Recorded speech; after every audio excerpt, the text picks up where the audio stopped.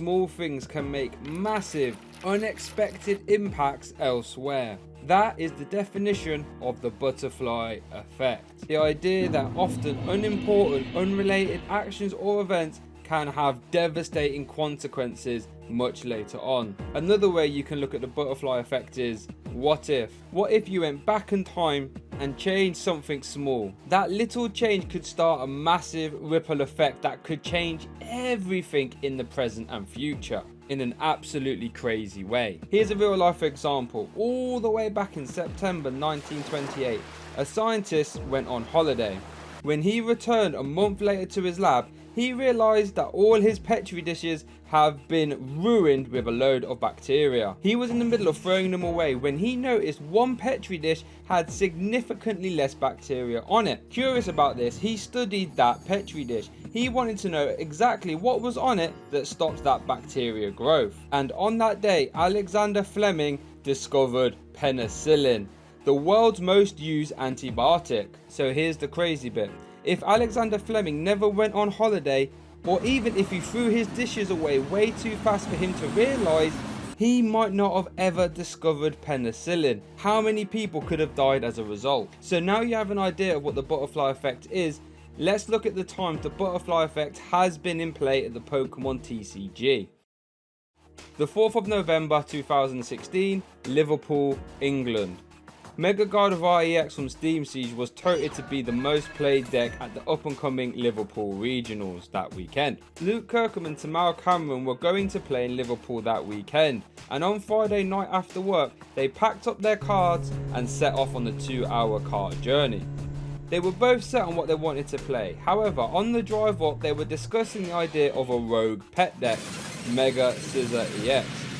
A deck that no one else had really played. Mega Scissor for 2 energy with Oko Gardevoir EX, and provided enough disruption to win some games against the other big decks of the format. However, they quickly dismissed it due to the Dark Dragons matchup being pretty unwinnable. But then all of a sudden, out of nowhere, a lorry crashed into Luke's car, smashing the windows and throwing them all the way onto the grassy verge next to the motorway.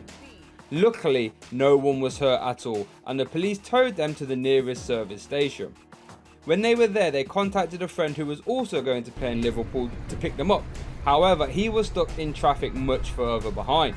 With this free time, they decided to revisit Scissor and try and work out a better list. 4 Silent Labs to cover Dark Dragons and a 1-1 Golbat line to allow Mega Scissor to Oko Fright Night Yveltal proved crazy strong, and Scissor absolutely decimated every game they played in that service station. From there, Luke and Tamara were locked in 100% committed to Mega Scissor. They even convinced their friend Alex, who picked them up, to play it too. Luke and Alex both made top 8 at Liverpool, and Tamara would have done so as well had it not been for an unfortunate decklist error discovered in the last round of Swiss. And Luke thinks if he hit a Spirit Link earlier in his top 8 game, he definitely would have been able to win Liverpool, as his top 4 and finals match would have both been against Mega Gardevoir. So here's the crazy part. If that lorry had never crashed into their car, they wouldn't have had the extra time to test Scissor. And if it wasn't for that extra time, they might not have been able to work out the best list for Scissor. And they might not have even played it at all, potentially losing out on their top 8 placements, and never giving the community a new archetype to play. Strange stuff. This next one isn't as dramatic as a car crash, but it's still just as crazy to think about. All the way back in the summer of 2019, I had planned to go to a day festival, but I had to miss it due to illness. I was very sad. One of the music acts I was most excited to see was Nick Fansuli. So to cheer my mood up, I listened to one of his 2018 Boiler Room mixes, and I heard this absolute banger. It's called Wish, and the main chorus goes like this.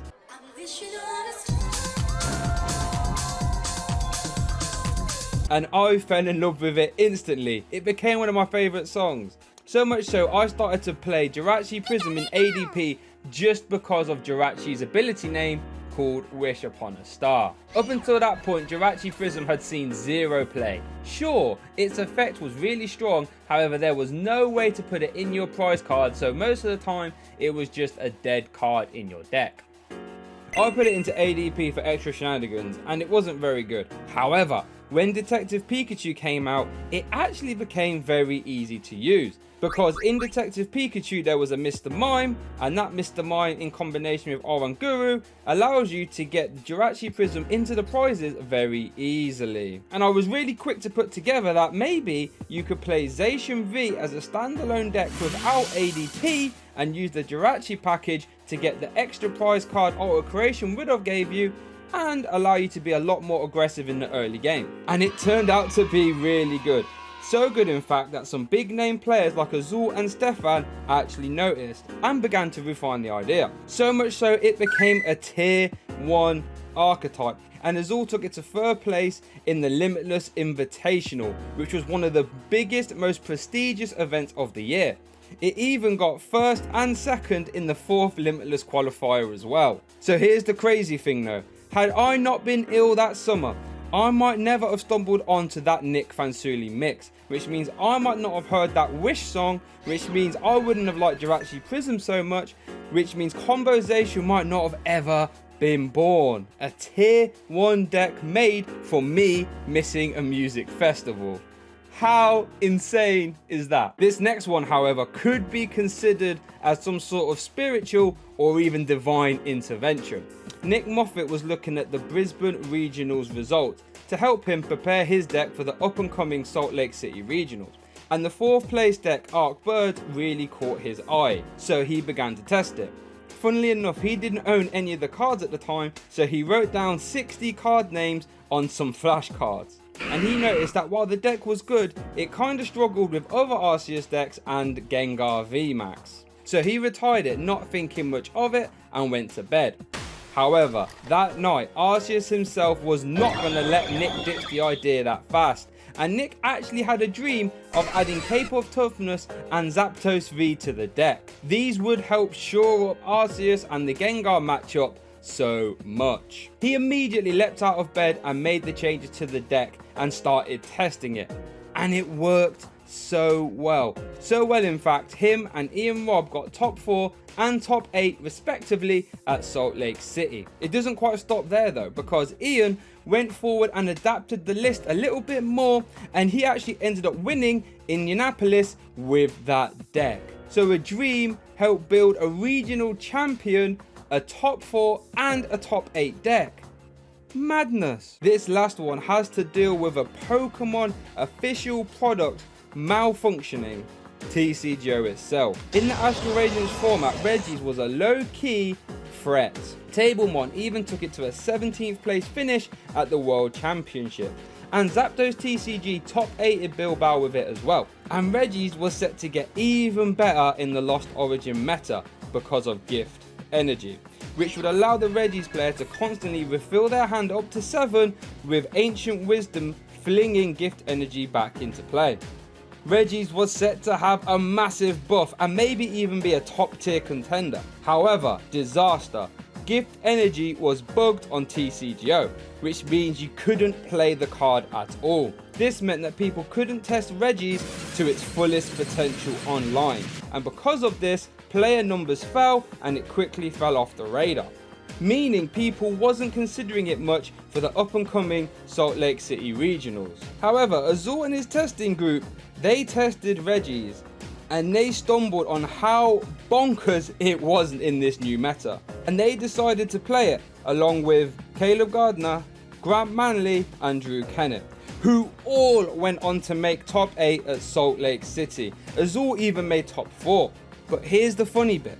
If gift energy worked as it was meant to on TCGO, would Reggie's power level have been more obvious? If people could have played it to its fullest potential online, I'm sure it would have been on more people's radars. And if it was on more people's radars, would people have teched for Reggie's in Salt Lake City? And if more people teched for Reggie's, would they have been as successful? Did a faulty Pokemon product inadvertently change the course of a Pokemon regional championship? I will leave that up to you to decide.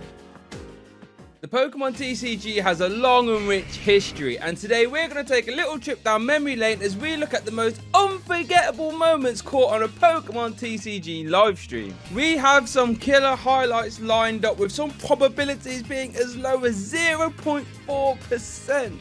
And the stakes being as high as the World Championship Finals, going all the way back to 2010. So let's get started. Man, how do you stop this? Now, I've already done a full video on this exact moment already, so I'm just going to give you a quick rundown. On the left we have Azul GG, and on the right we have Alex Shemansky, two of the world's most premier players, here in a top 8 round of a regional championships in Greensboro. That means whoever loses will miss out on the chance to win $5,000. Alex on the right was playing Zoroark GX Garbodor. Zoroark GX was an absolute beefcake, with its Writers beating attack, which is 20 times the amount of Pokemon you have in play. So under normal circumstances that would top out at 120 damage. A perfect 2-shot on everything in the format at the time. However, since Greensboro was an expanded event, that gave Zoroark a whole lot more to play with to get that damage much higher. Mainly the Skyfield Stadium, which would let you have 8 bench Pokemon in play. This meant Zoroark's Writers beating would now do a colossal 210 damage when paired with a choice band, which would transform Zoroark from a 2-shotting attacker all the way to a 1-hit KO merchant capable of clearing the way of pretty much everything in its way. Azul on our left, however, is playing Archie's Blastoise. This was a deck that aimed to get Blastoise into play as early as turn 1, allowing you to bypass the normal evolution rules. How?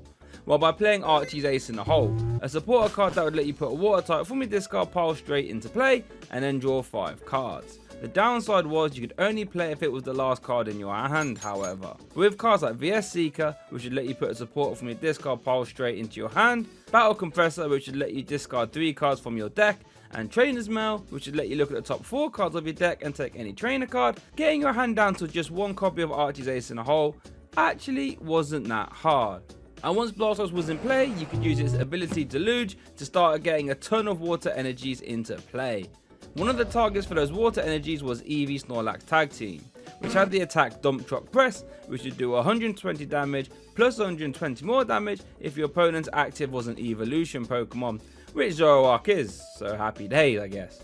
The main target for those energies though was Magikarp and Wailord Tag Team, which for 5 energy had the Super Splash attack, which did a flat 180 damage. Not bad, especially if you had a choice band attached, which would boost the damage to 210. Perfect mathematics. Magikarp and Wailord's GX attack Towering Splash did 10 damage, great. But if you had 7 water energy attached, you actually did 100 damage to all your opponent's bench Pokemon too.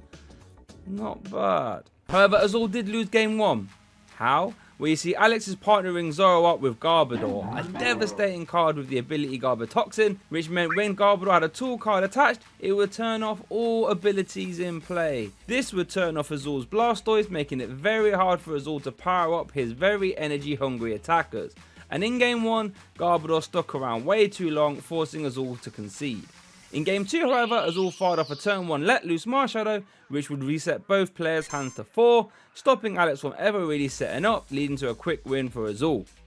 Game 3, however, was getting out of hand very fast. Azul was struggling to get his Blastoise out, resulting in this Eevee Snorlax going down before it ever had the chance to attack. Very painful. Going 3 prize cards down with this sorry looking board state, with no attackers even developed. And it was about to get even worse for Azul too, since Alex was able to Guzma that Shaymin EX right there, meaning he went down to 1 prize card, 1 turn away from winning the game. This is looking very dire for Azul, as he has yet to take a single prize card. He literally needs a miracle turn here, a 6 prize turn. To be fair though, Alex left himself with a very low HP board. There are actually 6 Pokemon on the bench with under 100 HP. Meaning if Azul could literally do the impossible, play an Archie's Ace in the Hole, get Blastoise into play, play a Field Blower to get rid of that Float Stone on the Garbodor, so he would get his abilities back, and then pile 7 energies onto Magikarp Wailord, he could actually use Towering Splash to take all 6 prizes in a turn. But the chances of that are so low, right? Here we go. 5 cards. Do we see Field Blower? There's no way. Is this actually going to happen here? Is this actually going to happen here? He's pulling the hands away from the table. I want to see it Shuffling now. them really quick. Come on. And he has a scoop chest, so he has to take us in mind. Oh, order pad. Go. Come on. Oh my gosh. Order Let's pad. go. Let's go. Let's go. Off the table. Order pad. Keep on the table. Come on. Azul. He got the board. He got the head. He got the order pad. He got the heads. He is Computer moving search, quick field now. blower. He's moving field blower. No. This is not going to happen. No. Oh, my gosh. Dude, Alex has clenched his grip. He feels it coming. GoFundMe.com/save Alex Szymanski. Oh, my clean 6. He has choice band left. He's a clean 6. Attach a choice band. Draw 6. No, I think he has Bar Shadow also in hand unless he ultra balled that away. He might have ultra balled away. I think he did ultra ball it away So to get the shaman. Choice band clean in hand right now. Okay, so this choice band, he has to hit 2 superiors. If he hits 2 superiors, oh, he says. Here it is. Here it is. Draw 6. Come on. Go. I can't see. Oh I can't my gosh. see. Come on, help us, kid. Ultra ball. Trainer's mail. T-mail. That's another. T-mail superior. Superior's right there at the end. There wasn't one superior. Okay, flicking through the cards. Oh, man. Oh, come on. I'm trying to check this list. Is there a rescue stretcher somewhere in here? Yeah, on Azul? Yeah, on no. Azul side. No rescue stretcher. Okay. There's superior one. Wait, does he have the other one in hand? Does he have the other one in hand? T-mail. There's an order pad. There's a computer search. Let's go! Let's go! He freaking did it! Oh! He freaking did it! Towering splash! GX! Azul, good game. Coming through. Flip the GX! Towering splash for the game! What? That's 6 prizes! Bro, 6 give me that. prizes! What? Yes. All right, www.gofundme.com/save Alex Szymanski. Absolutely magical. Draw 1 card. Oh, no way! Now, Pokemon TCG games are normally decided by massive Pokemon slamming into each other, like Lugia V-Star, Giratina V-Star, and Arceus V-Star. However, this little 60 HP Scrovit was the star of the show for Landon. With only a 0.4% success rate, it was directly responsible for him winning $5,000 from the Portland Regional Championships. Well, let's join Landon here in his top 4 game, where he is playing the Arceus V-Star Giratina archetype. This deck used Arceus V-Star to accelerate energy with its Trinity Nova attack, which will do 200 damage and attach 3 energy to your V Pokemon in any way you like. Where are those energies getting attached to? Well, Giratina V-Star, with its Lost Impact attack, it could do a colossal 280 damage. This is a fantastic number which clears the way pretty much of everything in format, making it one of the best late game attackers in the game. However, as we see here, Landon is firmly in the late game scenario, but he has everything to go apart from that Giratina V-Star. He only has the basic Giratina V, which isn't going to get it done. Luckily for him though, if he can somehow manage to find that Giratina V-Star, he can simply KO Grant's Dragonite V and then go down to 2 prize cards left, leaving him in a pretty good position to win this game. Problem is, he doesn't have a Giratina V-Star in hand, or any way of fetching it, or at least reliable way of fetching it. You see, he does have that Scrovit in hand, which he could try and use. Scrovit has the ability Nest Stash, which lets you put your hand to the bottom of your deck and then draw 1 card. Now normally it's meant to be used in combination with a barrel, since then you can put your hand to the bottom, draw 1 and then use Industrious Incisors to draw up to 5 cards. Pretty nice. Scrovit on its own is pretty dismal all things considered, and Landon has 15 cards left in his deck. I counted, leaving a 1 in 15 chance or a 6% chance of finding that Giratina V-Star. However, this little Scrovit did the unthinkable. So it's really just relying on Nest Stash here. 1 card, Jeremy. 1 card. It needs to be a supporter card or a Giratina V-Star. All right, you shuffle your hand, put it to the bottom, draw 1 card. Oh, no way! Giratina V-Star taking the knockout on Dragonite. What's going on? Absolute scenes here in this top 4 regional game. Unfortunately for Landon, he did still lose game 1, but he won game 2 and saw himself in a game 3 scenario. If he wins, he makes it to the finals. And Landon was on the ropes again in this game 3, after you can see having a very slow start. His Arceus V is only 1 Cramorant attack away from being KO'd. And that hand is pretty dire. With no way of finding Arceus V-Star, this game could get out of hand fast. Luckily for Landon though, if he can find an Arceus V-Star somehow, he can use that V-Star power to get right back in this game. Since Arceus V-Star's Star Birth ability lets you grab any 2 cards from your deck, meaning he can grab energy and start attacking with Trinity Nova. But luckily for Landon, he does have a little nest ball in his hand, meaning he can grab Scrovit and roll the dice again. But this time it's even worse for Landon, since he's actually prized the Giratina V-Star too, meaning he has only 2 in the deck he can draw into. And since he has 8 cards in play and 5 in the discard pile and 6 prize cards left, that means his deck consists of 41 cards. But we do know the bottom 3 cards are not going to be Arceus V-Star, meaning he has a 2 in 39 or a 6.9% chance of drawing the Arceus V-Star. If he doesn't, he pretty much loses this game right here, right now. But... All right, 1 card. What's it going to be? Oh my gosh! Arceus V-Star off the top of the deck. If there's one thing Squovet is good at finding, it's V-Star Pokemon. He does draw the Arceus V-Star and was able to close the game out. And if I've done my maths correctly, the probability of Squovet drawing both those cards on those turns exactly when he needs it was exactly 0.4. Wow! And we saw that happen on stream. Absolutely incredible. Oh my goodness. Wow, what a huge card draw. But I can make the stakes even higher. How about we go to a World Championship final? It doesn't get more high stakes than that, eh? $25,000 on the line. So here we join Jesper Eriksson versus Connor Peterson in the 2016 World Championship final. Connor is playing a Seismitoad EX Crobat deck. Seismitoad has the attack Quaking Punch, which does 30 damage and not unlock your opponent. A very scary attack which was capable of beating anything in front of it, all things considered.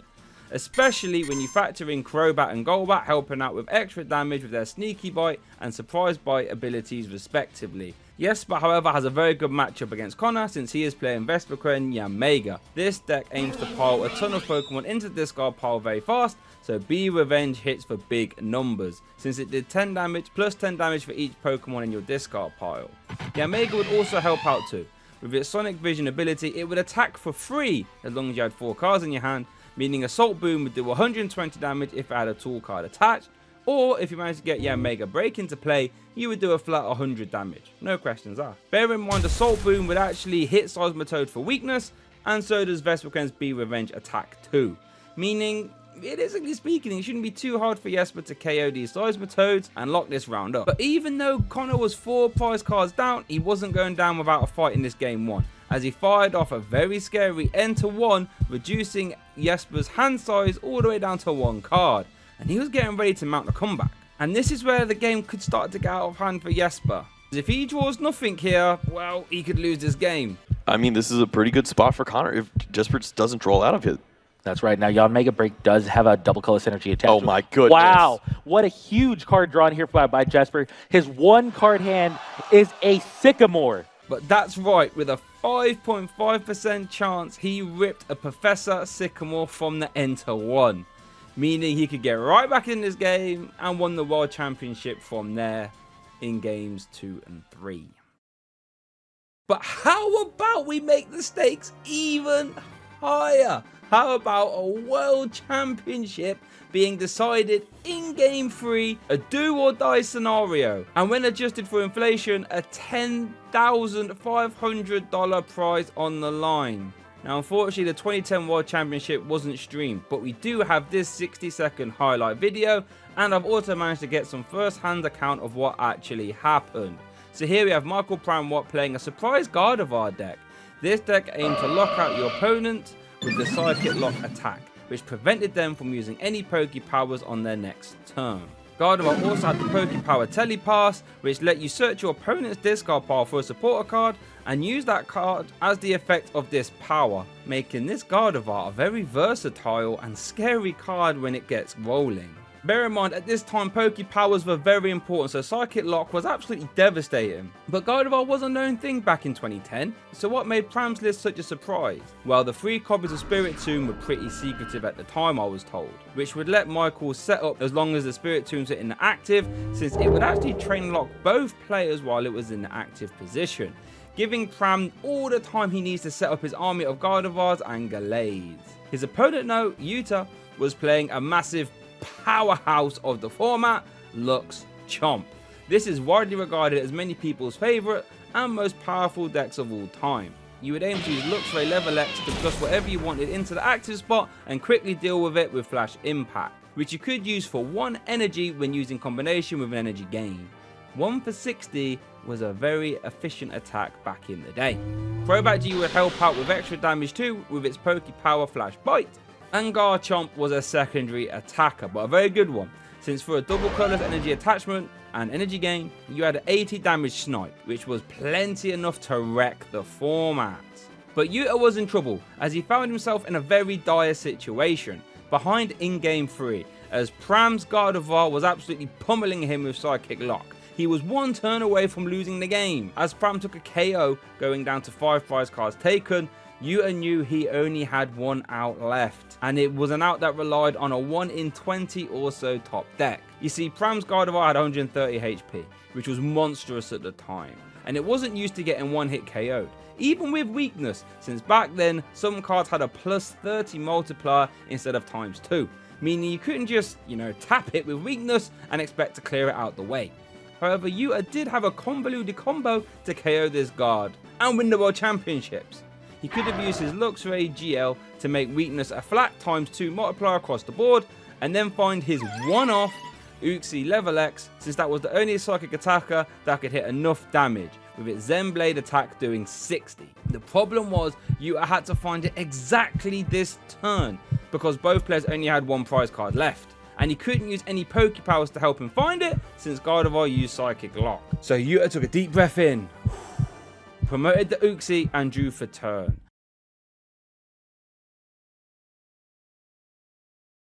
And with a stunning 1 in 20 or about 5% chance, he top decks exactly Uxie level X. Meaning all he had to do was attach DCE, bench Lucario, and then you could KO that Gardevoir, resulting in this picture that sums it all up really well. The 2010 World Championship Final decided on a 5% top deck. Unbelievable moments in Pokemon TCG history. With close to 30 years of Pokemon TCG history, we have seen some crazy cards. Some crazy good, and some, well, crazy bad. And today we're going to look at the best and the worst cards from every Pokemon TCG set. That's right, all 115 of them. And we'll even look at some honorable mentions too, including cards and sets that haven't even been released yet. Close to 30 years of Pokemon TCG action in one complete video. Let's go. Back in 1999, the Pokemon TCG played very differently. With no support or classification, you could play as many trainer cards as you like in a term. This would be okay if the trainer cards wasn't too powerful. But in 1999, you had some crazy cards. Our best card from base set is one of those really high power trainer cards. Professor Oak. Professor Oak let you discard your hand and draw 7 new cards. This would often let you draw into other powerful trainers like energy removal, plus power, or even more copies of Professor Oak, so you could keep drawing for your deck and digging for whatever you wanted. Discarding your whole hand and drawing 7 cards is so strong that it is still played now as a format staple via Professor's research. Except now you can only play it once per turn since it is a supporter card. And despite that once per turn stipulation, it is still one of the best cards in the game. For our worst card in base set, we're looking at Ghastly. A card that is well known for not being able to deal any traditional damage. And Sleeping Gas only has a 25% chance of doing anything useful, and Destiny Bond can be played around via not attacking or gusting around Ghastly. A very bad card. For our honorable mentions, we have Computer Search and Super Energy Removal. Computer Search lets you discard 2 cards from your hand and grab any card from your deck. This was an instant 4 of in every deck, like Professor Oak, and it let you turbo through your deck and set up your combo pieces at a ridiculously fast pace. Computer Search is so strong that when we had it reprinted later on, it had an A-spec tag, meaning you can only play one of it in your deck at once.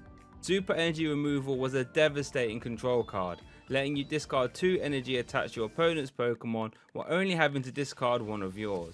This could often swing games if played at the right time, and if you ever play 2, or heaven forbid maybe even 3 of these, you could completely stop your opponent in their tracks. Jungle was our next set, and the best card is Scyther. This card slotted into the strongest, most popular deck at the time, Haymaker. This deck would look to attack with Hitmonchan, Electabuzz, and now Scyther too. Swords Dance would boost your Slash's damage all the way to 60 next turn, which when combined with plus powers was enough to clear the way of anything. Scyther also had a free retreat cost, which is always a nice thing, and resisted fighting as well, which made life hard for any other Haymaker players since they might have to try and hit into Cypher with their Hitmonchan. This of course would never work well. Our worst card from jungle is Marowak. This card just has some very bad attacks that cost way too much energy.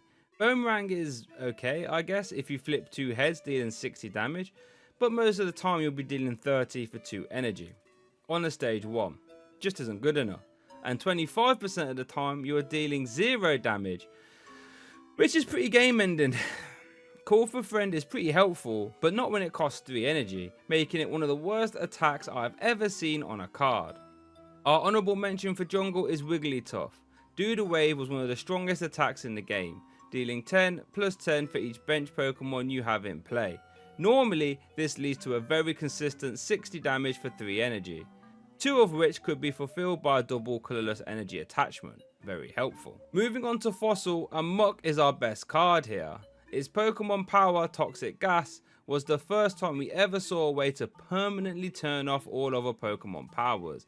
This would cripple a ton of decks in the format, like Blastoise's Rain Dance, while not having much downside for yourself. This card will see a ton of play, with a few different partners in the future after Fossil's release. These partners would include Mewtwo, Lickitung, Clefable, and even Wigglytuff like we mentioned earlier. Kabutops is our worst card in the set, and it has a lot of similarities to Marowak to be fair. Both are fighting types with silly attacks, like you're not going to evolve into a stage 2 to deal 30 damage for 2 energy, when Hitmonchan is a basic that did 1 for 20, so that pretty much rules out Sharp Sickle. Absorb would heal half the damage you dealt, but for an absolutely unforgivable 4 energy, you would never use it, especially since Cypher would one-shot you thanks to your grass weakness, and so would Wigglytuff.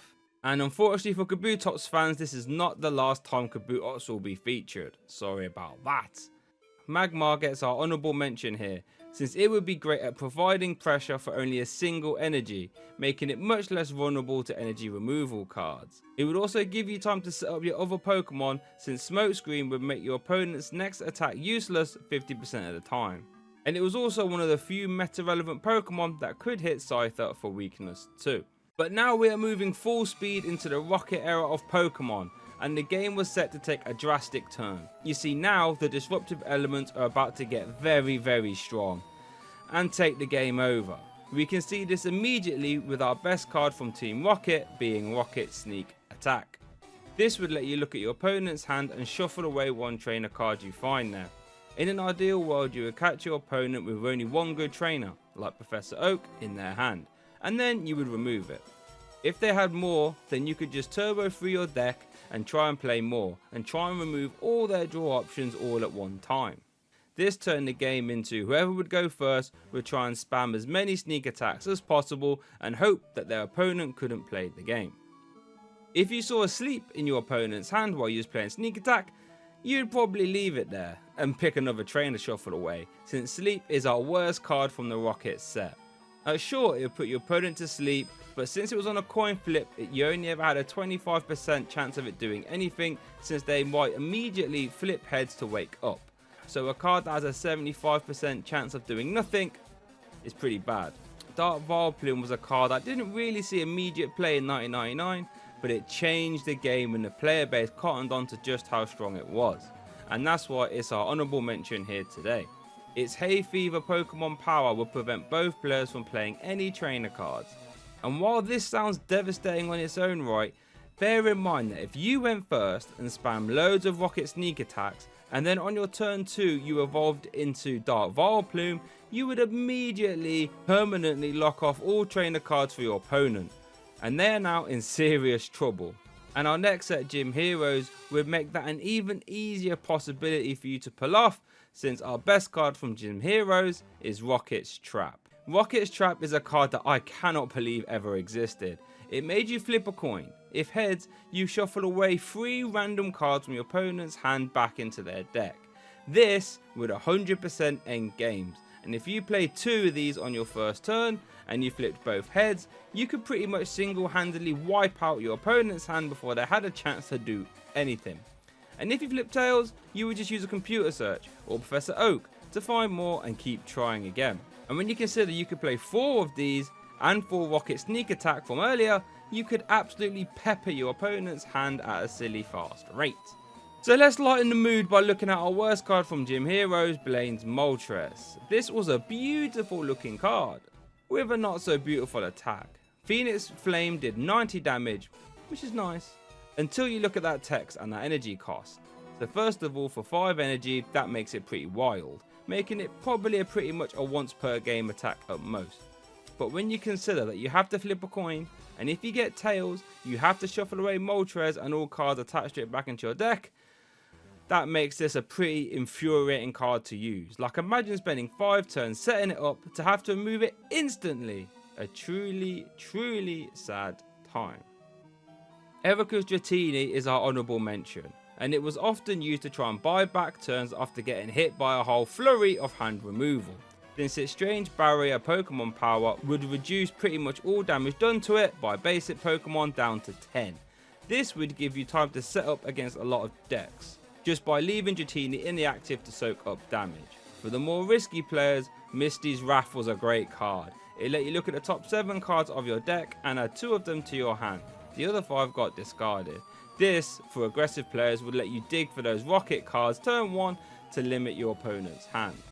Gym Challenge introduced Rocket Zapdos to the metagame, and it might look familiar to you since it was one of the cards reprinted in Celebrations. Resisting Fighting was very helpful for keeping Hitmonchan at bay, and it also had no weakness. Plasma would let you attach a lightning energy from your discard pile to Zapdos.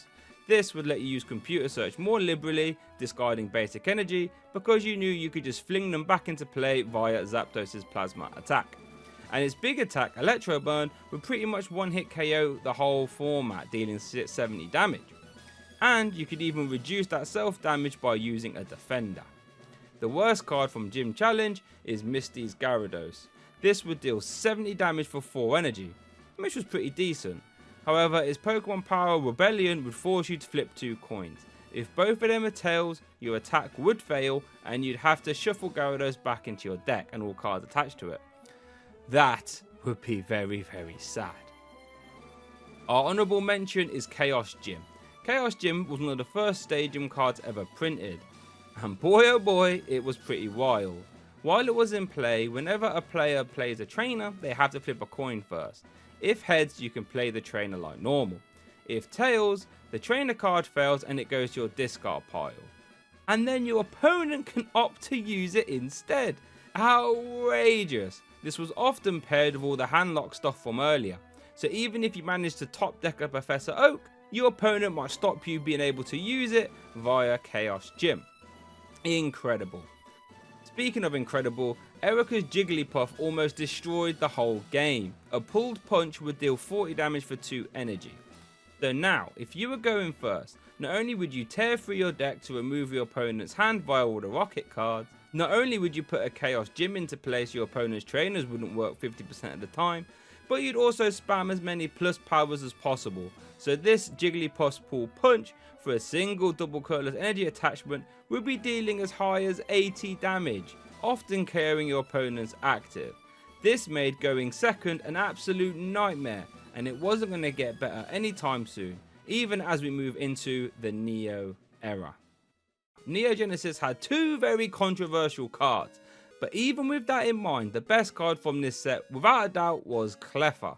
This little 30 HP Pokemon single-handedly saved the Pokemon TCG, since if you were going second and you had your hand wiped by all the rocket cards from earlier, Cleffa would come in and save the day, since for 1 colorless energy you could use Eek, which let you shuffle your hand back into your deck and draw 7 new cards. And even better, Cleffa enjoyed the Pokemon Baby rule, which meant that if your opponent wanted to hit into Cleffa, they had to flip a coin. If tails, the attack fails, meaning Cleffa could Eek again or even retreat for free into your attacker of choice. Cleffa was so strong that some players opted to lean into the Eek engine more than Professor Oak. This made resource management become even more important. Scott said in an interview for Pojo magazine, if you don't have 4 Cleffa in your deck, your only excuse better be that you don't own that many. Although in a cruel twist of fate, Cleffa actually enabled one of the strongest and easiest hand wipes of all time by utilizing Lass. This was shuffling all trainer cards from both players' hands. But if you were the one playing it, that was okay, because you could just immediately use Eek to fill your hand back up again. Sometimes this could catch your opponent off guard. And this made Cleffa even more important, so you could try and Eek after your opponent's last as well. A truly game-defining card, which is why it got reprinted in the Celebration set.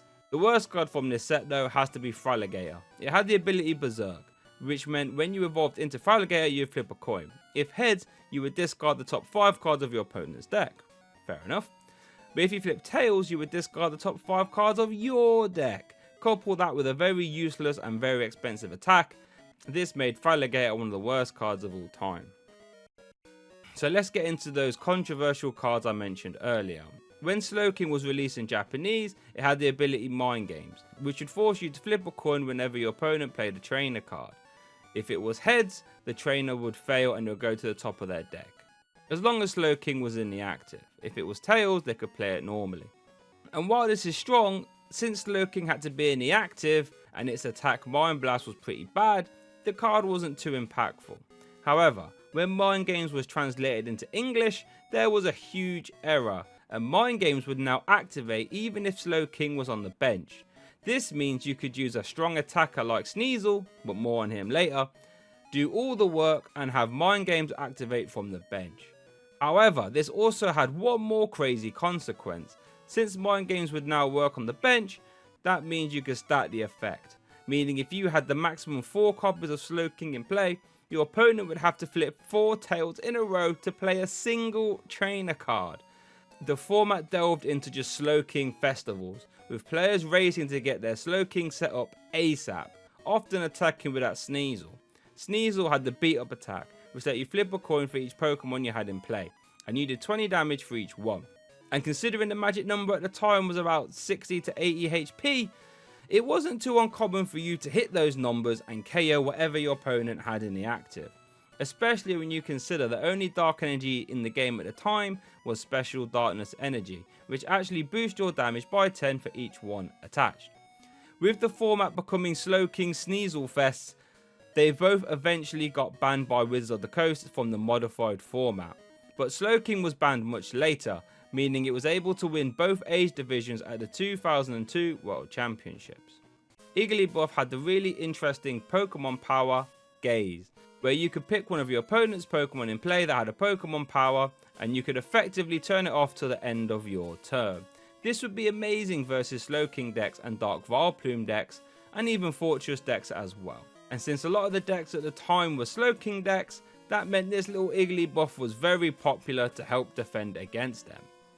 The worst card from this set is Dunsparce. It has a free retreat cost, but only has 30 HP and a very awful underpowered attack. Yikes. Honourable mentions from this set go to Unknown N. This would reduce damage done to your Pokemon by colourless Pokemon by 30. This was pretty much only used to reduce self damage for Chansey and Team Rocket's Meowth though, but it was pretty cool and interesting. Neo Revelation introduced a very strong popular deck in the format that revolved around Entei. Entei had the Howl ability, which let you discard the top 5 cards of your deck and then attach all the fire energy you discarded to your Pokemon in any way you like. You would then use those energies to set up this set's honourable mention, Makago, who had the Lava Flow attack, which would do 40 plus 40 for each fire energy you discard from Makago. This was plenty enough power to slap anything out the way, and this became a top deck for a long time.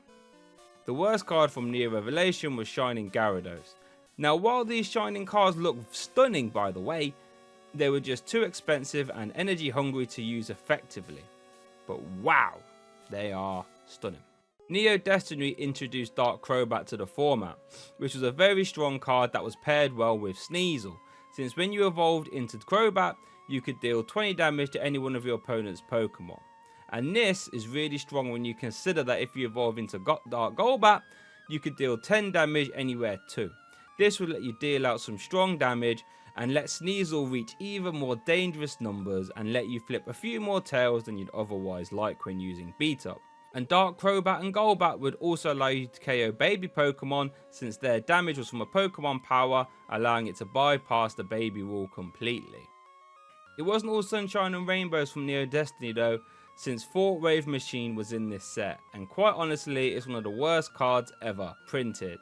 It let you flip a coin until you get tails, and for each heads you can return an energy attached from your opponent's active back into their hand.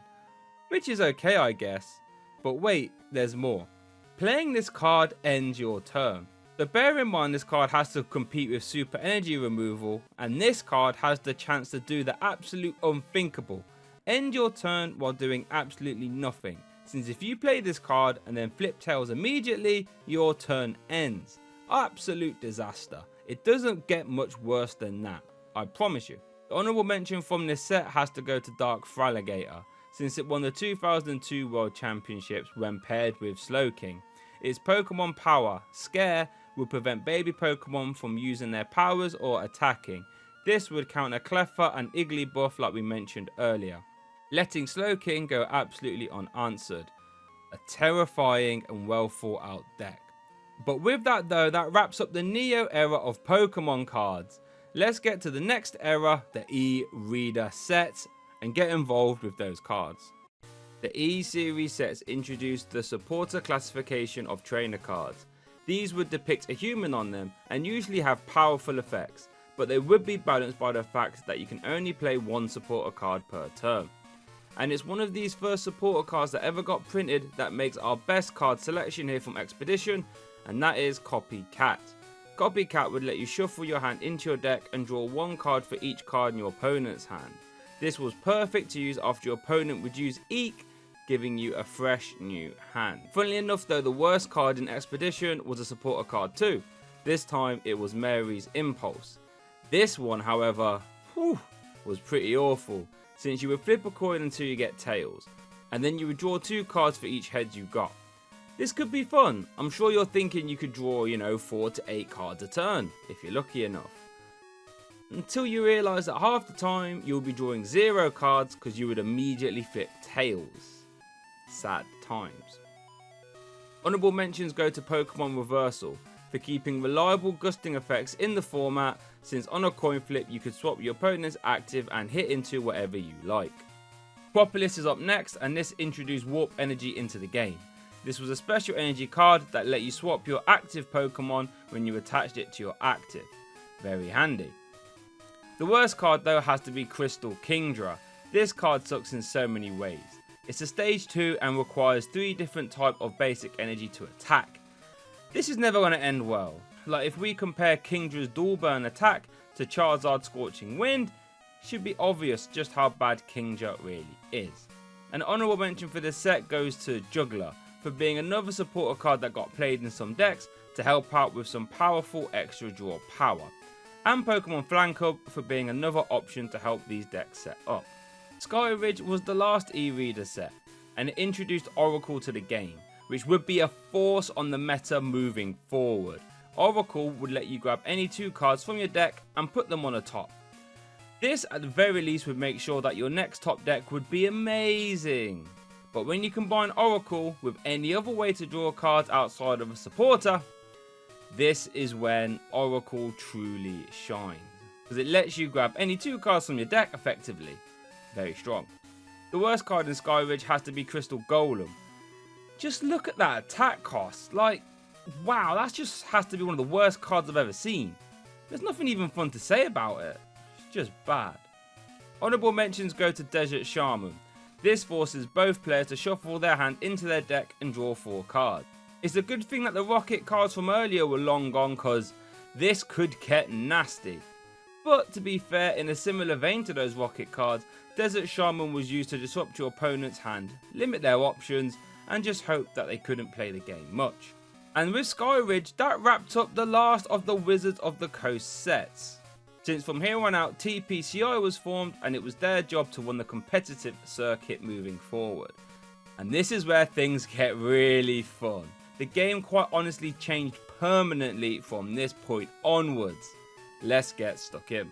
Real quick, I have to give a shout out to this video sponsor, Dragon Shield. They make the best accessories in the game, and if you want to get your hands on some and save yourself some money, click the link down there and use my code BERT to get 5% off, and it helps me out too. Let's get back to the video. First thing TPCI set to do was introduce a whole new mechanic to the game, EX cards. These would have buffed up HP and attacks, but they would give up one more prize card when they get KO'd. This means your opponent would only have to KO 3 EX Pokemon to win the game instead of the normal 6. And while those EX cards were certainly very shiny, well, and nice, for EX Ruby Sapphire, the best card title definitely has to go to this Delcatty. Quite honestly, one of the best cards I've ever seen. Its energy draw Poke Power would let you discard an energy card from your hand to then draw 3 cards from your deck. This provided a ton of extra draw power, especially if you had 2 Delcatty established. But remember our old friend from earlier, Oracle? When Delcatty was paired with that big bearded geezer, you now have the ability to grab any 2 cards from your deck whenever you liked. Amazing! Almost the whole format played Delcatty for its extra draw power. And it got even stronger when another card came out 2 sets later. The main abuser of Delcatty was Blaziken decks, as it is Blaziken who will take our honourable mention slot here. Blaziken had the Fire Starter Poke Power, which would let you attach a fire energy from your discard pile to one of your benched Pokemon. This had perfect synergy with Delcatty, since energy draw would discard an energy and then Fire Starter would immediately reattach it. This combo was so strong it actually got 2nd place at the 2004 World Championships, since by then Blaziken EX was in format and Volcanic Ash would annihilate people. But what managed to beat it out in the finals though?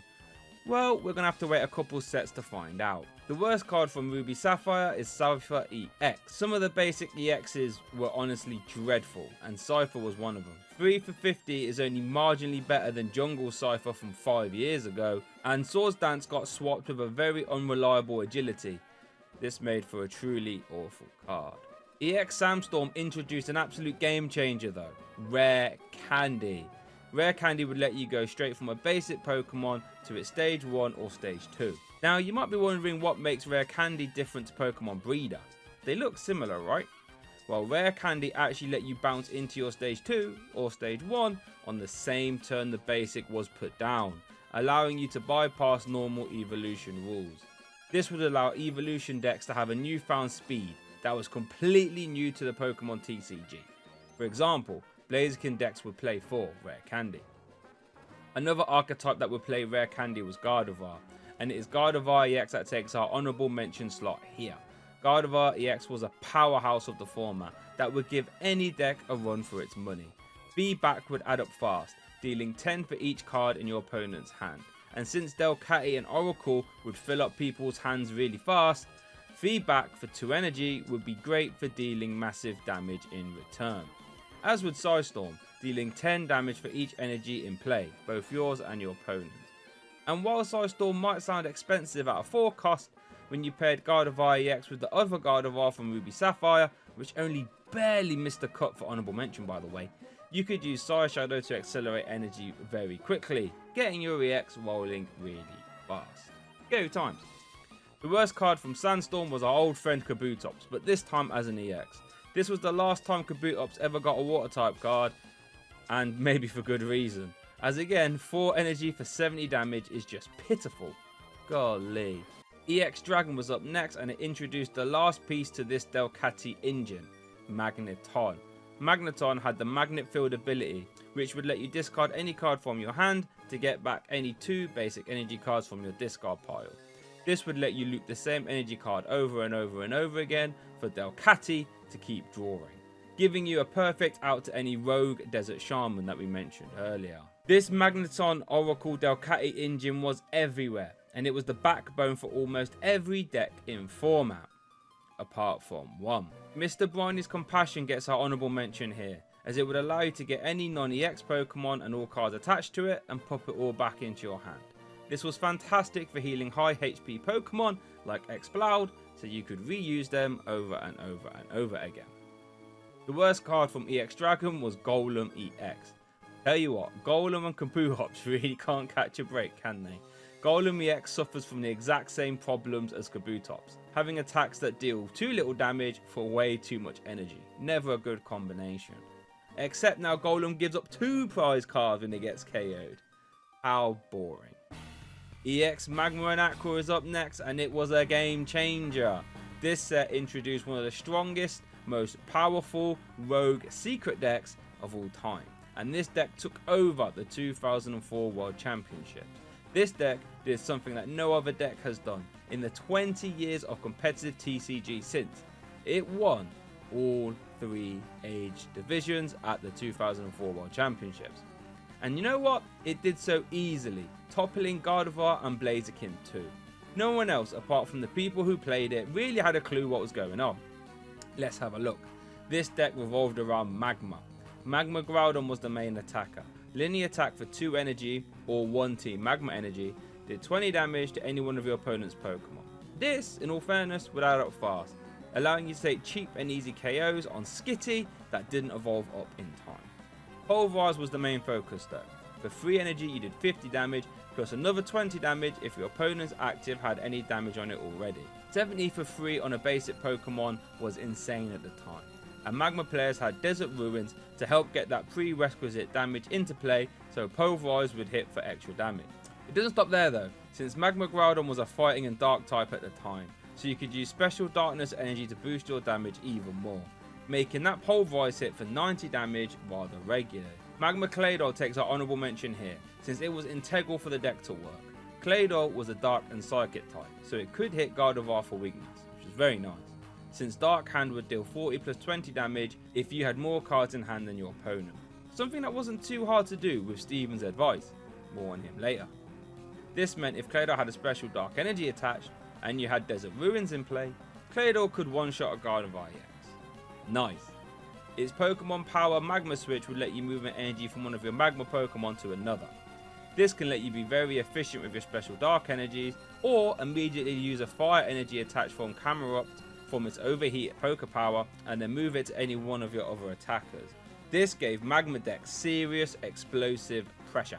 The worst card from Team Magma Aqua was pretty hard to pick, but I went with Entei EX. Its attacks just wasn't damaging enough to be super impactful. And that wraps up Magma vs Aqua, one of the best sets of all time. A ton of strong cards, like all the Aqua stuff too. Next up we have Hidden Legend. One card that the Magma decks relied on was Steven's advice. This card would let you draw 1 card for each Pokemon that your opponent had in play, as long as your hand size was lower than 7 before you played it. This would often result in you drawing an absurd 6 cards straight off the top of your deck. Pretty much every deck at the time played Stevens in some capacity, which Gardevoir EX loved, and in my opinion is one of the strongest supporters ever printed. The worst card in Hidden Legends is Groudon, and it seems after the last Magma Groudon that we saw, it becomes pretty rare to see a good one. Like, could you imagine actually attaching 4 energy to deal 60 and then 10 to all your bench Pokemon? Feels bad. Honourable mention from this set is Gorbis. Gorbis is a Pokemon that doesn't get a lot of love in the Pokemon TCG, apart from this card. This card would hit like a truck with its Mystic Water attack. It would deal 20 plus 10 for each Psychic energy in play. So against Gardevoir, you were hitting for big numbers. And against everything else, double Rainbow Energy and Mewtwo EX's Energy Absorption would let you reach the big numbers too. Fire Red and Leaf Green introduced a ton to the competitive meta game, but the best card by far was Pidgeot. It had the quick search ability that would let you search your deck for any card and pop it straight into your hand. Can you imagine how much value you would get from this if you managed to get Pidgeot out early, allowing you to piece together any combo pieces you needed, or find your energy, or get your attackers of choice. The world is your shoulder when Pidgeot is out, and we might even see Pidgeot return later too. Honourable mentions for this set go to Celios Network and Nidoqueen. Nidoqueen managed to win the Masters Division at the 2005 World Championship, stopping this cheeky chappy from winning all 3 age divisions. Nidoqueen would swing really hard with its Power Lariat attack, which would deal more damage for each evolution Pokemon you had in play. And don't forget you would have Nidorina and Pidgeot and Nidoqueen to help out with that. Just a straightforward powerhouse of a card. Celios Network was played in a 4 in that deck, and a lot of other decks too, like the 2nd place deck from that World Championships. It let you search your deck for any Pokemon apart from an EX and pop it into your hand. And sometimes that's all you needed, just 1 Pokemon and you were off to the races. Celios provided that extremely well. The worst card from this set though has to be Gyarados EX. What even is there to say? Twister, while not even being that good in the first place, has the chance to do nothing if you flip 2 tails, and Dragon Rage costs 5 energy. Madness. Team Rocket are back though in EX Rocket Returns, and our best card is an absolutely legendary card, one of the best cards ever printed, Rocket's Admin. It offered a ton of utility in the early game by giving you a hand refresh to 6, but in the late game you could fire off a Rocket's Admin to limit your opponent's hand size, since Rocket's Admin forced both players to shuffle their hand into their deck and draw 1 for each prize card they have left. An absolute staple of the format, regardless of what format it is in. Monumental card. Speaking of monumental cards, the honourable mention for Rocket Returns is Dark Tyranitar. This card got second place at the 2005 World Championships, and looking at these beefy attacks, it's not hard to see why. Grind would add up super quickly, especially when you consider special darkness energy, and Spinning Tail would be great for picking up missed KOs and spreading extra damage. And you could even use Ancient Machine Rock to de-evolve all your opponent's Pokemon at once if you've used Spinning Tail enough. And Bite Off would deal a monstrous 120 damage to an EX Pokemon. And bear in mind, we still had that special darkness energy, so this had no problem hitting all the way up to 160 damage very easily. But how would you get those energy attached? Well, easy. Electrode EX. Extra Energy Bomb will give your opponent 2 prize cards, sure, because it KOs your Electrode. But in return, you can attach 5 energy cards from your deck to your Pokemon in any way you like. This meant you could flood your Tyranitar with a ton of energy and then fire off a Rocket's Admin from earlier to put your opponent down to 4 cards before you actually attack. Cracking stuff. Here comes Team Rocket is our worst card, however. Flipping over your prize cards is nice. And it means you can take them as and when you need them. However, it did the exact same thing for your opponent, so it helped them out too. Silly card. Now, I really wanted to buy the best card from EX Deoxys for this video, but it was just too damn expensive, and that makes me sad because Jirachi is one of my favourite Pokemon. But wow, this card is good. Its Wishing Star ability let you look at the top 5 cards of your deck and put one of them in your hand when Jirachi is in the active, and then after that Jirachi would go to sleep. This meant if you led Jirachi, you was extremely happy because that 5 card dig can help you set up, and after KOs you could send up Jirachi to help you stabilize, and then use any kind of switching card to get Jirachi back out the active. Phenomenal card, and it saw a ton of play in many different archetypes. Our honourable mention goes to Manectric EX. This card was the focal point of the 2006 World Championship winning deck, where you would use Disconnect as early as possible to lock your opponent from playing all their trainer cards, except supporters. This would let Manectric players lock in powerful stadiums like Cursed Stone, which would bolster your damage output, or Battle Frontier, which would permanently turn off Pidgeot from using Quick Search. Perfect for when you're trying to lock your opponent out the game. Our worst card from this set is Latios Gold Star. And to be honest, Shining Star deals decent damage if you're hitting into a stage 2, 150. But the force discard and the 3 different energy costs was just too much to make reliably work. EX Emerald is our next set, and Medicham EX is our strongest card. Like I mentioned earlier, Medicham EX won 2 age divisions at the 2005 World Championships. Medicham had the Pokebody Wise Aura. This would turn off all Poke Powers, apart from EXs, while Medicham EX was in the active, shutting down a whole lot of the format.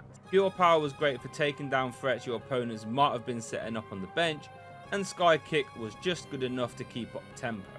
This would wreak havoc on the format, clearly seen by winning 2 age divisions, and it actually won the 2005 US Nationals event too, which is normally the biggest event of. We mentioned Battle Frontier earlier when discussing Manectric EX, but it was actually printed in EX Emerald. This card would force Pidgeot decks to now play counter stadiums, otherwise it would completely turn off Pidgeot for the whole game, and being able to shut down one of the strongest Pokemon in the game just with a stadium card means it has to be a pretty good stadium card. The worst cards from EX Emerald was Kyogre and Groudon. I don't know what it is about these two, especially Groudon, but whew, these cards just have attacks that cost way too much energy. EX Unseen Forces. Lugia EX was the face of 2006. When paired with Blastoise EX, and these mighty fine fellows could power it up very fast. And look at that elemental blast, it could literally one-shot everything in the game, full stop. As simple as that. Absolutely stunning looking card as well. Our honourable mention goes to this little Ariados card. This card got second place at the 2006 World Championship Senior Division. Reactive Poison did 10 plus 30 for each special condition affected on your opponent's active.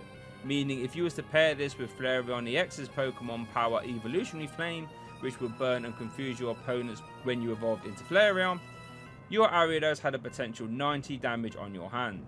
For 1 energy too. Very naughty. The worst card from Unseen Forces was Entei Gold Star. The Gold Star cards were limited to only 1 per deck. But we did have some very strong ones like Jolteon, which we'll see later. But Entei, just well bad. For 3 fire energy you did 70 damage, which wasn't great. But if you had less prize cards left in your opponent, you discarded the top 10 cards of your deck. Can you hear me laughing as I read that out? Crazy talk. If you use this once at the wrong time in the game, you just lose. EX Delta Species was next, and the Delta sets introduced some very cool new cards, like a Lightning type Beldum and a Metal type Eevee, and some Holon supporter cards to go with them. Our best card, however, from Delta Species was Holon Transceiver. Holon Transceiver was a powerful engine from the moment it was released. Being able to search supporters from your deck or discard was very, very flexible. This flexibility would let you play small packages of situational supporters and pluck them out exactly when and where you needed them, like Mentor, Scientist or Adventurer. Even though the Holon supporters tended to be a little less powerful than their non-Holon counterparts, Transceiver absolutely eroded that difference and made them a whole lot better due to the consistency that Transceiver offered. Most, if not all decks would play a Holon package of some sort, making for one of the most influential and powerful engines of all time. Honorable mentions. Speaking of Holons, we have 2 of their Pokemon here as our honorable mentions. Holon Magneton and Holon's Electrode.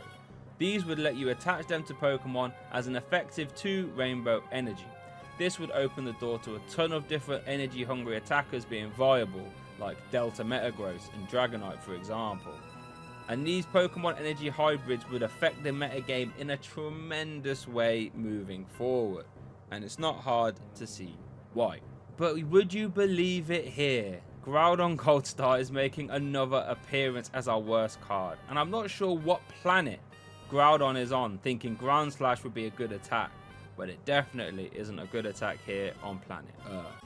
EX Legend Maker was next. And Mew EX had the versatile Pokemon Power, which let you use the attacks of any one of your Pokemon in play as long as you have the necessary energy attached to Mew. This would have a ton of uses, so many uses in fact, that it was paired with Manectric to win the 2006 World Championships from earlier. And with 4 Rainbow Energy and Manectric backing it up, Mew was just very versatile, and it's not hard to see why. Speaking of the World Championships, the 2007 Senior World Championships was won by a Banette EX deck. Shady Move let you move 1 damage counter from one player's Pokemon to another, and Shadow Count would swing for a 90 damage for 2 energy. Very efficient, very scary, and very well played. Our worst card, however, is Registeel Gold Star, by far the worst card in the set. The Gold Star cards from this set seem to love doing more damage or other effects if your opponent has 1 prize card left, but Registeel takes it a step too far, since not only does your opponent have to have 1 prize card left for you to get your buff, but Registeel has to be your only Pokemon in play. For Final Laser to spread 6 damage counters instead of 3. Madness. Holon Phantoms introduced another Pokemon that we could attach as 2 Rainbow Energy, except this time it was Cast Form. Cast Form could not only be used to attach energy however, but Delta Draw could also provide some serious draw power, often netting you an additional 4 to 5 cards a turn. And since Cast Form was a basic, it could be searched from via Holon's Mentor, which made it so much more easier to use. This card saw so much play in decks like Flygon, Gardevoir and Rye Eggs. Speaking of Rye Eggs though, that is this set's honourable mention. This rogue deck took US Nationals by storm. No one else knew about it apart from Puka and his testing group, and even then it was thrown together only a week before. This deck used a combination of Delta Raichu and Executor to destroy opponents, Raichu would deal 20 damage to all Pokemon in play that had a Pokemon Power or Pokemon Body. And obviously, you didn't play any of them, so you'd very rarely be hitting yourself. And this worked well with Cursed Stone, making it 30 damage dealt to Pokemon with Pokemon Powers. Executor's Delta Circle would hit like a truck, dealing 10 plus 10 for each Delta Pokemon you have in play. This combination would punch holes in the metagame, leading to this deck winning 2006 National Championships in the USA, without losing a single round. Something that has not been done before. And it also met itself in the finals, a mirror match of 2 Secret Rogue decks. For our worst card from this set, we have to look at Rayquaza. While this card looks stunning, Outrage had the potential to deal 0 damage 50% of the time, and 3 for 40 was, well, 3 for 40. This set's best card was Cessation Crystal. This card terrified the 2007 format, and continued to be a pain right up until it rotated, since it fully shut down any Pokemon or deck that relied on Pokebodies or powers to set up. This, quite honestly, could be the strongest tool card of all time. This card forced Windstorm to become a mandatory include in decks, because otherwise, one single copy of Cessation Crystal would cause decks to fold instantly. Very, very, very scary, and I'd love for a card like this to be printed now. Honorable mention from this set is Crystal Beach. Crystal Beach is one killer stadium card. This card turned off double Rainbow Energy and Scramble Energy, both of which were played heavily in decks like Gardevoir and eventually in Proleon too, but more on him later. As well as turning off all the Holon energy from Magneton, Castform and Electro. Another crazy card that made Windstorm even more important to play. Our worst card though is Blaziken EX.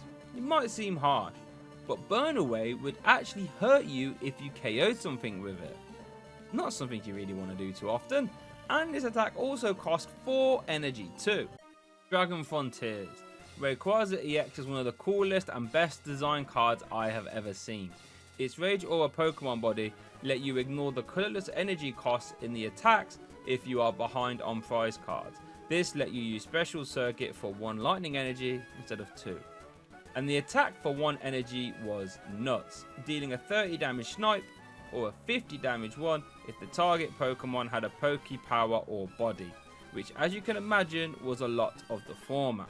This was at its strongest when it was paired with a certain other EX, but more on that later. Even Sky High Claws for 2 lightning energy or 1 Holon Castform was extremely effective after those Special Circuit pings. Flygon EX has our honourable mention here. It was one of the strongest stage 2s at the time with some insane fundamentals. Having no weakness is actually huge, and its Pokebody would let you put 1 damage counter on all your opponent's bench basic Pokemon in between turns. This meant if you just sat Flygon in the active and tank hits, which it was perfectly capable of doing with 150 HP, you were applying some serious damage. This sand damage Pokemon body worked so well with its Psychic Pulse attack, which dealt a respectable 80 to the active and 10 to anything else that had damage on it already, which would be a lot. Flygon EX even got a top 8 and a top 16 at the 2007 World Championships, and it won the junior division. Very good. Our other honourable mention is Metal type Nidoqueen. This card had the insane Pokemon Power Invitation, which let you search your deck for any Pokemon and pop it into your hand once per turn. This would boost your consistency immediately. And the attack wasn't half bad either, dealing 90 damage for 3 energy, if you had enough Pokemon in the discard pile. This Nidoqueen featured 2nd place at the 2007 World Championships too. The worst card from this set though was Snorlax, but it is pretty interesting. But it couldn't attack, instead it relied on putting damage counters on your opponent's active while it was asleep. Not very reliable, but a fun card though, can't lie. EX Power Keepers is our last set before we get to 4th Gen, and without a doubt the best card was Absol EX. Absol EX had the Cursed Eyes Pokemon Power, which would let you move 3 damage counters from one of your opponent's Pokemon to another one when you put the Absol in play. This was so strong that 4 copies of Absol were in the 2007 World Championship deck, where you would use Absol to round up damage from Jolteon EX and Rayquaza EX from earlier for key KOs when you needed them. And the attack wasn't half bad either, dealing 30 damage to the active and 10 to all opponents' bench Pokemon. But bear in mind there was no basic Dark Energy yet, so special dark energy would have to be used, which would bump that damage. Absol was so strong it was seen in a ton of decks, and it's not hard to see why. Our honourable mention from this set goes to Jolteon Gold Star, as not only was it used in the 2007 World Championship deck from earlier, but it also saw a ton of play in other decks too. Its Pokemon power, Yellow Ray, would put 1 damage counter on both active Pokemon when you bench Jolteon Gold Star. This is an easy 10 extra damage, and would often be the difference maker in taking key KOs, especially with Absol EX in format 2. This could let you spring damage out of nowhere. Not to mention the other Gold Star cards sucked, so Jolteon was almost always the best option. This unfortunately led to a pretty hefty price tag. And our worst card has to go to this Charizard. This has to be a joke, right? 4 energy for 50 is a downright atrocity. And sure, the artwork is okay, but it's probably the only okay thing about this card. Boy, oh boy. But that wraps up the 3rd gen of the Pokemon TCG. I think it was a very fun era, and it's really cool to look at how the game progressed from the e-reader era. Up next is a lot of people's favourite era of all time, 4th gen, Diamond and Pearl up next. Diamond and Pearl is up first, and we are going with our best card being Dusknoir.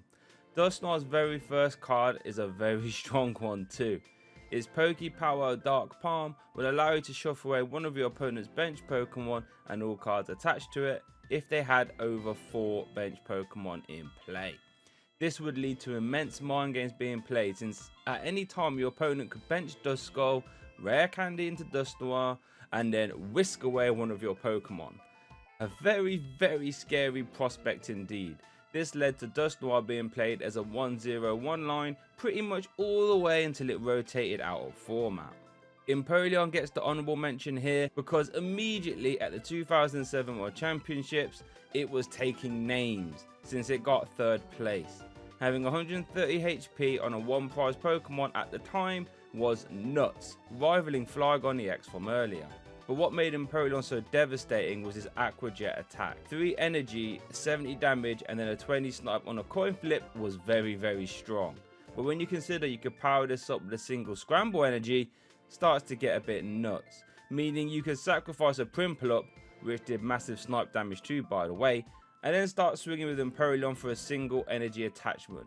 Wild. And if that wasn't gross enough, Empoleon decks would also abuse Cessation Crystal too, to start ability locking. Absolutely gross. Our other honourable mention though goes to Basic Dark and Basic Metal Energy, since this was the first time they ever existed in the Pokemon TCG. So that's nice. The worst card in Diamond and Pearl was Bibarel. Rest didn't even heal all the damage off you, it just healed 4 damage counters and put you to sleep, so not really very helpful. And Takedown did 10 damage to yourself, and 60 wasn't a great break point anyway, so just not a good start for Bibarel really. Mysterious Treasures is our next set, and our best card is Bebe's Search. While Bebe's Search didn't immediately light the format on fire, when Professor Elm and Celio's network left the format after the 2008 World Championships, Bebe's Search became a 4-of in almost every deck moving forward. Its no-nonsense Pokemon Search was just way too valuable for players to pass up. Our honourable mention goes to Blissey, since it managed to go toe-to-toe with the mighty Gardevoir Gallade deck, but more on that later.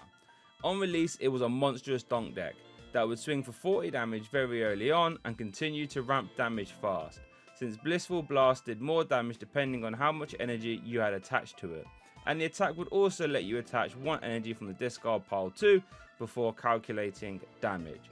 And since you didn't really care for its Pokemon power, you could abuse Cessation Crystal as well to continue to lock your opponent. This strategy was so strong it got 2nd place at the 2008 World Championships with 4 Crystal Beach to help limit all that silly scramble and double rainbow energies that were flying around. The worst card though has to be Tyranitar. Its attacks were just way too situational to be useful, and Ground Burn was just way too energy hungry to use. Poor Tyranitar. Now Secret Wonders, in many people's opinion, gave us the strongest Pokemon deck of all time. This was the most oppressive deck in the 25 plus years of the Pokemon TCG, everybody. And the face of it is none other than Gardevoir. Its Pokepower Telepass would let you search your opponent's discard pile for a supporter and use the effects of it as this Pokepower. so you can help yourself set up by using cards like Bebe Search, or you could be mean and use it to disrupt by copying cards like Team Galactic's Wager. This would force both players to shuffle their hand into their deck and then play rock, paper, scissors. The winner gets to draw 6 cards and the loser draws 3. This could often cheese your opponent out the game, and even if you'd lost, you still had your own supporter as a Gardevoir player to back yourself up. With a whole host of energy to back it up like Double Rainbow energy and Scramble energy, attacking turn 2 was a very possible outcome. And you would definitely want to be attacking turn 2, since Psychic Lock was deadly, dealing 60 damage and locking off your opponent from using any Poke powers next turn. So could you imagine just how strong this would be if you used it with a Team Galactic's Wager that I mentioned earlier? So you could reduce your opponent's hand size down to 3 and then lock away all Poke powers too. Gardevoir even had a level X card, which could be used in all fairness, which would allow you to tank more powerful hits and then move out the way without having to discard your energy. And you never know, bring down could sometimes be helpful too.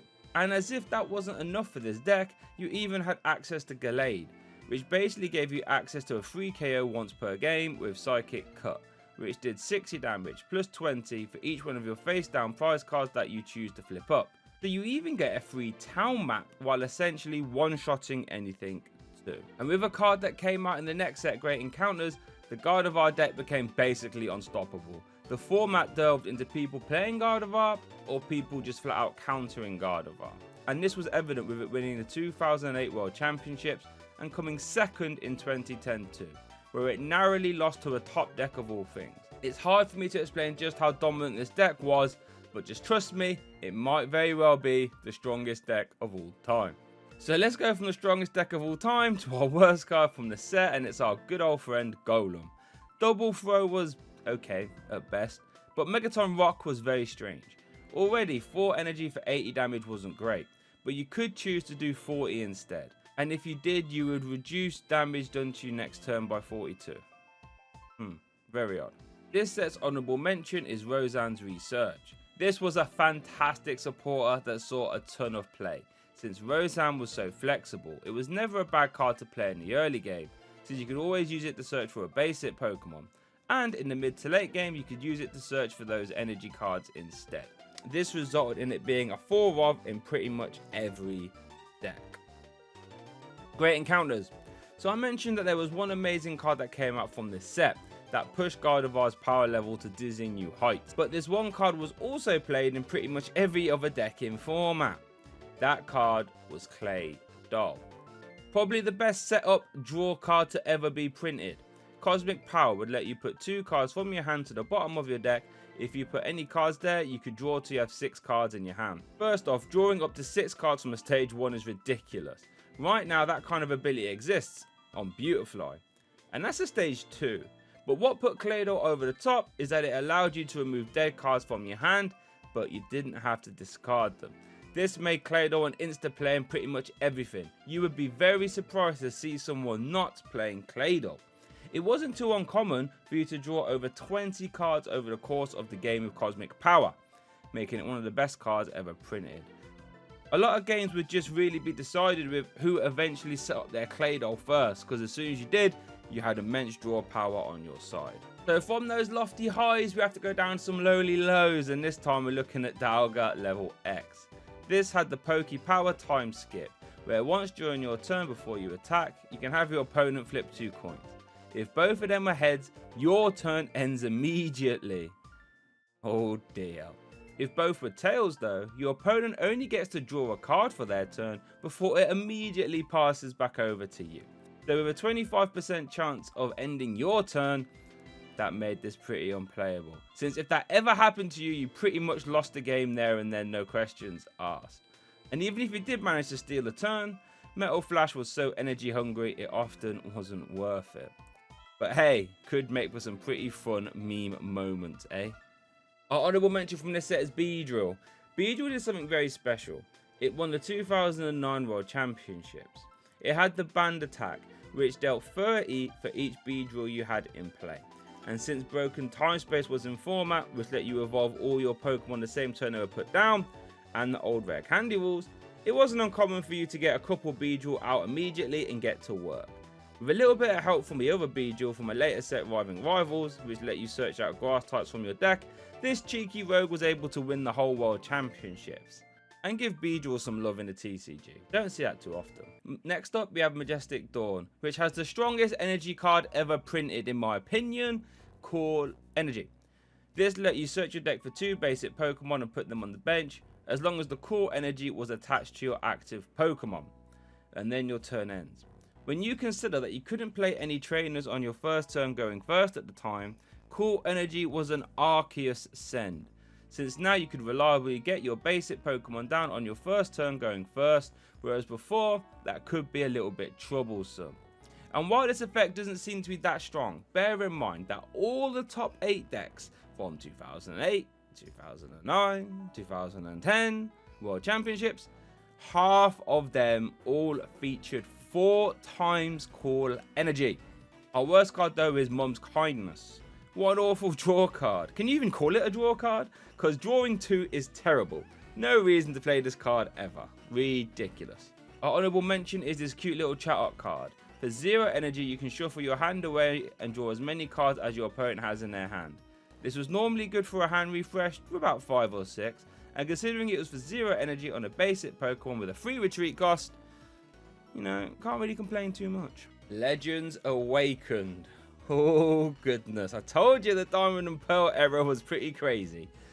Legend Awakened introduced a top 5 card into the game. Maybe even the best card to ever get printed. Uxie.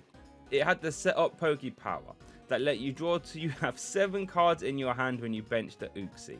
7 cards just for benching a basic Pokemon is nuts. Rosan Research or later on Pokemon Collector could search for Uxie as well as other basics, so then you would empty them all onto your bench and Uxie would just replace every card you just played immediately, allowing you to continue your setup or to prepare for next turn. All of this on a card that wasn't even a multi-prizer, or a card that didn't really need any other form of real preparation. Just pop it into play and go grab some cards. It had decent HP and a 1 retreat cost too. And as if that wasn't enough, Psychic Restore was actually usable too, since for 1 colourless energy you would deal 20 damage and shuffle yourself away, meaning you could infinitely loop so you would never actually deck out, while providing little bits of chip damage. But somehow it got even better for Uxie, since it had a level X in the same set, which gave you a HP boost, a stronger damaging attack, and a Poke Power that you could use throughout the whole game, which let you look at the top 2 cards of your deck, put 1 in your hand and the other goes to the bottom. This level X completely eroded the only downside to playing Uxie, since without the level X, when you used Uxie, it would take up a valuable bench spot, while for the most part having no further use. However, the level X meant you now had a use for Uxie throughout the rest of the game, and it was still very helpful. Phenomenal. Uxie was so strong that when a similar card was printed later on, years down the road, Chain Mini X, it gave up an extra prize card, had comparably much less HP than the rest of the format, and it only drew up to 6. But even then, it was still a format defining card. Magical. Our honourable mention goes to Azelf, one of the fairest cards ever printed. I'm sure all players, if given the chance, would have this card permanently stay in our standard format. Its Time Walk ability allowed you to look at all your prize cards when you bench Azelf. Then you choose 1 Pokemon you find there and put it into your hand. And then you put 1 card from your hand into your prizes and turn them all face down. So at face value, this would let you liberate precious Pokemon from your prizes in a time where 101 lines wasn't too uncommon. But it also let you look at your prizes and write them down, so you could take them in whatever order you wanted to, giving you so much control over the game and knowledge of your prizes, which at the highest levels of competitive play could mean all the difference. The worst card from Legends Awakened was Poliwrath. Focus Punch was normally useless, since you couldn't use it if Poliwrath took damage last turn. So, great. And Submission was too expensive for not enough damage, while also damaging yourself too for some reason. Madness. Stormfront. Now, I told you the Diamond and Pearl era was insane. Next up is Stormfront. And this set is widely regarded as being the best set of all time. Quite honestly, there are a ton of super playable cards. But in reality, there's only one card that could be considered the best, and that's Sableye, one of the game's most infamous cards.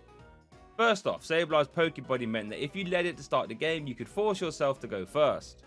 Amazing. Outside of that, on release, Sableye saw most of its play in Gyarados, where it was used to help set up in the early game, using Impersonate for 0 energy to discard a supporter from your deck and then make that supporter the effect of the attack. Since Gyarados needed multiple Magikarp in the discard pile to start dishing out damage, Sableye letting you play extra copies of Rose Sands or later on Collector was perfect. But Sableye had another sneaky use.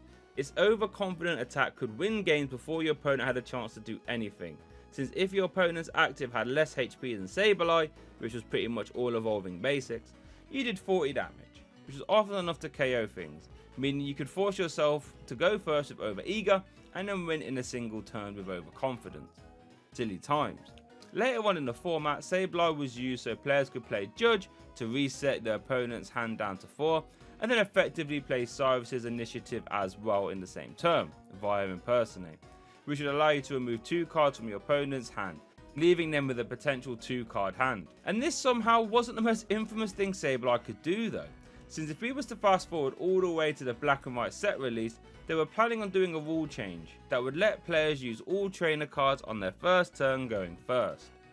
This turns Sableye from a fun cheese card to the most powerful card in the format by far, since now you could force yourself to go first, spam cards like plus power to increase your damage into the active, then play a ton of Uxie to almost draw your whole deck.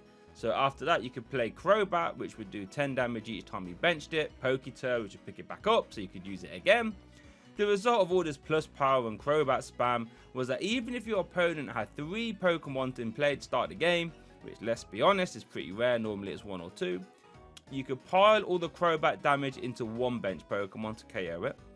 You could use Seeker to force them to pick up the other one, and then spam all the plus powers to KO the active. And since Overeager would force you to go first, there was nothing your opponent could do to stop it. This was shaping up to be a nightmare. Sable Donk was going to be the only real deck people could play, and it was that strong. This forced TPCR to do something they have never done before, and that was doing emergency rotation to remove all the Diamond and Pearl cards before US Nationals 2011, removing the Sableye threat before it could really materialise. And for that, Sableye has to be the best card from Stormfront. And now for honourable mentions, and to be honest, there could be a whole multitude of honourable mentions, like Gyarados. Gyarados started off as a secret deck that won French Nationals, and then top 8'd Worlds in 2009. It was a very efficient attacker that when 3 Magikarp from the discard pile would swing for 90 damage for 0 energy. Once Gyarados was swinging, Crobat and plus powers and Bucks training would mean that nothing was safe from a Gyarados one shot. And if your Gyarados went down for whatever reason, you could just recover a Magikarp and use Broken Time Space to put it straight back down again. Easy does it.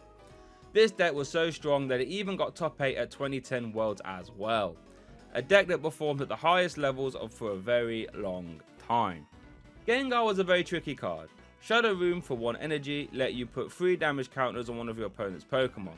Unless it had a Poke Power, then it did 6 damage counters instead. And Poltergeist forced your opponent to play their trainers even if they didn't want to, since you would do 30 for each trainer card in their hand.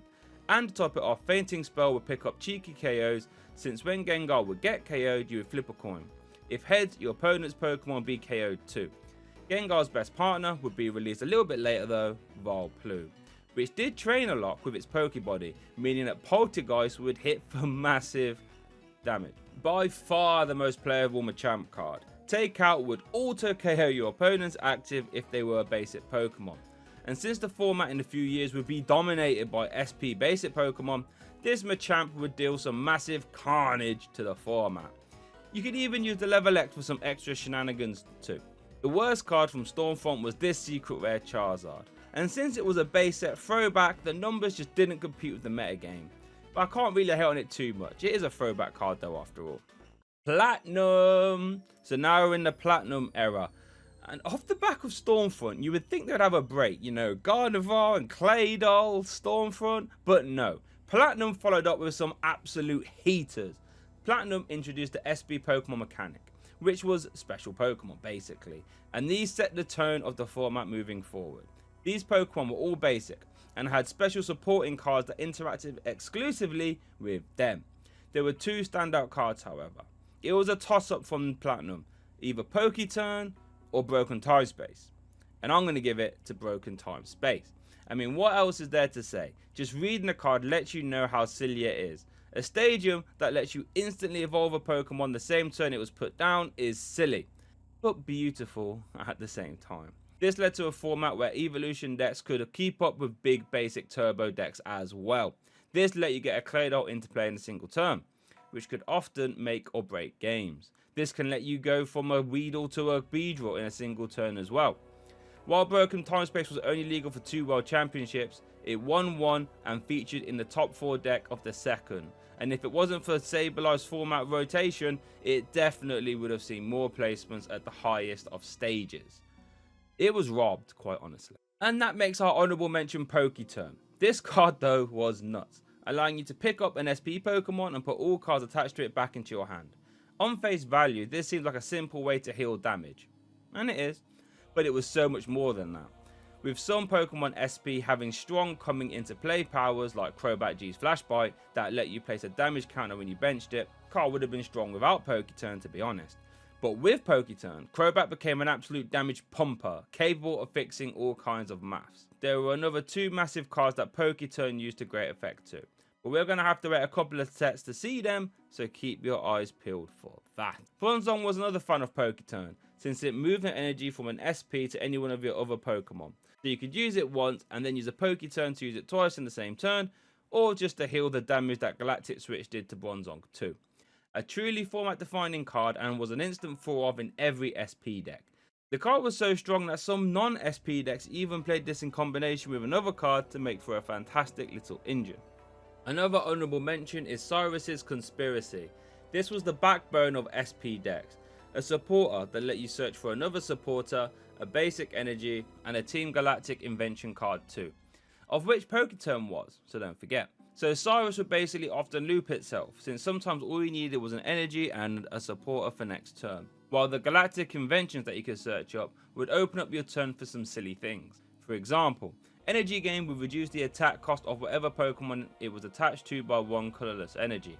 That would make Luxray GL level X attack for 1 energy, or Garchomp C level X attack for 1 double colourless energy when they were eventually released. SP Radar would let you search your deck for any SP Pokemon, and Power Spray would stop your opponent from using a Poke Power, one of the only cards you could use on your opponent's turn, and could be game ending by the way. So with these Galactic inventions being so unique and powerful, playing multiple Cyrus in a row was perfectly fine, making him one of the best supporter engines of all time. The worst card from Platinum was Ludicolo. Its Poke Power cheerful voice was very interesting, but not very good. It would let you end your turn, but then next turn your Ludicolo damage would be boosted by 60. The problem was Ludicolo wasn't hard to one-shot, and even with Best Dance healing the amount of damage that you dealt, it didn't matter, because you probably just wasn't going to be attacking that much.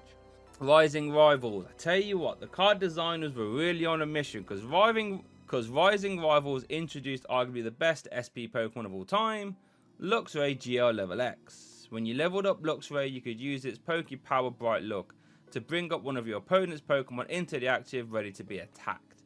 Having this on an effective stage 1 Pokemon was very, very strong, especially when you consider Flash Impact did in 60 was plenty fine enough to KO evolving basics, and you could even use it for 1 energy if you had energy gain attached. You even had more damage if you wanted it via Crobat and Poketurn. Luxray, when paired with a certain someone, would be the undisputed best deck in format, having everything: speed, aggression, healing, and downright scariness, leading it to win the 2010 World Championships. A stunning and terrific card. Honourable mention goes to Flygon Level X. Now I think this is one of the coolest cards ever printed. Flygon Level X had the Poke Body, which meant if it was in the active in between turns, you could discard the top card of your opponent's deck. If Flygon had a Memory Berry attached, then you could use Sand Tomb from Trapinch to stop the Pokemon from retreating too. Palkia Level X restructure made bringing those weak Pokemon into the active easy. And the other Flygon had the Rainbow Float Pokemon power, meaning you were immune to getting stranded yourself. But one thing I really adore about this card though, is how it can still throw damage around with its extreme attack, which dealt a table shattering 150 damage to one of your opponent's level X's. Or even the other Flygon's power swing could be used. You even had Stormfront Machamp to deal the SP Pokemon since they were basics and Takeout would go to work. A very cool and very fun deck. The worst card from Rising Rivals was Heat Rotom. 3 for 40 was pretty dreadful. I mean, simple as that really. Although there was a gimmicky strategy you could use where you would use Charon's Choice to swap your Rotoms around without discarding energy, and then using the Poke Powers they could change their types so you could hit for maybe a few weaknesses at the same time. But it was extremely gimmicky and didn't see any competitive play. Supreme Victors. Like I said, Luxray gained a partner from this set and it formed the legendary deck that won the 2010 World Championships. And that partner was Garchomp C Level X. This card had it all. Its Poke Power would allow you to remove all damage from your SP Pokemon when you put it into play. This could have some major effects on games, since Lux Chomps would almost exclusively play SP Pokemon. But the attack was the star of the show. For 3 energy, or a double colorless energy when energy gain was attached, you could deal 80 damage to any one of your opponent's Pokemon. This was the perfect number for KOing Claydolls and any low HP evolving basics like Rolls. All of this with a free retreat cost too. This power and speed worked very well with Luxray Level X, and this SP deck became the face of the format, and one of the most iconic decks of all time. This is evident since both Garchomp and Luxray were reprinted in the Celebrations set. Our honourable mention from this set is Cyrus's Initiative. This would let you flip 2 coins, and for each head you could choose a card from your opponent's hand and put it to the bottom of their deck. This was mostly used with Sableye from earlier to effectively play Judge and Cyrus in the same turn, possibly leaving your opponent with a 2-card hand. That right there is gross. The worst card in Supreme Victors is Arcanine, and it really isn't even close. Let's just compare this card to Hitmonchan all the way back from base set, shall we? Arcanine's Combustion did 40 damage for 4 energy, and Hitmonchan did 20 for 1.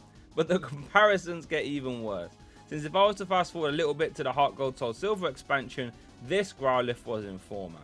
It has 70 HP and does 40 damage for 3 energy, meaning if you were to evolve, you'd actually have to attach more energy to deal the same amount of damage, and you only gain 10 extra HP, making this Arcanine one of the worst cards ever printed. Arceus is up next, and it's our last set before the Heart Gold Soul Silver era, and meaning the Platinum and Diamond and Pearl era would go out with a bang. The best card was Spiritomb.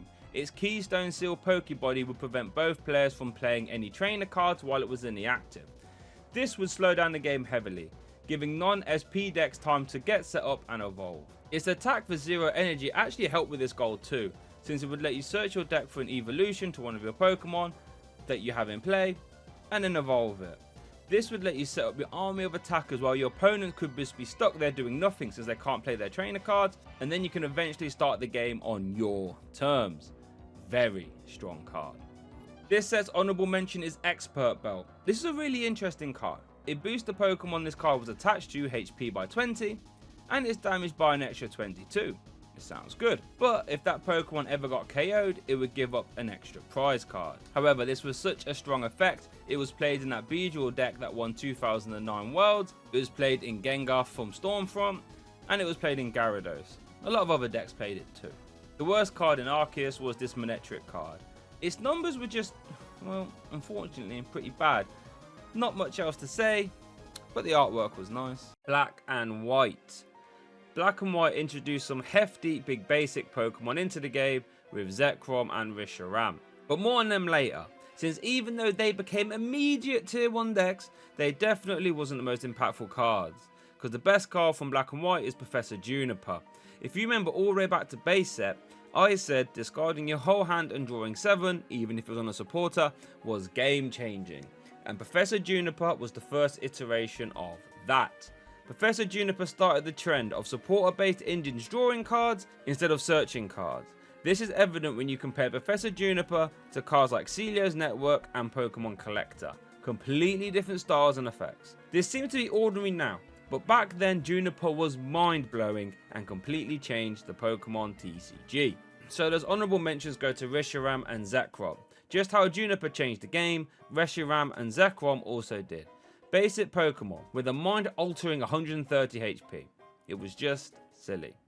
Outrage was a perfect attack since it did more damage for each damage counter on it, which added up scarily fast with that hefty 130 HP. The second attacks are where the deal breakers are though. Bolt Strike and Blue Flare both dealing 120 damage. For 3 energy on a basic. It's downright ridiculous. Reshiram out the gate was played with Typhlosion Prime, whose afterburner power would accelerate fire energy to Reshiram from the discard pile. Zekrom was played in a very fun Pachirisu Shaman deck that I mentioned earlier, where Pachirisu would accelerate energy to itself, then Shaman would move them off onto Zekrom for some big Bolt Strike action.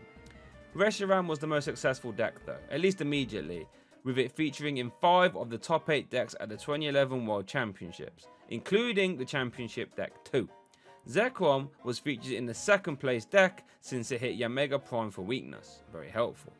These cards all transformed the Pokemon trading card game. One card that definitely didn't transform the game was this Emboar card, aptly named Bad Ball, because there was an Emboar in this set that was awesome. It saw a ton of meta relevant play with Reshiram, Magnezone Prime and even Rayquaza EX, more on that later. But this Emboar card wasn't that one.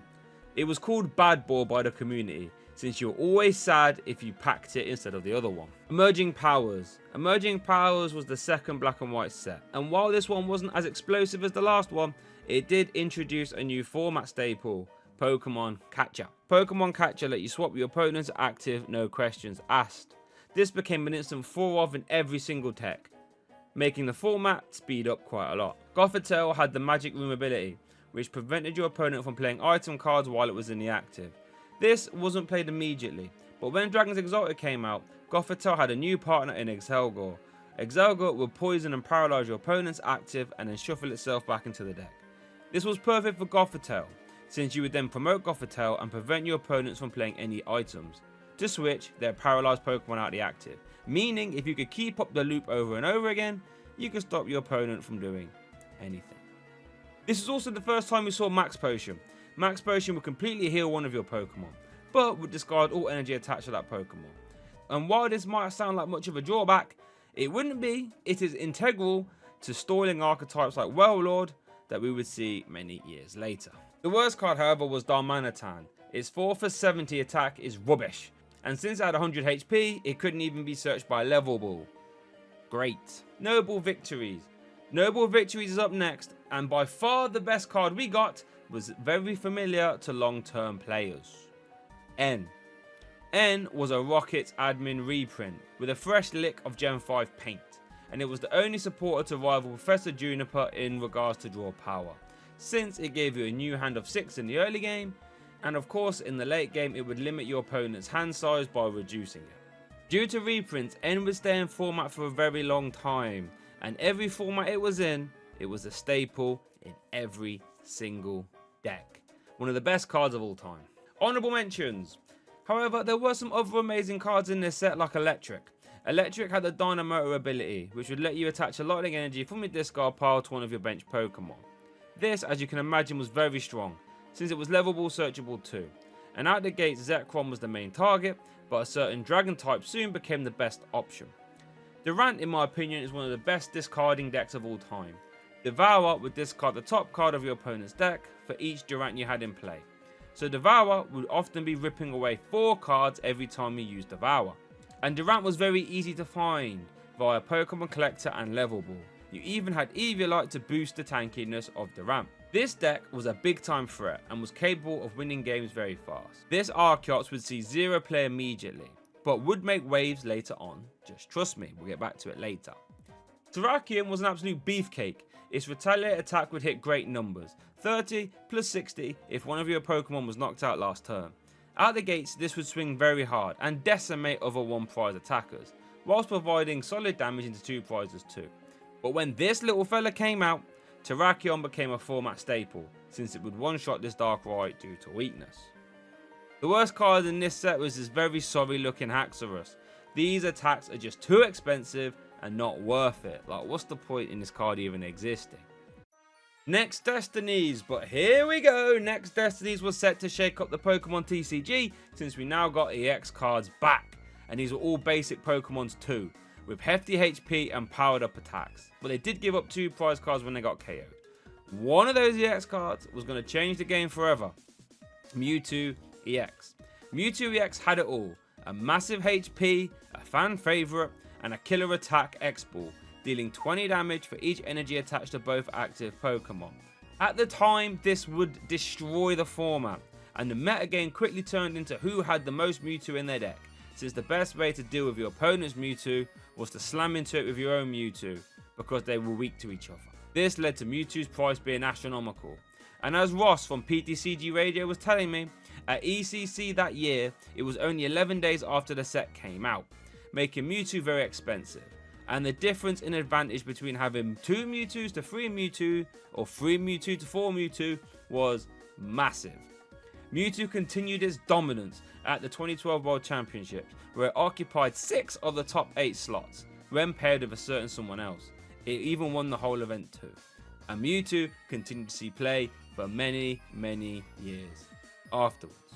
So going from that, the worst card in Next Destinies was this Moltres card. The artwork's stunning, but both Searing Flame and Fire Blast were just too expensive to ever be worth setting up. Honorable mention, one card that Excelcore decks loved and Electric decks too would be Level Ball, and that is our honorable mention here today. Level Ball gave you a free deck search for any Pokemon that had 90 HP or less. This was fantastic for decks that relied on evolving basics, or even better for attackers that had under 90 HP, like Vespiquen and Excelcore. Fantastic card. Dark Explorers.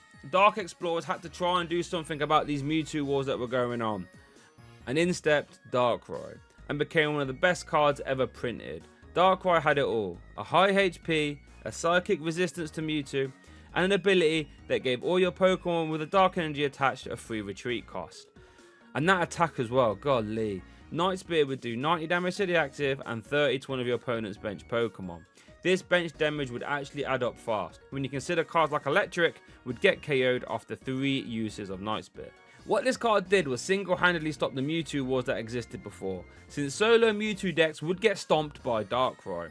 Although what this did lead to was one of the most lopsided metagames of all time, since Mewtwo and Darkrai would team up, funnily enough, making the fabled Mewtwo Darkrai deck. This deck would combine Darkrai and Mewtwo and Terrakion to form a deadly triangle of attackers that would cover the whole metagame at once. This deck was so strong that it occupied 5 of the top 8 decks, and the other 2 decks were just straight Darkrai decks. In fact, 43% of the top 32 metagame was Mewtwo and Darkrai, and another 15% was just Turbo Darkrai, leaving a stunning 58% of the 2012 World Top 32 decks being Darkrai decks, making it not only one of the best cards from Dark Explorers, but one of the best cards of all time. Honorable mentions. There are a ton of amazing cards in Dark Explorers, but Ultra Ball was one of the best ones. This was the first time Ultra Ball was printed, and it instantly became one of the best Pokemon search cards ever made, and it still remains a format staple to this day. Discarding 2 cards from your hand to search any card from your deck. It might sound costly, but when there's a lot of decks like Gardevoir EX now, or Electric decks in the past, or even Blastoise decks from a little bit later on, having energy in the discard is actually preferred, since you have ways to manipulate them via Psychic Embrace, Dynamotor, or Superior Energy Retrieval. This card might seem boring, but it's extremely effective at what it does, making it one of the best support cards of all time. Gothitel's Partner Excelgor was also in this set. Deck and cover would auto-paralyze your opponent and poison them too, and it would become a scary deck to play against, since it was capable of looping this every turn, stopping you from doing anything. Madness. Empoleon was also a heavy hitting card. Diving Draw would let you churn through your deck at quick speed, letting you discard 1 card from your hand to draw 2 more. Attack Command would also add up very fast, especially when you consider it was for 1 energy.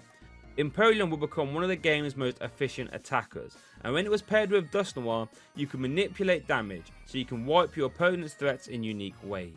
Flashfire Miltank later on also provided a solid partner too. Once again though, Haxorus finds himself in the worst category. Stunning Uppercut could paralyze your opponent 25% of the time, which is, nice. But the other 25% it was time when it was doing nothing, making it very, very bad. Dragon's Exalted. Dragon Exalted was the set to bring dragon types back to the Pokemon TCG, and some of them were ready to take some prize cards very fast. The best card, however, was clearly this Garbodor card, hailing all the way back to Muck from Fossil. This Garbodor would turn off all abilities in play as long as it had a tool card attached. And this was every bit as impactful as it was on Muck. This would turn off Darkrai's Dark Cloak, Dynamotor and Empoleon's Driving Draw for example.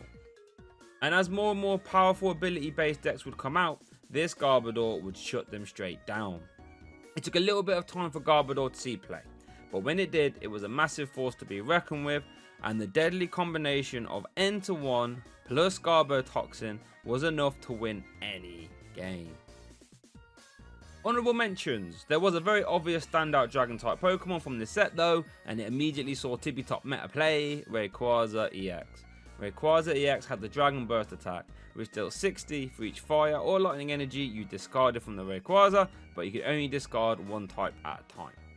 So this was crazy damage all things considered, capable of one-shotting anything in the format, and it was very good at doing so. There were two ways to play Rayquaza. The first way was with its Dynamotor Electric, to reattach those lightning energy, or you could go down a fire energy route with Emboar from earlier to attach them from hand. Rayquaza was so strong, it got a top 8 finish at the 2013 World Championships when paired with Electric.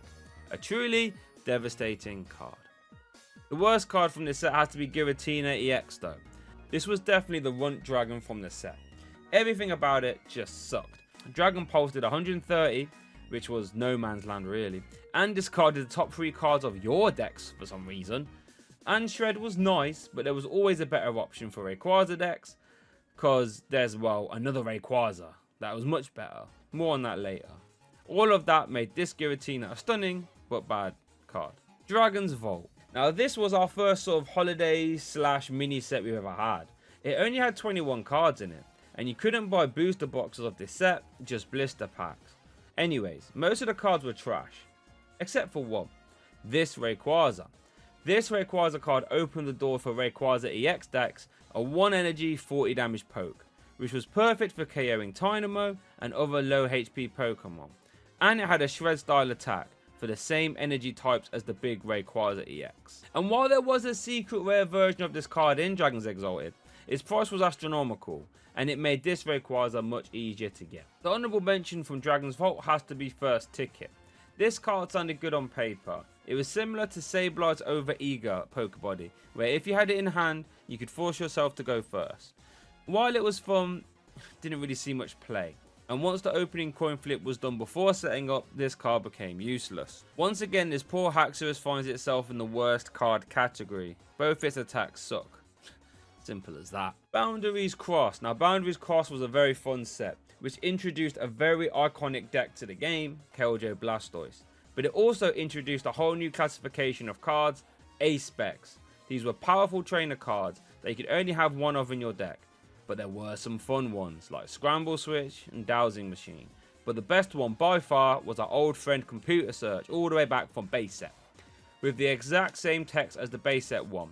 Still every bit as powerful though, even if it was stuck at a 1-of per deck. In the same set as Scarlet was printed, and Scarlet would let you search your deck for any trainer card, which works stupidly well with Computer Search, since now Scarlet basically let you search for any card from your deck, as long as you target Computer Search. And every deck played Computer Search no matter what, apart from a couple outliers, which makes Computer Search the best card in the set, bar none. Scarlet should go here as an honourable mention, since most decks played it at a 3 or 4 of, on release. But we also have to talk about Keldeo EX. Keldeo EX had the Russian ability, which would jump it into the active. This would bail you out if you had a bad lead, but would also get around any nasty special conditions that will come up, like Exelgor's Paralysis or Poison that was about to become a huge problem soon. Its Sacred Sword attack was also very strong, dealing 60 plus 20 for each water energy attached. When paired with Blastoise from the same set, you would attach as many water energy as you can to your Keldeo, and it would become a one-shot merchant. This combo was so strong that Keldeo Blastoise got 3rd place at the 2013 World Championships, and it actually won the 2015 World Championships with a little bit of help from a new friend. More on that later. The worst card from this set has to be Mandibuzz, who has the potential to deal 0 damage for 4 energy. Oh my goodness. Plasma Storm. Plasma Storm introduced villainous cards back into the game, and if the past is anything to go by, then we are in for a bumpy ride. And we got exactly that. These blue borders made the cards really stand out, and the best card from this set, well, it is a plasma card, but it might not be one that you were expecting. Hypnotoxic Laser. This was an item card that poisoned your opponent's active and then put them to sleep on a coin flip. This, on its own, would be really strong, since the extra damage is like a beefier plus power, since the poison would last over multiple turns. But when the extra sleep would stick, you would stop your opponent from doing anything, especially if N was played. The real kicker though is when you played Laser with Burbank City Gym. Burbank City Gym would boost poison damage to 30 in between turns. This is utter madness, essentially letting you bolster your damage by 30 just from playing 2 trainer cards. Honestly, it was game changing, and this combo saw play right up until it rotated in a whole host of different decks too. Like, quite honestly, if you had the space, any deck could benefit from this. Like, the initial Plasma decks would play this combo, since Raid and Knuckle from Thunderous EX would now be a 60 damage poke, fantastic number, and Plasma Curon's Blizzard Burn would hit for 150, which is a silly high number on a 1 prize Pokemon. The main abuser of this combo though has to be Seismitoad EX. We won't get to him for a while, but bear in mind, Seismitoad was one of the cards that creatures fully regret ever printing. They even said so themselves. Honourable mentions. The honourable mention from this set is Colrus. If Colrus was in format now, it would see a ton of play. It was a supporter card that shuffled your hand into your deck, and then you drew 1 card for each bench Pokemon in play. So at its best, you could draw 10 cards, which is madness. Quite often though, you would get in the 7 to 9 range, which is still perfectly nice. The only problem with Colrus is that it wasn't very good in the early game, but once you got past that, you were flying. Lugia EX was also a terrifying card. Even though its 4 energy for 120 damage number looks pretty weak, if it KO'd something, you would take an extra prize card. And while it would take a few sets for Plasma Lugia to hit its apex, when it did get there, it was a scary, scary card. It wasn't all sunshine and rainbows for the Plasma card though, since Plasma Moltres was awful. 4 for 120 was pitiful, and it was the only one of the Plasma Kanto birds that saw 0 play. Plasma Freeze. Plasma Freeze was up next, and in my opinion we got the best tool card of all time, Floatstone. This gave the Pokemon it was attached to a free retreat cost. Now KLJ EX on its own could eliminate special conditions from the game, since you could rush him and then retreat for free as long as you had a Floatstone attached. Floatstone also made Garbodor a full metagame force. It was mostly paired with Darkrai EX for now. However, anything that had a large retreat cost could now be instantly solved by playing Floatstone. Wow. There isn't much else to say that this card is amazing, as it made Garbodor so playable that 40% of the day 2 metagame at 2014 Worlds was Garbodor. Their honourable mentions, Deoxys, Thundurus and Kyurem were all in this set, and these took the Plasma archetype to a new level. Deoxys had the power connectability, which boosted your Plasma Pokemon damage by 10 for each one in play, making attacks like Raid and Knuckle from Thundurus start to hit for massive damage. Thundurus was perfect for setting up Kyurem, who dealt 120 damage for 3 energy. Raid and Knuckle would accelerate special energy to it from the discard pile, and with Deoxys and Laserbank combo, Kyurem would start to hit for 1-shots. You even had Frostbeard to help pick up miss KOs. TDK it was called, and it became the best deck in format, and it's not hard to see why. Getting 3 out of top 8 slots at 2013 Worlds, including 2nd place. Execute was a funny card. Its propagate ability would let you put it into your hand from the discard pile as many times as you liked in a turn. So it wasn't uncommon for some decks to run 2 of these, since then you could basically play cards like Ultra Ball and Computer Search with no drawback, since you could just grab the executes from your discard pile, discard them again to use Computer Search or Ultra Ball, or use Imperiong's Diving Draw for example. The worst card in the set has to be Heatran EX. Fire-type Plasma Pokemon really weren't cutting it, were they? Dynamite Press could add up fast, to be fair, but when Kyurem and even Lugia would always be the better option, so I struggle to see why anyone would play this. Plasma Blast. Now if you think Plasma Freeze was the set to make Plasma hit its apex, you haven't seen anything yet, since one of the strongest decks of all time was born from this set, Virizion Genesect. Genesect EX had the Red Signal ability, which would let you gust up one of your opponent's bench Pokemon when you attached a Plasma energy from your hand, which was nice. The real kicker though was G Booster. This was an A-Spec tool that gave Genesect the G Booster attack, which dealt a table destroying 200 damage. and went through all effects on your opponent's active too. This was capable of KOing anything meta game relevant, and it instantly became the new best deck in format. Risen EX would help out too. Its Verdant Wind ability would make it so anything that had a grass energy attached would be unaffected by special conditions, meaning your deck was immune to Laser Bank combo. But Emerald Slash was the star of the show, since it also attached 2 grass energies from your deck to one of your benched Pokemon. This classic energy attacher plus energy discarder combo was unstoppable, as the 2014 World Championship ended in a Virgin mirror in the final, with another 3 in top 8, making 5 of the top 8 slots occupied by this monumental deck. Jirachi EX had the Stellar Guidance ability, which would let you grab a supporter card when you benched it. Even with its super low HP on a 2-prize Pokemon, this was so worth it, since in a metagame where games would often come down to who could draw out their opponent's end first, having this easy get out of jail free card was perfect. And it was so good it was integral to the 2015 World Championships deck, but more on that later. Machamp was the worst card from this set, as much as it pains me to say.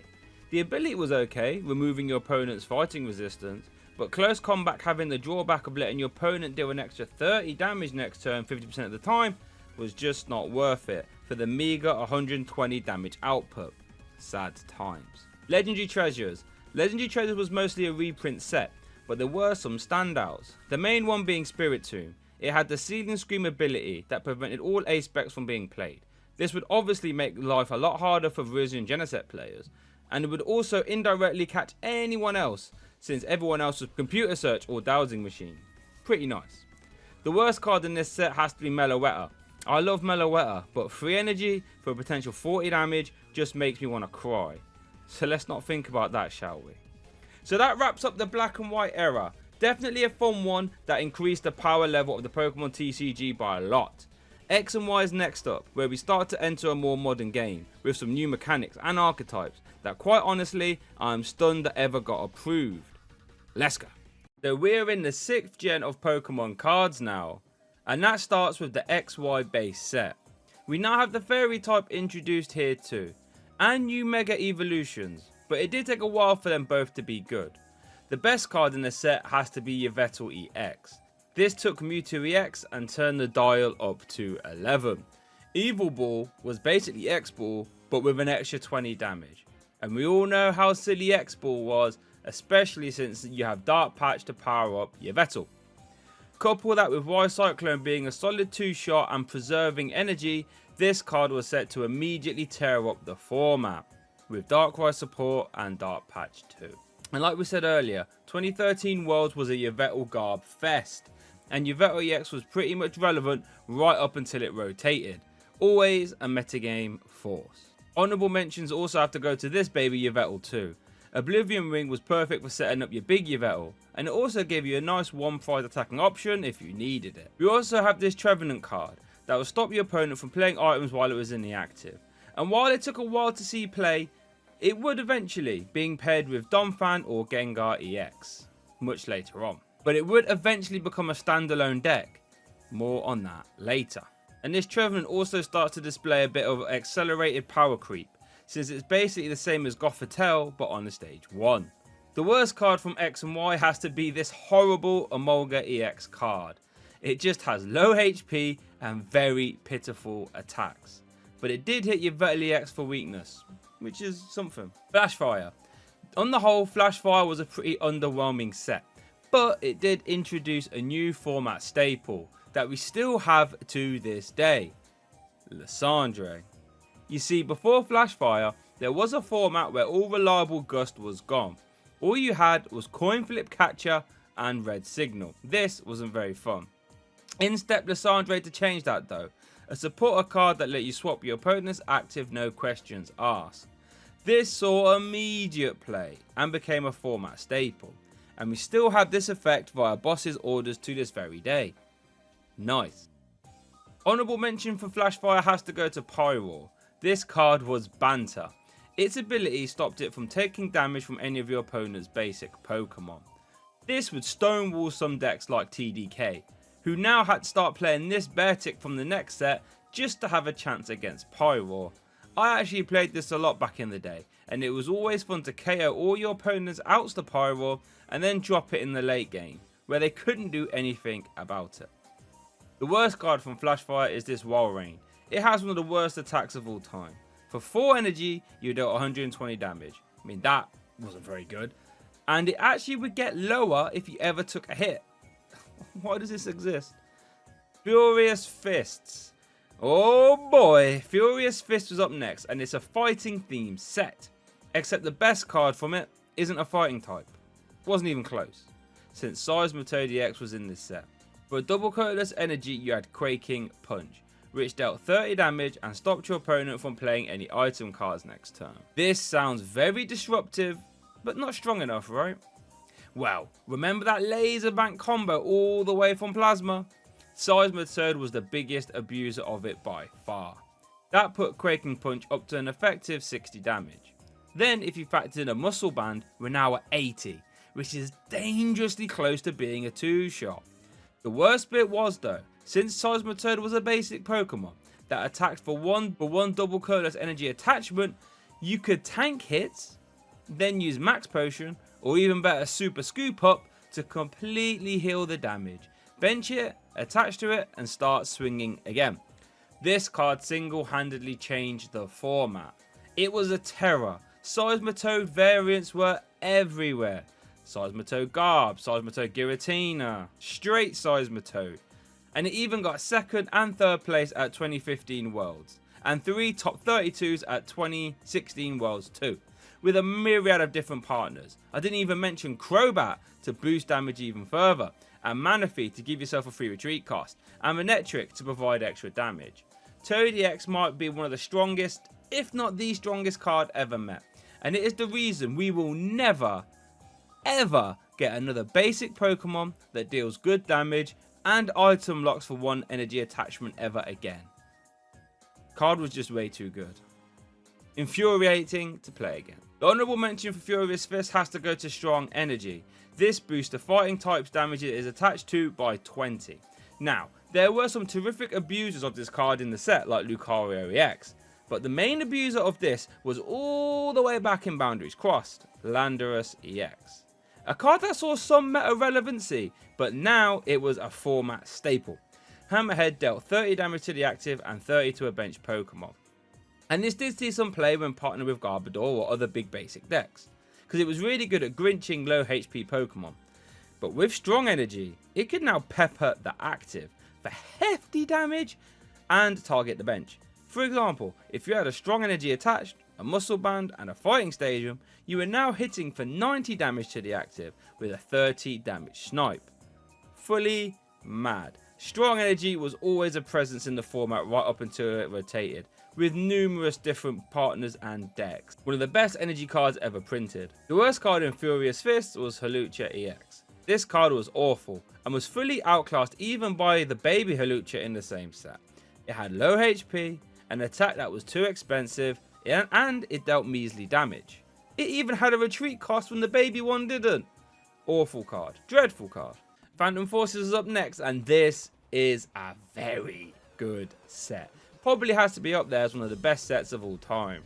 There was a clear standout card though, the Sandra's Trump card. This card was shuffling both players' discard piles into their decks.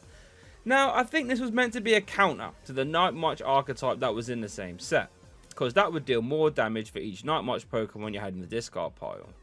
But Trump card would turn out to be so much more than a Night March counter. This opened up the door to some disgusting disruptive decks that would look to draw all the powerful removal cards like Crushing Hammer, Headringer, Enhanced Hammer in a single turn, and then spam them all, and then play Lysandre's Trump card at the end to shuffle them all back in before you end the turn with a Quaking Punch to make sure your opponent couldn't do the same back to you. You would use Shaman EX, more on that later, Slurpuff, and all the aggro draw cards that were coming out slowly but surely over the next few sets to make drawing your whole deck pretty much possible. The format quickly became either you were playing Toad Slurpuff or getting steamrolled, pretty much that simple. This made TPCI step in, and they banned Lysandre's Trump card, making the deck dead. Thank goodness. Quite honestly, I'm not sure what they were thinking when they printed this, but it was never going to end well. I mean, they effectively removed the deck out win condition from the game with this card as well. Like, what's the point? Honourable mentions. There's going to be a lot of honourable mentions from this set because it was so good. Let's speed run them. Battle Compressor. Discard 3 cards from your deck at will. This was great for getting rid of cards that you really didn't want in your deck anymore, or getting cards in the discard pile that you did want there. Like supporters, since VS Seeker was also in this set. This would let you grab a supporter card from your discard pile and pop it straight in your hand. A bit like half a hollow transceiver. Both these cards became format staples, since you could immediately discard a Lysandre and any other situational supporters, and now your VS Seekers would be outs for them for the rest of the game. The Crobat lines from this set would chip in extra damage when you evolved them. These would become a new partner for Seismitoad, and it got second place at 2015 Worlds. There were some powerful one-off supporters too, like Zerosic and AZ. These saw a lot of play. Mega Manectric became a format threat, dealing 110 damage while also attaching 2 basic energy from your discard pile to one of your benched Pokemon. This was fantastic with Max Potion, since you could just loop the energy that you were discarding. The Baby Manectric was actually probably better though, and saw a lot more play, being partnered with Toad and the Bat lines. This Toad Manectric Bats deck was a top 3 deck in format while it was available. Night March was another top deck right up until it rotated. It dealt 20 damage for each Night March Pokemon you had in your discard pile. This was very strong, since you could swing these big hefty one-shots with one prize Pokemon like Joltik or Pumpkaboo, just for DC attachments as well. Dimension Valley was a stadium card that reduced your Psychic Pokemon's attack cost by 1 colourless. An absolutely monumental stadium that Night March also played. The worst card from Phantom Forces though, a bit controversial, but I'm going to go with Mega Gengar. Phantom Gate would let you use one of your opponent's attacks as this one. This effect can sometimes be strong, but in this instance, for all the investment it would take, Gengar, Mega Gengar and Spirit Links, it just wasn't worth it, especially since it could be played around too. Primal Clash was very similar to the Aqua and Magma set we had all the way back in the Ruby Sapphire era, in that Archie and Maxie are our best cards in the set. Archie let you grab a fighting type from your discard pile and pop it straight into play, and then you drew 5 cards afterwards, as long as it was the last card in your hand when you played it. This let you turbo out stage 2 Pokemon as early as turn 1. Out the gate, Archie saw more success, winning the 2015 World Championships, since you would Archie out a Blastoise, turn 1, then pile a ton of energy onto your Keldeo EX to have immense turn 1 attacking pressure, poetry in motion. And while it might seem hard making Archie be the last card in your hand, cards like VS Seeker, Ultra Ball and Jirachi made it very easy to pull off. Maxie took longer to become relevant, but it did cheat out this Gallade in a Yveltal Zoroark deck a little bit later on, which became top tier. Maxie's main infamously though was in the expanded format, where you could cheat out this Archeops turn 1. This would stop your opponent from evolving any of their Pokemon, almost immediately. This was a huge problem for the format, since some decks would instantly ground to a halt. This led to Archeops getting banned because the combination was too strong. Quite the accomplishment for these dastardly duo, eh? Honourable mentions for this set go to Silent Lab and Primal Groudon. Silent Lab would turn off all basic Pokemon's ability while it was in play. This would stonewall a lot of the format, like Keldeo EX, Deoxys EX, Jirachi EX, and Shaman EX and Hoopu EX, but more on those later. Primal Groudon was one of the most unique decks of all time. It had the ancient trait Barrier, which would prevent all effects of your opponent's trainers done to it. This meant your opponents can't use their Crushing Hammers or Lysandre it basically. This led to a strange playstyle, where you would slowly power up a Primal Groudon on the bench with a ton of strong energy on it, and just sit there until you were ready to begin the onslaught.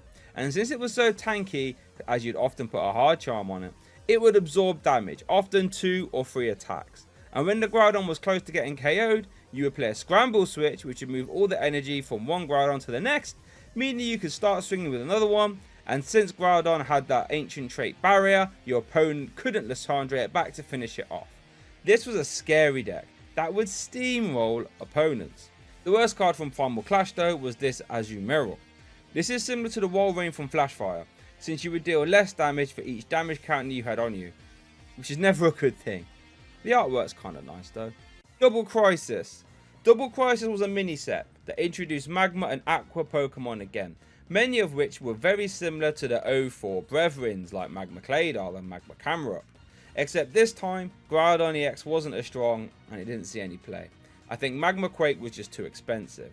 The best card from this set, however, was a Magma card, but not one you would expect. Magma Secret Base.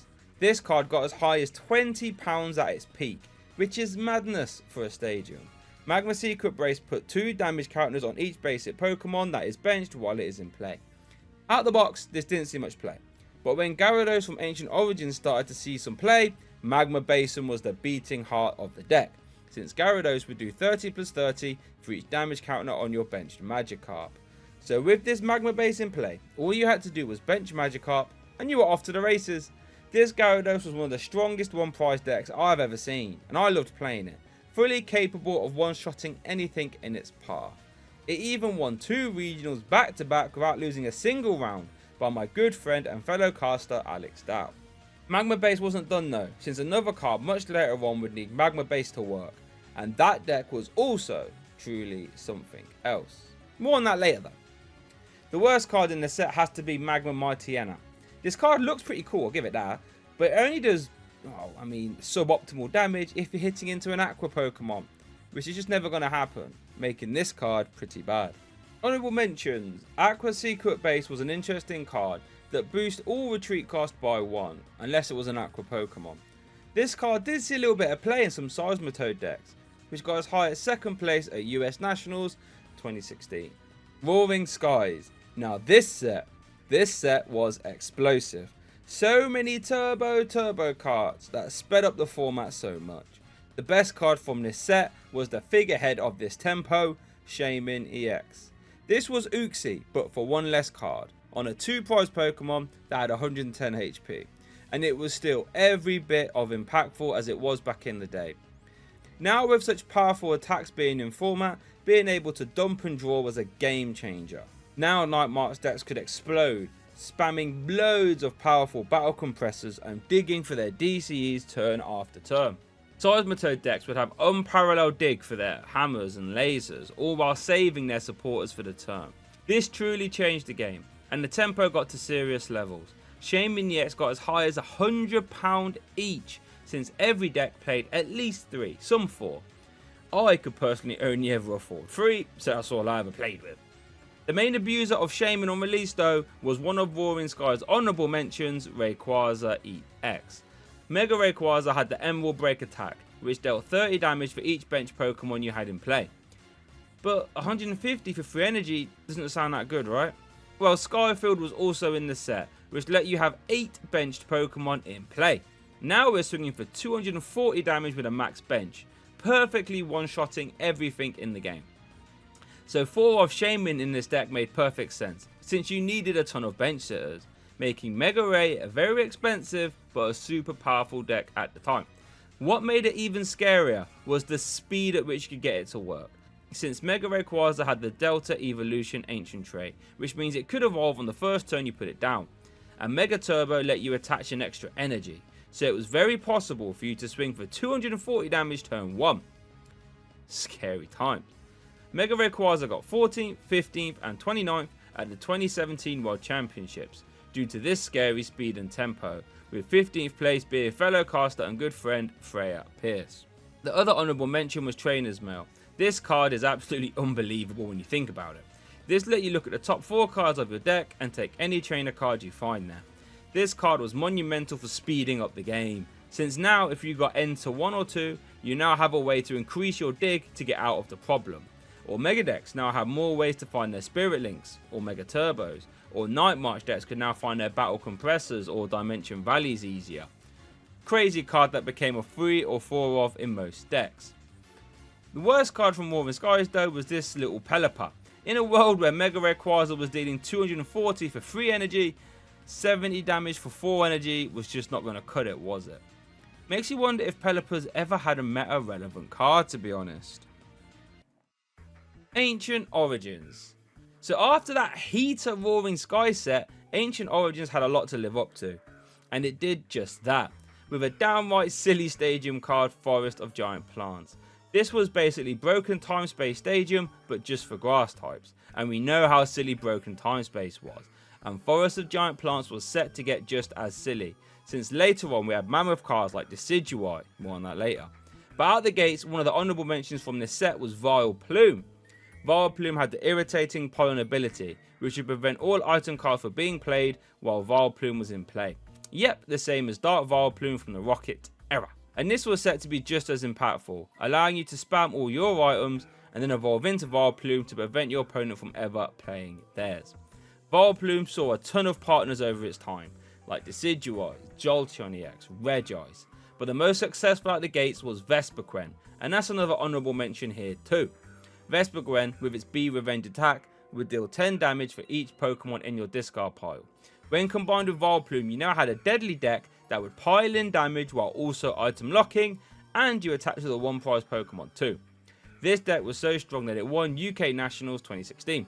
TCGO, who wouldn't come out till much later though, was on another power level. We'll get into the details of that later, but let it be known that it won 2 regionals and an international event too. Hexmaniac is another honourable mention, a supporter that turned off all abilities to the start of your next turn. This on paper sounds like it would be helpful for getting around safeguard Pokemon, right? And that is what I think the designers thought.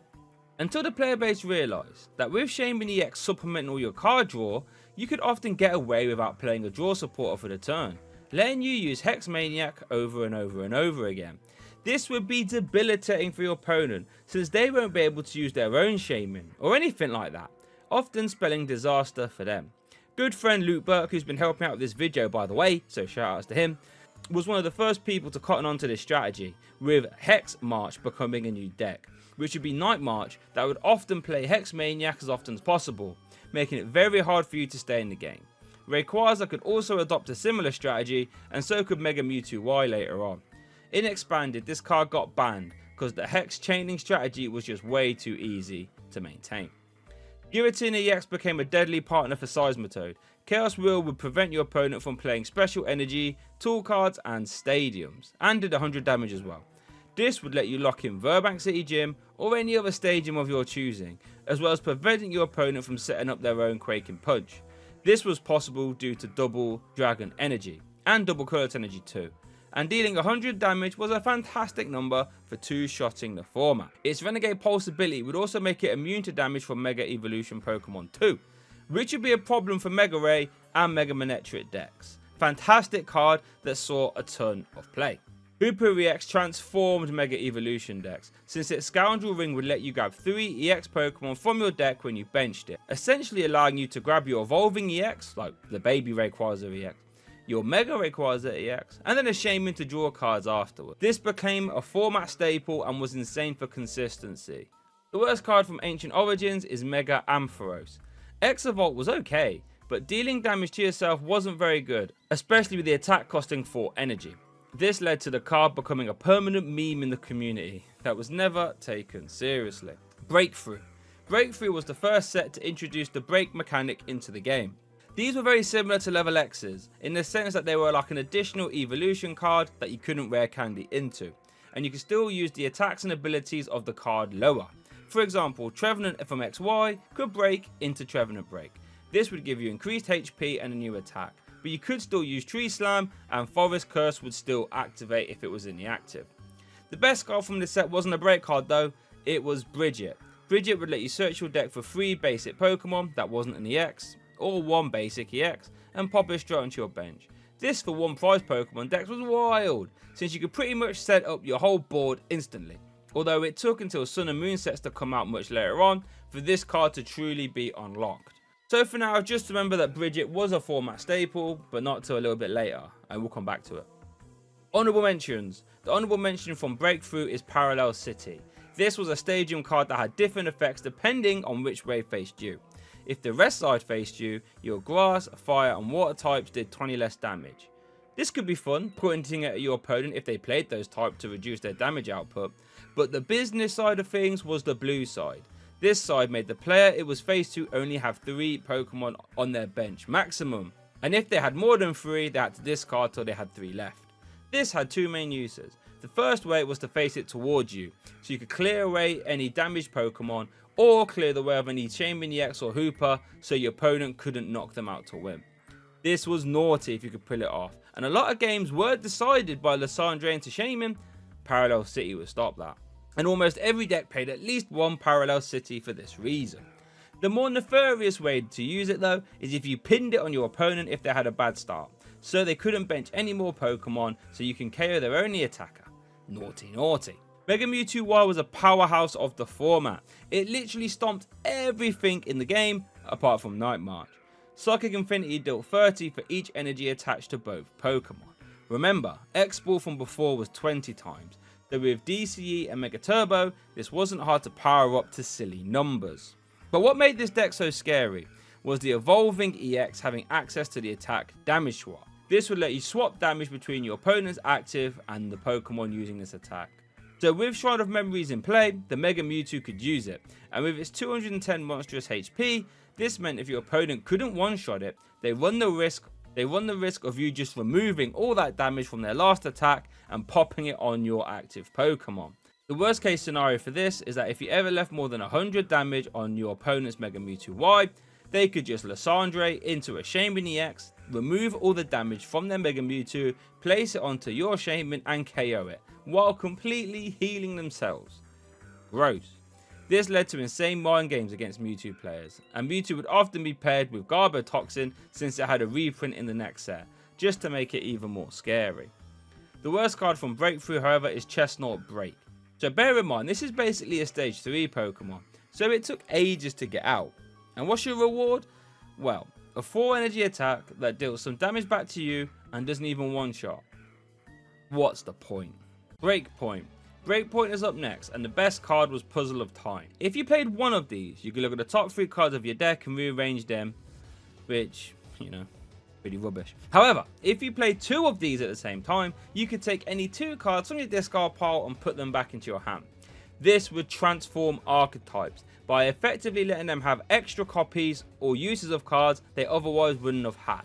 So, for an obvious example, Night March could now have more than 4 double colorless energies. Toads 2, and Gyarados could reuse Magikarps or Tool cards or even the DCs as well. This opened the door for certain archetypes much later on, when a certain someone came out. Then it got really insane, but for now, it's just a very good card. Honorable mentions. The honorable mentions from Breakpoint are 2 break cards, Greninja Break and Trevenant Break. Greninja Break got 2nd place at 2016 Worlds, and it's not hard to see why. Its Giant Water Shuriken ability let you discard a water energy from your hand to deal a monstrous 60 damage snipe anywhere on your opponent's side of the board. That on its own would have been strong, but the Greninja underneath it had the attack Shadow Stitching, which did 40 damage and stopped all your opponent's abilities next turn. So this was like permanently turning off your opponent's abilities while doing damage if you could use it over and over again. And the 40 damage might sound low, but when you were weaving in Giant Water Shurikens, it really didn't matter. And bear in mind, Hex Maniac got banned in the expanded format for it being too easy to permanently turn off your opponent's abilities, and Greninja would literally do it turn after turn. And what made this even better was that the Frogadier had the Water Duplicates attack, which let you get 3 of them from the deck and pop them straight into play, bypassing normal evolution rules. This meant you could get the Greninjas out without having to rely on rare candy, which made it much easier. The deck did have some consistency issues, but it was very strong, one of the best abusers of N we've ever seen. Trevenant Break catapulted the X and Y Trevenant into tier 1 straight away, since you now had a high HP Pokemon that could item lock as early as turn 1 via Wally, had a 1 energy spread attack via Dimension Valley, and gave up 1 prize card if it was KO'd. This became a scary archetype that would stop a lot of decks in their tracks. The worst card from this set is another silly break card, this time it was Luxray, falling far from its level X grace. A stage 3 Pokemon for 4 energy that would deal 130 damage 50% of the time. It's just sad. Even if you did flip 1 heads, you would deal 170 damage, which still wasn't much of a needle mover. Great. Generations. This is one of our first holiday sets. It had a very strange release cycle, only releasing mythical boxes monthly at a time. This led to availability issues for the first international championships in London 2016. where I actually took Jolteon EX to a top 128 finish, where it was a £30 card at the time due to those strange availability issues. Jolteon is also our best card from the set, with its flash ray attack that would deal 70 damage and prevent all damage done to it via your opponent's basic Pokemon next turn. This would stonewall a lot of the decks at the time, like Yveltal and Volcanion that only played basic Pokemon to attack with. What I paired Jolteon with, we'll get on later on, but unreleased, Jolteon EX was definitely the best card in Generations. Honorable mentions go to this Flareon EX, who had the Flash Fire ability, which let you move a fire energy from one of your other Pokemon to itself. This became a nice little deck, since Blaze Ball would add up nicely, dealing 50 plus 20 for each fire energy attached. But it had a little trick, where you would attach your energy to Malamar EX from Phantom Forces, which would put your opponent to sleep, and then you'd flash fire it onto the Flareon for big damage. Quite a fun little deck, all things considered. The worst card from Generations was Ninetales EX. Flare bonus did provide decent draw, but there were better options, and Fire Blast dealing 130 damage for 4 energy was laughable, especially if you had to discard one as well. Fates Collide. The best card in Fates Collide was this Mew. It had the Memories of Dawn ability that let you use any one of your basic Pokemon attacks in play as this attack. This led to some very fun decks being cooked up, but the immediate uses were for Night March, since they could now use Night March without having to actually sacrifice the Night March Pokemon, letting you bin extra cards if needed. Much later on, Vikavolt decks would even play it, and so would Buzzwole decks as well, since basic attacking decks could now hit the Psychic weakness whenever they liked. Naughty, naughty. Honourable mention for this set has to go to Mega Raldino. It has one of the best World Championship stories of all time. It was a borderline joke card, overlooked by most of the community, dealing 110 damage to the active and a 50 damage snipe if you play the supporter this turn. Although at the 2016 World Championships, it went on a Cinderella run, all the way to first place, since 110 to the active and a 50 damage snipe was perfect at rinsing Trevenant decks, Greninja decks, Night March decks and Vespiquen decks, absolutely dismantling them before they could ever really set up. This took the event by storm, and it became one of the best stories ever in the Pokemon TCG. The worst card from Fates Collide though was Wigglytuff. Even if you flipped 2 heads, 120 for 3 energy isn't particularly good. In fact, if you're flipping 1 tails, you are just crying, and we don't want to cry around here, so let's keep it moving. Steam Seed introduced the Volcanion archetype into the metagame, which was very strong, but the best card in the set has to be Special Charge. This let you shuffle in 2 energy back into your deck. This opened the door for Vespiquen and Night March decks to be even more aggressive, and a certain someone used this card a lot too. You could even use it to shuffle in strong energies as well if you liked. The worst card from this set was Hydreigon Break, and I actually don't understand why this card was printed. Another stage 3 Pokemon with a 4 energy attack, so we know it's not going to be very fun. But it discards 3 energy to only deal 150 damage, with a 50 damage snipe. What's the point? Honorable mentions for this set have to go to Volcanion though, since they were very close to being the best card in the set in my opinion. Steam Up let you discard a fire energy from your hand, and then your basic fire types would deal an extra 30 damage this turn. So if you use 3 Steam Ups and attacked with Volcanic Heat, you are sending anything to the stratosphere. This comboed stupidly well with the baby Volcanion, who would let you accelerate those discarded fire energies back into play and dealt a little damage too. This archetype saw a ton of play at the highest levels, including a 9th and a 10th finish at 2017 World Championships. Mega Gardevoir also deserves a mention here, since having Psychic and Fairy typing was very helpful, and Despair Ray had a very unique playstyle that would do extra damage for each benched Pokemon you chose to discard. This means you could play a ton of Shaman EX and Hooper EX and other bench sitters and then just discard them all. This worked very well with the best card from the next set, Evolutions. Evolutions was mostly a Gen 1 throwback fun set, so it wasn't the most impactful, but Dragonite EX was definitely the main player from the set, since it saw immediate play with Mega Rayquaza and Mega Gardevoir. It had the pull-up ability, which let you grab 2 basic Pokemon from your discard pile and put them in your hand when you bench Dragonite. And since Mega Ray and Mega Gardy both always wanted to have a full bench, this slotted straight in. Honorable mention from this set goes to Pidgeot EX, and this is a little bit of a vanity pick, but this is the Pokemon that I paired with Jolteon EX to get that top 128 finish at EUIC 2016. It had the Mirror Move attack that would deal the same amount of damage back to your opponent that Pidgeot took last turn.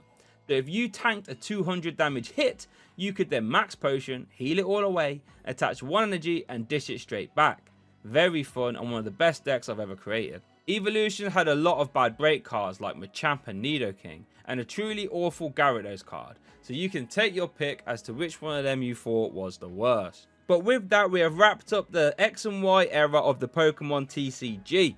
Quite honestly, the game got very fast here and very scary, but I do have fond memories of playing. Moving forward to Sun and Moon is where we're going to get more focus on evolution decks, and quite honestly, in a lot of people's opinion, this is one of the best eras ever in the Pokemon trading card. We are now in the Sun and Moon era. This introduced the GX mechanic into the game. These were 2 prize Pokemon that had to be evolved into if they were a stage 1 or stage 2 Pokemon. They would evolve from normal 1 prize Pokemon. They also have powerful GX attacks that you only had access to once per game. These were often game defining, and it gave a lot of cards a lot more utility than you first might think at face value. For example, Tapu Bulu GX had the Tapu Wilderness GX attack that would deal 150 damage while completely healing itself as well. The best card from the Sun and Moon base set though has to be this Oranguru. It had the Instruct ability, which let you draw till you have 3 cards in your hand on a basic 1 prize Pokemon. This is very strong, helping you draw out of deadly late game ends. This saw a ton of play in decks like Volcanion, Vespiquen and Mega Rayquaza, just to name a few. And the attack wasn't too bad either. Terrific card. We mentioned Decidueye GX earlier, and when it was paired with Vileplume, it was a top tier deck, capable of item locking your opponent turn 1 and firing off Feather Arrows. Feather Arrow let you put 2 damage counters on one of your opponent's Pokemon. So in a world where you had 2 or 3 Decidueye out, you had an extra 40 to 60 damage a turn before you've even attacked. Razor Leaf was passable, dealing a flat 90 damage. Not too crazy, but enough to get by. Hollow Hunt GX let you get 3 cards from your discard pile and put them back in your hand. So when you were trying to item lock, this was actually pretty helpful for getting back resources. Decidueye also saw a ton of play with different partners, like Alolan Ninetales GX and Zoroark too. And it's not hard to see why. Alolan Muk also saw a ton of play. Its Power of Alchemy ability was great, since it turned off all basic Pokemon's abilities, like Safeguard Hooper, Oranguru and Volcanion. Scary card to come up against. The worst card in Sun and Moon was this Granbull card. For 3 energy, Flight Back was pitiful, and there were better retreat locking options. It wouldn't be long for Granbull to get his revenge though, so don't worry. Guardians Rising. Now here we have a leader for the greatest set ever printed. This set had it all honestly. Big one hitters like Turtonator that slotted straight into Volcanion. Cheeky 1 prizes like Trevenant, and archetype staples like Tapu Koko GX and Sylveon, as well as decks that became good later on like Metagross GX for example, and a whole host of amazing trainers like Field Blower, Harla, Mallow and Rescue Stretcher. And we haven't even touched the best cards and honourable mentions yet, so let's get into it then. The best card, and I'm going slightly controversial with my pick here. I'm going with Garbodor. This card literally changed the game as soon as it came out. For 1 energy, it had the Trash Lance attack, which did 20 for each item in your opponent's discard pile. This sounds quite mild, right? Well, consider that pretty much every deck at the time were playing 4 off VS Seeker, 3 or 4 Trainers Mail, 3 or 4 Acro Bikes, Spirit Links, Tool Cards, Ultra Balls, Nest Balls. Quite honestly, it's one of the most item heavy metagames I've ever seen. So in stepped Garbodor at the Seattle Regional Championships, and it capitalised on this. So much that it had an astronomical 75% share of the day 2 metagame. Fully ridiculous, with 6 out of the top 8 decks all being Garbodor decks too.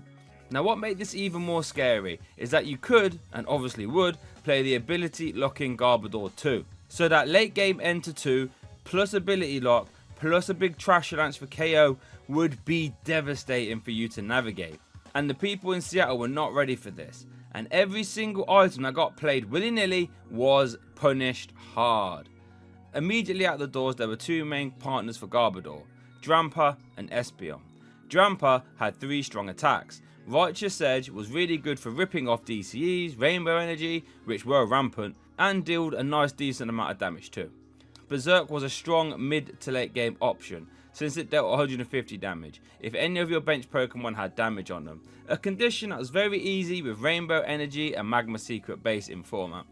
And Big Wheel GX would be a naughty turn 1 play going second, giving you a fresh new hand of 10 cards to immediately start finding your combo pieces. A straightforward hard hitting deck that ended up winning Seattle. Espeon Guard was a bit more tricky. Espeon GX also had 3 good attacks though. Psybeam would confuse your opponent for 1 energy and deal 60 damage with a choice band attached, making for extremely efficient pokes, and forcing switching cards which would play into Trashlands later. Psychic would deal 60 plus 30 for each energy attached to your opponent's active Pokemon. This was perfect for ripping holes into energy hungry attackers, dealing a respectable 150 if your opponent had 3 energies attached. And Divide GX was pretty fun, letting you spread 10 damage counters on your opponent's Pokemon in any way you liked. If you went first, this could put on a ton of pressure on your opponent's evolving Pokemon. Speaking of them, we have to make note of the Eevee that this deck played, since it had the energy evolution ability, which would let you evolve into an evolution of the same type of basic energy that you attach to the Eevee, bypassing normal evolution rules. This means you could spam out Psybeam on your first turn very easily. You even had the evolutions from Ancient Origins that added types onto your stage 1 Pokemon, so your Espeon could be Psychic type, Fire type and Lightning type all at the same time. Following Seattle, Trainer's Mail was basically ejected from the format. Unless you were a 1 prize deck that didn't really mind Garb, like Gyarados for example, then everyone just stopped playing Trainer's Mail instantly. VS Seeker went from a 4 of down to a 3 of, and Acrobike was only played for those turbo 1 prize decks as well. Garbodor literally changed the game in a massive way, occupying 6 out of the top 8 slots at the 2017 World Championships too, including 2nd place, and it actually won 2018 World when paired with Zoroark too. One of the game's most impactful and standout cards. Honourable mentions. Well, let's address the elephant in the room then. I did not put Tapu Lele as the best card in Guardians Rising, and I'm sure a lot of people will disagree with me. And that's fine, to be honest, I don't mind. Tapu Lele was brilliant. It had the Wonder Tag ability, which lets you grab a supporter card from your deck whenever you bench it. So yep, Jirachi EX, which was already a fantastic card by the way, world's winning card. So what makes Tapu Lele better then? Well, first off, it's HP. 160 HP was a fine number at the time, that your opponent couldn't just look at to KO for 2 prizes. It also had a usable attack, in Energy Drive, which dealt 20 for each energy attached to both active Pokemon. Yep, the same attack that Mewtwo EX had that ruled the format was now on a support Pokemon. But what made Tapu Lele really stand out was the format it was in. Since remember Bridget all the way back from earlier? Well, Tapu Lele now broke it, since now you could confidently turn 1 Lele for Bridget and set up your whole board. And funnily enough, Bridget could also grab GXs, since they weren't EXs, which is pretty funny. Later on, when Lily became the turn 1 supporter to go to, Lele would also unlock that for you too. And because of this, Lele was played in every single deck in the game bar none. Crazy card. But now we still have a lot of amazing Pokemon to talk about, so let's speed run through them. Lycanroc GX had the Bloodthirsty Eyes ability, which let you gust up a Pokemon into the active when you evolved into it. Yep, the same as Luxray GR Level X, which is one of the best cards of its time, and Lycanroc was just as impactful really.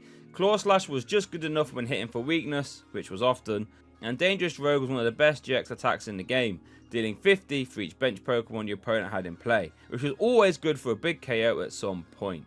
Choice Band was a tool card that gave the Pokemon it was attached to plus 30 damage when hitting into EX or GX Pokemon, which let's face it is pretty much the whole format, so it became a huge staple. Metagross GX became a deck a lot later on, but it was a very strong one. Geotech System would let you attach a Psychic or Metal Energy from your discard pile to your active Pokemon. This led to a very interesting deck, where you would tank a hit with your monstrous 250 HP, pay retreat, max potion off the damage, then use Geotech System 3 times to attack again, which caused problems for the whole meta game. Brooklet Hill provided fighting or water decks with incredible basic Pokemon search that had immense value if you found it early, and Aqua Patch breathed life into the struggling water archetype. Mallow was the same as Oracle, and when paired with a certain someone else became a format defining card too. And you know what, there's probably loads that we haven't mentioned there in Guardians Rising, but yeah, it was just an amazing set. The worst card from Guardians Rising though was Komoro GX. Quite honestly, arguably the worst GX card ever made. Shred was a joke, costing 4 energy, and Adamantine Press didn't do enough damage to make for a viable strategy. At least Ultra Uppercut was okay, I guess, pretty much always guaranteeing a KO at some point in the game. Burning Shadows. Burning Shadows was a pretty nutty set too, all things considered. The best card was one of the best cards ever printed though, Guzma. And this took Lysandre and made it even better, by making it so not only could you swap your opponent's active, but you can swap yours too. This was absolutely silly, doubling up two of the best cards in the game, Lysandre and Switch. This meant that Guzma was super versatile and became an insta staple in every single deck. This made stalling strategies much harder, since every deck now had a ton of switching options in Guzma. We have a World Championship deck here though in honorable mentions. We are of course talking about Gardevoir GX. This card really did it all. An ability that let you attach extra fairy energy to your Pokemon. A beefier export attack that did 30 for each energy attached to both active Pokemon. And a GX attack that shuffled in 10 cards from your discard pile back into your deck. So you could reuse precious cards like Match Potion or DCE, or shuffle in 10 items so Garbodor decks can't really do a lot of damage against you. This card really had everything going for it, and that's why it won the 2017 World Championships. The card that came in second at those World Championships was Golisopod GX. This was a fast attacker that paired very well with Guzma, since first impression did 120 damage for 1 energy if the Golisopod hit the active this turn. This was very efficient and allowed you to start picking up cheap and easy KOs. This also worked well with Acerola that would let you pick up one of your damaged Pokemon and put it back into your hand, allowing you to recycle Galisopods that tanked hits over and over again. Armor Press was okay, and Crossing Cut GX would push your Glisopod to safety after it was used. This was paired with Garbodor early on and saw a ton of success, and later on it was paired with Zoroark, and that's when it started a revolution, a scary, efficient attacker. The worst card from Burning Shadows was Machamp GX, and this pains me to say. 3 for 130 is downright rude, and Muscle Punch GX might be the worst GX attack ever, considering it doesn't even deal with everything in format, dealing 180 damage. It's just honestly sad to look at. Shining Legends.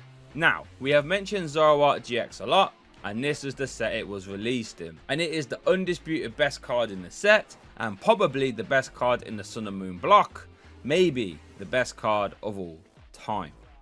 Trade would let you discard 1 card from your hand to draw 2 more. So if you had 3 of these in play, you could see an extra 6 cards a turn before you've even played a supporter. And this was on the stage 1, not on the stage 2 like in Polion, so it was a lot easier to get into play.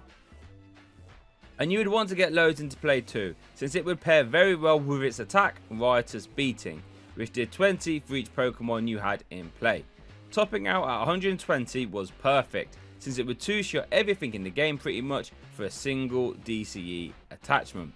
This meant that the Acerola loop strategy was live here too, since you could tank a hit, Acerola the damaged one into a fresh Zoroark, making it very hard for your opponent to progress the game. Zoroark took EUIC 2017 by storm, absolutely flattening everything in its path. It was paired with Golisopod first, which worked perfectly with the Guzma Acerola strategy. Trade would make N almost a non-factor, since if you got N to 2, you were constantly removing the dead cards from your deck via trade, and then you could just refill your hand afterwards by using it over and over and over again. Puzzle of Time would let you reuse powerful cards like Enhanced Hammer over and over again too.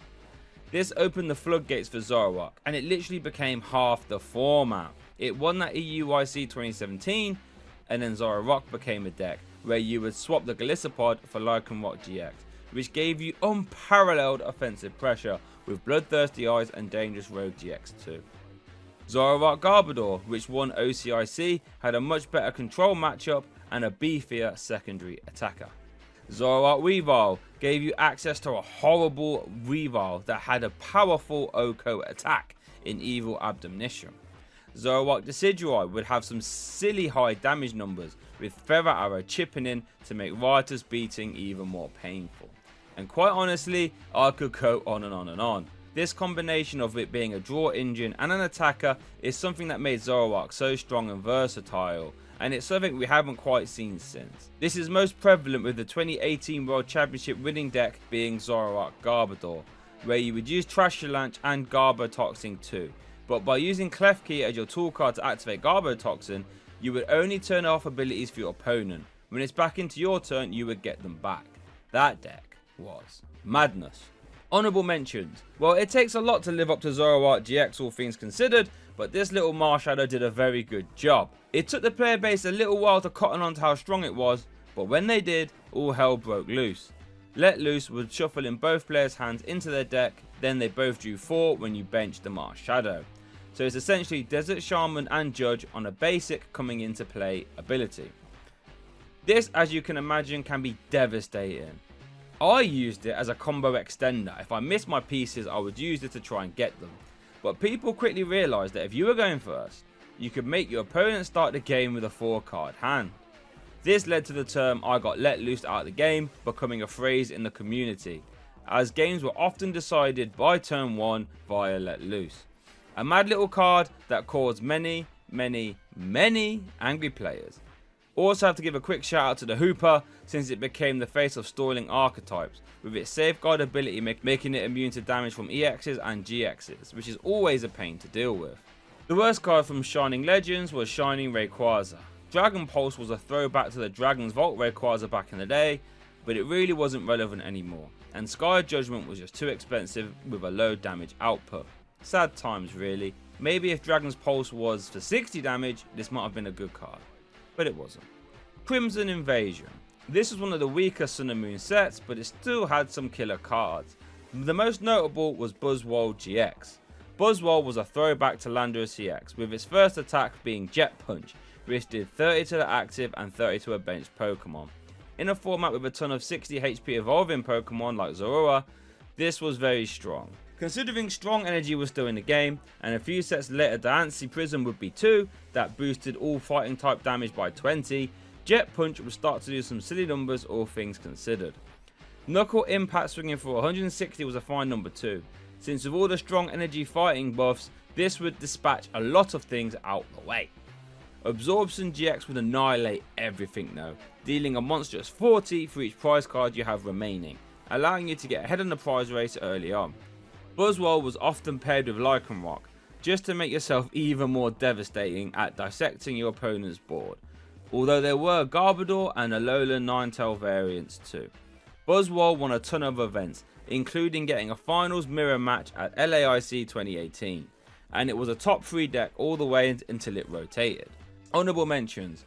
Lusamine became the engine for control decks, a supporter card that let you grab 2 in any combination of supporters or stadium cards from the discard pile and put them back into your hand.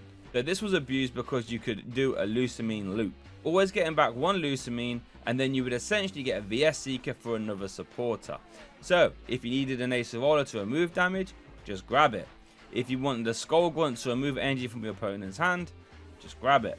Or did you want Rocket's Handiwork to remove cards from your opponent's deck, just grab that. This got quite gnarly, and Stall actually became a top deck in the format later on, and Lusamine was the beating heart of it. The worst card in this set though was Wigglytuff. It was just way too situational for it to be worth it, since you were only dealing 60 damage or maybe 120 if you're hitting into a dark type, which still isn't good enough. Sad times. Ultra Prism. Ultra Prism had some really fun cards like Dawn Wings and Duskmane Necrozma that all looked very flashy. The best card though wasn't any of those fancy looking ones, it was this unsuspecting Oranguru card. This card in my opinion should have got banned. It was very similar to Lissandre's Trump card and how it was played. Resource Management would let you grab 3 cards from your discard pile and put them to the bottom of your deck. Now putting them on the bottom makes it seem fair, right?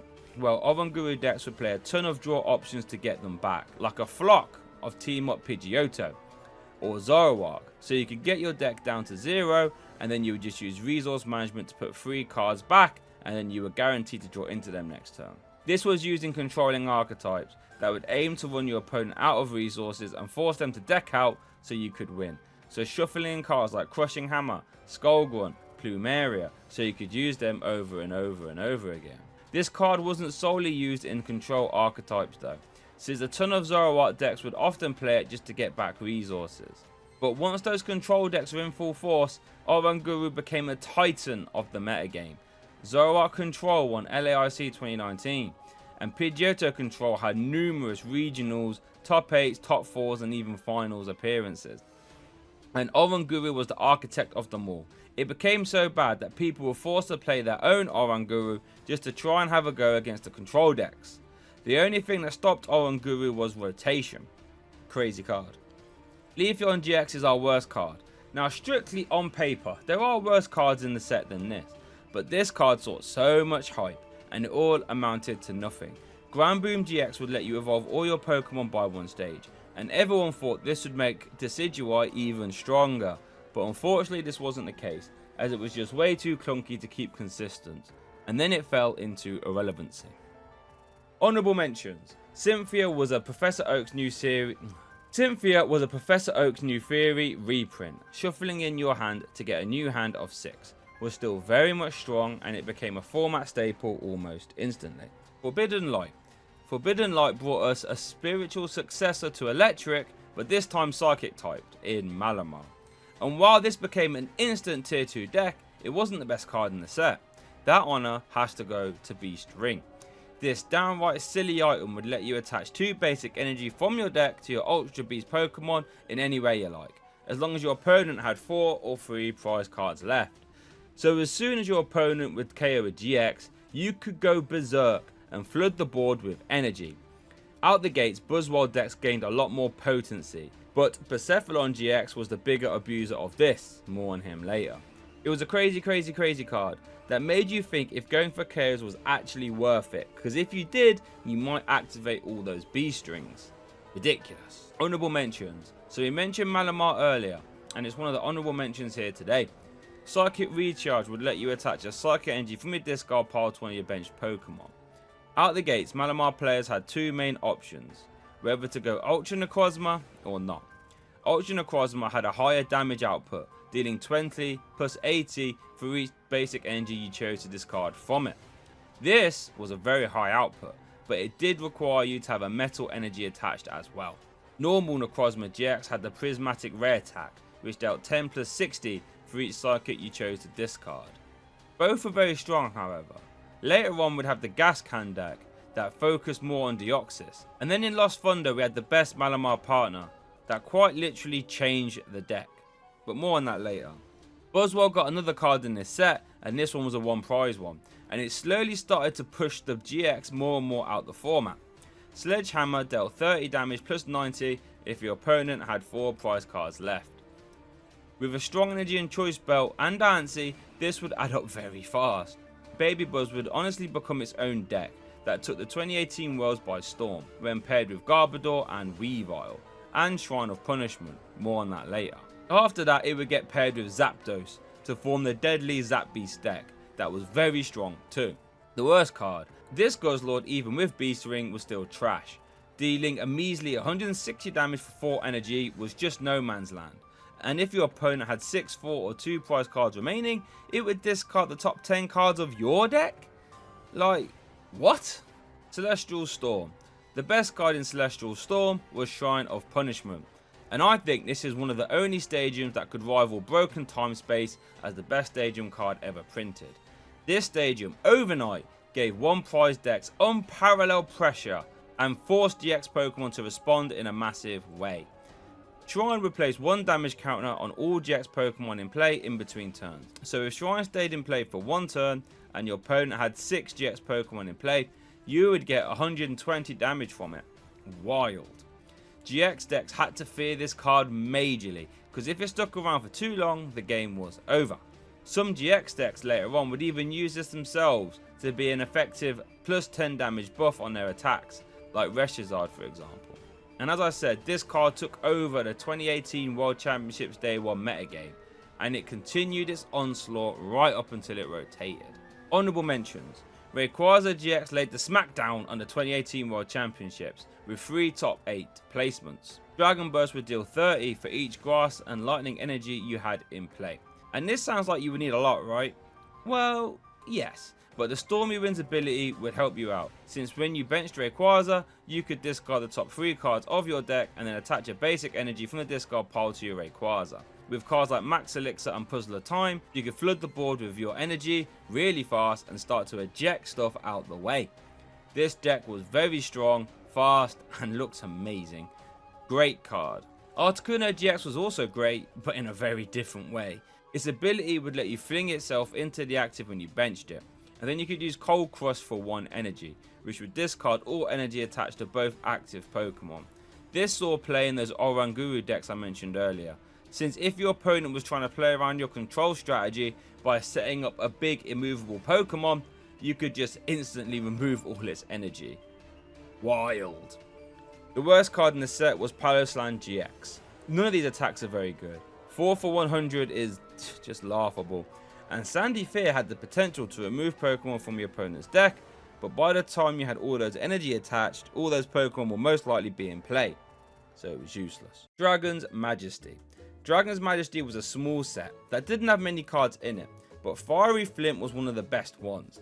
It didn't see much play early on, but when a certain supporter came out, it became nuts. So let's just put a pin in this and come back to it later. Honourable mentions. Victini Prism saw a lot of play with all that fire support that I mentioned earlier. For 2 fire energy, Infinity did 20 for each basic energy in your discard pile, and then you would shuffle them back into your deck. Tordirect got top 4 at 2019 Worlds with an ability fire based deck that heavily relied on using this Victini to pick up a huge KO. And since the deck had a lot of abilities that would discard energy like Ninetales, Victini was integral for that deck to operate at the highest of levels. The worst card in the set was this Dragonite. It looks beautiful, but it was awful. 4 for 200 was just dreadful, and while Dragon Porter GX was interesting, letting you cheat dragon types into play, it never really amounted to much. Lost Thunder. Lost Thunder was a legendary set. It had so many playable cards. It was incredible. And while a whole new archetype was introduced, and arguably the most broken single prize Pokemon that has ever been printed, the best card in this set was easily Thunder Mountain. A Prism Stadium card that would reduce attack cost by 1 lightning energy while it was in play. Quite honestly, this is very silly. On release, this would be played with Zero Aura GX, which was a fine deck. But later on, a super high powered attacker would fully break this card, and it became a tier 1 deck immediately, and it stayed there until it rotated. And Thunder Mountain was a huge reason why. But more on that later. So Lost Thunder introduced Persephone into the Pokemon TCG with its first card, and it was a menace. Persephone GX had the attack Mind Blown that would deal 50 for each fire energy attached to your Pokemon that you choose to send into the Lost Zone. With Beast Ring being Informer, you could explode a ton of energy into play fast. Burst GX would also let you take an early lead by discarding one of your prize cards and giving you the option to attach it if it was a basic energy.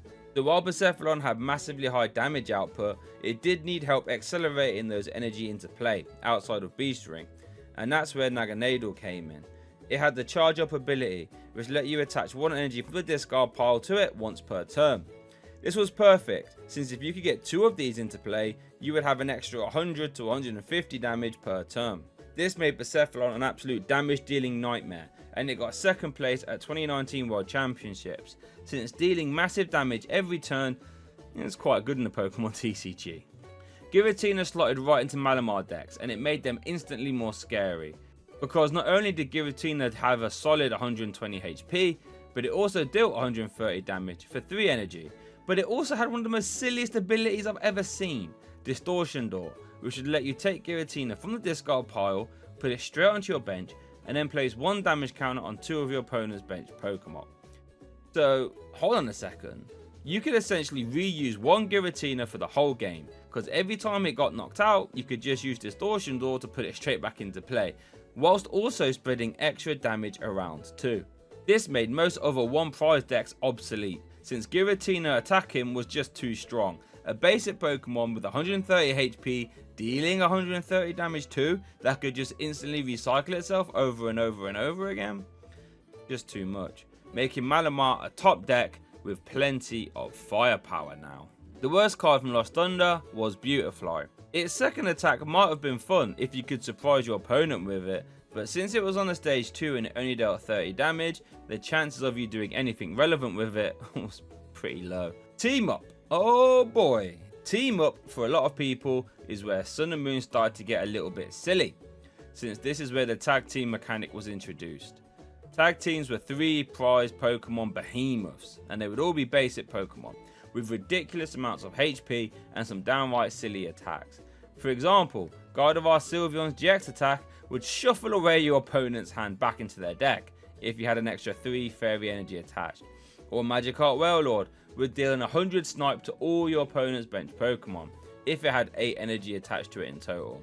And that is something that all these tag team cards had in common. Their GX attacks would have extra effects if you had the extra energy attached to them. For example, the best card in Team Up was Pikachu and Zekrom GX, which had the Tagpult GX attack, which would deal 200 damage to the active if you had 3 energy attached. But if you had an extra 3 energy attached, you would deal an 170 damage snipe to a bench Pokemon at the same time. Something that actually wasn't that hard to do, since Full Blitz would let you attach 3 lightning energy from your deck to your Pokemon in any way you like. And with Thunder Mountain making that Full Blitz energy cost down to 2 lightning energy, Pikarom would get set up very fast. You also had Electro powers that would boost your lightning type damage by 30 for each one you've played. So now you can start to make that Tag Bolt KO anything in the active, while sniping a Tapu Lele on the bench at the same time too. This resulted in Pikarom being a very fast, powerful deck that ended up getting 5th place at Worlds 2019 and countless finishes in the online events like Pog Championships and Players Cup. That happened while the IRL circuits were suspended. Honourable mentions. Now, it was tough putting Jirachi here in the honourable mentions, because quite honestly it could have been the best card in the set too. Stellar Wisp instantly became a format staple, with a ton of decks relying on it like Malamar, Zapdos and Pikarom, just to name a few. It would let you look at the top 5 cards when Jirachi was in the active, you could take a trainer, put it in your hand and then shuffle the rest away. So it was similar to the Deoxys Jirachi, because after that it would go asleep. So if you had a few of these in play, you could start to pluck out a few good cards from your deck like Electro Powers, Guzma or anything like this. But the magic happened when you paired Jirachi with a Skateboard, a tool card that would reduce retreat cost by 1 and allow sleeping or paralyzed Pokemon to retreat. So now Jirachi could be used in the downside, as it could act as a pivot in the whole game since it now had a free retreat cost, and it could allow you to get cards from the deck when you needed them. This made Jirachi become one of the best support engines of all time, and it was very fun and skillful to use. The worst card in Team Up was this Alolan Golem, and it needed so much more than Pikarom to make it work. Electromagnetic Bomb would need like 12 energy in play to make it work, and Super Zap Cannon dealing a measly 190 damage while also having to discard 2 is sad, especially on a stage 2 Pokemon. Like, what are we talking about here? Detective Pikachu. Detective Pikachu was a very small set that tied in with the movie release, and in all honesty it didn't offer much to the competitive metagame, apart from one card that really stood out to me, and that was this Mr. Mime. At the time I instantly knew that Mr. Mime would make Jirachi Prism possible to play moving forward, since Jirachi Prism would let you take an extra prize card if you took it as a face down prize card. But there was no way to get Jirachi Prism into your prize cards reliably. Until now.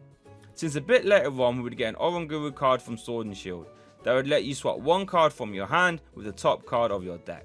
And then Mr. Mime would swap the top card of your deck with one of your prize cards. So you could instantly get Jirachi Prism into there, no questions asked. I was the first person to cotton onto this combo and I had some serious fun with it. Except it actually got a lot more than fun, and it became a tier 1 archetype that won massive events once Sword and Shield were released. So this Mr. Mime will have a long lasting legacy, and it's all thanks to me. The only other card worth talking about from this set is Greninja. It saw some very minor play because of its evasive jutsu ability that would allow you to completely dodge damage 50% of the time when your opponents attacked into you. It was just banter. The worst card from this set was this Charizard, because 5 energy for 180 damage is laughable, especially when you compare it to the Team Up Charizard that came out a set ago that would not only accelerate energy to itself but also have a much higher damage output, making this Charizard pretty much useless. Unbroken Bonds. Unbroken Bonds had a ton of very strong cards, but without a doubt, the best card was Welder. I thought it was this card that forced TPCI to change the turn 1 supporter rules going first, because the amount of pressure you could put on with 2 Welders was just too much. Welder would let you attach 2 fire energy from your hand to one of your Pokemon, and then you drew 3 cards after. This probably would have been good, even if you didn't get to draw cards like Blacksmith for example, but with this it would completely change the game. Percephalon GX now had even more ways to flood the board with energy, but the main recipient of Welder was another card from this set and was actually one of the honourable mentions, Reshiram and Charizard GX. This card had it all: massive HP, a cheap outrage attack, and a very good 4 energy attack in Flare Strike, dealing 230. Double Blaze GX was also very naughty. For 3 energy you did a flat 200, which would KO all basic GX Pokemon, with a choice belt attached. But if you had another 3 fire energy attached, you would deal 300 instead and shred through all effects on your opponent's active too, meaning this would blow through anything your opponent had in the active, including tag teams. And this is where Fiery Flint from earlier becomes so strong, since now you could pluck 4 energy from your deck immediately and then welder them into play. Welder decks instantly became so strong and had many different options, including this beefy 1-prizer Percephalon, which is another honourable mention. Fireball Circus had an endless damage output and instantly became the best 1-prize deck in format. Welder could only work though thanks to this little Dedenne GX card, which would allow you to discard your hand to draw 6 cards when you benched it. Now you could only use one of these a turn, but that really didn't matter since that's all you would need. Having access to a constant 6 new cards a turn is wild, and it was this that let Welder decks operate, since only drawing 3 from Welder was now completely mitigated. This became a new format staple and was played pretty much in every single deck. We also have to give a shout out to Lucario Melmetal here too, since it became one of the most annoying decks to ever play against. Full Metal Wall GX would decrease the damage your metal types took for the rest of the game by 30, and it would also discard all energy attached to your opponent's active too. So out the gates it became the face of stalling archetypes, since you could Acerola loop it. But when Sword and Shield came out, it actually became a deadly attacking deck. The worst card in Unbroken Bonds was this Darmanitan card, and even though Wildfire seems okay, with Welder in format it made no sense, since you could just play a Fiery Flint, and 110 damage was awful. Unified Minds. Unified Minds, the best card by far, was Mewtwo and Mew Tag Team. This card is just silly. Its perfection ability let Mewtwo Tag Team use any of the attacks of any GX Pokemon you had in play or in your discard pile, as long as you had the right energy attached. This led to a very powerful Welder deck out the gates that looked to utilise Reshizard and Macargo GX for massive attacks, while also using Rainbow Energy to allow for some other funky attackers like Altara GX, Venom Shot from Naganadel GX, and some downright dirty Espeon Deoxys GX too. And I think it was this interaction that forced that turn 1 supporter rule change. If you went first, attach a Psychic Energy to your Mewtwo, and then welded 2 more Fire Energy onto that Mewtwo Mew, and after that you would attach 3 more energy via Welder, and now you could spread 20 damage counters on your second turn of the game. This completely flipped the Malamar matchup from awful to favoured, since those 20 damage counters would KO 3 Inkay instantly, and there was nothing your opponent could do about it. This Mewtwo deck was so strong that it won the 2019 World Championships, with good friend Henry Brand at the helm. And moving forward, Mewtwo Mew will start to take a different turn, utilising turn attachments of multi-colored energy and using bulk attackers like Vileplume GX and Solgaleo Lunala Tag Team. You could just say that this card was perfect. Honourable mentions: Reset Stamp was an amazing card. It was like a one-sided Rockets admin or N, since it forced your opponent to shuffle in their hand and draw the same amount of prize cards as they have remaining. This saw a ton of play, since as soon as your opponent would KO a tag team Pokemon, you could stamp their hand back down to 3. Heatran GX was another staple in all Welder decks. Its ability would let you move any energy you like to it whenever it moved into the active position, and then Hot Burn GX would deal 50 for each fire energy attached to it, giving you a massive nuke at any point in the game if you needed it. The worst card though was this Golisopod, and I'm not sure what it's really thinking about. 4 energy for 180 is just ridiculous, and if you didn't move around the active, you actually only dealt 120, and the ability doesn't really help with that. Galissapod GX is turning in its grave with this one. Hidden Fates was another small bonus set that didn't offer a ton to the metagame, but Jesse and James was a bit naughty. It forced both players to discard 2 cards from their hand, opponent first. This would lead to multiple control decks having extra way to mill their opponents, so Poi Postal would play this, Pidgeotto control, and even Exegil control too. Eventually it would get banned in the expanded format for being very easy to abuse and make for some easy hand wipes. The Kanto Birds all got a GX tag team card that actually saw some play. Its Sky Legends attack would deal 110 damage to 3 of your opponent's Pokemon while it shuffled itself away. And this does sound expensive, but with Green's Exploration and this Victini using Victory Sign, it wasn't too hard to get rolling. And with 300 HP, some stalling archetypes would also play this too. The worst cards in Hidden Fates are all these bulk GX cards. These were all jokes and wasn't even often better than their non-GX counterparts. Cosmic Eclipse is the last Sun and Moon set, and boy oh boy, it introduced some madness. The best card by far was Arceus, Dialga and Palkia GX. Now we should know by now that if we put the Creation Trio together, this was always going to be silly. Auto Creation GX would make your Pokemon do an extra 30 damage for the rest of the game. This on its own would have been game breaking, I think. However, if you had an extra water energy attached, so 2 energy in total, every time you KO something, you would take an extra prize card. Like, what? This is ridiculous. This made ADP a 1 prize deck slayer, since Ultimate Ray would now deal 180, attach 3 energy from your deck, and take 2 prize cards whenever it knocked out something too. Not even the mighty Giratina could stand up to this. But where ADP really shined was KOing 2 prize Pokemon, since now they effectively gave up 3 prize cards. So Ultimate Ray would now take 3 prize cards when KOing bench sitters like Dedenne and later on Crobat V2, which pretty much every deck in format played. This meant ADP players could almost always ignore what their opponent was attacking with and just attack bench sitters, which was actually a very viable strategy. Out the gates ADP was a tier 1 deck, but its partner was a bit awkward, Keldeo GX. This had the Safeguard ability that made it immune to damage from EX and GX Pokemon. Its attack after Ultra Creation would deal 140 damage, which was perfect for KOing all non-GX Pokemon that your opponent was now forced to try attack with, and you would take extra prizes while doing so. But Keldeo GX was unreliable, and its damage output wasn't very high when hitting into multi-prize Pokemon, and Power Plant could also turn off its Safeguard ability, making it very vulnerable. The main problem with Keldeo though is that it was too reliant on Ultimate Ray to get set up, and if you could KO the ADP before you could use Ultimate Ray, you were essentially stuck attaching 1 energy a turn to the Keldeo. Although the next set was a game changer, and it would take ADP from an already tier 1 deck to, well, one of the most hated decks in format. Honorable mentions.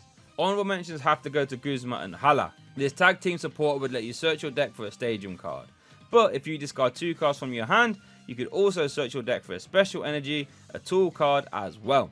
Pikachu would love this, since now you could find Choice Band, Thunder Mountain, Flash Energy, so you could draw extra cards too. ADP decks would also love this, since now you could find Chaotic Swell to deny Power Plant and grab an Aurora Energy to help out with that GX attack. And Luke Metal decks would also play this, so it would find Metal Frying Pan and the energy to reduce damage too. And that's only scratching the surface of how much Guzma Hala was played. A true staple of the tag team era. The worst card in Cosmic Eclipse was Reshiram and Zekrom GX. This was one of the most hyped cards I've ever seen, and for good reason. Fabled Firebolts did 90, for each fire or lightning energy you would discard from your bench Pokemon up to a maximum of 3. So 270 was a great number, since it would one-shot most tag teams, and you only needed an extra 10 to KO 280 tag teams like ADP. And with cards like Welder and Tapu Koko Prism, it wasn't hard to get these energies into play. So with all that in mind, why did Reshiram flop? Well, it was just way too inconsistent, and you would end up having to play a ton of energy to make it work, which would often lead to some suspect hands, and that split energy cost didn't really help either. Well, the main killer though was that you wasn't able to discard energy from the active to get the extra damage. So this meant once you would discard all the energy from your benched Reshiram that was ready to attack, once your opponent KO'd the active, you were now stuck. And to be honest, if he was going to play Welder, there's zero reason why it shouldn't be a Mewtwo tag team, or a Charizard tag team, or even a Baby Clowns deck. making this one of the biggest flops of all time. But that wraps up the Sun and Moon era, one of the best times to play Pokemon TCG in my opinion. Moving forward into the Sword and Shield era next, which, for a lot of people, was one of the worst times to play the Pokemon TCG. Let's have a look. Well, we are in the Sword and Shield block now, and we're kicking it off with one of the strongest consistency engines I have ever seen. The Inteleon line from Sword and Shield became a meta game staple. Since you see, when you evolved your Sobble into Drizzile, Shady Dealing's ability would activate, which would let you search your deck for any trainer card and put it in your hand.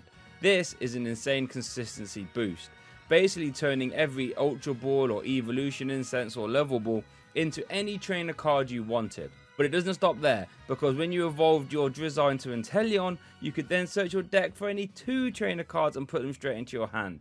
Once the Keep Calling Sobble came out too, you had an easy way to flood the board with your Sobble turn 1.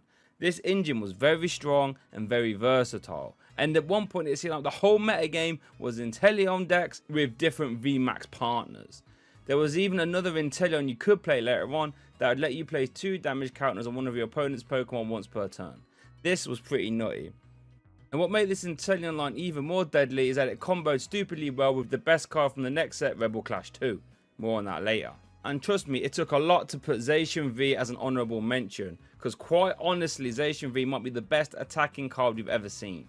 Zacian V for 3 Metal Energy did a table shattering 230 damage. This would KO all basic Vs at the time, and with a little bit of extra help, you can start to reach tag team numbers too. Intrepid Sword would let you end your turn by looking at the top 3 cards of your deck. If any energy were there, you could attach them, and then you could put the rest of the cards in your hand. This ability was so strong that some control decks would play it too, since you could end your turn by getting an extra 3 cards a turn. And while 230 was good, if you was to combine it with Alter Creation GX, Zacian V became an absolute game ender. The extra damage from ADP would boost Brave Blade to 260. So then if you was to attach a Vitality Band and use a Galarian Zigzagoon, you could now swing for the mind altering 280 damage, which would KO anything in one big hit. Even if your ADP went down after using Alter Creation, you could power up Zacian via Metal Saucer. And don't forget, you would take an extra prize card whenever you KO'd something after Alter Creation. So all Zacian V had to do was get 2 knockouts realistically on an EX or a V to win the game. Something that was very easy to do. Out of the gates, ADPZ was the best deck in format bar none, and it was taking names everywhere.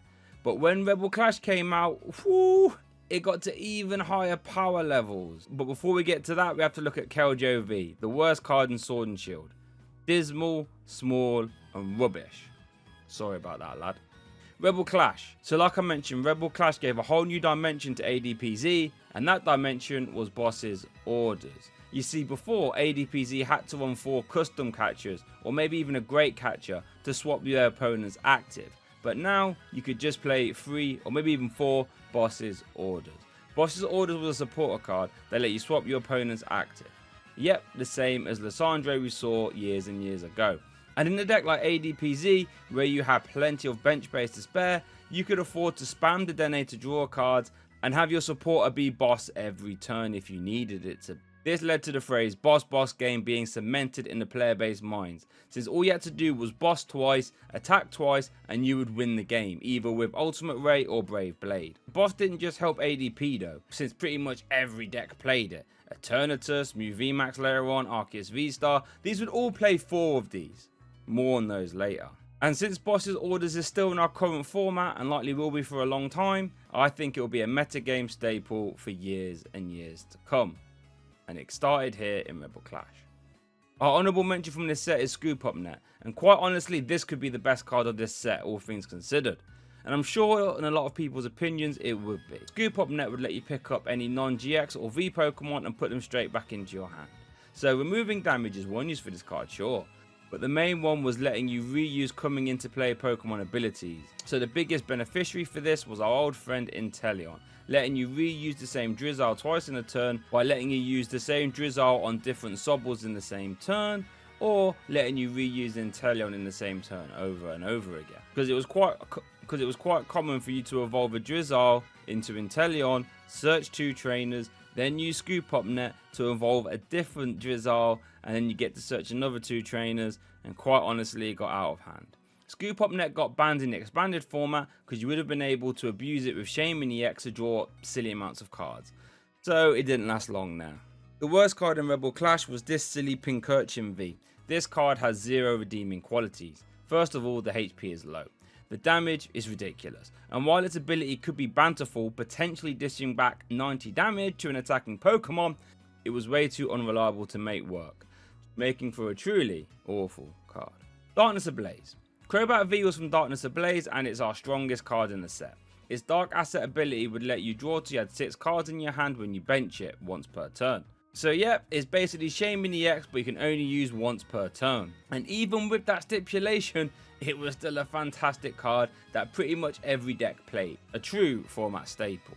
And later on it would actually evolve and start attacking too. More on that later. One deck that played for Crobat V was Eternatus V Max. Eternatus V Max had a monstrous 340 HP and an equally terrifying attack Dread N, which would do 30 damage for each dark type Pokemon you had in play. So under normal circumstances that would top off at 180 damage, right? For 2 energy. This isn't very good. However, Eternatus V Max had the ability Eternal Zone, which would let you have 8 dark type bench Pokemon in play, meaning you could top out at a terrifying 270 damage as long as all your Pokemon were dark type.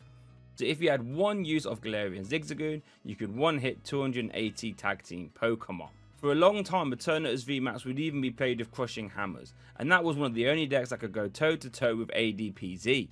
And that's saying something. I have to mention Vikavolt here too though. Vikavolt V managed to take down a few regionals much later on in its lifespan. Its Paralyzing Bolt attack would deal 50 damage and would item lock your opponents. And we have seen just how strong item locking really can be. The worst card in this set has to be Grimmsnarl V Max. It has such an awful attack. For 3 Dark Energy you would deal 170 damage. But if you would attach extra Dark Energy, you would deal 50 for each extra one. So if you had 6 energy attached, you could KO everything, right? Well, no, because the extra damage was capped at 100. So for 5 energy, you still wasn't really moving the needle much. Champion's Path. Champion's Path was a little bonus extra set, so it really didn't introduce much to the card pool. But what it did introduce was Rotom Throne. This let you look at the top 5 cards of your deck, put one on the top and shuffle the rest away. Out of the gates, this only really saw play with Colossal V Max, and that actually came out one set later in Vivid Voltage, since Colossal would discard the top card of your deck, and if it wasn't energy you got to attach it and you would do extra damage too. It wasn't until a certain summon was released much later on where this Rotom Throne would see immediate and top tier metagame play. Another card that took a while to be playable was Alcremie V Max. G Max Whisk did 60 damage for each energy you discarded from your Pokemon, so out the gates it was awful. But a few sets later, Shadow Rider Calyrex came out, which was fantastic at accelerating psychic energy, and that's where Alcremie V Max started to see some play. The worst card from Champion's Path though was Grapploct V. Its Moonsault Press attack did 120 plus 100 on a coin flip. At this time, 120 for 3 energy was awful. Even 220 for 3 was still flat out worse than Zacian, meaning this card really had no use. Vivid Voltage. Vivid Voltage introduced amazing rares to the game, and while they looked stunning out of the gates, they were just too energy hungry to make work consistently. However, a certain little birdie did come out later on, and Amazing Rare Raikou became very easy to use. Amazing Shot would deal 120 damage to the active and 120 damage to one of your opponent's bench Pokemon too. This had the power to straight up eject bench sitters, like Drizzle for example, and would often take 2 prize cards in one turn, KOing the active and a bench. Very, very strong. Another amazing rare that needed some time before it was playable was Amazing Rare Rayquaza. Amazing Burst would do 80 for each different type of basic energy you chose to discard from it. So much later on when Mirage Gate was released, more on that later, you had a very reliable way to accelerate a ton of different coloured energy. So Amazing Burst would literally burst the competition out the way. The worst card from Vivid Voltage was Drapion V. This was a very strange card. Sure, Auto Paralysis was very fun, but when it cost 4 energy and it forced you to discard 2 every turn, it became too much of a faff to use consistently.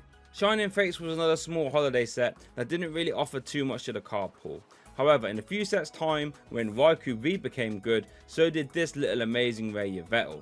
For a whopping 5 energy, Amazing Destruction did the unthinkable. it would auto KO your opponent's active. Out of the gates, this did nothing.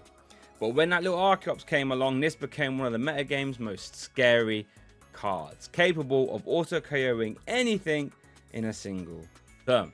Honorable mentions go to Crobat VMAX, and like Yveltal, this really didn't do much immediately, outside of offering the ability for Crobat V to evolve up outside of range of Ultimate Ray from ADP. However, when Mew VMAX was starting its reign of terror, some players opted to use Crobat VMAX as a tech attacker to counter it, since 180 times 2 because of weakness would KO a Mew. The worst card in Shining Fates was this Volcanion. Could you imagine putting 4 energy onto a Pokemon for it to potentially do 0 damage? Couldn't be me. Battle Styles. Battle Styles was a breath of fresh air to the Sword and Shield block, as the player base was starting to feel the fatigue of a boring VMAX dominated metagame. Battle Styles introduced the Single Strike and Rapid Strike mechanics to the game. Single Strike Pokemon had certain cards to support them, and so did Rapid Strike. The best card from this set though was Rapid Strike Urshifu VMAX. This card had the attack G-Max Rapid Flow, which would discard all energy from this Pokemon, but then you could deal 120 damage to 2 of your opponent's Pokemon in play. This would be disastrous for the metagame, as Sobbles and Drizzles were no longer safe. Gale Frost would also deal 150 damage for 1 energy if this Pokemon hit the active this turn, which was a great number for dispatching 1 prizes and setting up multi-prizes. Rapid Strike Urshifu won EUIC 2022 and went on a full rampage on the metagame. Honorable mentions, we have to mention the Single Strike attacking core too. Urshifu VMAX had the G-Max 1 blow attack, which would deal 270 damage and go through all effects on your opponent's Pokemon. This sounds weak for 4 energy, right? But when you consider that Single Strike energy would boost your Single Strike Pokemon's damage by 20 for each one attached, all of a sudden G-Max 1 blow would eject anything in the metagame. Out of the gates, Houndoom was used to accelerate those energy from the deck, and Single Strike Box was tier 1. However, when Archeops was in format, Tyranitar would become the face of Single Strike, and it would be a tier 1 deck as well. The worst card in Battle Styles was Flapple V Max. These minus attacks are never good, and especially when they start at 250 damage, which wasn't even a good number to be hitting for anyway. Chilling Reign. Chilling Reign was a great set, and the best card in this set was one of the best stadium cards ever printed, Path to the Peak. This would turn off all Rulebox Pokemon's abilities while it was in play. Out the gates, this would stop Crobat, Eldegoss, and Zacian, and this would be game ending if you were caught at the wrong time. Later on, when V-Star abilities were introduced into the game, this would lock them off too, like Arceus V-Star's Starbirth and Lugia V-Star's Summoning Star. Even Radiant 1 prize Pokemon would be stopped like Greninja. This meant Path to the Peak could literally win games on its own, especially if it was used turn 1 before your opponent has had a chance to do anything. And when Judge was introduced back into the metagame, the Judge Path playstyle became a legit win condition on its own.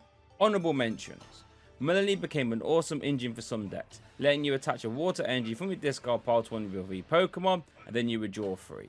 So even though it was a worse welder, it was still very impactful, and saw a ton of play, especially when paired with Rapid Strike Urshifu VMAX, Suicune V, Ice Rider Calyrex VMAX, and Palkia V-Star 2. And Ice Rider was from the same set as well. The worst card in Chilling Reign was Volcanion V. Dynamite Tackle did 100 damage plus 120 more if Volcanion had 150 damage on it. This was actually an okay number, but since Fire Energy wasn't one of the types covered by Single Strike Energy, it was just super awkward to set up and use. And the idea of taking damage to deal back massive damage was a bit strange and would never really work in your favour. Evolving Skies. Medicham V was a Rapid Strike card, and it had the game ending attack Yoga Loop. Yoga Loop would let you place 2 damage counters on one of your opponent's Pokemon. But then if those 2 damage counters would actually KO something on your opponent's side of the board, you would take an immediate next turn before your opponent had a chance to do anything. This sounds every bit as game ending as it sounds, and it saw immediate play with any Rapid Strike deck, and even with Iron Valiant EX much later on. A dangerous card that would strike fear into the hearts of the player base. Honorable mentions. Dragonite V saw a ton of play in Lost Box decks a bit later on, since it was a basic Pokemon that could deal 250 damage turn 1 with Dragon Gale. This would be insane prize trade, since you could KO evolving V Pokemon before your opponent had a chance to get in the game. Very scary times. Duraludon VMAX was a, well, literal wall with its skyscraper ability that prevented all damage done to it via your opponent's Pokemon that had any special energy attached. This caught a ton of the metagame out, like Single Strike, Rapid Strike, Arceus V-Star and Lugia V-Star too. And it was this skyscraper ability combined with a very usable attack that made Duraludon a top tier threat. Saw a ton of play when played with Arceus V-Star and even Lugia at some point, where it won EUIC, the Utrecht Special and Milwaukee Regionals too. The worst card in Evolving Skies was dangerously close to being Rayquaza VMAX, but to be honest, Trevenant VMAX had to get that title. Grass had very limited acceleration at the time, and even if you did manage to accelerate it, there's no point, you're only dealing 180 damage. And missing in the forest was interesting, but the multiplier probably needed to be more than 40 for it to make work. Celebrations. Celebrations might be the best set of all time, all things considered, you know, and it was very hard to pick the best card, but I'm going to go with Mysterious Tail Mew.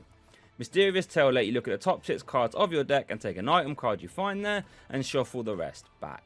We all know how good this kind of ability is, since we saw Stellar Rish Jirachi back in Team Up, and this was pretty similar. This saw play with Palkia V-Star immediately, but it did see play with Gardevoir EX, Terra Charizard EX, and Vikavolt decks too. Honorable mentions. Yvette will let you discard 3 special energy from your opponent's Pokemon. This was fantastic in controlling archetypes, especially when Lugia V-Star was in the format. Kyogre had the Aqua Storm attack, which discarded the top 5 cards of your deck, and you would do a 50 snipe to 2 of your opponent's bench Pokemon. So you had a potential 250 damage snipe to 2 of your opponent's bench Pokemon on a 1 prize Pokemon. This is wild. This became one of the best late game attackers we have ever seen, and some Lost Box decks opted to play it, and they would completely skew their deck so you could pull this off in the late game to basically take, well, potentially 5 or 6 prizes in a single turn. Flying Pikachu VMAX won 2022 Worlds, where it actually matched itself in the finals. Max Balloon did a perfect 160 damage, which would KO all the relevant water type attackers with weakness, and would make the Pikachu immune to damage from basic Pokemon next turn. Full immunity to basic Pokemon while KOing the best deck in format Palkia V-Star, well, it's a fantastic combination. Wasn't all sunshine and rainbows though for celebrations, since this Lugia card was awful. X-Ball, or well, Everball as it was called, just isn't good enough anymore. Just shows the power creep really. Fusion Strike. Fusion Strike introduced a whole new battle style to the game, well, Fusion Strike, which aimed to merge Single Strike and the Rapid Strike together. And while this Fusion Strike deck became arguably the best deck of all time, somehow the Pokemon in this deck aren't the best cards in this set, because Battle VIP Pass was in this set, and this is definitely the best card. This would let you search your deck for any 2 basic Pokemon and put them straight onto the bench if it was your first turn of the game. This was instantly a 4 of in every deck in format. This led to very polarized games where if one player hit the Battle VIP Pass and the other one didn't, well, you would lose very, very fast. And the player base ended up hating the card. But it was so good, it was essential to play, because if you didn't play it and your opponent did, your opponent would win 9 times out of 10. That Fusion Strike deck I mentioned earlier would play for Battle VIP Pass, since it would really rely on using Genesect V to draw cards. Genesect V had the ability Fusion Strike system, which would let you draw up to the amount of Fusion Strike Pokemon you have in play. So if you had 0 cards in your hand and 6 Fusion Strike Pokemon in play, you could draw 6 cards. And you could use this up to 4 times if you had 4 Genesect V in play. Ridiculous, leaving you often to draw 15 to 20 cards a turn if you really wanted to. The attack wasn't too bad either, dealing 210 damage. However, for 3 energy, that's not that great. So in stepped Mew VMAX, who had the Cross Fusion Strike attack, which would let you use any Fusion Strike Pokemon's attacks as this attack. So now you could use Techno Blast from Genesect V for a single double turbo energy attachment. And while 210 damage didn't seem too high for the metagame at the time, don't worry, you had power tablets to help out with that, since they would boost your Fusion Strike Pokemon's attacks by 30 for each one you played this turn. So now, Mew VMAX could draw a ton of cards via Genesect V, and one-shot anything in the game via power tablets. But it could somehow get better than that, since Meloetta would let you take 2 prize cards as early as your first turn of the game, since Murderous Echo would deal 70 for each fusion energy you had in play. So, if you attached one for your turn, then use Elisa Sparkle to accelerate 2 from the deck, you could deal 210 damage on your first turn of the game, which means if you used a single power tablet, you were KOing all evolving V Pokemon. All of this led to Mew VMAX being one of the most terrifying offensive decks I've ever seen. And later on it would take a disruptive angle by spamming Judge and Path to the Peak so your opponent couldn't do anything. And right now it is currently seeing play where you merge the two play styles together. This led to Mew VMAX winning too many events, but it did get a top 8 placement at the 2022 Worlds, and it won the 2023 World Championships as well.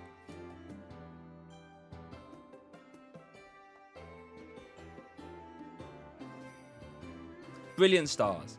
The game designer had to do something about Mew VMAX because it was running rampant. So in stepped V-Star Pokemon. These were 2 prize Pokemon that evolved from V Pokemon, and they had HP and attacks that were only slightly worse than VMAX Pokemon, but they only gave up 2 prize cards instead of 3. And the best of them in Brilliant Stars was Arceus V-Star by far. Trinity Nova did 200 damage while accelerating 3 basic energy from your deck to your V Pokemon in any way you like. This was perfect for 2-shotting everything in format, whilst setting up your board in a major way. Starbirth was the real kicker though, since V-Star Pokemon had powerful V-Star abilities or V-Star attack, and you could only use one of these per game. So in Arceus' case, we had Starbirth, which would let you search your deck for any 2 cards and put them into your hand.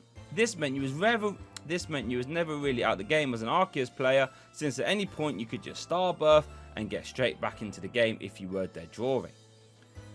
So as you can imagine, with such a versatile attack cost being 3 colorless, and a very versatile ability in Starbirth, Arceus V-Star would see so much play with a ton of partners, including the 2022 World Championship finalist and champion deck when it was partnered with Flying Pikachu. But we saw Inteleon heavy variants, Duraludon VMAX variants, and quite honestly, too many other to mention. One of the best cards I've ever seen with my own eyes, and one of the only cards that could stand toe to toe with Mew VMAX.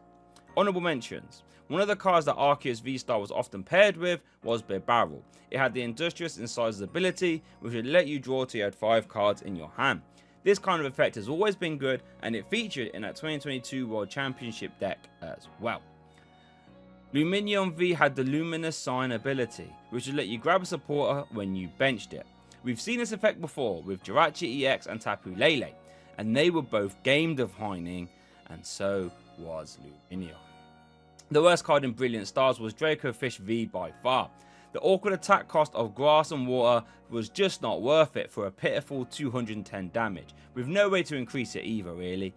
Just sad times. Astral Radiance. Astral Radiance introduced a Palkia V-Star archetype into the game, which occupied all top 8 slots at Melbourne Regionals, and it was definitely the best deck for the 2022 World Championships. But even with that being said, the best card in the set is not Palkia, it is the incredibly broken Radiant Greninja. Now you can only have one Radiant Pokemon in your deck, and a lot of decks opted to play Radiant Greninja, because it had the Concealed Cards ability, which would let you discard 1 energy from your hand to draw 2 cards. So if you found this early, normally via Battle VIP Pass, this could draw you a ton of cards throughout the game, and drawing cards is very good. But it also helped out decks that need energy in the discard pile, like Gardevoir EX for example. And even if Radiant Greninja couldn't attack, it would still be a very good card, maybe still be the best Radiant. However, it had the attack move like Shuriken, which is just silly, which would let you deal 90 damage to 2 of your opponent's Pokemon. If this was used correctly, it could often checkmate games, since against VMAX decks, you could bring 2 VMAX Pokemon down into range for an easier KO, or you could KO 2 Sobble, Drizzile or Curlier on turn 2 for example, and stop your opponent from ever really getting into the game. This means Radiant Greninja is always a terrifying card for your opponent to deal with, even if they're not attacking, since it could still be drawing cards, or if it did decide to attack, it would often win games doing so. So the honourable mention from Astral Radiance has to be Palkia V-Star. Let's have a look at it. Star Portal would let you attach 3 water energy from your discard pile to your water type Pokemon in any way you like. So using this, you could set up an army of Palkia, or prepare a Radiant Greninja to attack, both of which are terrifying. Its attack subspace roll would do 60 plus 20 for each bench Pokemon that were in play between you and your opponents. This would get out of hand, especially since it only costs 2 water energy. Not only that, but Palkia works silly well with another honorable mention from this set, Irida, which let you search your deck for any water type Pokemon and an item card. This led to Palkia decks being extremely versatile because you would play it with a whole host of Inteleon lines to search out massive combo pieces, like Cross Switcher to gust around or Path to the Peak for example. And while Inteleon has rotated, Palkia V-Star still to this day continues to see play, and it's not hard to see why. The worst card in Astral Radiance is Beedrill V, and while the gimmick sounds fun, dealing 50 for each Beedrill V you had in play to any one of your opponent's Pokemon, like I mentioned earlier, Grass was just a very hard type to accelerate, and it became unusable pretty fast. Pokemon Go. Pokemon Go was another bonus set. Didn't offer too much to the metagame, but it did offer the only other Radiant Pokemon to dare challenge Greninja, and that was Radiant Charizard. Combustion Blast did a table-shattering 250 damage, so if you slapped on the Choice Band, you were KOing every V-Star Pokemon with ease pretty much. And while that attack cost looks high, its ability Excited Heart would reduce it by 1 colorless for each prize card your opponent has taken. This led to Radzar being extremely efficient, often attacking for 1 or maybe even 2 energy. And it saw a ton of play, including Charizard EX decks, Lost Zone decks, and sometimes even a standalone attacker in an Inteleon shady dealing. Honorable mentions include Pokestop. This is a very turbo stadium, which let you discard the top 3 cards of your deck and you got to keep any item cards you found there. This immediately only really saw play in Reggie's decks and the occasional Lost Zone decks, or if you're me, your Mew VMAX deck as well. But when Chien-Pao came out much later on, it became an almost engine on its own to help players find their combo pieces and get energy in the discard pile. The worst card in Pokemon Go was Dragonite V-Star, one of the rare instances where if you evolved your Pokemon, it pretty much got worse, since if you evolve Dragonite V into Dragonite V-Star, your Dragon Gale attack gets worse since it now costs an extra energy, and you only gained a very marginal amount of HP. Just not worth it. Lost Origins. Lost Origins introduced one of the game's most powerful one prize attackers in Sableye. Lost Mine would let you spread 12 damage counters for 1 Psychic Energy to your opponent's Pokemon in any way you like, as long as you had 10 cards in the Lost Zone. And this wasn't really hard when you had Chorus Experiment and Comfey to get cards in your Lost Zone. Remember, Espeon GX from Sun and Moon base only spread 10 damage counters, and that was for 3 energy on a 2 prize Pokemon once per game, mind. Sableye could do this, well, every turn if you wanted to. And Lost Zone decks would often try and turbo 10 in the Lost Zone as soon as possible to make use of this downright silly Lost Mine attack. Another card you'd want to get 10 in the Lost Zone for as soon as possible was Giratina V-Star, since its V-Star attack style Requiem would auto KO whatever was in your opponent's active with no drawback, as long as you had 10 in the Lost Zone. Lost Impact would also deal a crisp 280 damage for 3 energy cards too. This sounds expensive, but when you have Mirage Gate or Trinity Nova, that would sort out that energy cost immediately. Arceus Giratina took place as the optimal Giratina deck immediately, but that sort of got swapped out by Giratina Lost Zone decks, which is still one of the best decks in the format right now, and looks like will continue to be until it rotates. The worst card in Lost Origins is Riley. This let you reveal the top 5 cards of your deck and your opponent picked 3. You got to keep them and the rest got discarded.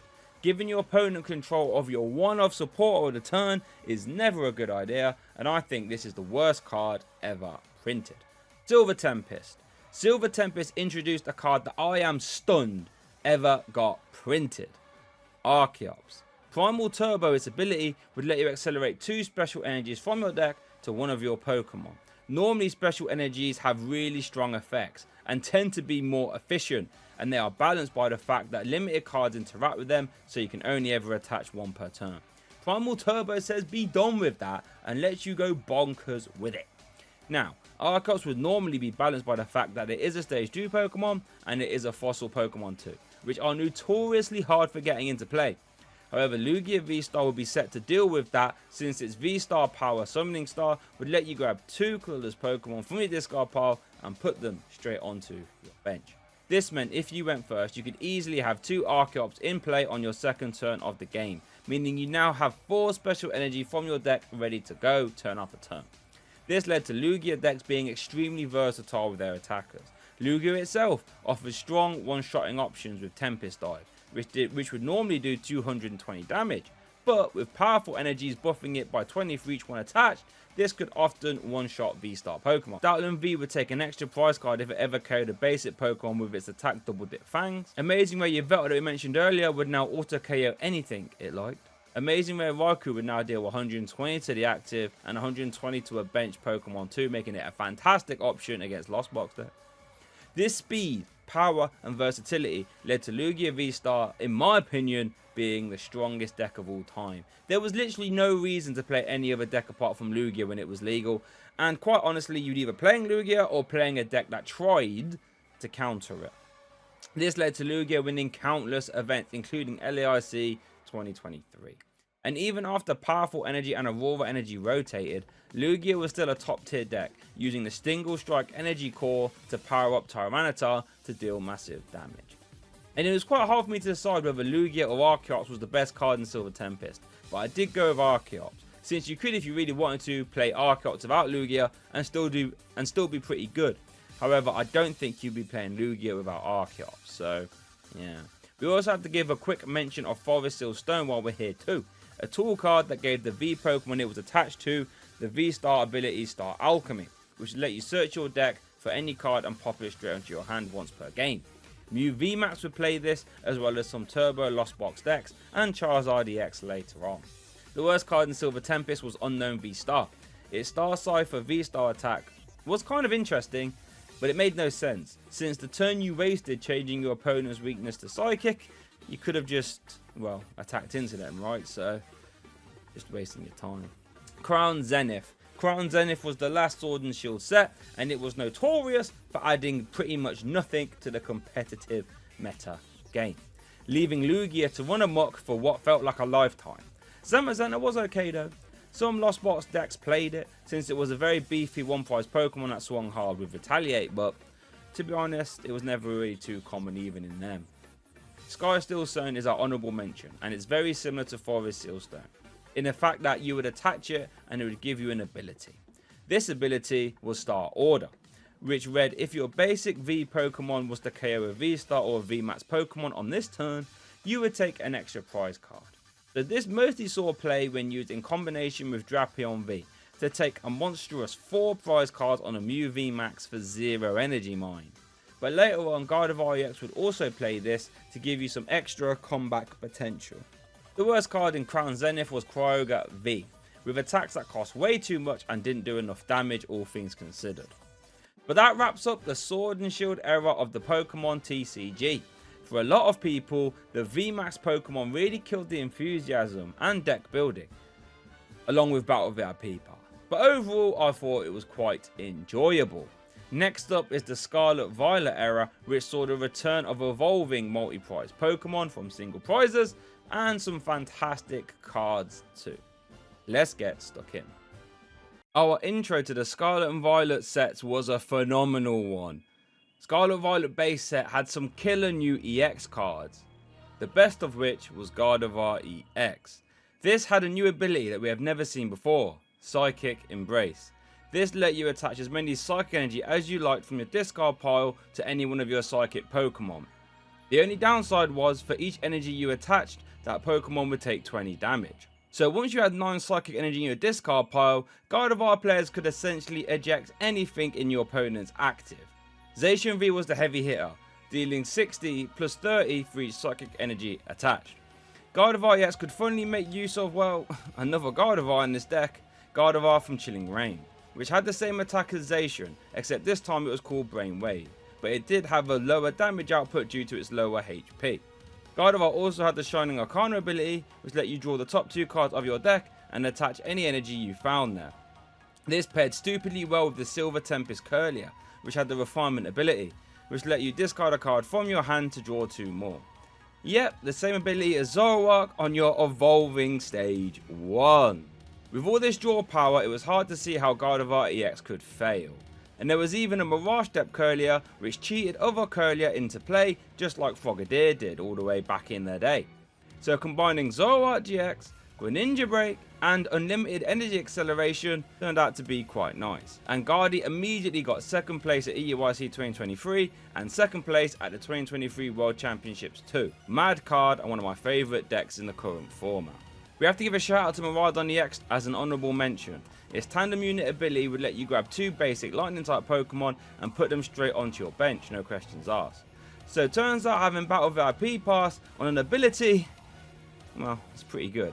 This let Miraidon players be very fast and consistent, since Electric Generator would also let you attach extra energy in a turn 2.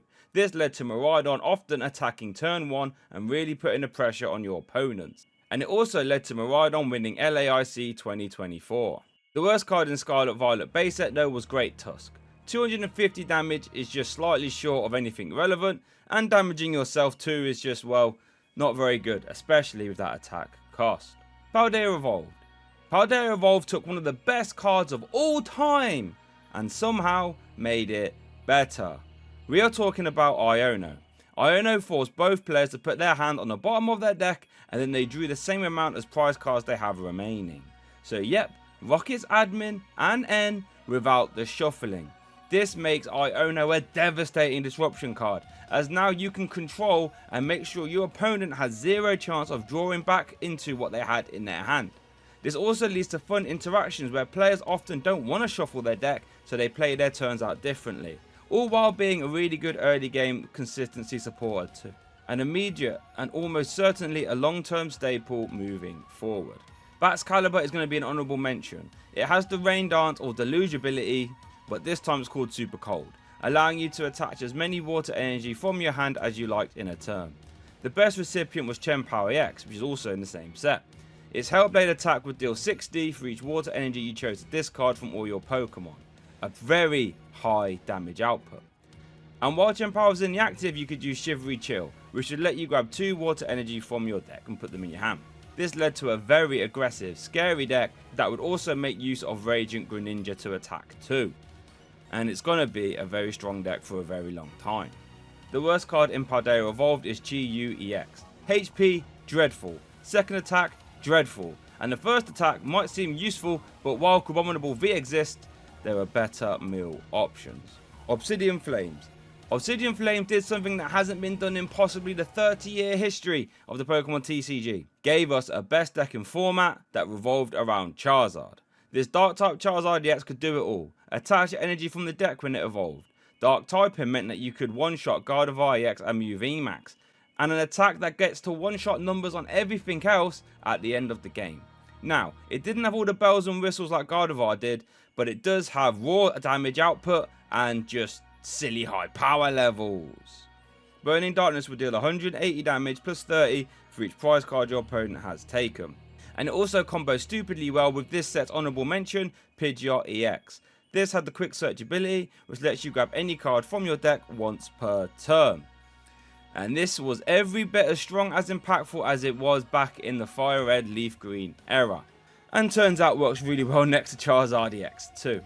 The worst card from Obsidian Flames is Pawmot EX. And while electric types are currently strong with Miraidon EX helping you out, this card still sucks. Because it is a stage 2, and it can only deal 220 damage, which is sad. Even if that 220 damage could go anywhere, still not worth using.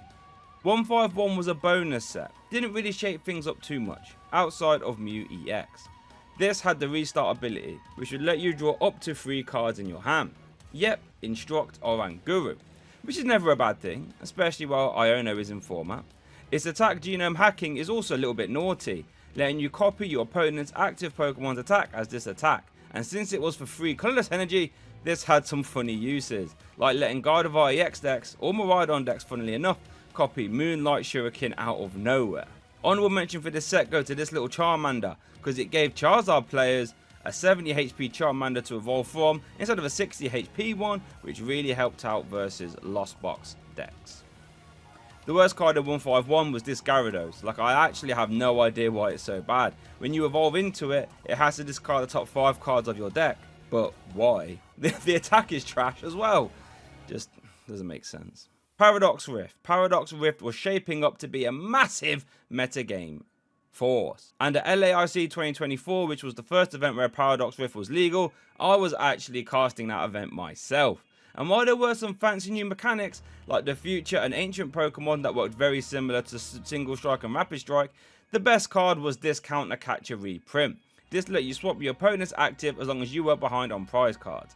This gave Chien-Pao and Gardevoir decks much more options to be aggressive from a defensive position, which they loved. Honourable mentions go to Iron Hands GX and Iron Valiant. Iron Hands had the Ampu very much attack, which would deal 120 damage, and if you KO something, you would take an extra prize card. This let Chien-Pao and Miraidon be much more devastating in the one prize deck matchups, since you could just throw Iron Hands at them. And this actually won LAIC 2024 when paired with Miraidon EX and Electric Generator. Iron Valiant also made waves at that event, getting all the way to the final. Iron Valiant let you put 2 damage counters on one of your opponent's Pokemon whenever Iron Valiant hits the active. Yep, so if you could musical chairs for Iron Valiant, you could place 80 damage before you've even attacked. This in theory would let you KO 60 HP Pokemon going first before they have a chance to do anything. This made evolution decks be terrified of Iron Valiant players, since they could also place all these damage counters and then end the turn with a Yoga Loop to steal their next turn and probably win the game next turn. The worst card in Paradox Rift was Chantal. This makes no sense.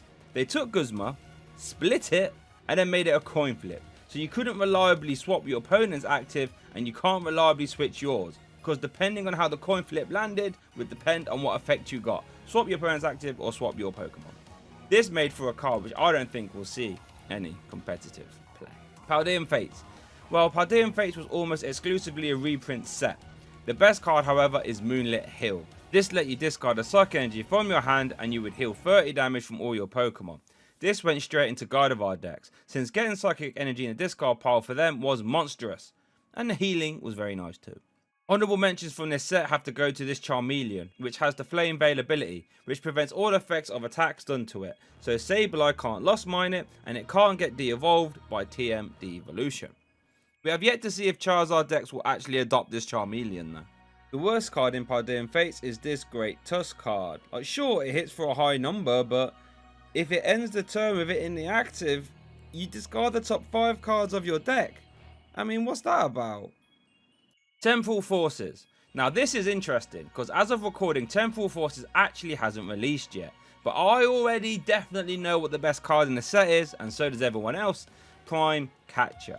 So, do you remember how strong Guzma was? One of the best cards in the Sun and Moon block. Well, Prime Catcher is Guzma on an item. Now, to be fair, it is an A spec, so you can only run one of these in your deck. But still, that means Arven can now search for a tool card and Guzma too. This card will see a ton of play in so many different archetypes, and I for one can't wait to get my hands on it. The worst card in my opinion from this set is also an A spec, but this time it's Neo Superior Energy. It's just rubbish. It's a special energy card that provides 2 energy of any colour while it's attached to a stage 2 Pokemon. Otherwise it's just 1 colourless. And to be honest, I think stage 2 decks might value Master Ball more than this, so makes it pretty bad. And I have to give a shout out to the Baby Roaring Moon for being a Vesperchem throwback, which I'm convinced will be a good deck when paired with Roaring Moon EX2. The nature of the Pokemon TCG is that strong, often format defining decks get forgotten about to the passages of time. With yearly rotation, cards that used to run the format disappear, back to binders never to be seen again. This video, however, will shine a light on some of the strong, often broken decks that haven't been talked about in years. Let's go. Plasma Lugia had the Overthrow ability, which lets you take an extra prize card when you KO something. Almost every time we have seen some version of this, it has been good. Think of Stoutland V or ADP for example. And yes, Lugia in my opinion was on their power level, as stated by its 7th place finish at the 2014 World Championship. So what attack does Lugia have then? Well, for 4 energy you do 120 damage. However, if you can't discard a Plasma Energy, this attack does nothing. I hear you, 120 damage isn't anywhere close enough to be dealing one-shots. And you definitely need to be one-shotting if you have to discard Plasma Energy to attack. So what are we doing? Well, Muscle Band exists, which gives us an extra 20 damage. So now we're at 140. And then we can add in Deoxys EX, one of the best bench sitters we have ever seen, since its power connectability makes your Team Plasma Pokemon do an extra 10 damage. And yes, this stacks. So if you have 3 Deoxys out and a Muscle Band attached, you are hitting for the magic 170 damage, which would destroy most of the metagame in one hit. We even had Thundurus EX to help out too with its Raid and Knuckle attack, which let you attach an energy from the discard pile to one of your Team Plasma Pokemon. This let you recover special energy that this deck exclusively played, like Plasma Energy, Double Colorless Energy, and Prism Energy too. Chorus Machine even let you pluck a special energy from your deck and attach it to one of your Plasma Pokemon.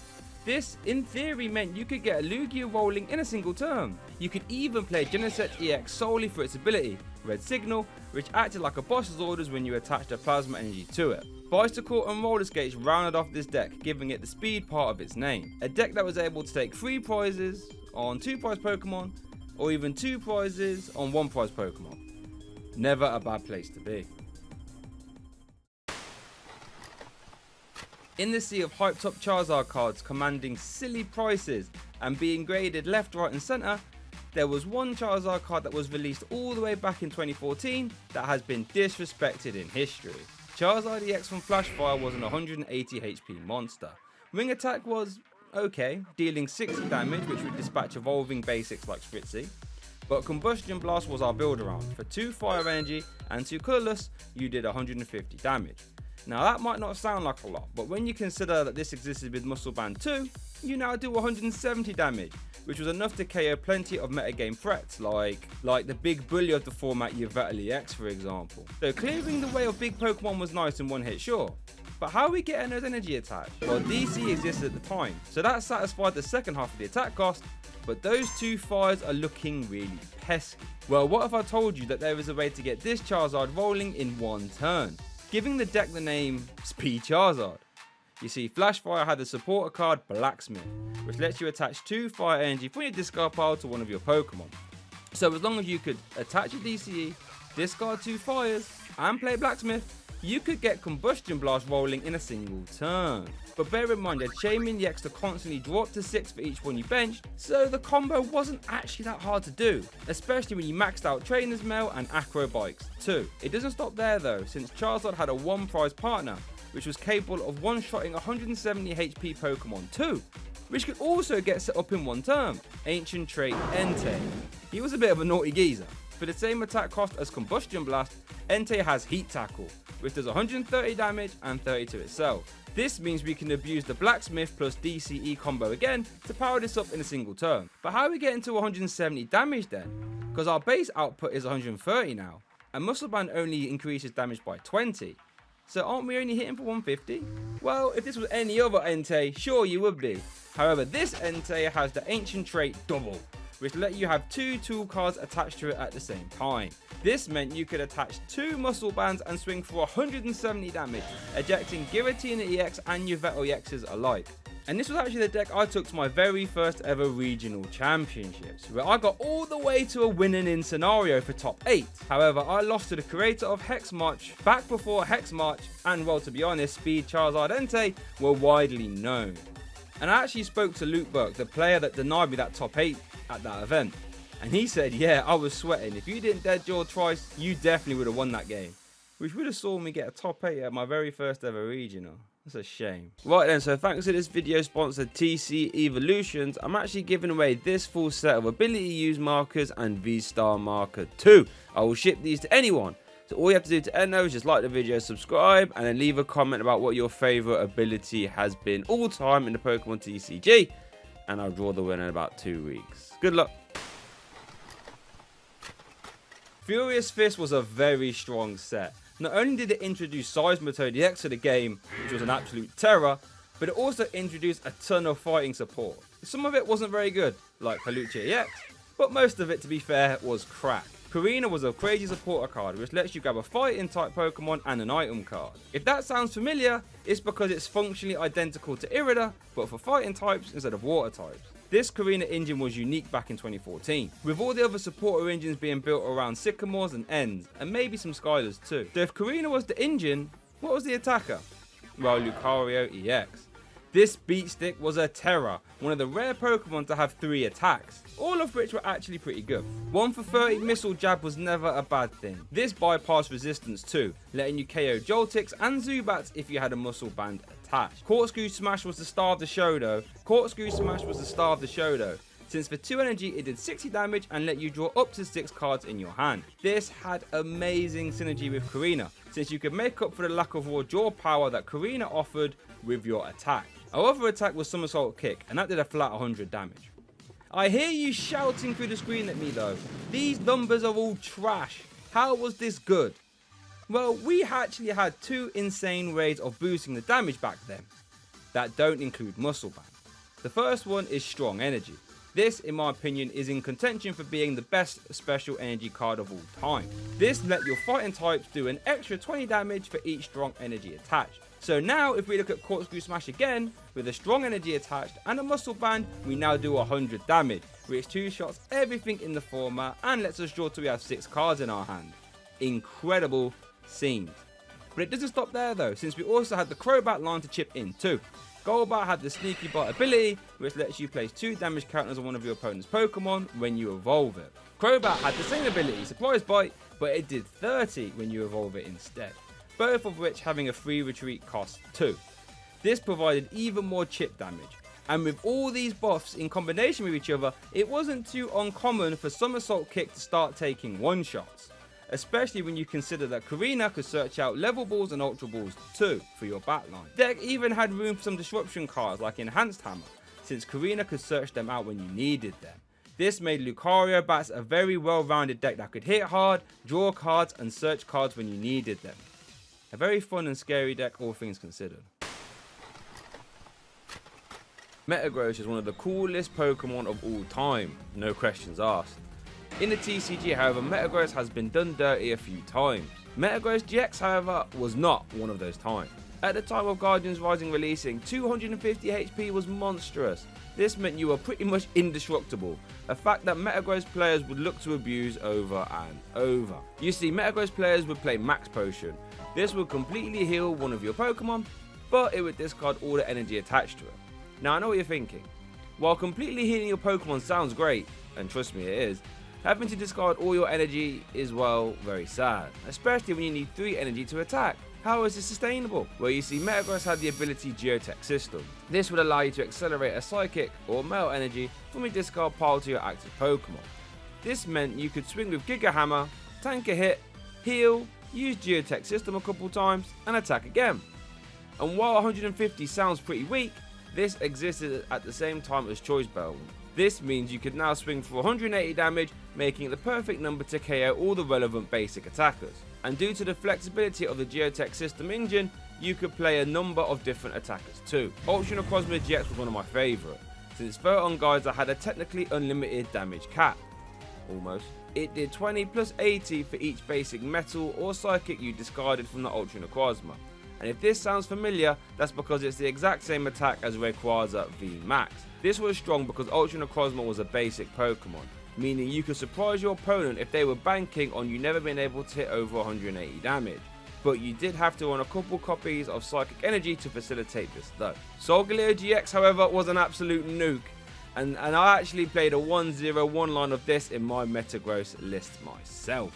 Sunsteel Strike did 230 damage and made you discard all the energy attached to it. Discarding the energy was negligible, since Geotech System would reattach them. And since you had 250 HP yourself, Solgaleo would often take 4 prizes on its own very easily. It even had the Ultra Road ability, which let you switch your Pokemon once per turn. This meant you could never actually get Guzma stalled. And while it sounds really hard to get out on additional stage 2, it really wasn't, because you play Bridget, which would easily search the Cosmog, Heavy Balls, which would easily search the Solgaleo, and Rare Candy would let you evolve into it. This would give you an insane advantage in a mirror match or against anything that had over 180 HP, as well as being really intimidating. Bronzong gave your metal Pokemon immunity to effects of attacks, so Gardevoir GX couldn't use Sylveon GX to plea your Metagross back to hand, which was a common defense for the Gardevoir players could do. If you had Bronzong out, Gardevoir GX had to pretty much just fold. which was very good since Guard of RGX was the undisputed best deck in format at the time.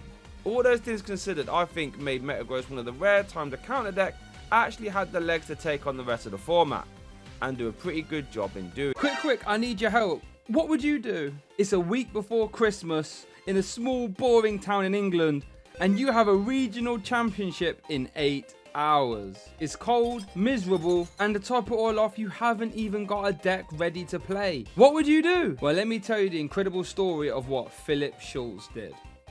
Philip Schultz is one of the game's best players, with a limitless page as long as the list of secret rare cards in modern sets these days. He is no stranger to the Pokemon trading card game. He actually top 32'd the previous Pokemon World Championships with Zoro Garb, the same deck his brother used to win the whole thing. So it's safe to say Pokemon runs in the family. But unfortunately for Philip, since those World Championships, he hasn't actually had a regional finish yet.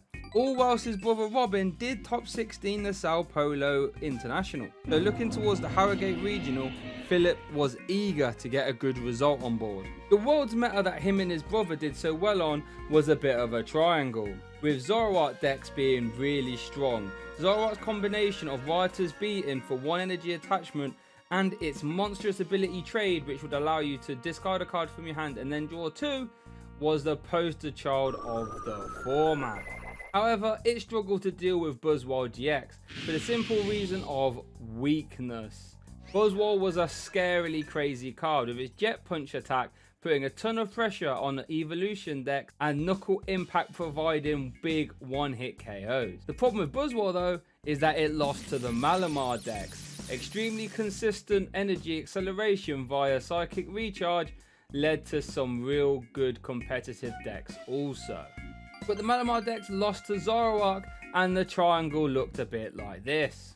Rayquaza also had the capabilities of beating all 3, however it did have some inherent consistency issues. However, there had been a standard format rotation since that World Championships, meaning Harrogate was in a new format with a crazy new set released. Lost Thunder on face value was absolutely nuts. Bramble offered a strong one-prize attacker with Oko potential.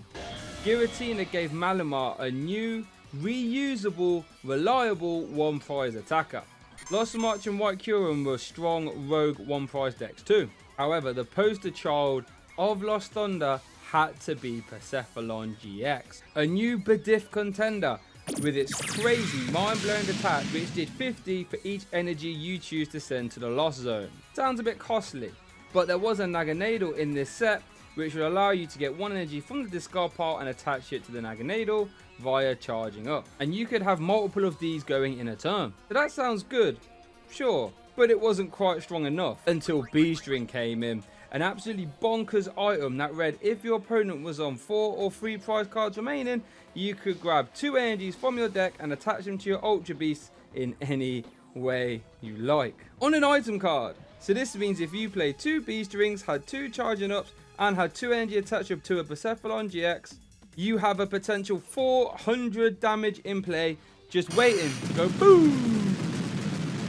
Not to mention its GX attack just let you basically discard a prize card, allowing you to have some early game offensive pressure too. Persephone wasn't just part of the triangle, it looked to absolutely smash it apart. And Philip knew this. He knew that Persephone was the deck to beat for Harrogate.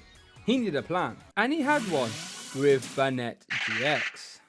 A card which has already seen some sort of success, 15th at Worlds, 33rd and 50th at Offenbach Regionals, and 3rd at Philadelphia too. Normally Banette was seen as a Buzzwole defense for Zoroark, you know, since it hit it for weakness. However, Philip wanted to play it through its ability, Shady Move, which would allow for some damage manipulation shenanigans. And the idea was if you was to use Shady Move to KO a Persephone GX mid-turn and then KO another Persephone GX with some Gust weaved in, you could actually completely skip your opponent's B-String turn, making Persephone much more manageable. Settled, Philip was set on Zoro Banette as he boarded the plane to set off for Harrogate.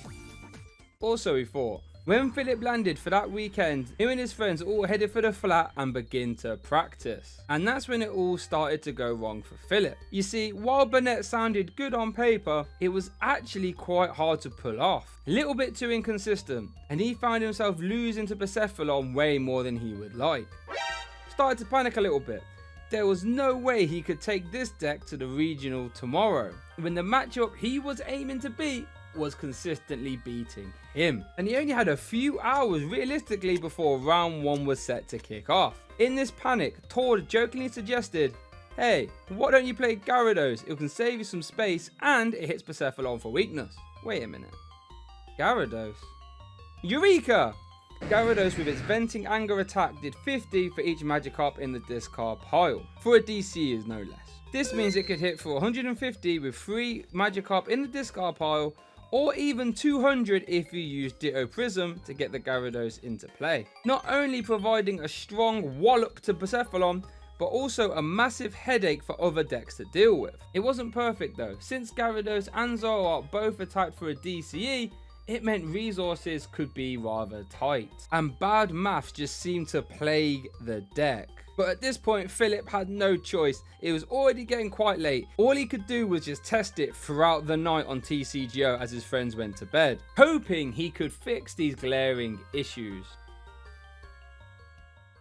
Managing to weave a couple hours sleep in though, however, the deck was solved. The bad maths was fixed with 2 copies of Professor Kukui to do an extra 20, and 3 copies of Choice Belt. The 4 DC problem was solved by playing 3 copies of Acerola. This would prevent them hitting the discard pile when the DCs were used to attack with Zoroark. The deck was sorted, Philip was happy. However, there was one more glaring problem. Philip didn't own any Gyarados cards, and Philip only had a matter of minutes to find them. He ran to the venue ASAP, asking everyone he could find if they had any copies of Magikarp or the Gyarados. But they didn't. Feeling desperate, he went to the on-site vendors. His last chance, otherwise it was back to playing Zora Burnett, and he really didn't want to do that. Luckily, they had them though, although he couldn't play the optimal split of Magikarps, resulting in a weird looking deck list. But who cares, that's minor. He had the cards to play the deck that he spent all night testing. He was ready to kick some Persephone right down to the bottom tables. Although that all seemed to change when he matched his round 1 opponent, Yosefi. Yosefi was playing Persephone GX, and he beat Philip. This broke Philip. His morale was at an all-time low. All that late night testing seemingly wasted. After that long hard search for Gyarados, how can he still lose to the deck he was targeting? Feeling deflated though, he managed to play on. And he did rather well. Going on an absolute tear for the rest of day 1, not losing one more round, and steaming into day 2 with a record of 7 wins, 1 loss and 1 tie. With that momentum, Philip stormed into day 2 and finished that with a record of 3 wins, 0 losses and 2 ties. This secured him a top 8 placement. However, one of those ties was to Yosefi again from day 1, meaning that Yosefi's Blounds list could prove troublesome for Philip if he had to play it again in Top Cup. Irrespective of that though, Philip was excited. He was only 3 wins away from winning the whole regional with a deck he didn't even have yesterday. His top 8 game was against Ryan Morehouse, playing an Ultra Necrozma Malamar deck. And this was a fairly good matchup for Philip as he managed to win. Going on to top 4, where he played against Jack Culkin, rocking a Zoroark, Ninetales, Lycanroc Weavile deck. This could be trouble. Weavile could pack a huge punch via its Evil Abdenition attack, Lycanroc hit Zoroark for weakness, and Alolan Ninetales just helped smooth everything over with its ability. However, all these moving pieces seem to be a little bit too clunky as the straightforwardness of Zoroark Gyarados got Philip the dub, and he saw himself into the final. But remember Yosefi's Blounds list? The only deck list that managed to beat Philip over the whole event? He had to play that in the final. Oh boy. It wasn't Yosefi playing it though. It was Raz Wolf, an absolutely terrific player who quickly cottoned on to Philip's deck's weakness. Stadiums. Philip didn't run a stadium card, so Raz knew if he could draw into his Heat Factory real fast, he could rely on that extra draw power and hope to snowball the rest of their game. And that's exactly what happened in game 1 as Philip went down. Determined not to give up though, he took a quick game 2 victory, evening it all up, resulting in a win or go home scenario for game 3. But unfortunately for Philip, it wasn't going that well and he started to fall behind.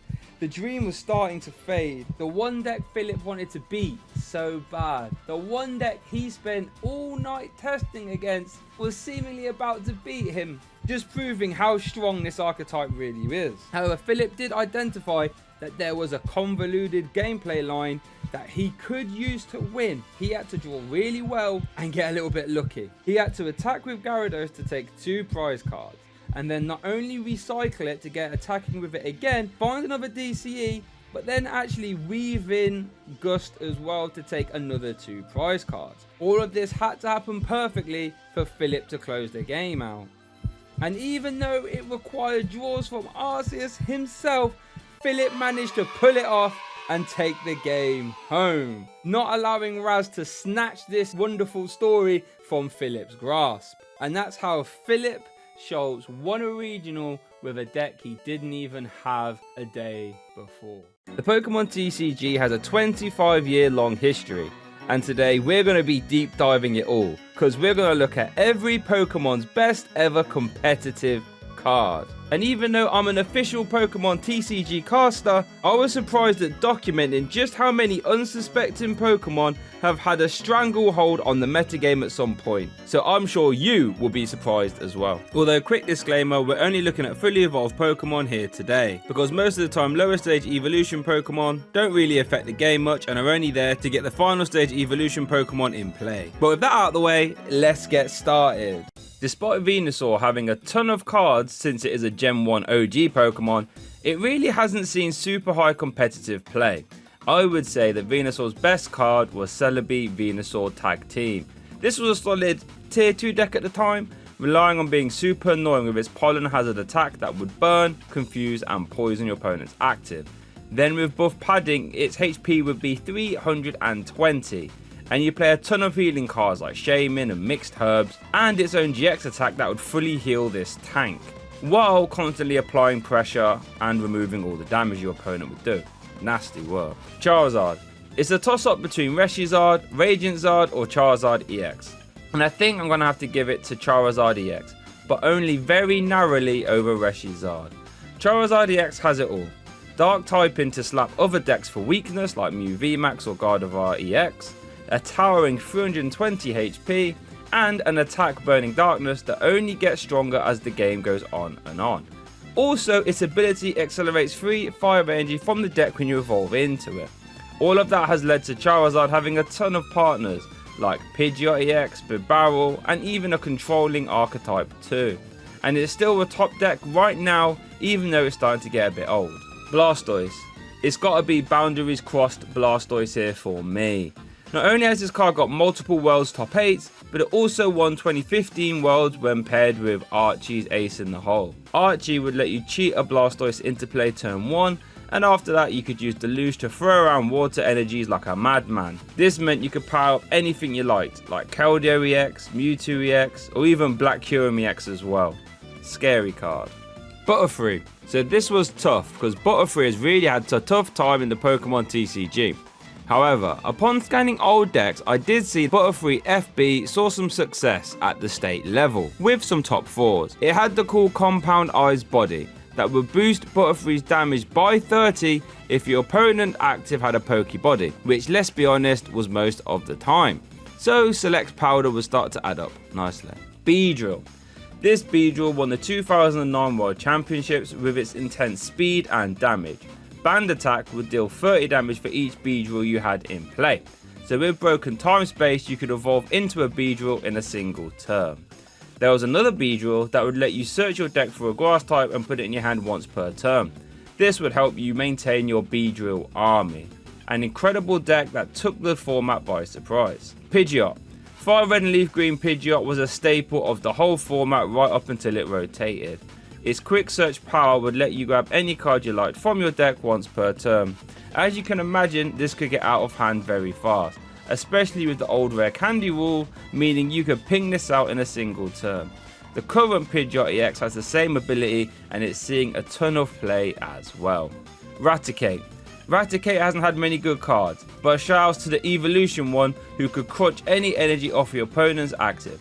And Shadow Bite had a crazy high damage output, dealing 60 for each special energy in your opponent's discard pile. Alolan Raticate. Alolan Raticate GX saw a tiny bit of play for being able to deal 80 damage for 0 energy, also on a dark type attacker. Not the best, not the worst. Fearow. Delta Fearow had the Delta Sign Poke power that would let you search your deck for a Delta Pokemon once per turn. A great consistency option, even though it didn't really see much play. Arbok. Delta Arbok saw a little bit of success at 2007 Regional Championships in Mountain West. Logan paired it with Delta Raichu. This deck operated similar to the Raieggs but swapped the Executor for the Arbok as a strong backup attacker. Raichu. Speaking of Raichu, Delta Raichu was one of the best road decks of all time. Zap would spread a ton of damage when used with cards like Cursed Stone as well. This led to a great US Nationals upset where nobody saw this Raichu Executor deck taking the whole event down, meeting itself in the final and going undefeated to win. One of the best road deck stories of all time. Alolan Raichu. Raichu Tag Team was a cornerstone of the Pika-Rom deck. Tandem Spark would paralyze your opponent if Raichu has swapped into the active this turn, which to be fair was very easy to do. And Paralysis is probably the strongest special condition in Pokemon, since it stops your opponent from doing anything next turn. Crazy card that was devastating in the late game. Sandslash. Brock Sandslash saw a little bit of play. Needles could paralyze, which is handy, and Sandstorm would make your opponent's attacks useless 50% of the time, which made this card very annoying to deal with. Alolan Sandslash. Alolan Sandslash GX has the Spiky Storm GX attack. This would deal 100 damage to all your opponent's Pokemon that had any damage on it already, making it a deadly game ender for spread. Archetypes. Nidoqueen.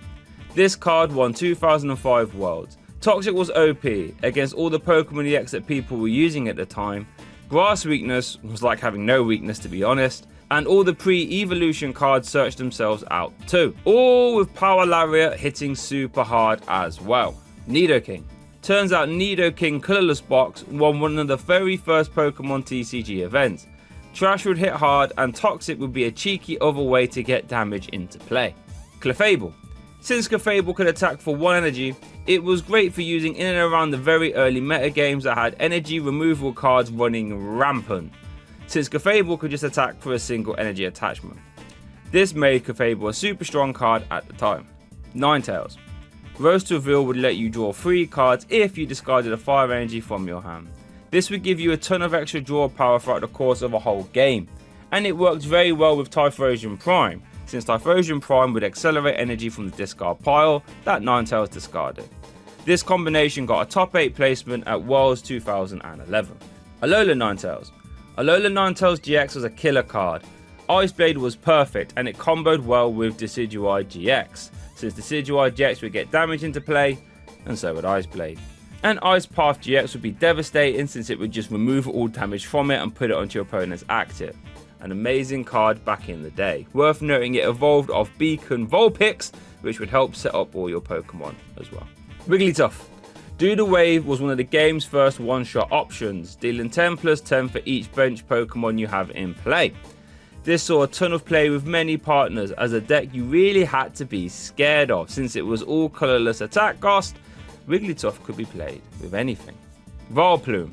Ancient Origins Vileplume would prevent all items from being played while it was in play, and this saw a monumental amount of success in the metagame, with partners like Alolan Ninetales, Decidueye, Giratina, and even controlling archetypes as well, like Regice and Jolteon EX. Mad card, honestly. Parasect. This Parasect would stop cards in players' discard piles from being interacted via powers and attacks. This somehow meant that Riptide Fraligator no longer had to shuffle in their water energy, warn him later, and could keep announcing big damage numbers turn after turn after turn. This meant that Parasect was in the best deck in the format for a very long time. Venomoth. Perplexing Powder Venomoth was a menace of a disruption deck. dealing 30 damage, ice unlocking your opponent, and confusing them as well. Paired with energy denial too, this deck was a nightmare to play against. Dugtrio. This Dugtrio would prevent damage done to your bench Pokemon, which is always a very useful effect to have in the Pokemon TCG, meaning it did see some competitive play. Alolan Dugtrio. Gold Rush Alolan Dugtrio had an unlimited damage cap, which while it sounds strong, it was really just a meme deck at the very best. Persian.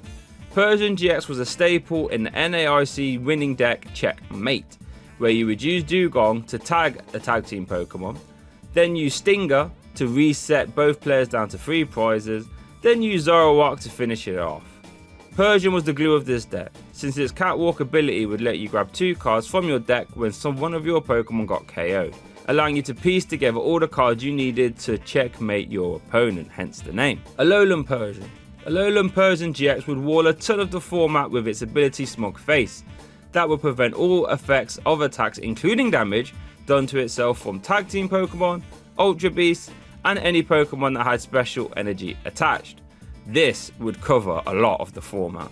Golduck. Misty's Golduck saw some limited play for its super removal attack, which would discard an energy from all your opponent's Pokemon on a coin flip. Bit cheeky that. Arcanine. Blaine's Arcanine hit like a steam train. Firestorm would literally eject anything straight out of play, and when paired with Typhlosion, you had a way to reattach those fire energy to use over and over and over again and keep announcing Firestorm. Wowzers, what a deck. Hisuian Arcanine. Very vulnerable, would hit 160 damage for 0 energy, as long as you had no cards in your hand.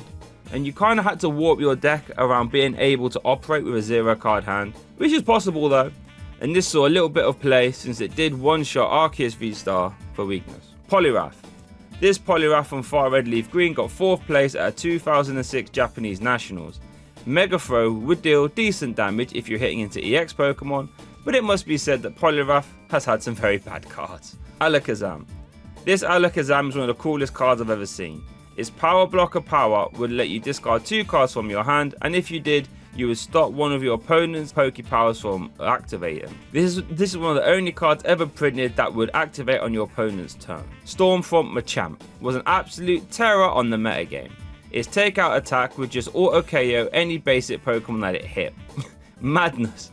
This would wreak havoc on the metagame since it was in broken time space format. So you could pop this into play in a single turn and donk games, or bring other threats down instantly. This meant that Machamp saw a ton of play in loads of decks and would keep the all basic decks on their toes, because remember, SP Pokemon counted as basics. Erica's Victory Bell. This card saw a little bit of play back in the day. Its Fragrance Trap power would let you swap your opponent's active on a coin flip, which is a great power to have. Tentacruel. Misty's Tentacruel had the Flee power that would let it switch to the bench if it took damage, which would make it harder for your opponent to KO. And its attack would inflict poison or confusion. Guaranteed. Pretty nice. Golem. Golem had some truly awful cards, and to be honest, there really isn't any good Golem cards. This one has an interesting attack though, that does bench damage for each damage counter on Golem, which is interesting. Alolan Golem GX had the Heavy Rock GX attack that will stop your opponent from playing any cards next turn. Interesting. But it never saw any play due to the attack being way too expensive and it being a stage 2 Pokemon. Rapidash. Blaine's Rapidash was a multifaceted Pokemon. Flare Main was an efficient attack, but Stomp was interesting, that could damage the active hard or spread damage. Galarian Rapidash. Galarian Rapidash V would bring down one of your opponent's Pokemon till they have 100 HP left, regardless of how much they actually had. This would bring it into range of other cards like Jolteon V Max to finish it off, or Rapid Strike Urshifu as well. Slowbro. This Slowbro card was played with Sceptile EX back in 2004. Its Strange Behavior power would move damage from any of your Pokemon to itself. This would let Sceptile keep swinging over and over and over again, tanking loads of damage. Galarian Slowbro. Galarian Slowbro V had the Rapid Fire Poison ability. This would poison the active while it was in the active.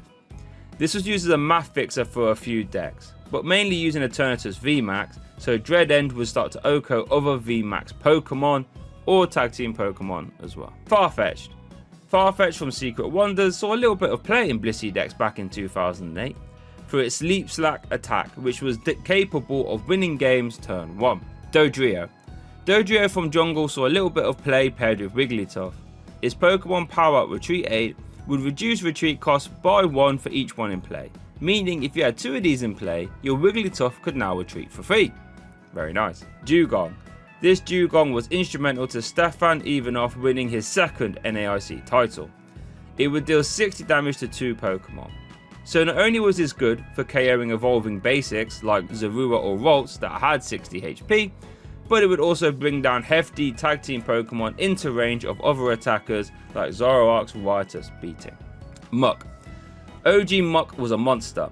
It would turn off all Pokemon powers while it was in play, which was nasty for the format. This resulted in it seeing a lot of metagame play. Alolan Muck.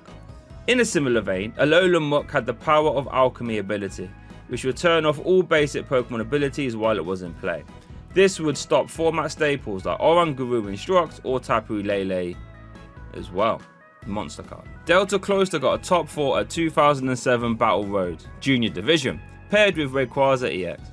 Its Pokebody would prevent all bench damage and effects done to your bench Delta Pokemon, not a bad effect. Gengar. Stormfront Gengar was a menace. Fainting Spell would 50% of the time KO your opponent's active when Gengar was KO'd. Absolutely brutal. And Shadow Rune was a deadly spread attack, making it a terror to play against. It was mostly paired with Vileplume to turn off all item cards as well, meaning you would have to take your chances on fainting spell flips, which is something I really wouldn't want to do. Hypno. Binding Aura Hypno will prevent your opponent from evolving a sleeping Pokemon, or attach energy cards to it either. Quite a powerful body if you can keep your opponents active asleep. Electrode. Dark Electrode had the Darkness Navigation power that would let you attach a Dark Energy or a Dark Metal Energy to itself from your discard pile as long as it didn't have an energy attached to it already. Crazy strong power that saw a ton of play paired with Dark Dragonite, but more on that later. Hisuian Electrode V has seen a ton of play recently. Tantrum Blast has the potential to deal 300 damage for 0 energy, dealing 100 for each special condition Electrode is currently affected by. So with a combination of Spicy Curry and Brute Bonnet to poison and burn, this would hit very hard and actually one-shot Charizard EX thanks to weakness, its main role. Executor. Delta Executor was the backbone of the Right Eggs deck that took over US Nationals 2006, where it met itself in the final as a surprise deck. Delta Circle was the big hitter, and Egg Bomb complemented Raichu's spread strategy, making it one of the faces of arguably the most successful surprise deck of all time. Alolan Executor. This was a solid tier 2 deck in the time. Tropical Shake would deal 20 damage for each different type of basic energy in your discard pile, up to a maximum of 120 damage. This was a solid damage on 160 HP stage 1 Pokemon. Marowak. While Rye-Eggs was busy being the best road deck of the time, some players would actually play Marowak instead of Executor to really double down on the spread play style, with Marowak really slamming the bench hard. Alolan Marowak. Alolan Marowak GX saw a little bit of play in Mewtwo tag team decks. For its GX attack, which would deal 50 damage to 2 of your opponent's Pokemon. Great for picking up missed KOs for 0 energy. Hitmonlee. Special combo Hitmonlee was integral to the combo deck, where you would have to attack with Hitmonchan, Hitmonlee, then Hitmontop in that order, to end with a massive spread attack. Hitmonlee would deal a respectable 90 damage, which was pretty good in its own right. Hitmonchan. Base set Hitmonchan was part of the best deck at the time, Haymaker, and for a simple reason. Jab would deal 20 damage for 1 energy, very efficient, and with plus powers and that, you could pick up cheeky KOs really fast. Weezing. Unbroken Bond Weezing was a fun spread deck. Detention Gas would spread 10 damage to all your opponent's basic Pokemon in between turns if it was in the active, and Splattering Sludge would deal 20 damage to all your opponent's bench damage Pokemon as well. Combining this with Shrine of Punishment and Spell Tag, quite honestly, this would add up at a silly fast rate. Galarian Weezing. Galarian Weezing had the neutralizing gas ability that would turn off all abilities while it was in the active. This was a terror for the format and even won a regionals when it was paired with Eternatus V Max, where it also had another one in top 8 at that regionals as well. Kangaskhan. Mega Kangaskhan won 2014 Worlds in the senior division. Wham Bam Punch has a silly high damage output, and when paired with Fairy Transfer Aromateas, you can move all the energy off to utilise Max Potion to fully heal the Kangaskhan after tanking damage. Nasty, and it really took the player base by surprise. Seeking. Seeking from Sword and Shield would discard up to 3 energy from your opponent's active, with its Ripping Horn attack. This was actually the focal point of some control decks. Starmie. Starmie from Evolutions featured in the Greninja Break deck and Volcanion deck for its ability Space Beacon, that would let you grab 2 basic energy from your discard and put them back into your hand. Greninja would look to use those energy for Giant Water Shuriken, and Volcanion would look to use them for Steam Up. Mr. Mime. Mr. Mime from Detective Pikachu was an integral part of the Combo-zation archetype. This deck would look to use Jirachi Prism, wish upon a star ability, that would let you take an extra prize card if you took it as a face down prize card. While this effect was very strong, it was hard to make work consistently, since there was no way to really get Jirachi Prism into your prize cards. However, with the combination of Mr. Mime's ability and use Oranguru to swap a card from your hand to the top of your deck, Mr. Mime's ability to put the top card of your deck into the prize cards, you could actually make it work very consistently. And Combo-zation was a tier 1 deck. Jinx. Jinx from Unbroken Bonds was integral to the Spirit Tomb deck being a tier 1 archetype. Ominous Posture would let you move 1 damage counter from one of your Pokemon to another one. This meant Spirit Tomb could rack up damage fast for its Anguish Cry attack, making for massive one-shots even faster. Pinsir. This Pinsir could stop your opponent's basics from attacking if it was the only Pokemon you had in play, which, to be fair, could cause some awkward turns for your opponent. Tauros. Tauros GX was a constant threat players had to be worried of, because of its Mad Ball GX attack, which would deal 30 damage for each damage counter on itself. This meant that any time if your opponent had tapped Tauros, it was swinging back very hard, and when combined with Ninja Boy, you could pluck it out at any time. Very scary. This new Paldean Tauros removes 2 energy from a stage 2 Pokemon that it attacks into, which is nice, but I don't think it will see much play there. Stormfront Gyarados was a top tier deck, and one of the game's most explosive archetypes. Tail Revenge would deal 30 damage for each Magikarp in your discard pile, for 0 energy. With cards like Expert Belt, you would start to one-shot the format, and with Broken Time Space, if your Gyarados did get KO'd, it really wasn't hard to get another one rolling. This won French Nationals in 2009, and got top 8 at that Worlds too. This Lapras had the support navigation power, which would let you grab a supporter when you put it into play. Anytime this ability has been in format, it has been game defining, and this was no exception. Ditto. Ditto Prism was one of the coolest cards ever printed. You could evolve any stage 1 from Ditto. This would let you play tech cards much easier, like that Alola Muck from earlier, really opening up deck choices in the Sun and Moon era. You could use it as like a 5th in-game Malamar decks to boost consistency, or you could play it to use stage 1 text too. Very nice. Vaporeon. Vaporeon EX featured in the 2007 World Championship winning deck, thanks to its Evolutionary Swirl ability, which would force your opponent to shuffle their hand away and draw 4 cards. This would disrupt them in a very massive way. Flareon EX got a top 4 and a 2nd place finish at 2007 and 2006 Worlds. Its evolutionary power would burn and confuse your opponent's active when you evolved into it. Not only would this provide an extra boost of damage for any archetype, but it would also activate Ariados to do big damage. More on him later. Jolteon. Jolteon Gold Star was not only in the 2007 World Championship deck, but it saw a ton of play in other decks as well, for its Yellow Ray power that would put 1 damage counter on both active Pokemon when you benched it. This would be an amazing math fixer at the time. Omastar. Omastar from Secret Wonders saw some play as a cheeky little surprise. When you evolved into it, you could de-evolve all your opponent's benched Pokemon. This meant if you could spread enough damage on them, from Empoleon for example, then you could sweep them out of play in a single turn. Kabutops. Kabutops from Skyridge would stop your opponent from evolving their basic Pokemon while it was in the active. This could lock down some decks if it arrived early enough. Aerodactyl. Aerodactyl V-Star saw a ton of play for its V-Star attack, which would turn off all your opponent's V Pokemon abilities while it was in play. This would be devastating at locking down Genesect V's draw power, Also, Lugia V-Star Summoning Star ability as well, meaning you would effectively grind those decks down to a halt straight away. This actually won a regional championships when paired with Vikavolt V, but saw some success in Lost Box and Arctina decks as well. Snorlax. Lost Origin Snorlax is a monster. Its unfazed fat ability meant that it was immune to all effects of attacks like Sableye's Lost Mine or Amazing Destruction. Its attack 2 was crazy, from a basic Pokemon dealing 180 damage for 3 colourless energy. This saw a lot of play in Lugia decks, Lost Box decks and Cherrim decks as well. Articuno. This Articuno was part of the Rain Dance deck, where Blastoise from earlier would attach a lot of energy to Articuno, who would then slap hard and spread damage very fast, and one of the game's first successful Stage 2 decks. Galarian Articuno. Galarian Articuno would deal an 120 damage snipe and attach energy to itself via its ability, meaning you can swing it out of nowhere. This saw a little bit of play when paired with Shadow Rider Calyrex V Max, since it would help accelerate the Max Geist attack even faster. Zapdos. Rocket Zapdos was a metagame titan. Its unique ability to power itself up via plasma and then have a huge output via electro burn was a terror back in the day, and it saw a lot of play thanks to this. Galarian Zapdos.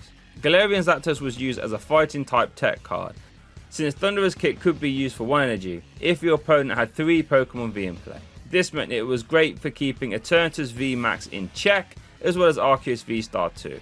And since Thunderous Kick would discard a special energy before dealing damage, you could use it to remove weak guard energy. Moltres. Rocket's Moltres saw some play when paired with Typhlosion, since its Pokemon Power Rebirth would let you recycle it after it got KO'd, so you had an unlimited supply of attackers, and Firewall was okay, dealing 10 damage back to the opponent. Very nice. Galarian Moltres. Galarian Moltres V saw a ton of play as a Dark type efficient attacker. Dire Flame Wings would let you attach energy from the discard pile to itself, and Aura Burn was the perfect amount of damage to KO Dark weak cards like Mew V Max. Dragonite. Delta Dragonite was a top metagame titan back in 2006, taking 4th place at the World Championships. Delta Charge would attach energy from the discard pile to itself, and then Delta Metagross would discard them with its Crash and Burn attack, resulting in a high powered damage throwing deck. But also massive shout out to Dark Dragonite 2, since it was a crazy deck when paired with that Electrode from earlier. Mew. Mew has had a ton of great cards, some of the best in all history to be honest, but I have to give the best title to Mew V Max. This card terrorized the format right up until it rotated out, including a World's Top 8 and a World Championship title as well. It had it all: high HP, free retreat cost, shred attack, and a flexible cross fusion strike attack that would let you copy any fusion strike Pokemon's attacks as this attack, letting you shuffle itself into heal as well, spread damage via glistening droplets, or just smack hard with Techno Strike. Crazy, crazy, crazy card that Pokemon themselves tried to counter loads with cards like Spiritomb and Drapion V, but it literally just didn't matter. Similarly to Mew, Mewtwo has had a whole treasure trove of amazing cards, like Mewtwo and Mew Tag Team that won the 2019 World Championship. Its aptly named Perfection ability let Mewtwo and Mew Tag Team copy the attacks of any GX Pokemon you had in play or in your discard pile. This is crazy, because now you could effectively bin off any Stage 2 Pokemon GX and Mewtwo and Mew could get access to their attack. Meaning quite honestly the best Stage 2 deck were just Mewtwo deck. So cards like Dragonite GX or Vileplume GX saw a lot of play in Mewtwo decks where otherwise they definitely wouldn't have on their own. There were 3 main Mewtwo variants. Welder variants that would use fire energy attached from Welder and a few psychic energies to overwhelm opponents, using cards like Solgaleo GX, Reshizar GX and Naganadel GX amongst others. Galaxy Mewtwo would look to use Aurora Energy and Rainbow Energy to unlock a whole treasure trove of attackers like Flycon GX, Greninja, Vileplume and even ADP, often ending the game with a hefty rocket splash from Blastoise GX, a very fun deck to watch. There was another variant, a Psychic variant, that would use Malamar to attach energy and then use Marnie to reset your opponent's hand down to 4, then use Nightwatch to lower that hand down to 2. Nasty work. However, with all that being said, there was another Mewtwo card that ruled the format. Literally. The format became who had more Mewtwo's in their deck. This Mewtwo card was so strong that it featured in 6 of the top 8 decks at the 2012 World Championships. Mewtwo EX had the X-Ball attack, which dealt 20 times each energy attached to both active Pokemon. This meant you could ramp energy via Celebi Prime, Electric, double colorless energy and start to smash things around for big damage. And since Mewtwo hit Mewtwo for weakness, the format became who had more Mewtwo to throw in their opponent's deck, because if you KO'd your opponent's Mewtwo with a Mewtwo and then they responded to you with a Mewtwo, you had to respond to that Mewtwo with your own Mewtwo, and it got a bit silly. This card warped the format in a way we really haven't seen since. So real quick, I have to give a huge shout out to this video sponsor, TCG Player. I would not have been able to make this video without them, because they sent me a ton of cards that you have been looking at right now in this video. TCG Player is one of the largest marketplaces for trading card products from Magic the Gathering, Pokemon, and pretty much every game you know and love. And you're ordering from local game stores to make sure you get your cards fast and safe. Not only that, but they have a whole cornucopia of free articles for you to read so you can get better and learn more about the games that you play as well. So if this sounds good and you need anything from TCG Player and you want to help support this channel, make sure to use that link down there in the description. Thank you TCG Player, but let's get back to the video. Meganium. Wild growth Meganium would double all grass energy in play, so they would now be worth 2 energy instead of 1. Bit of a road deck, but it was kinda good for countering the best deck in format at the time, Riptide Fraligator. As mentioned, Riptide Fraligator was the best deck in format at the time, letting you discard as many water energies as you like from your hand to make Riptide hit for massive damage. This was really strong, and was really the deck to beat in the Neo era. But worth noting that Dark Fraligator did win the World Championships, so it was a tough choice. Typhlosion. Typhlosion Prime had the Afterburner power, which would let you attach a fire energy from your discard pile to one of your Pokemon. Pokemon is all about energy acceleration, and this is some of the best, especially at the given time. This was paired with Reshiram out the gates, and we had a very scary deck on our hands that actually won the World Championships. Hisuian Typhlosion. Hisuian Typhlosion V-Star could auto KO anything for 1 psychic energy if your opponent's active had exactly 4 damage counters on it. So if you could set up that prior damage, you had a very efficient attack on your hands. Furret. Furret from Aquapolis had the Scavenger Hunt power, which would let you shuffle in 2 cards from your hand back into your deck, and if you did, you could grab an energy card and add it to your hand, giving you immense energy search throughout the game, which is pretty great. The best Noctowl card has to be the new one from Stellar Crown.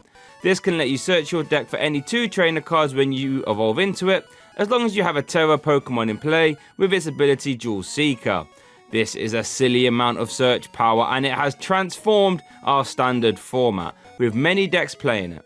Speaking of searching cards, Delta Ledian would let you search for any card when you evolved into it, which is insane. And to be honest, I just think Metal Ledian is just a vibe. It actually won German nationals too. Ariados. Unseen Forces Ariados was a menace in the 2006 World Championships, taking it by surprise.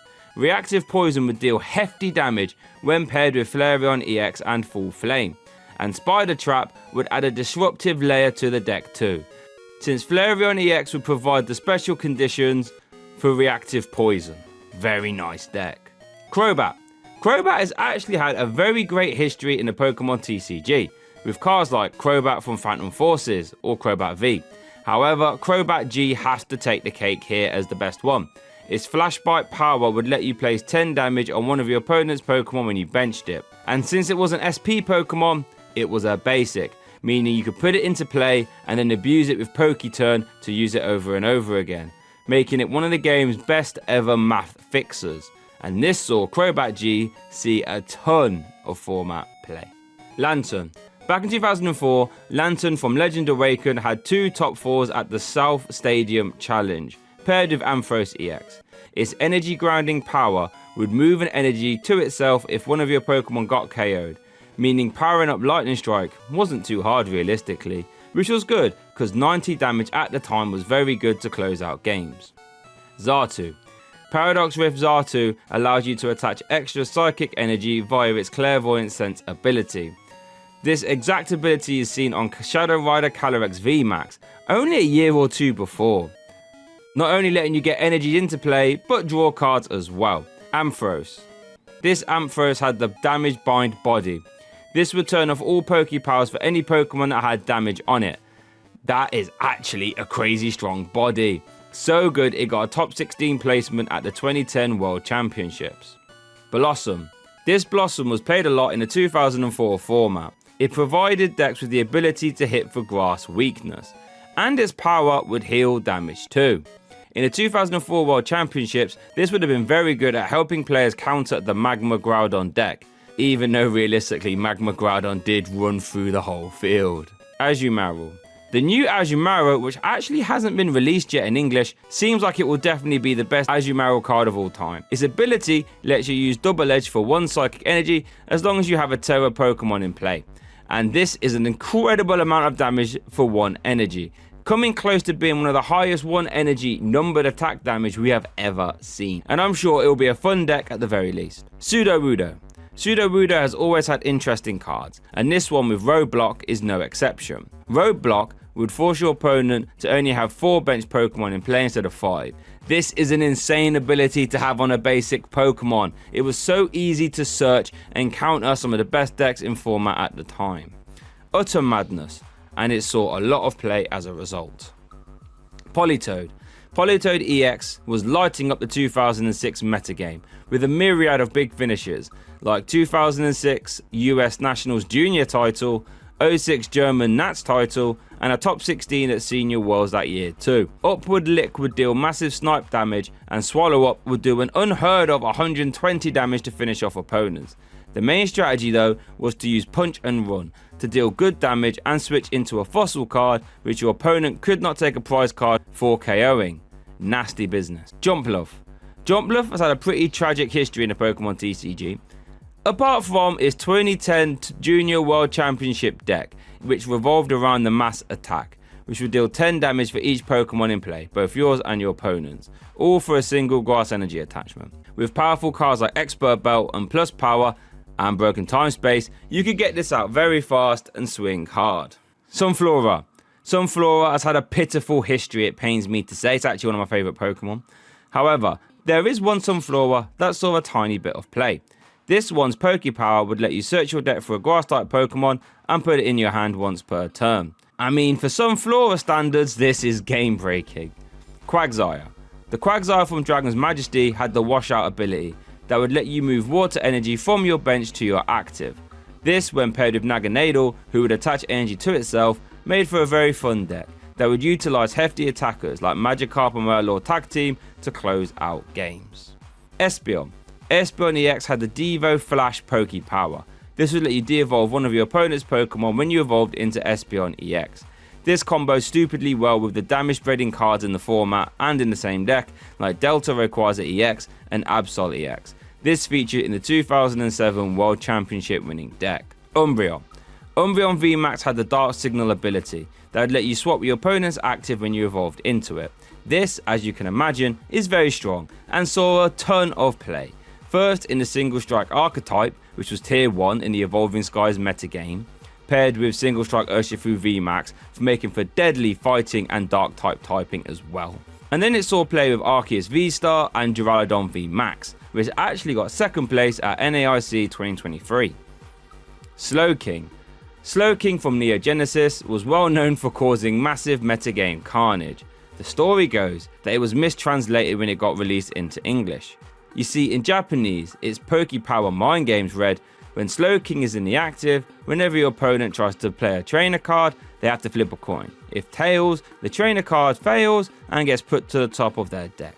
And while this was pretty strong, you had to have Slowking in the active to make use of it, so you couldn't stack the power to make your opponent flip multiple coins. However, when it got translated into English, the part that said Slowking had to be in the active, well, was missing.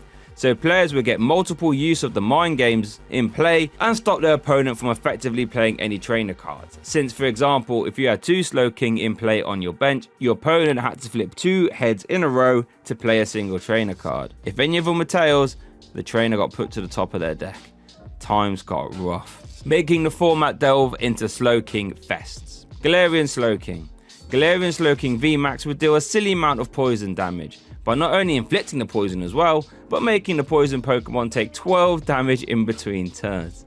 Fun, but not super impactful. Unknown.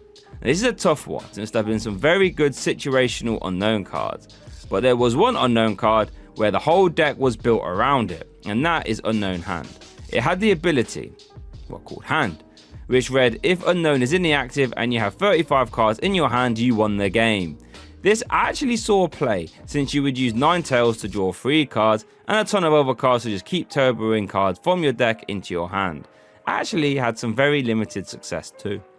Wobbuffet.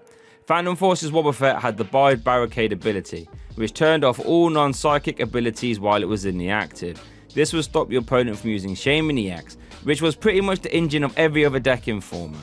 Wobbuffet saw play in the Primal Groudon archetype to slow the game down, and even in some control archetypes too, to stop decks like Vikabulu from setting up. However, you could actually attack with it, since its Psychic Assault would effectively double the amount of damage on the opponent's active. So you paired it with the Crobat Golbat line from the same set that would get extra damage into play when you evolved into them. Very fun deck actually.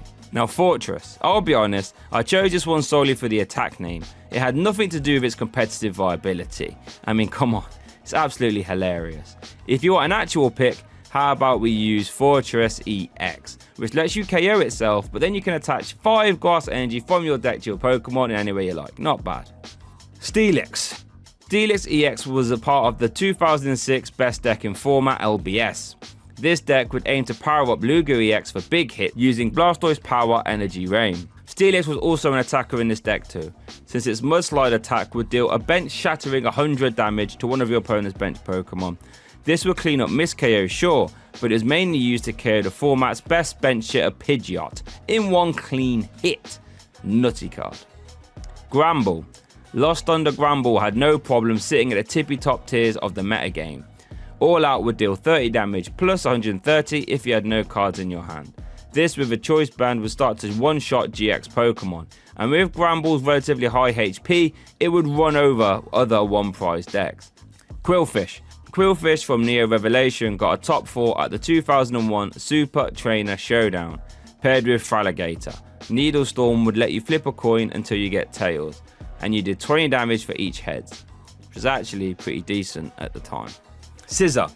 Scissor EX got a 2nd place finish at US Nationals 2007, and a top 4 in Masters 2007 World Championships as well, and 2nd in the Juniors division at the same event. Its danger perception body powered up attacks when it had 60 HP or less, and with boost energy you could power it up fast to swing hard. Shuckle. Shuckle GX could stop some decks in their tracks, like Zoroark for example, since it was immune to damage from Pokemon that had 2 or less energy attached to it. It could even attack with triple poison, dealing decent damage, and Wrap GX, which could lock a Pokemon in the active. This saw a lot of play in controlling archetypes at the time, which were very strong. Heracross. Heracross from Unifying Mind saw a lot of play with its Turn the Tables attack, since it would shuffle away one of your opponent's Pokemon for 1 energy if your opponent used their GX attack on their last turn. This was mainly used to shuffle away Arceus, Dialga, Palkia GX after they used Altered Creation. Since before Metal Saucer, ADP decks would struggle to actually attach energy without using Ultimate Ray, so you could grind them down to a halt. Macargo. Macargo GX featured in a 2019 World Championship winning deck, thanks to its attack Lava Flow, which did 50 plus 50 for each energy you discarded from the attacker. Funnily enough though, Henry Brand didn't play Eddie Slugma in his deck. Instead, you would ditch the Macargo and use the attack via Mewtwo and Mew tag team. There was a time though afterwards where Macargo was its own little funny standalone deck, which I loved playing, but wasn't ever really more than a tier 2, tier 3 deck. Cursula. Cursula from Unseen Forces featured in the top 4 2007 World Championship deck Empoleon. Cry for Help would help you set up your Empoleon, and Double Attack actually was pretty synergistic to the deck since it spread damage as well. Octillery. Breakthrough Octillery would let you draw till you have 5 cards in your hand. Does that sound familiar? This saw a ton of play in decks like Vikabulu, Buzzwole GX and Galley. This featured in the 1st place Madison Regional Buzzrot deck as well, and it also featured in the Toronto and LAIC Championship 2018 deck as well. Delibird. Delibird might be the worst Pokemon of all time in the Pokemon TCG. This one from Guardians Rising would let you flip a coin until you get tails, and for each heads you could search your deck for one card and put it in your hand. Saw no play, but could be fun. Mantine. Mantine from Astral Radiance was seeing play in control decks very recently, since it could force a basic Pokemon from your opponent's discard pile and put it straight onto their bench. In controlled archetypes like Snorlax, you could force them to have a Pokemon they really don't want in play and then swing it into the active for Snorlax to lock for you to win the game.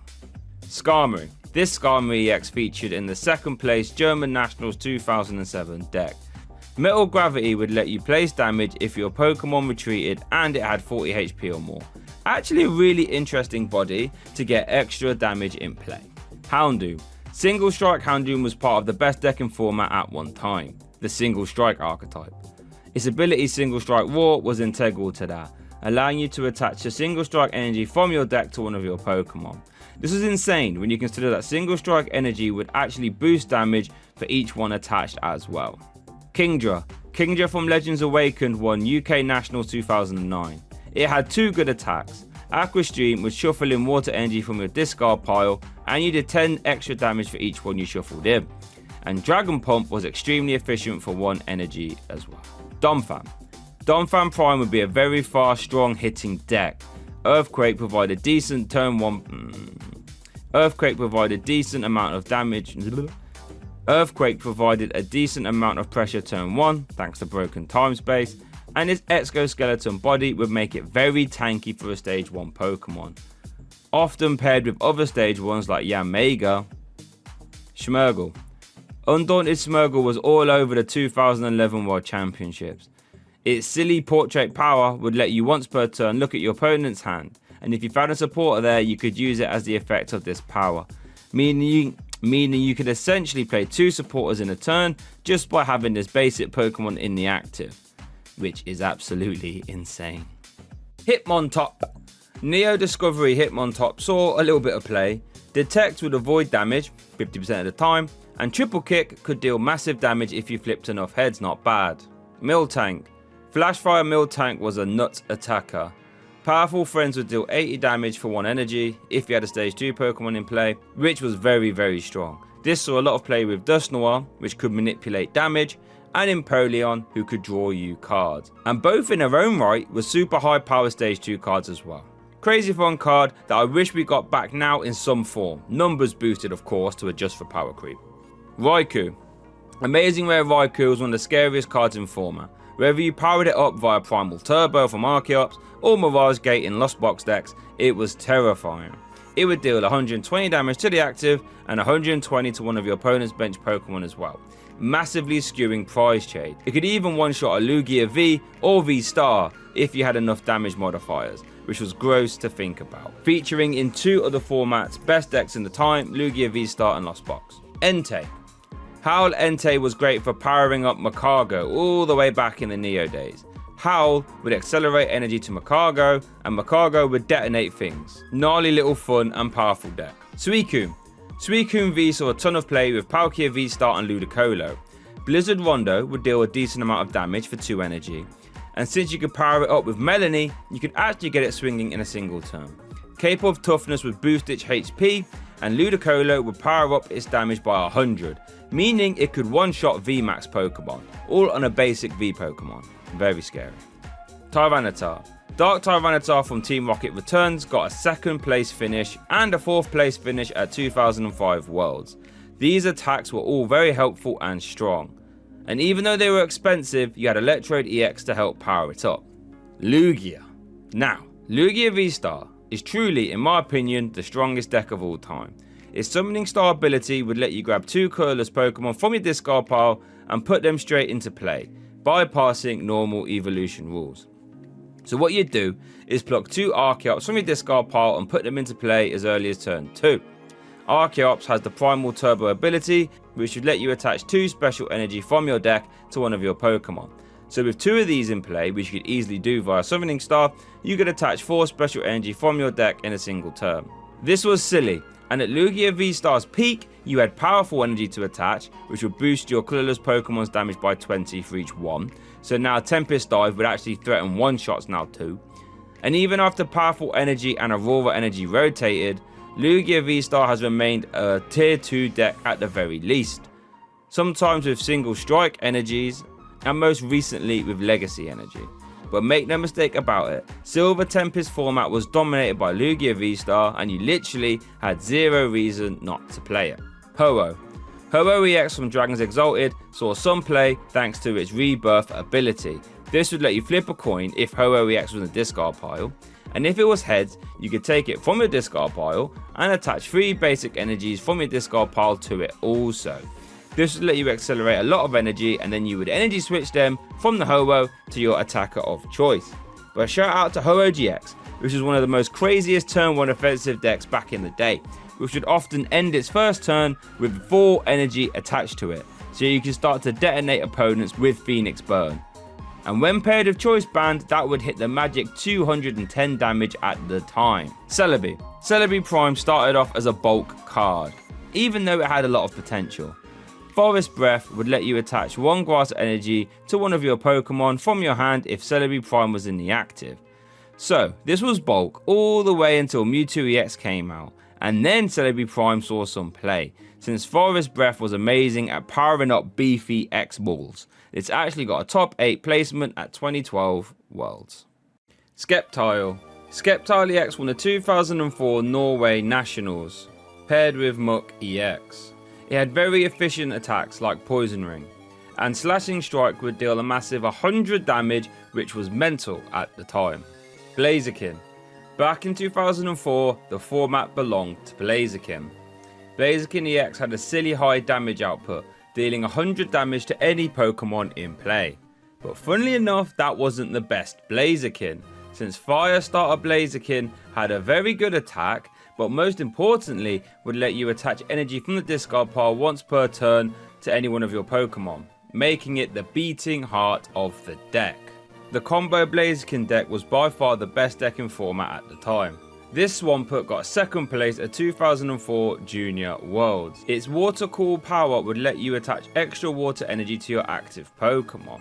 Now, the main recipient of those energies was Swampert EX to use Crushing Wave, but you could also use Hypno Splash if you really needed to. Mightyena. Mightyena from Astral Radiance had the Wild Tackle attack that would deal 160 damage for 0 energy if your opponent had a VMAX Pokemon in play. This was a perfect counter to Mew VMAX, since it would one-shot it thanks to weakness and did it for 0 energy as well. Linoone.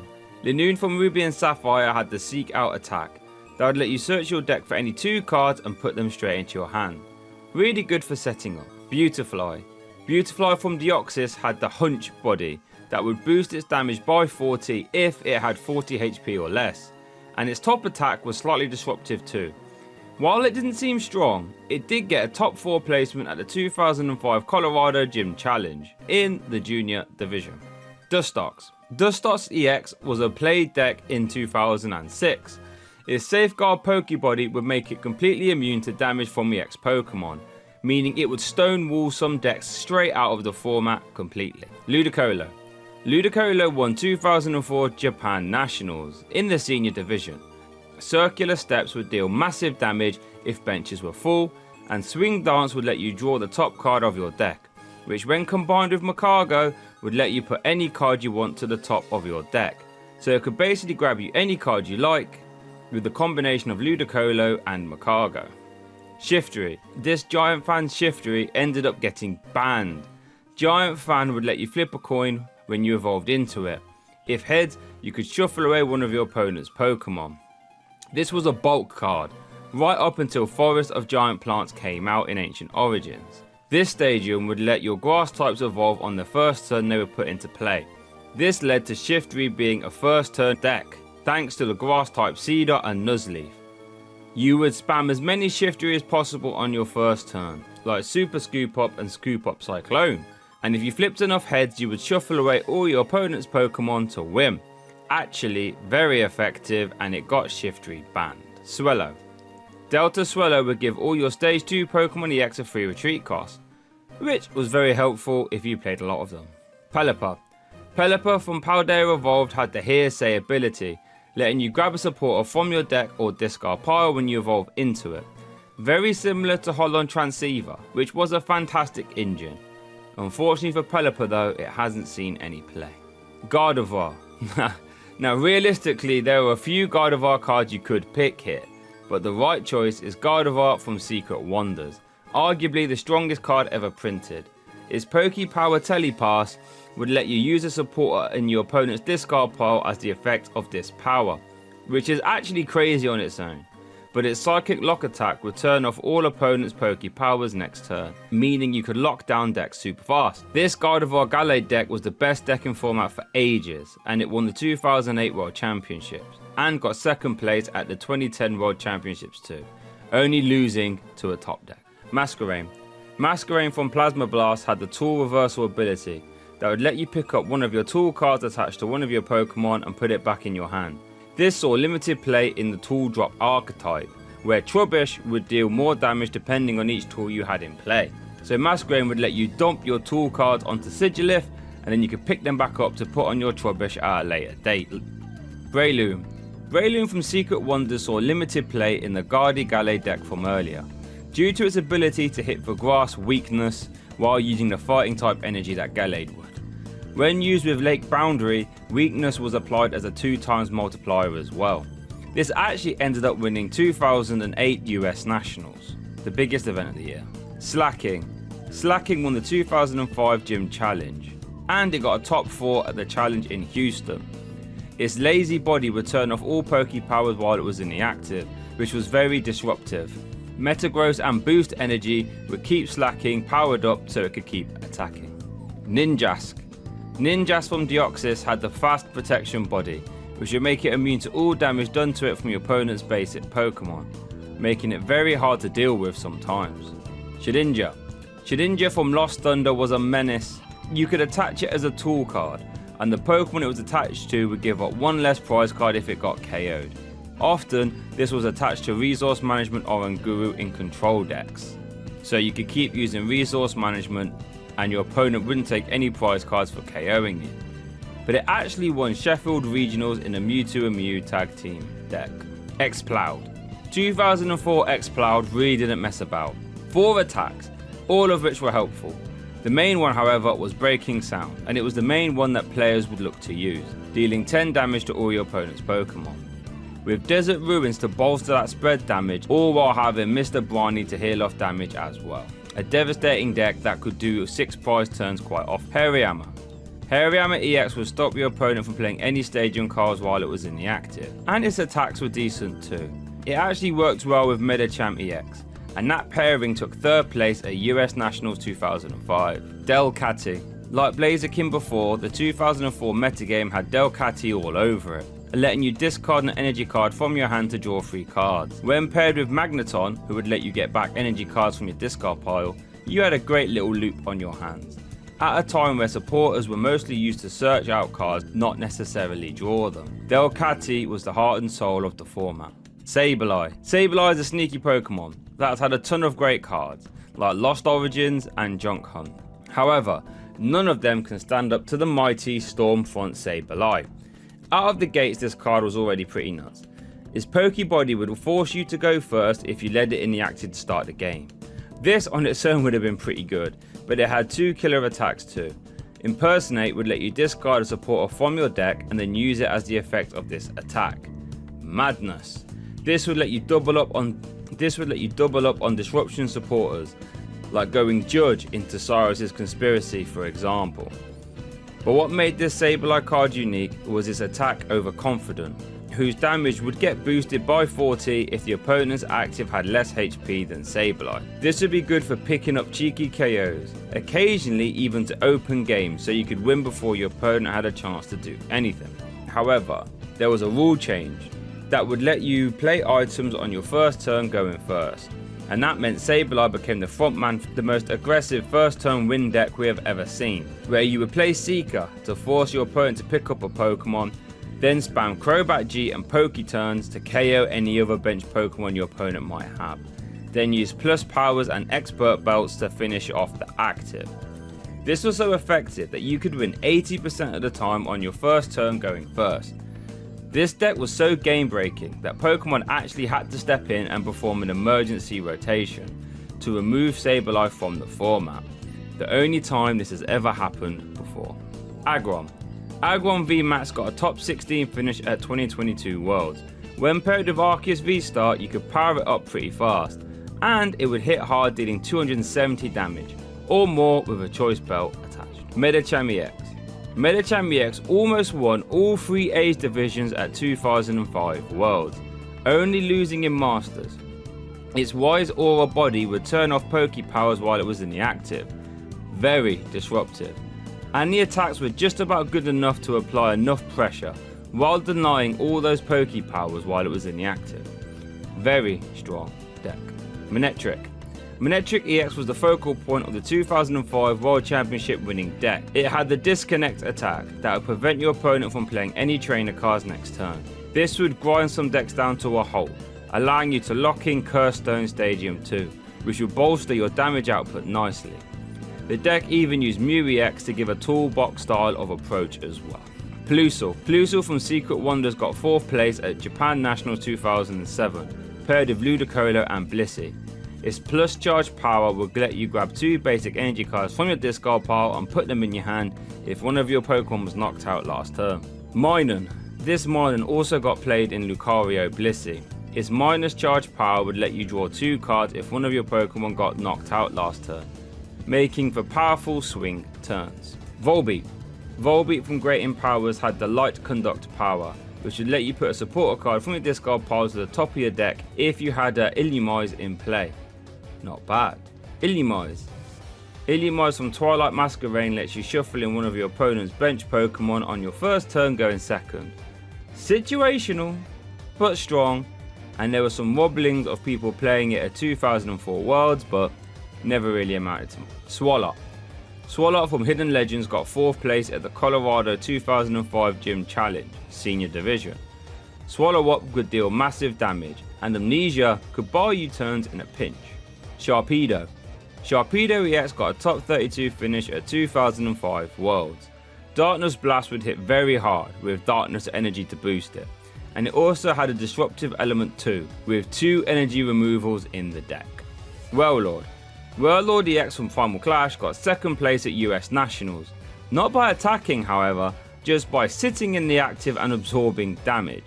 This makes Warlord EX one of the most successful Wall archetypes of all time, and it took the format by surprise at that US Nationals event. Camerupt. Magma Camerupt was part of the 2004 Magma deck that took over the event, that took over the World Championships that year, winning every age division, something that has never been done since. But it could also attach an energy to itself from the discard pile. This meant Magma Claydol could then move them off the Camerupt to any one of your attackers you wanted, and now you could power up any attacker in a single turn. Very nice. Torkoal. Torkoal V was a very fun little denial deck. Combustion Pillar would hit hard when used with Oranguru from the same set, and Steam Crush would discard 2 energy from your opponent's active. When played with Crushing Hammers, your opponent would struggle to attack, and you would run them over with these attacks. Grumpig. Grumpig from Emerald got 2nd place at Italian Nationals 2007, and it won Netherlands Nationals in the same year too. You would use Teleport Burst to strafe into fossil cards, who wouldn't give up any prize cards if your opponent KO'd them. Or even the Crystal Guardians Grumpig, who would reduce damage done to it by water and fire types. A very fun little hit and run deck. Spinder. Spinder from Legend Maker featured in the top 16 Infernape deck at 2007 US Nationals. You could slam it into the active, and if your opponent had to try and attack it with a basic Pokemon, they'd flip a coin. If tails, that attack would fail. Also, Whimsy Draw had the potential to draw you a ton of cards so you could set up. Flygon. Flygon Levelettes got a top 32 finish at 2012 Worlds, and it won German Nationals in that year. Its Wind Erosion body would discard the top card of your opponent's deck in between turns, and you would use Memory Berry and Trapinch's Stand Tomb attack to lock something in the active that your opponent couldn't maneuver, and then you would just let Wind Erosion discard all the cards from your opponent's deck. Cacturne. Cacturne from Crystal Guardians had the Spike Storm power that would put 1 damage counter on all your opponent's Pokemon that have any damage counters on them already. This would add up scarily fast, and it got a top 4 at Japan Nationals 2005. Altaria from Dragons Exalted got a top 64 at US Nationals 2013 and top 32 at the ECC that year as well.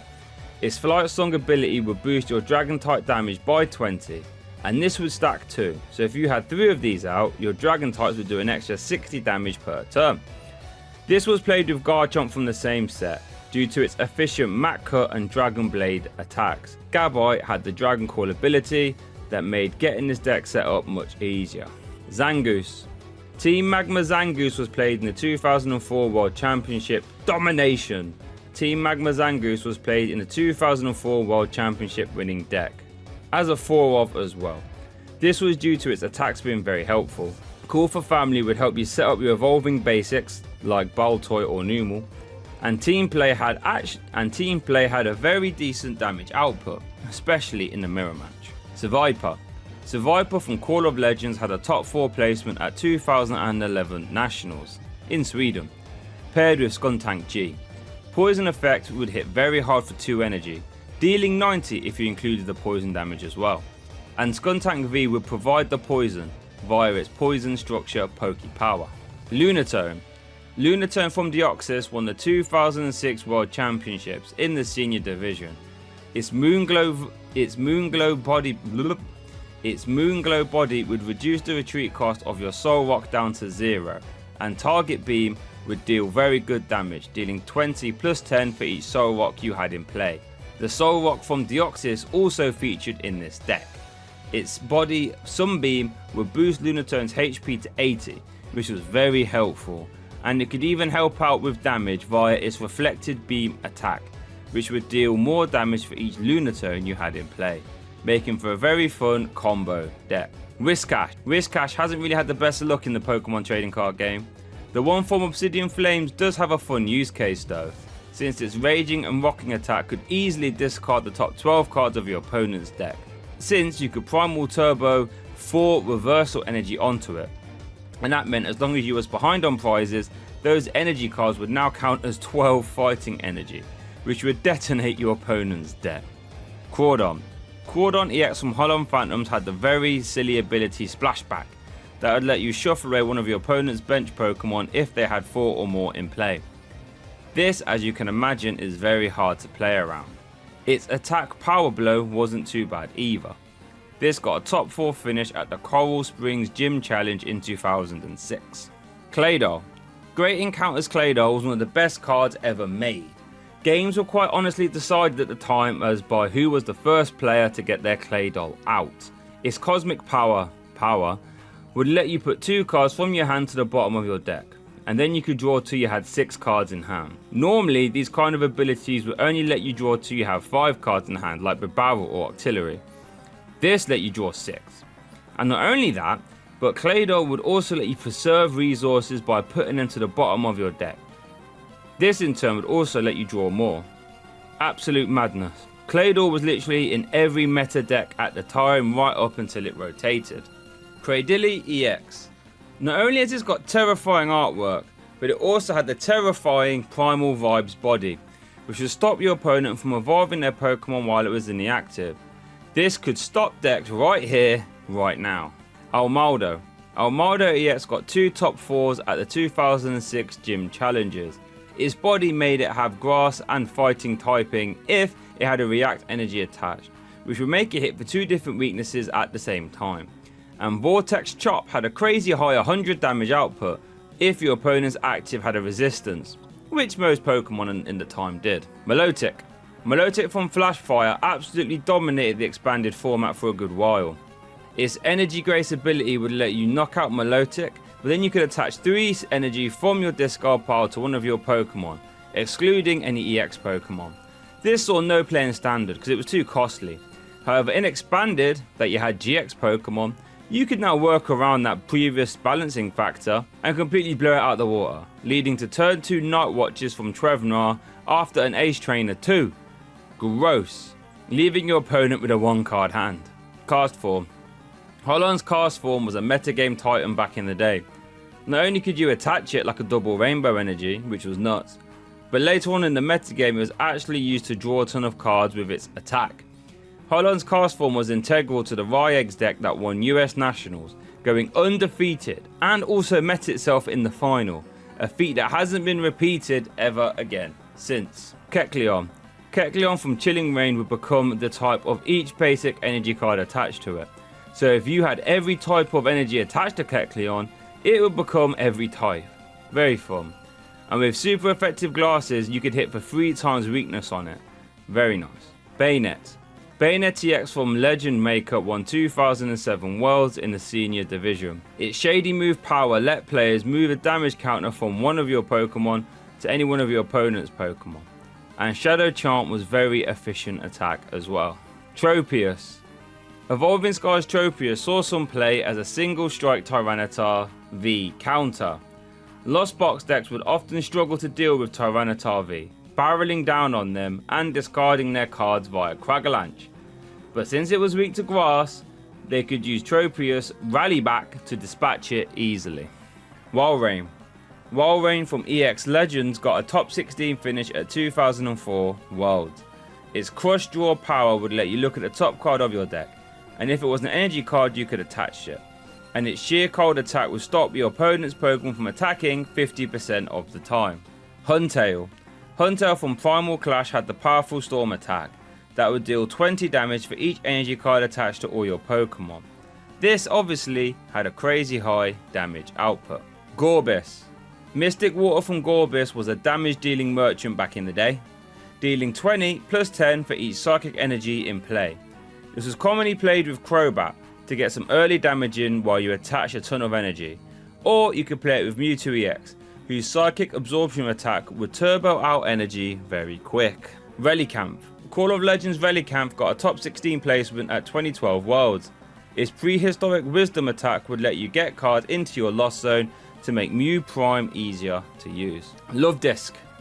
Love Disc from Flashfire had the Heart Wink attack that would stop your opponent from drawing a card at the start of their turn 50% of the time. While this was fun, it didn't see any play. Salamence. Salamence has actually had an underwhelming Pokemon TCG history, all things considered. This Salamence EX promo though is definitely the best one, completely outshining the Mega Salamence that came in the same box. Beastly Fang would deal 10 plus 50 for each EX card your opponent had in play. So as you can imagine, in an EX dominated format, this could add up really fast. And it quickly became a backup attacker in Volcanion EX decks, since it would slap hard in the mirror match and against Mega Rayquaza decks later on as well. Metagross. Delta Metagross got 2 top 16s at 2007 Worlds, and it won a regional too. Its super conductivity power would let you attach a psychic or metal energy to your active Pokemon from your discard pile. This would let you power up a ton of attackers like Scizor EX, Steelix, or Bayonet EX as well. Regirock. Regirock EX featured in the 2006 World Championship winning deck, Mew Manectric.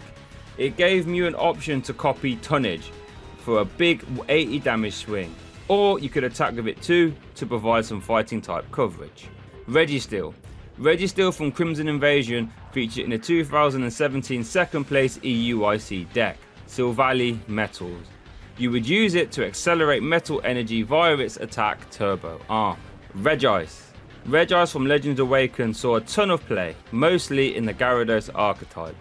This is due to its Regi move power, which would let you discard 2 cards from your hand, then you would switch your opponent's active with one of their benched Pokemon. Benched basic Pokemon, giving you gusting power and letting you discard stuff like Magikarps from your hand for Gyarados' Tail Revenge attack, which would do more damage for each Magikarp in your discard pile. Latias and Latios. The Lati twins from EX Holland Phantoms had the dual aura body that stopped all evolved Pokemon from using Pokebodies as long as they were both in play. This was played in the Ryegg's archetype from earlier that destroyed US Nationals, winning it all and going undefeated that year. Kyogre. Kyogre from Celebrations has one of the game's best game-ending attacks.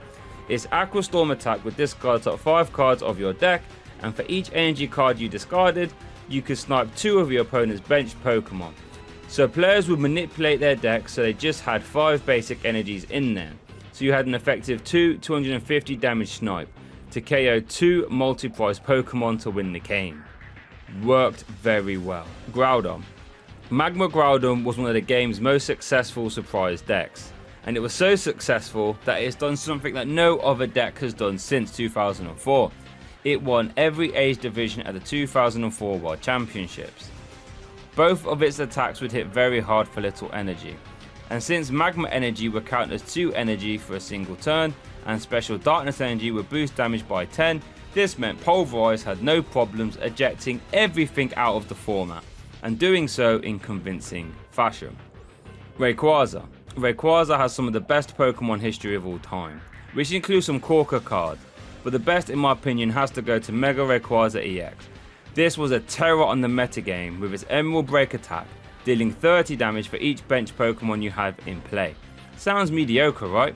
Well, thanks to the Skyfall Stadium, you can now have 8 bench Pokemon in play, and with cards like Hooper EX and Shaman, it was a doddle to get those 8 Pokemon in play. And since Mega Rayquaza had the Delta Evolution Ancient trait, you could attack with this doing 240 damage turn 1. Madness. Jirachi. Stellaris Jirachi ruled the format. Its ability would let you look at the top 5 cards of your deck when it was in the active. You could take any trainer card you found there, and then Jirachi would go to sleep. That didn't matter though, because you could attach a skateboard to it so it could retreat for free afterwards, and while it was asleep as well. This saw play in countless archetypes like Persephone, Malamar, Mewtwo, and Pikarom as well. Deoxys. Deoxys EX was the face of the Plasma archetypes, which got 2nd place at 2013 Worlds and 7th place at 2014 Worlds as well. Power Connect would boost the damage of your Plasma Pokemon by 10 for each one you had in play. This would make Thundurus' Raid and Knuckle even more scarier. Curum's Blizzard Burn hit for one-shot numbers on EX Pokemon, and even Lugia EX's Plasma Gale would start to carry a lot more stuff. The latter of which was even more scary because Lugia was taking extra prize cards at the same time. Torterra. Torterra Level X saw some play paired with Flygon Level X from earlier. Its power would let you switch your opponent's active as long as you were behind on prize cards. This would work so well with Trapinch's Sandoom attack, which remember a Flygon could use. This combination actually got a top 32 at 2010 Worlds. Infernape. Infernape from Diamond and Pearl base set was a monster.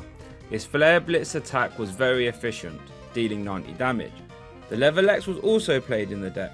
This won US Nationals 2007 in the senior division and top 32 2007 Worlds. Empoleon. Empoleon from Diamond and Pearl was a deadly spread deck that got top 4 and top 8 at 2007 World Championships. Ice Blade would deal 40 damage on a snipe, very good, all for a double rainbow energy attachment as well. And Aqua Jet could be used for a scramble energy. Shout out to Prinplup, whose Aqua Shower and Brine attack were both used in the deck a lot as well. Staraptor. Staraptor Level X had the fast core Poke Power, which would let you search your deck for a supporter card and put it in your hand once per turn. As you can imagine, this is a very strong power to have. It got a top 4 placement at Ontario State Championships 2011. Bibarel. Brilliant Stars Bibarel has had a commanding stamp on our metagame. Industrious Incisors lets you draw till you have 5 cards in hand. This has seen a ton of play with Arceus V-Star, Charizard EX, Whimsicott V-Star, and quite honestly a lot more archetypes to count. Kricketune. Kricketune V from Battle Styles has the exciting stage ability, which would let you draw till you had 3 cards in your hand, or draw till you have 4 cards in your hand if it was in the active spot. A very strong ability to have on a basic Pokemon. This got a top 16 placement at Sao Paulo Regionals and a top 8 at the Players Cup 3, paired with Miraidon EX and Victini V-Star respectively. Luxray. Luxray GL Level X is one of the best cards ever printed. Its Bright Look power would let you swap your opponent's active when you evolved into it, one of the strongest abilities you can have in the Pokemon TCG. Its attack Flash Impact was also decent, dealing 60 damage for 2 energy. Or, when used with energy gain, you could use it for 1 lightning energy instead. Luxray saw a ton of play with a ton of partners like Dialga Level X, Gyarados, and Garchomp C Level X, the latter of which won Worlds in 2010, and quite honestly could have won a lot more, but it was a victim of the emergency rotation thanks to Sableye. Roserade. This Roserade from Dragon's Exalted has the Lee Parfume ability, which lets you search your deck for any card when you evolved into it. This currently sees a lot of play in the GLC format for grass decks. Rampardos. Rampardos from Platinum got a top 32 finish at US Nationals 2009. Its body iron skull meant its attacks could topple through all effects, and head smash did 80 damage for 1 energy, which is insane. Bastiodon. Ultra Prism Bastiodon ability would make metal type Pokemon immune to damage from any one of your opponent's Pokemon that had special energy attached. This would stonewall, if you pardon the pun, some decks if it was left unchecked. Wormadam.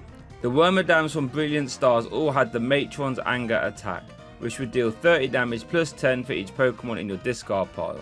This kind of attack is very strong, as seen with Vespiquen and Flareon, but unfortunately Wormadam didn't see a lot of play. Mothim. Mothim from Fates Collide had the Wormadam first ability, which would let you move a damage counter from one of your Wormadam to another one of your Pokemon. Could be helpful in the right circumstances. Vespiquen. Ancient Origins Vespiquen won UK Nationals 2016 and Worlds 2016 in the Senior Division. Its Be Revenge attack would deal 10 damage plus 10 more for each Pokemon in your discard pile. This would add up crazy fast and had a myriad of partners like Yanmega Break, Vileplume, and even the evolutions from the same set to give it different typings. Pachirisu. Call of Legends Pachirisu was used in the deadly ZPS archetype, where you would power up a Zekrom to use Bolt Strike in a single turn. Self-generation from Pachirisu would let you attach 2 lightning energy to itself when you benched it from your hand. Then Celebration Wind Shaman would move those energy onto Zekrom when you benched it. This would allow for a turn 1 Bolt Strike, which would KO pretty much everything in a single hit. Floatzel. Floatzel from Unleashed had the Water Acceleration power, which would let you attach a water energy from your hand to itself once per turn. When paired with Magnezone Prime, Lost Bird now had a nice engine to hit high damage.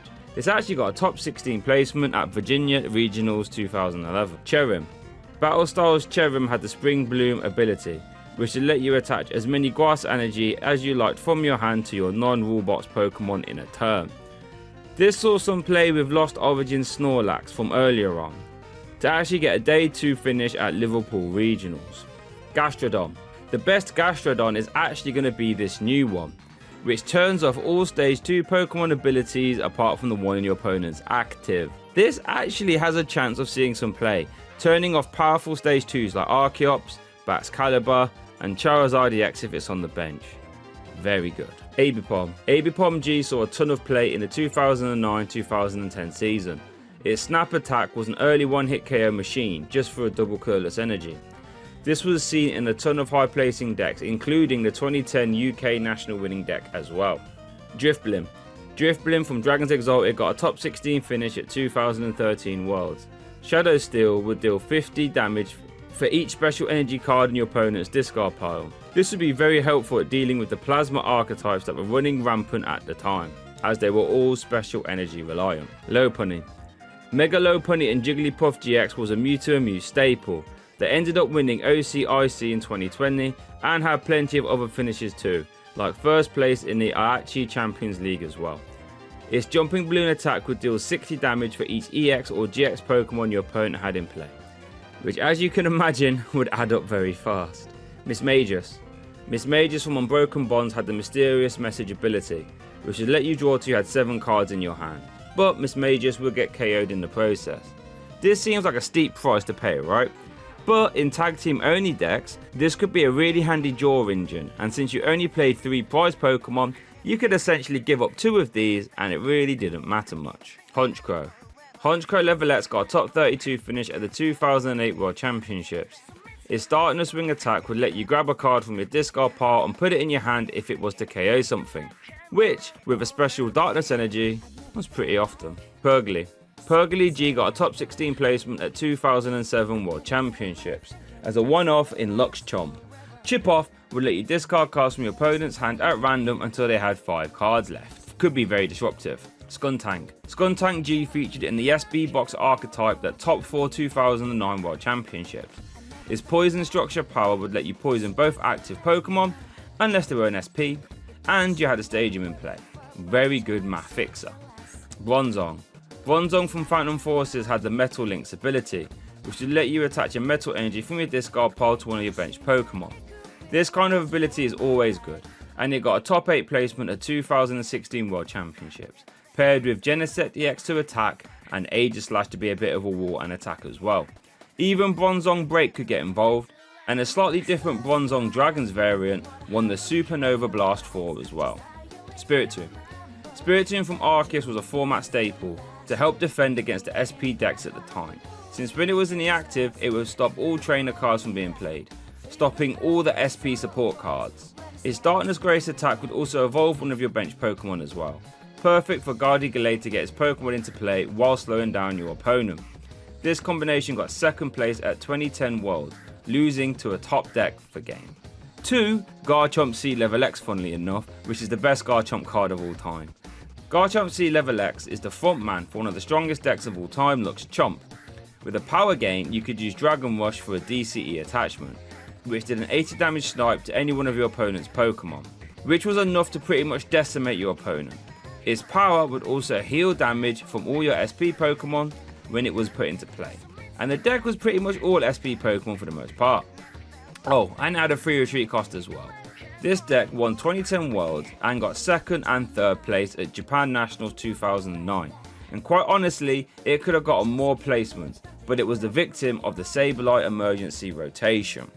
A lot of people's favourite deck of all time is Lux Chomp, and it's not hard to see why. Firing off Dragon Rushes for a DCE was very fun. Lucario. Lucario GL was a tech played in a ton of different decks around 2009-2010.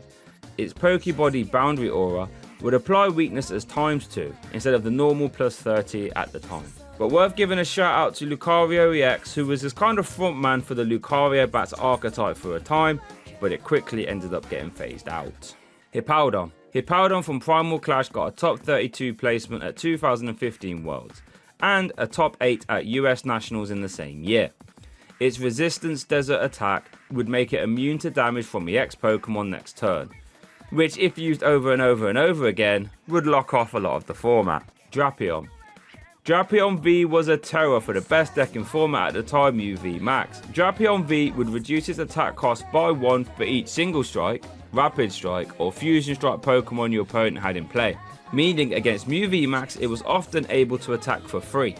And since Mew VMAX was weak to Dark, it would one-shot it for 0 energy. Crazy on a basic. It was in the EUIC 2023 winning deck, where it was actually used to KO Gardevoir EX2, with Arceus V-Star powering it up. Toxicroak. Promo Toxicroak G saw a ton of play in many decks, like Logchomp from earlier. It was a fighting type that attacked for psychic energy, letting you hit for fighting weakness without having to run different energy cards. And Poison Revenge did good damage for 1 energy too, whilst being used with energy gain. Carnivine. Carnivine from Ultra Prison saw a little bit of play for being a counter for some of the grass weak Pokemon in format, like Lycanroc and Zygarde. However, it didn't see too much success. Lumineon. Lumineon V sees a ton of play right now. Its Luminous Sign ability lets you grab a supporter from your deck when you put it into play. One of the best abilities in the game.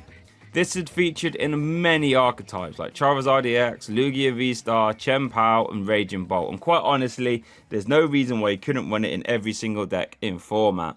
Crazy ability, crazy strong. Abomasnow. Abomasnow from Stormfront got a top 16 placement at 2010 Worlds. Its Snow Veil body would reduce damage by 20, very nice, and Snow Play would spread 20 damage to each of your opponent's Pokemon apart from water and grass types. Below 0 would also paralyze your opponent's active if Abomasnow evolved from Snova this turn.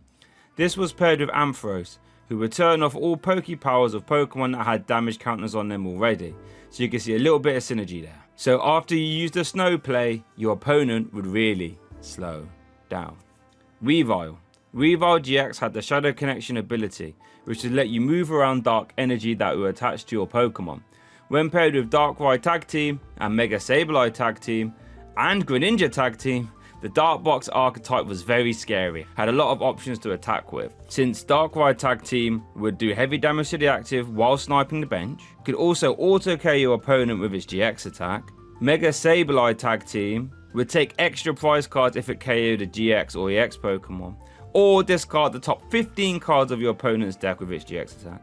and Zoroark tag team would just hit pretty hard for 2 energy. This got a top 16 placement at the 2019 World Championships. Magnezone. Magnezone Prime was a format titan for 2 big reasons. Its magnetic draw ability would let you draw till you had 5 cards in your hand, which would help you keep ticking over nicely throughout the whole game. Remember, that's the same ability as Barrel from earlier. So if you had 2 of these out, you could refill your hand twice per turn. Not only that though, but Magnezone Prime was a fantastic attacker in its own right, dealing 50 for each energy card attached to your Pokemon that you choose to put in the Lost Zone. At the time, 150 damage was a great number to be hitting for. This was very easy to do with Magnezone. As you can imagine, a card this versatile had a ton of partners like Yamega Prime, Emboar and Kingdra to help out as well. This got a top 8, 3 top 16s, a 2nd place finish in seniors, and a 1st place finish at the 2011 World Championships, completely dominating the metagame. Licky Licky. Unified Minds Licky Licky had the Let's Go Crazy attack, which would deal 90 damage while discarding a card from your opponent's hand at random, top card from your opponent's deck, and energy from your opponent's active as well. Fun, but it didn't really do much in a competitive metagame. Rhyperior. Rhyperior V was used in the Welder box archetype that used Welder to accelerate fire energy to attackers that would mostly have colourless energy in their attack cost, and you would use Aurora energy to make up the rest. Rhyperior was used as the fighting type attacker, since Heavy Rock Artillery would KO all fighting weak Pokemon, and to be fair, Drill 1 would discard energy from your opponent's active and deal 80 damage at the same time. Tangrowth. Tangrowth from Cosmic Eclipse had a top 64 placement at Bochum Regionals 2020. Grass Knot would deal 30 more damage for each retreat cost on your opponent's active Pokemon. So you would use Absol to boost your opponent's retreat cost to make Grass Knot hit harder. A funny little rogue deck, Electivire. Electivire from Diamond and Pearl got a top 8 at 2007 US Nationals, and 2 top 16s at 2007 Worlds, 1 in Masters and 1 in Seniors. Its intense voltage power would let you move a lightning energy to itself if Elekid was below the Electivire in play, and its attack would deal a monstrous 120 damage if you discarded all lightning energy attached to it, which at the time was a ridiculous amount of damage. Magmortar. Magmortar Level X was a strong variant back in 2007. Its Flame Buster attack would deal 100 damage to one of your opponent's Pokemon, and the other Magmortar would deal massive damage with Flame Blast.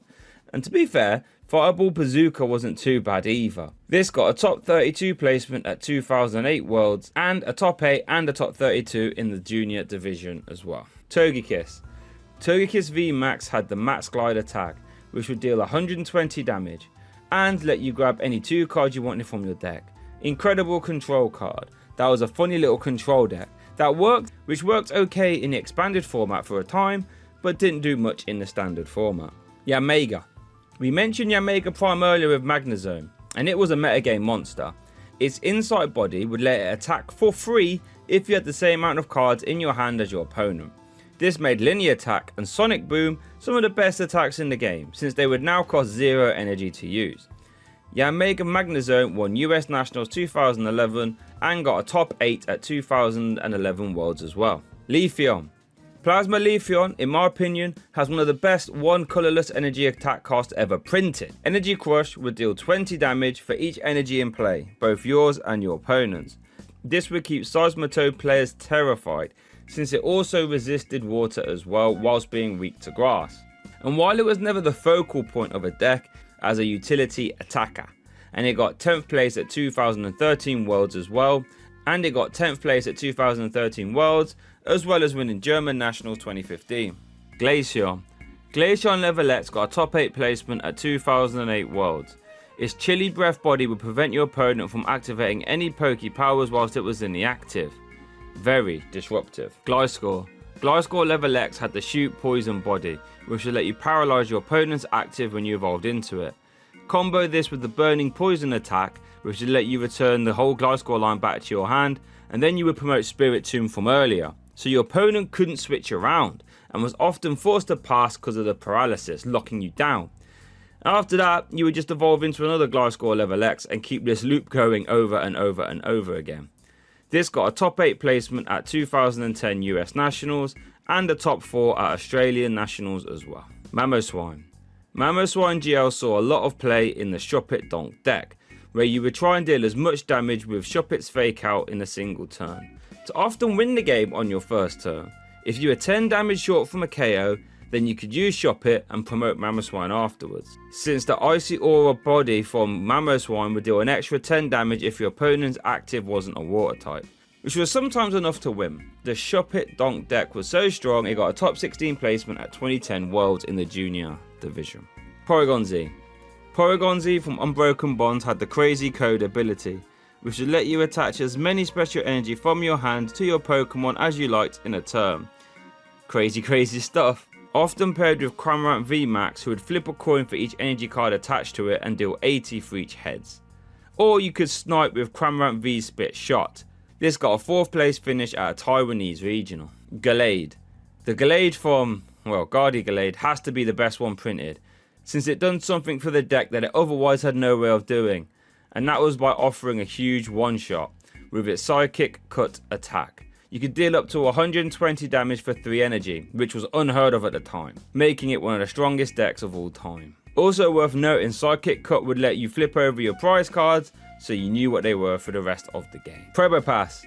Probopass from Rebel Clash had the same attack as Tangrowth from earlier, except this one didn't see any play. Poor Probopass hasn't had a good time. Dusknoir. Dusknoir from Diamond and Pearl base set was a terror. Its Dark Palm power would let you shuffle away one of your opponent's bench Pokemon if they had more than 3 in play once per turn, completely erasing an attacker from your opponent's board or whatever else you liked, honestly.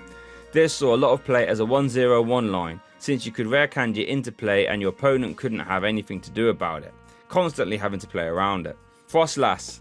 Frostlass from Unified Mind saw a little bit of play as a Reshizard counter, since with its Spiteful Side attack you had no problems KOing the big water weak tag team Pokemon. This saw a little bit of play in random decks to help defend against said Reshizard. Rotom. Rotom V is currently seeing a lot of play.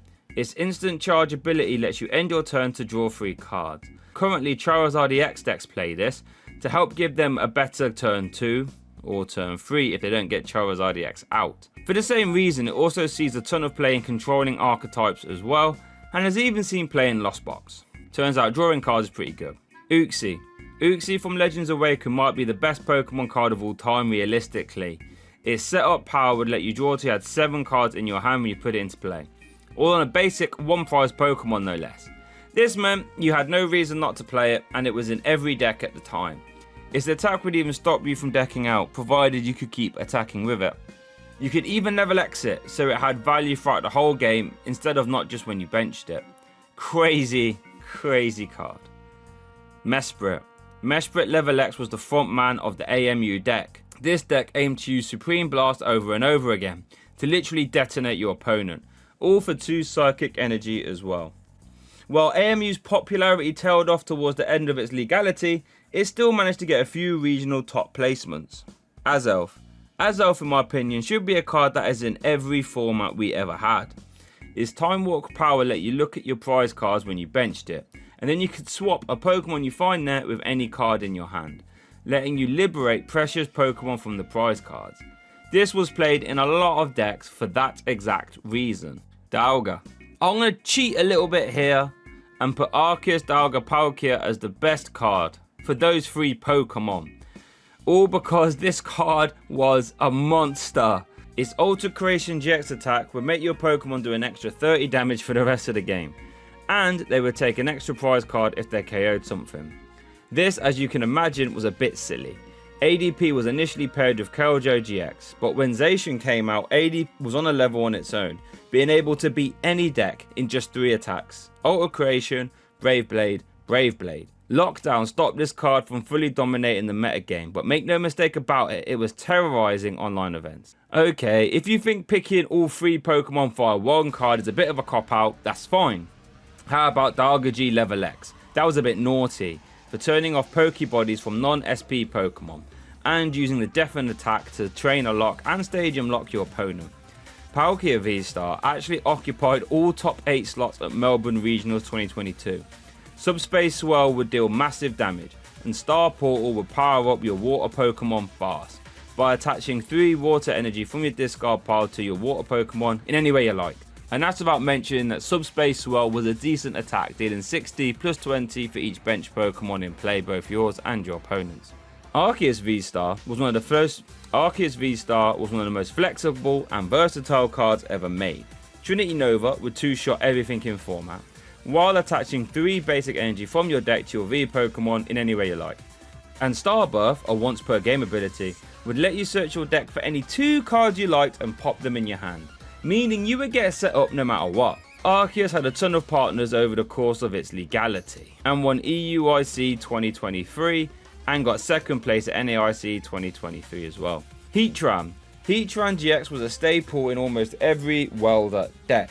Its Burning Road ability would let you move any amount of fire energy from your other Pokemon to itself when you moved it into the active spot, which played extremely well with its GX attack Hot Burn, which would deal 50 damage for each fire energy attached to it. Meaning as long as you had enough fire energy in play, which let's be honest wasn't hard with Welder, meant you could have a really high damage output. Regigigas from Lost Origins had the Ancient Wisdom ability that would let you attach 3 energy cards from your discard pile to your Pokemon in any way you liked once per turn, as long as you had every other Reggie in play. This was a very fun, hard-hitting deck, and Regigigas could even attack, since this attack would deal 150 plus 150 if your opponent's active was a VMAX Pokemon. The Reggie's archetype got 8 regional top 8s and 3 international top 8 placements as well, making it one of the most fun and unique decks of all time. Giratina. Distortion Door Giratina made a mockery of all other 1 prize decks while it was legal. Its attack would deal 130 damage for 3 energy, which would one-shot almost every other 1 prize Pokemon, which was devastating. And Distortion Door would let you pluck itself out of the discard pile and pop it onto your bench, and spread 1 damage counter to any 2 of your opponent's bench Pokemon while you did so, meaning you would always have an endless supply of Giratina after they would get KO'd. And Distortion Door would spread a lot of damage. Didn't stop there though, since Spell Tag would also let you chip in extra damage counters as well, all while being a bulky 1 prize Pokemon. The only other 1 prize deck that would survive while Giratina was in format was Bucephalon and Gramble, thanks to Malamar for accelerating those energy as well. Cresselia. Lost Origins Cresselia saw a ton of play when paired with Gardevoir EX.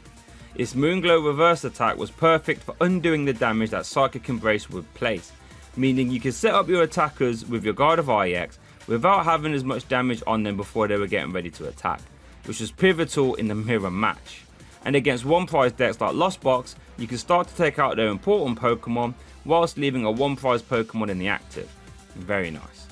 Manaphy. This might seem boring, but the most important Manaphy card we have ever seen is our current one, that protects your bench Pokemon from damage. This might seem inconsequential, but without it, the format would be dominated by Radiant Greninja just KOing all evolving basics before they had a chance to evolve. So thank Arceus for this little guy. Darkrai. Darkrai EX might be in contention as one of the strongest cards of all time. Right off the bat, Darkrai EX had won 2 World Championships in a row, one in 2012, one in 2013, and it's not hard to see why. Its Dark Cloak ability would give anything with a Dark Energy attached free retreat cost. A Night Spear would deal 90 damage to the active and a 30 damage snipe. This was perfect maths for dissecting big basics in 2 while putting pressure on evolving basics on the bench as well. This still sees play in the expanded format, and it's fully crazy being one of the only cards to win 2 World Championships in a row whilst being the main attacker. Shaman. Shaman EX from Roaring Skies transformed the format the second it came out. Its setup ability let you draw till you have 6 cards in your hand, again on a basic Pokemon. Except this time, unlike Uxie, this was a 2 prize Pokemon, but to be honest, that really didn't matter much. This sped the format up to crazy fast speeds, and every deck played at least 3 of these, if not 4. This made the card come close to £100 at its peak, and the full art was even higher. Format staple. Superior. Superior V-Star was using Arceus V-Star decks to be a Charizard EX counter, since with its grass typing and 190 damage attack, it would one-shot a Charizard EX thanks to weakness. It had a top 32 finish at Portland Regionals. Emboar. Black and White Emboar won the 2011 World Championships. Its Inferno Fandango ability would let you attach as many fire energy as you like from your hand to your Pokemon in a single turn. This, as you can imagine, was ripe for abuse, and out the gates Magnezone Prime was the most obvious partner, since Magnetic Draw would provide the draw engine and Emboar would provide the energy for Lost Burn. Emboar could also be played with Reshiram, Rayquaza EX and even Delphox later on. Samurott. Base Black and White Samurott had an effective 160 HP, which was madness, and its attack was, well, okay, but I really like this Legendary Treasures artwork as well.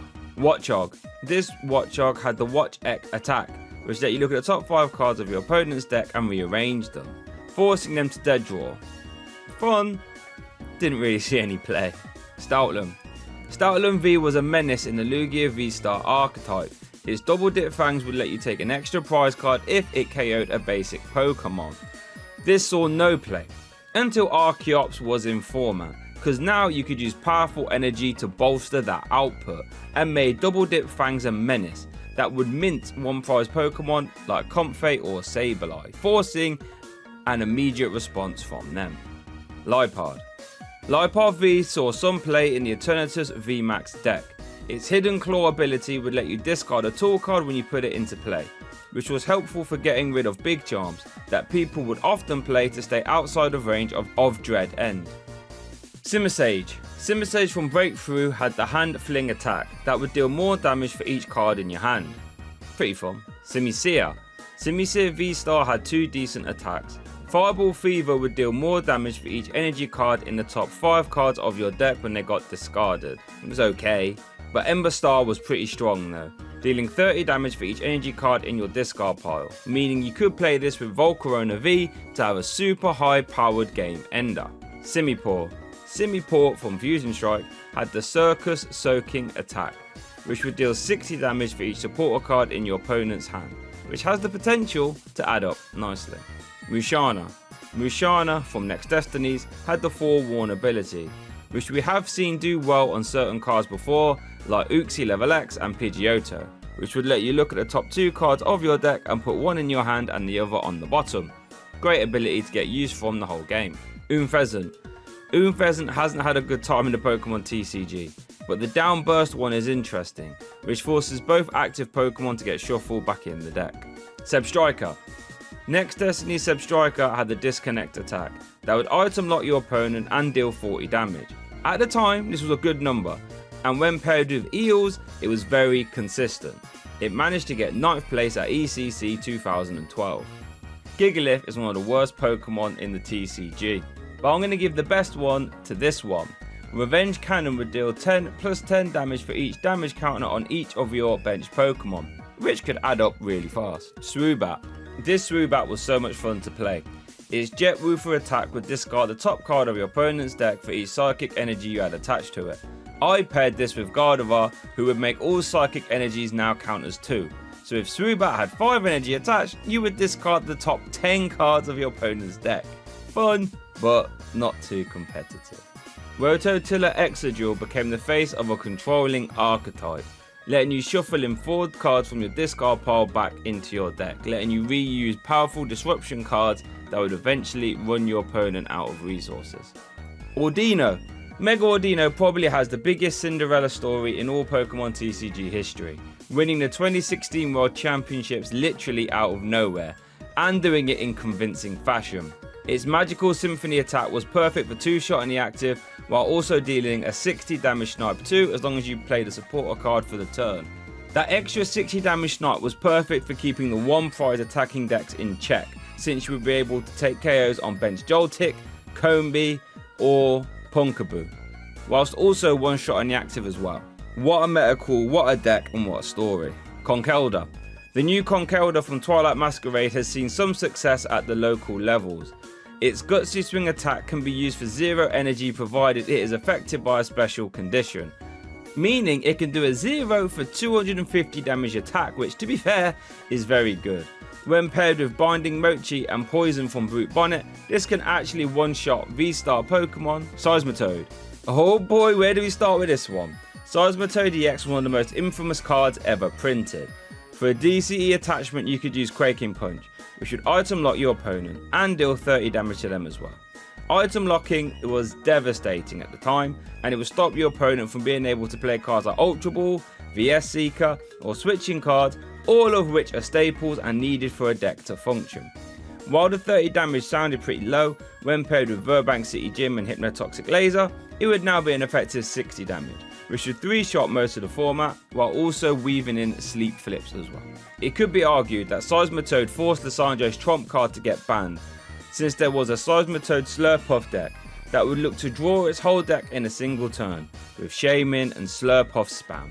And once you've got your whole deck, you would play a whole host of disruption cards like Crushing Hammer, and then you would play all your disruption cards like Crushing Hammers. And then you would use Lissandre's trump card to shuffle them all back in. This deck literally took over the metagame, and there was zero reason to not play it, forcing TPCI to step in and ban the card. After that though, Seismitoad had a ton of partners, like Crawdont to remove energy, Crobat to chip in extra damage, which ended up getting second place at 2015 Worlds by the way, Straight Toad, which would load up on the tankiness cards like Assault Vest, and there's also an Aqua Box deck that would use Max Elixir to load up on water energy so you could close games out with Grenade Hammer. But there were a ton of other variants as well that caused players to be scared of Seismitoad, like Toad Tina and Toad Garb, both of which were tier 1 decks at the time as well. Quake and Punch was a problem, and I doubt we'll ever see item lock as strong as that ever again. Throw. Cosmic Eclipse Throw saw some play as a Pika Romp counter, since reverse shoulder throw would deal enough damage to KO it via weakness, and it ended up getting 3rd place at a Korean league, paired with ADP and Spiritomb. 5 Fierce Chop Sork had the potential tip for 100 damage for 2 energy, provided you could flip 5 heads in a row.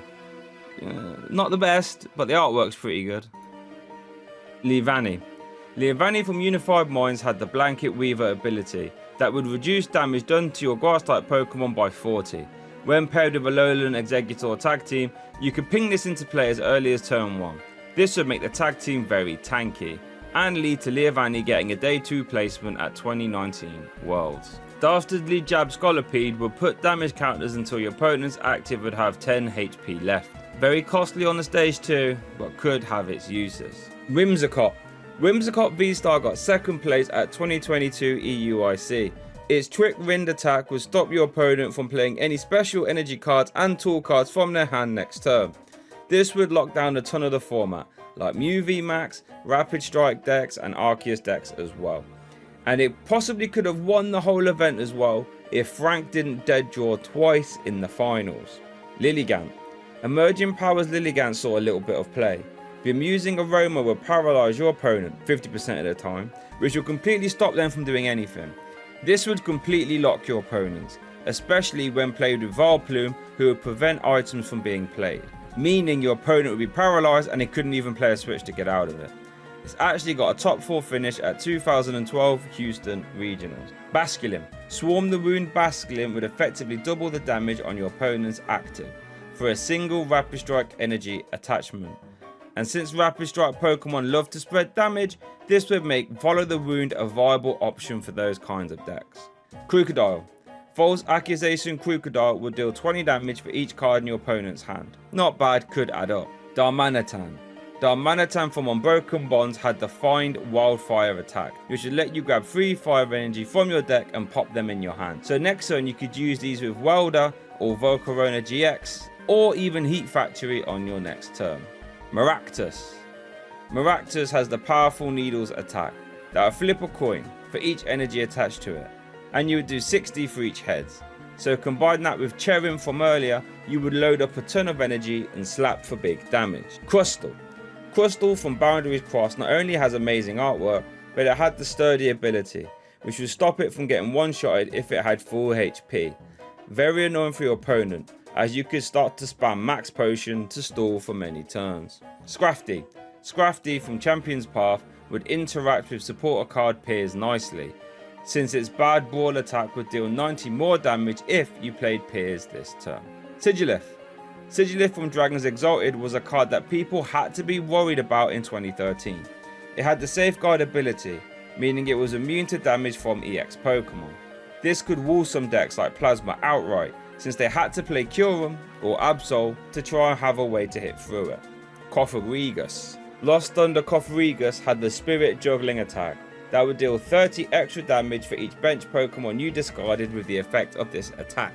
So you would play it with a ton of Lost Thunder Giratina, who could easily recycle themselves back into play after being discarded, and they would also spread extra damage as well. Caracosta. Caracosta from Unified Minds was actually used in a fun anti-meta fossil deck, where you would use this Caracosta to hit Reshizard for weakness. It actually got a day 2 placement at 2019 Worlds and a top 32 at Atlantic City Regionals. Archeops. Archeops from Silver Tempest, in my opinion, is the engine of the greatest deck of all time. Silver Tempest Lugia V-Star. Its primal turbo ability would let you attach 2 special energy from your deck to one of your Pokemon. Quite often you would get to use this twice per turn, since Lugia V-Star will put 2 Archeops into play. This, as you can imagine, was ripe for abuse, with cards like Powerful Energy to boost damage, Single Strike Energy to boost damage as well, and Aurora Energy to act as any kind of energy while it was attached. This opened the door for a multitude of different attackers, like Amazing Rare Yveltal, which would auto KO anything, Amazing Rare Raikou, which would snipe for 120 damage to the active and 120 damage to the bench, Startling V from earlier to take extra prize cards, and then the whole single strike package later on. We even have Chinchino now, who would do 70 damage for each special energy card attached to it, meaning it can one-shot a Charizard EX. Crazy, crazy, crazy deck, and it's still competitive right now. Garbodor. It's tough to choose which Garbodor is the best, because it's had some very, very good cards that have all completely changed the metagame around it. Today though, I'm going to go with the Trashalanche Garbodor. Not only did this change the metagame, but it did so in the most spectacular fashion. Coming into Guardians Rising, the format was the fastest I've ever seen, with cards like Acrobike, VS Seeker and Trainer's Mail. Trashalanche Garbodor immediately booted them all out the format, since it would deal 20 damage for each item card in your opponent's discard pile. Suddenly, all of those cards were pretty much unplayable, and you'd never see them again for the most part. This resulted in Garbodor occupying 75% of the Day 2 metagame in Seattle, the first US regional where it was legal, and Garbodor never really let go of the format's throat until it rotated. Zoroark. Well, what isn't there to say about Zoroark GX? One of, if not the best all-round Pokemon card of all time. Why is that? Well, first of all, its trade ability would let you discard 1 card from your hand to draw 2 more. So that means it was an insane draw engine, since if you had 4 Zoroark out, you could effectively draw 8 cards in a turn before you've even played supporter. This also made you effectively M-proof, since even if you got ends to 1, you would draw 1 to start the turn, then you would discard 1 to draw 2 more, then you would discard 1 more to get 2 more. This would let you make use of other supporters that wouldn't draw cards, like Mallow for example, which would let you grab any 2 cards and put them to the top of your deck, a card you otherwise wouldn't be able to play unless you was playing Zoroark. Zoroark decks could also make use of cards like Puzzle of Time, which would let you grab back any 2 cards from your discard pile as long as you had 2 timepiece puzzles in your hand when you played it. Not only was Zoroark a draw engine, it'd also be a perfectly fine attacker, since Riotous Beating would deal 120 damage if you had 6 Pokemon in play, which, let's be fair, was fairly often. This meant Zoroark was perfectly fine attacking and drawing cards for the entire game. However, you could obviously have a whole multitude of partners like Golisopod GX, which won EUIC, Lycanroc, which had Luxray Geo Level X's ability to make Zoroark even more deadly, or really far down the road you even had Dugong from earlier, which won NAIC. Zoroark's apex was winning the 2018 World Championships when paired with Garbodor to turn off abilities on your opponent's turn via Klefki, which walked all over Malamar in the finals. Rotation was the only thing that stopped Zoroark, and I'm convinced it would still be good right now in the format 5 years later. Chinchino. Chinchino from Sword and Shield base was the face of one of the scariest, most aggressive discard decks. Its Make Do ability would let you discard a card from your hand to draw 2. Does that sound familiar? Just like Zoroark from earlier. So what you would do is draw your whole deck, then use Power Pad and Resource Management to shuffle in Lieutenant Surge's strategy and 2 copies of Belelba Bryson Man. Belelba Bryson Man would discard the top 3 cards of both players' decks. But since you would draw your whole deck before you played them, it really didn't matter, and Lieutenant Surge would let you play 2 of them in a single turn, so you would mill the top 6 cards of your opponent's deck, and then you would use Power Pad and Resource Management to put them all back in a vicious loop. Gothitelle. Gothitelle Exelgor was a super scary deck, It had the Magic Room ability that would stop your opponent from playing any items whilst it was in the active spot. Normally this ability would be enough on its own, but it'd actually get worse, since you would use Excelgor, who is the best Excelgor card of all time by the way, who would use Deck and Cover for a single DC attachment, who would then poison and paralyze your opponent's active before shuffling itself back into the deck. This meant then you would paralyze your opponent, then promote Gothitelle so they couldn't play any switching cards. If played correctly, this would stop your opponent from being able to do anything, and you would win the game slowly but surely. This archetype got a top 4 placement at 2013 Worlds in the senior division, while also winning US Nationals and Norway Nationals in the same year. Renucleus. Renucleus Damage Swap got 2nd place in the World Championship deck 2011. Its ability would let you move damage around your own Pokemon, making it very hard for your opponent to care what they wanted, since you would just constantly manipulate their damage. Swanna. Sky Circus Swanna could attack for free if you played a Bird Keeper from your hand this turn, meaning it could swing for 140 damage for 0 energy. Not bad. Vanillux. Vanillux from Noble Victories had the double freeze attack, which would let you flip 2 coins, and if either of them were heads, your opponent's active was paralyzed. And as you can imagine, this was a pain to deal with, especially when you paired it with Vileplume, so now your opponent couldn't even play any switching cards. And you could even use Victini, who would let you reflip coins to do with attacks. This resulted in Vanillux getting a top 32 placement at 2012 Nationals and a top 4 placement at UK Nationals that year as well. Sawsbuck. Sawsbuck from Cosmic Eclipse would let you draw an extra card once per turn via its Seasonal Blessings ability. This saw some play in the Dolstall archetype, which got multiple day 2s at regionals, but it also got a top 16 placement at LAIC 2019. Emolga. Emolga from Team Up had the Nuzzly Gathering ability, which should let you grab a Pokemon from your deck that has the attack, which had the attack Nuzzle. Deck would play Pachirisu, Pikachu, and Raichu, all with that attack. Pachirisu would accelerate a ton of energy to those Nuzzle Pokemon, and Raichu would hit hard, a fun little deck. Excavalier. While Brilliant Stars Excavalier hasn't seen any play, its Miraculous Armor ability reduces damage done to it from V Pokemon by 100. Amoonguss. Team Up Amoonguss would put your opponent's active to sleep whenever you played a Pokemon with Spore from your hand.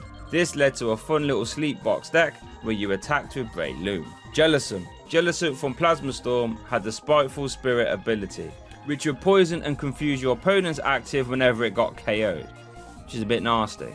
Born Ashore Alamomola will put a basic Pokemon from either player's discard pile onto its owner's bench. This could have some uses, but it didn't see any play. Ferrothorn. Thorn Pod Throw from Team Up Ferrothorn would deal 80 damage to the active, while also dealing up to an 100 damage snipe to one of your opponent's bench Pokemon for each metal energy attached to it. That would add up pretty fast. Klinklang. Klinklang from base Black and White would let you move around metal energy attached to your Pokemon. But Plasma Klinklang would also make your metal type Pokemon immune to damage from EX Pokemon. This resulted in the Klinklang archetype getting 2 top 32 placements at 2013 Worlds. Electros. Electros from Dark Explorers was sometimes played as a one-off in Raikou Eels, since Slurp Shakedown was easy to power up via the Electric Stage 1, and it would easily KO a Shaman EX by dragging it into the active and then KOing it via weakness. Beheeyem. Beheeyem from Unified Minds had the Mysterious Noise attack, where you would shuffle yourself back into your deck, but then you would deal 90 damage and item lock your opponent. By promoting a Ninetales who was immune to EX and GX damage, your opponent really couldn't do much, and you would constantly recycle the Beheeyem every turn. This got a day 2 placement at 2019 Worlds. Chandelier. Chandelier from Noble Victories was a bit of a menace. Its Curse Shadow ability would let you place 3 damage counters on one of your opponent's Pokemon while it was in the active.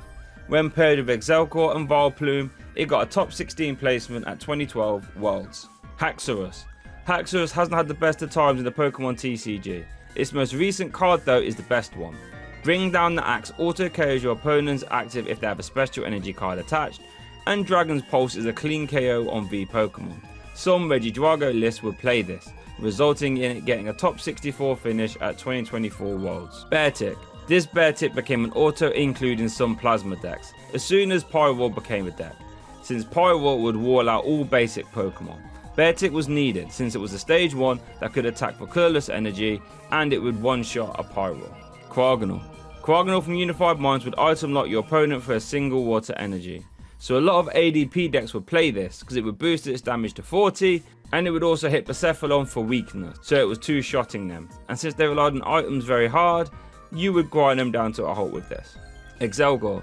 Excelgor from Dark Explorers would terrorize the metagame. Deck and cover would shuffle itself away, then you would poison and paralyze your opponent.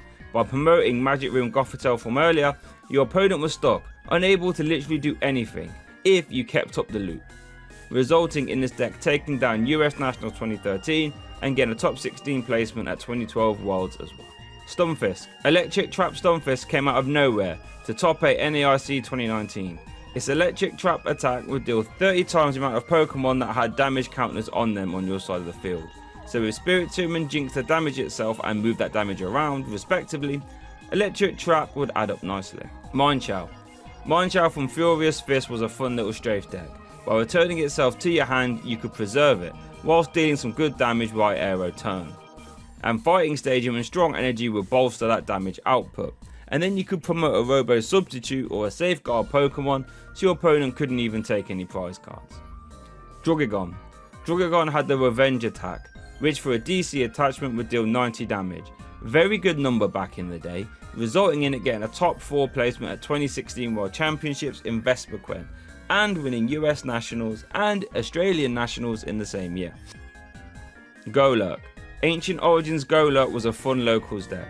Because it was dual type, you could use Strong Energy to power it up and Dimension Value to reduce its attack cost. And since it resisted fighting, its recoil damage from superpower was mitigated. Bouffalon. Dragon's Exotic Bouffalon was one of the best non-EX cards of its time. Goldbreaker would deal 120 damage to EX Pokemon, which was a good clean 2-shot, while also having a monstrous effective 130 HP thanks to its ability. This meant it saw a ton of play in decks, and won multiple 2014 nationals like Australia, France and Germany too.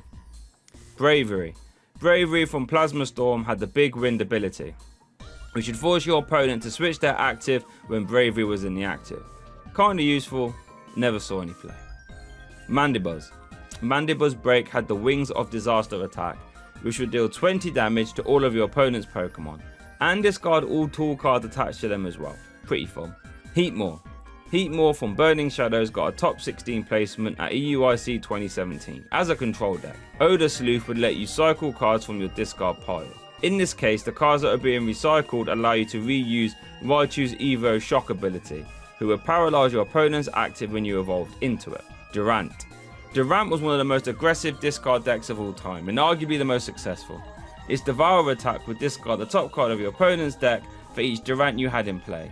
So with 4 of these in play, you would discard the top 4 cards of your opponent's deck every turn. So with cards like Crushing Hammer and Eviolite and Junkar, you would aim to slow your opponent down enough to where you could just keep announcing Devourer until you won. Hydreigon. Dragon's Exalted Hydreigon would move around Dark Energy attached to your Pokemon. This meant you could now utilize cards like Max Potion in Darkrai decks, which was devastating. Devastating enough to get a top 4 placement at ECC 2013. Volcarona. Volcarona V was a terror in the expanded format, since you would turbo a ton of energy into the discard pile very fast, and then use Surging Flames to shuffle them all back in again, dealing 20 damage for each one you did.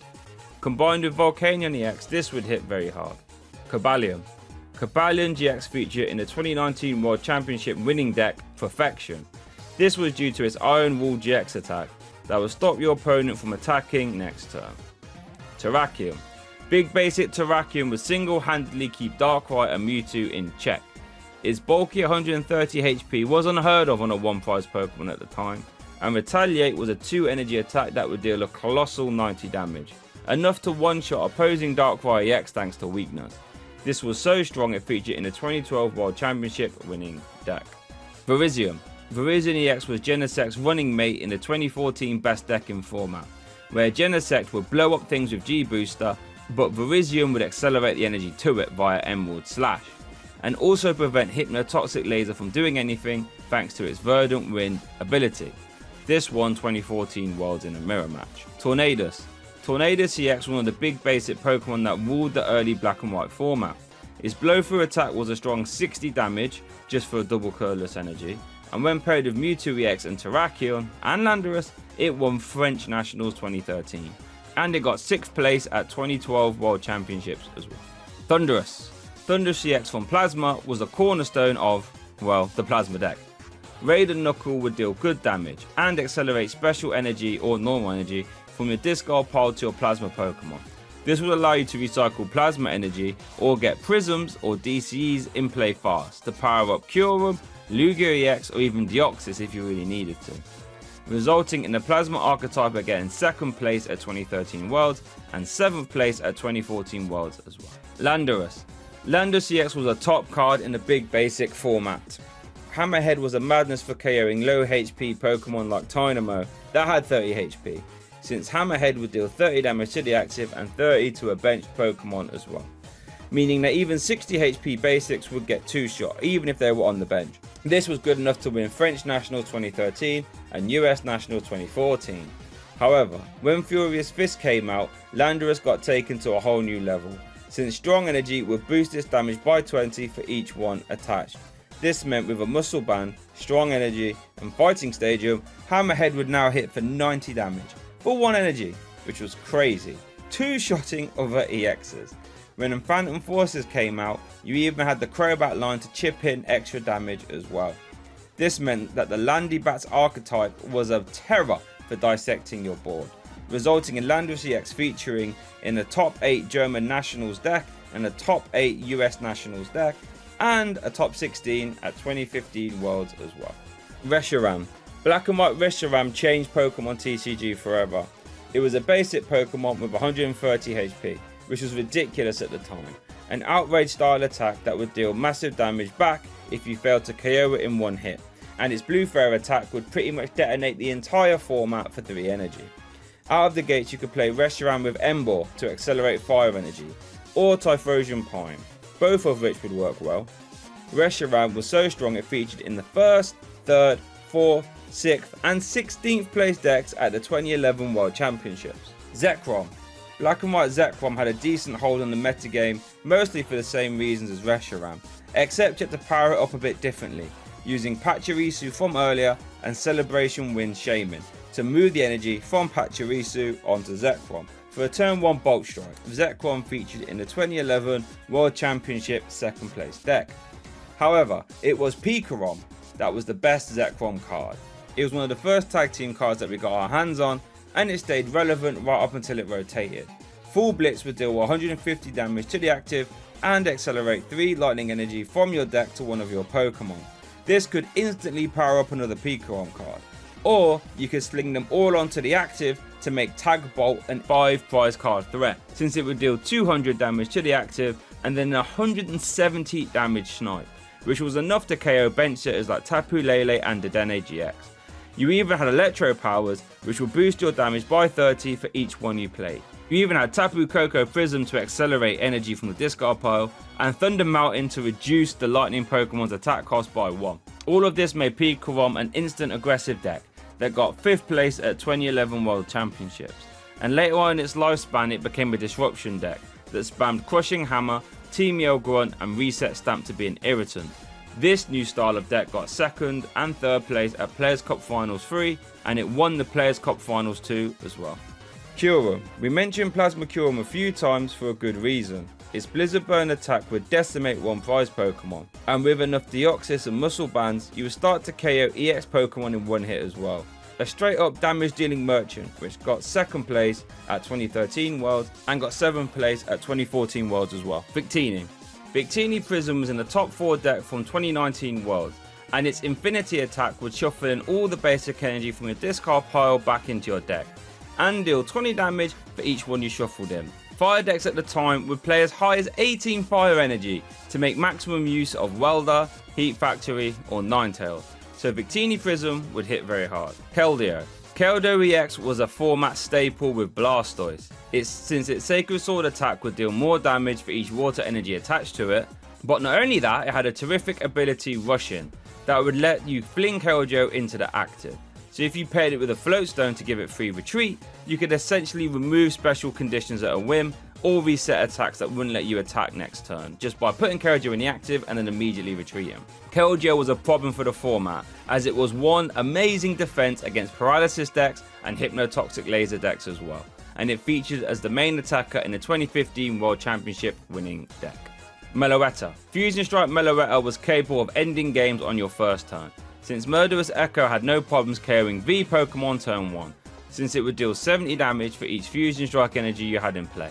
So if you turn attached 1, and then use a Lesser Sparkle to get 2 more, you are now swinging for 210 damage, which is normally enough to KO most 2 prize Pokemon. If you needed to hit 220, you would just play a Power Tablet, and now you was one-shotting Arceus V as well, ending games immediately.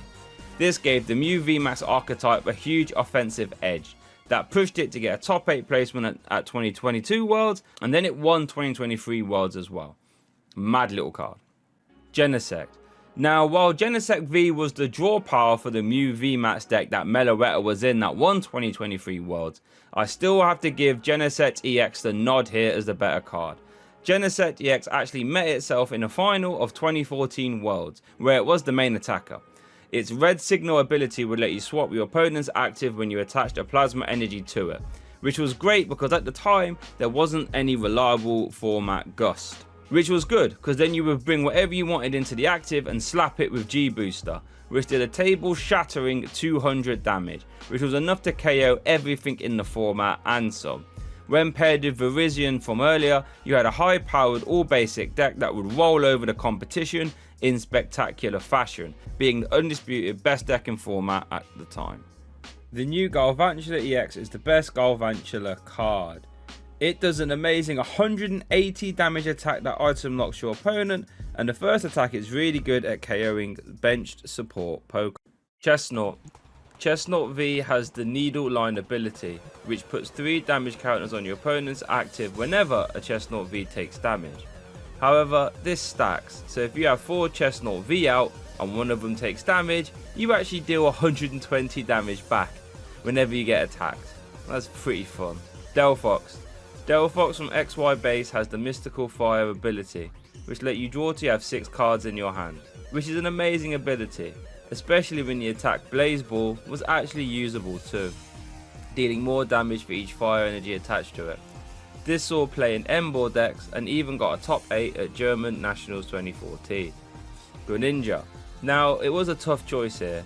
Do I choose Shadow Stitching Greninja, that ability locked for a single energy, or the Greninja Break, who would snipe for 60 damage on an ability, or do I pick Radiant Greninja?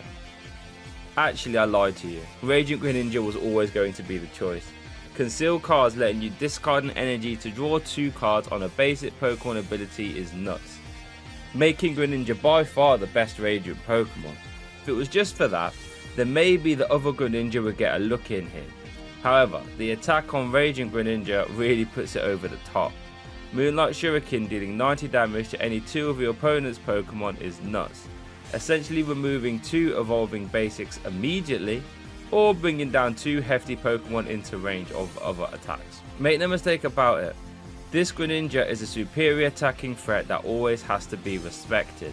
We have even seen some decks play 2 copies of Manaphy just to have a permanent way of stopping Greninja from getting to work. The finishes Radiant Greninja has is actually insane, to be honest, and might be the longest of any Pokemon here. But the main ones are 2nd place 2024 Worlds, 2nd, 3rd, 6th, 7th and 8th at 2003 Worlds, and 4th, 5th, 7th and 8th at 2022 Worlds. Crazy talk. Diggersby. Diggersby from XY base lets you grab 2 items from your discard pile and put them back into your hand. This would have been amazing for control decks at the time, except Ancient Trait Bunnelby was just better in the end. Talonflame. Talonflame from Steam Sheets got 2nd place at 2015 Worlds. Its Gale Wings ability would let it jump into the active regardless of evolution rules if you had it to start the game in your opening hand. Pair this with its beefy 130 HP on an effective basic Pokemon, and its Aero Blitz attack, which would let you grab any 2 cards from your deck and help make Greninja Break more consistent. Pavilion from our new set, Surging Sparks, can evolve all your bench Pokemon by 1 stage, which is actually pretty cool if you can get it out fast enough. Luckily, Spewput and Scatterbug can evolve the first turn they put into play, so there might be some hope for this Pavilion to see some play. Pyroar. Pyroar from Flashfire completely took the metagame off guard by getting 3 top 16 finishes at 2014 US Nationals, including 2nd place and 7th place too. Its intimidating main ability meant it was immune to damage from basic Pokemon, and bear in mind this was the format of Virgin and Plasma, so this card was a problem. Some decks were forced to use that bear tick from earlier or just accept the loss. Fun card. Florges from Forbidden Light took a while to get to the metagame, but when it did, players were scared of it, getting 2 top 16s at LAIC and 4th place at Daytona Beach Regionals. Its wondrous gift ability would let you flip a coin once per turn, and if head you could grab a card from your discard pile and pop it on the top of your deck, letting you reuse disruption cards like Crushing Hammer or more likely Lily's Pokédoll, which you would fling into the active since it would not give a prize card if it got KO'd. So that means Florges was important for keeping the countless flow of Pokédolls live. Go-Go. Go-Go has had a truly awful time in the Pokemon TCG. This one somehow is the best, because it has some access to bench sniping, I guess. Pangoro.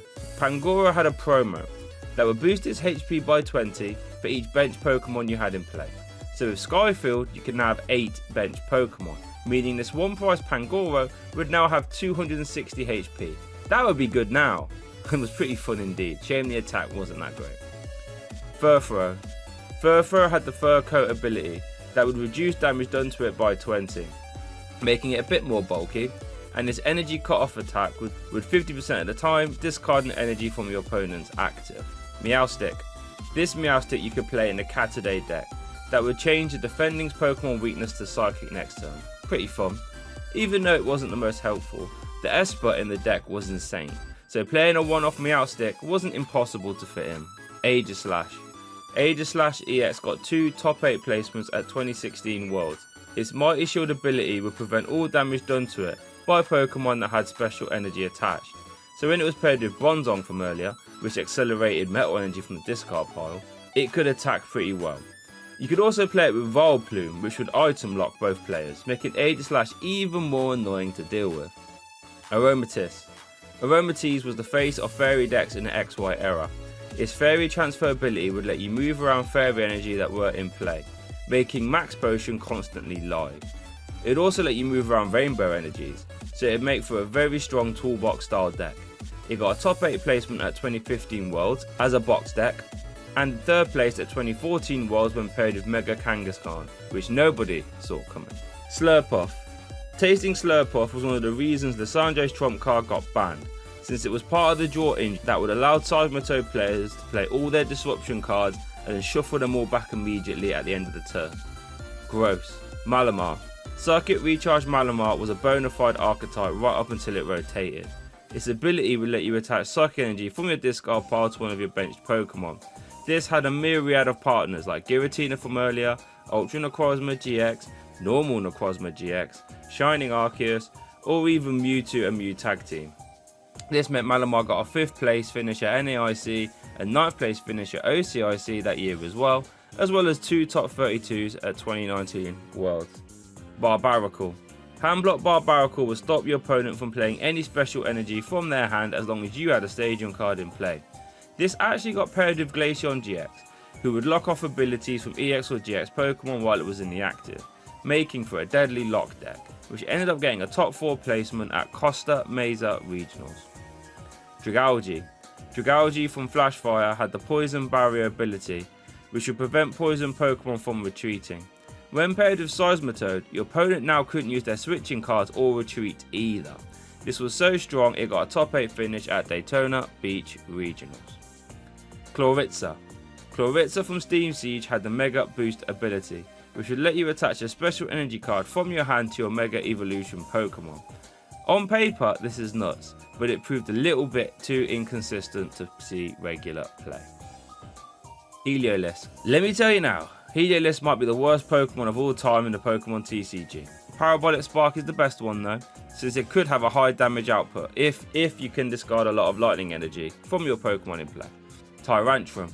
Tyrantrum EX won the Supernova Blast 4 event. Its ability meant its damage would always go through to the opponent's active Pokemon, regardless of any effects or abilities. And Dragon Impact did a table-shattering 190 damage, which ejected everything, apart from Mega Evolution Pokemon. When paired with Bronzong, it was very hard to deal with. Aurorus. Aurorus EX would prevent Pokemon with water energy from getting paralyzed. This was okay, and got a top 64 placement at US National 2016 in an Aqua Box Seismitoad EX deck. Sylveon. Sylveon GX had two massive roles in the metagame. Its first use was to support in Gardevoir GX decks, to magical ribbon any cards out you ever needed, like Rare Candy, Gardevoir or Energy cards. Since Magical Ribbon would let you search for any 3 cards you like from your deck and put them in your hand. Its other use was as a standalone disruption deck, where you would search for Puzzle of Times, Max Potions or whatever you liked to disrupt your opponent. Both uses saw Sylveon as a metagame titan, and worth noting its GX attack Plea could get used in both decks, which would return 2 of your opponent's Pokemon back to their hand, which was devastating for a lot of decks. Hawlucha. Furious Fist Hawlucha was the backbone of fighting decks at the time, would deal 60 damage for 1 energy. Only 2 EX Pokemon though. With buffs like Strong Energy and Muscle Band, you could easily get this to 100, or even use Focus Sash to make it immune to 1-hit KOs. It featured in the top 8 Worlds deck 2015 when paired with Domfan. Dedenne. Well, this was an easy one. Dedenne GX would discard your whole hand to draw 6 cards when you put it into play. This, as you can imagine, broke the format. I mean, it's basically a Professor's Research, Professor Juniper or Sycamore on a coming into play ability. You had an insane amount of draw power without even playing a supporter. This single-handedly let Welder decks function, or Mewtwo and Mew decks, because now you could discard your attackers easily, and find your Welders at the same time. To be honest, the only thing holding it back was its HP, because even Pikarom decks could use Tingly Return GX if they really needed to. Carbink. Carbink Break would evolve up from a Safeguard Carbink, which means it was safe from damage from EX or GX Pokemon. Or you could evolve from the Energy Keeper Carbink, so that your basic energy was safe from being removed. This made Carbink an irritant already, but now after it Break evolved, it had the Diamond Gift attack. That would do a little bit of damage, and also accelerate 2 fighting energy from your discard pile. This saw Carbink be a premier fighting type energy accelerator. They got 2nd place at OCIC 2018 and a top 32 finish at 2016 Worlds. Goodra. Slimy Room Goodra had a funky ability that would force their opponents to flip a coin whenever they tried to attach an energy for the turn. If tails, the energy would get discarded instead. And while this would have been fun to try out, it actually didn't count as wasting your opponent's energy turn attachment, so they were fine to just try again with a different energy card, meaning it saw no play. Klefki. Mysterious Lock Klefki would turn off all basic Pokemon abilities while it was in the active. This would slow down a ton of decks like Genesect V, Lumineon V and Comfey. It saw a little bit of play in Gardevoir EX, getting 12th place at 2024 Worlds and 2nd place in the Senior Division, and 2nd place at NAIC 2024. Trevenant. Trevenant's very first card was its best one. It had Gothitel's Magic Room ability from earlier, but now it's on a stage 1, meaning it was infinitely better. Item lock is something that always terrifies the Pokemon TCG, and Trevenant was one of the best cards at doing exactly that. It had a top 8 placement at 2015 Worlds when paired with Gengar EX to use Dark Corridor to deal some damage and get Trevenant in the active spot. Later on, Trevenant Break would make Trevenant a standalone disruption deck that would spread a lot of damage via Silent Fear. Gourgeist. Phantom Force's Gourgeist had the Gorgantic ability, which would boost its HP to 200 if it had a Grass Energy attached, and the attack Horror Note was actually okay too. Saw no play, but was pretty fun. Avalugg. Avalugg from Steam Siege could discard the top 9 cards of your opponent's deck with the Melting Flow attack. However, it was extremely unreliable, since it relied on you having water energy in the top 3 cards of your deck as well. A fun, albeit meme deck. Noivern. Noivern EX Covert Flight made it immune to damage from basic Pokemon next turn. This could wall a lot of decks, like Lost Box or Raging Bolt right now. Due to this, Noivern has seen some play in Regidrago V-Star decks, who can copy the attack of Dragon types in the discard pile, where it actually won NAIC 2023 in the Junior Division. or it can actually be used in a controlling archetype where it got 3rd place at EUIC 2024. And worth noting now, Regidrago decks can copy the dominating Echo attack to stop your opponent from attaching any special energy cards, which is insane at stopping Terapagos EX from, well, doing anything. Xerneas. Geomancy Xerneas was the main way fairies were playable in the XY era. Its Geomancy attack would let it accelerate fairy energy to 2 of your bench Pokemon. This would let you get a ton of extra energy in play fast, resulting in Xerneas break decks being very strong, getting 38th place at EUIC 2017, while also getting 3rd place at 2014 Worlds and 2nd place in the Seniors division. Worth noting that Rainbow Force Xerneas was a fun aggro deck that would deal more damage of each different type of Pokemon you had on your bench. So you could either use a Hooper engine to get out Flygon EX, Umbreon EX and Volcanion EX, or you could play a ton of different dual type Pokemon like Garvantula and Bisharp to hit for massive damage. Yveltal. Yveltal EX dominated the format the second it came out. Evil Ball was a buffed up X-Ball, dealing 20 damage plus 20 for each energy attached to both active Pokemon. And while Cyclone would deal 90 damage while moving away and preserving an energy, stopping it from getting removed via KOs. With cards like Max Elixir and Double Cureless Energy, it was very easy to make very powerful X-Balls. It was best paired with Garbodor, which would ability lock everything, making comebacks very hard, especially while you're getting pummeled with Evil Balls or Y Cyclones. This saw Yveltal EX win EUIC 2016, while also getting 2nd, 3rd, 4th and 5th place, while also getting 3rd place at 2016 Worlds and 6th place at 2014 Worlds as well. Zygarde. Zygarde GX was a beefcake that got 3rd place at 2018 Worlds. It was a 200 HP monster that had 3 great attacks. Cell Connector would dish out 50 damage and accelerate energy from the discard pile too. Land's Wrath was just 130 damage smack, very good. And Verdict GX would make Zygarde immune to damage from EX and GX Pokemon next turn. Bear in mind, these numbers would get boosted by Dancy Prism Star, which would boost fighting type damage by 20, which is actually the best Dancy card as well, might I say. And Regiroar EX, who would boost fighting type damage by 10. Very good. Dancy. Well, we just mentioned Dancy Prism Star. It got 3rd place at 2018 Worlds, but it was a staple in almost every fighting deck at the time. It had multiple partners like Buzzwole GX, Lucario GX, and later on Colossal VMAX as well. Hooper. Hooper EX was played in almost every EX focused deck when it was legal, since its Scoundrel Ring ability would let you grab 3 EX Pokemon when you put Hooper EX down into play. In Mega Evolution decks, this would always get your basic EX, your Mega Evolution EX card, and a Shaman afterwards to draw cards. Mad little engine. Volcanion. Volcanion EX, in my opinion, has one of the best abilities of all time. Steam Up would let you discard a fire energy from your hand to boost your basic fire type damage for the rest of the turn by 30. So if you had 2 Volcanion EX in play and you Steam Up twice, Volcanic Heat was now dealing 190 damage.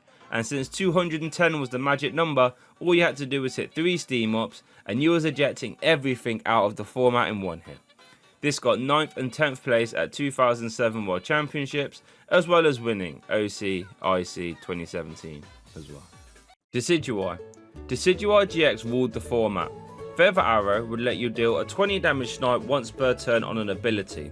Since it was an ability, it would get around most bench protection at the time. With Forest of Giant Plants, you could actually get this in play in a single turn, or even turn 1. This was normally played with Vileplume too, so your opponent couldn't play any item cards as well. So with that in mind, Razor Leaf only dealing 90 damage wasn't too important.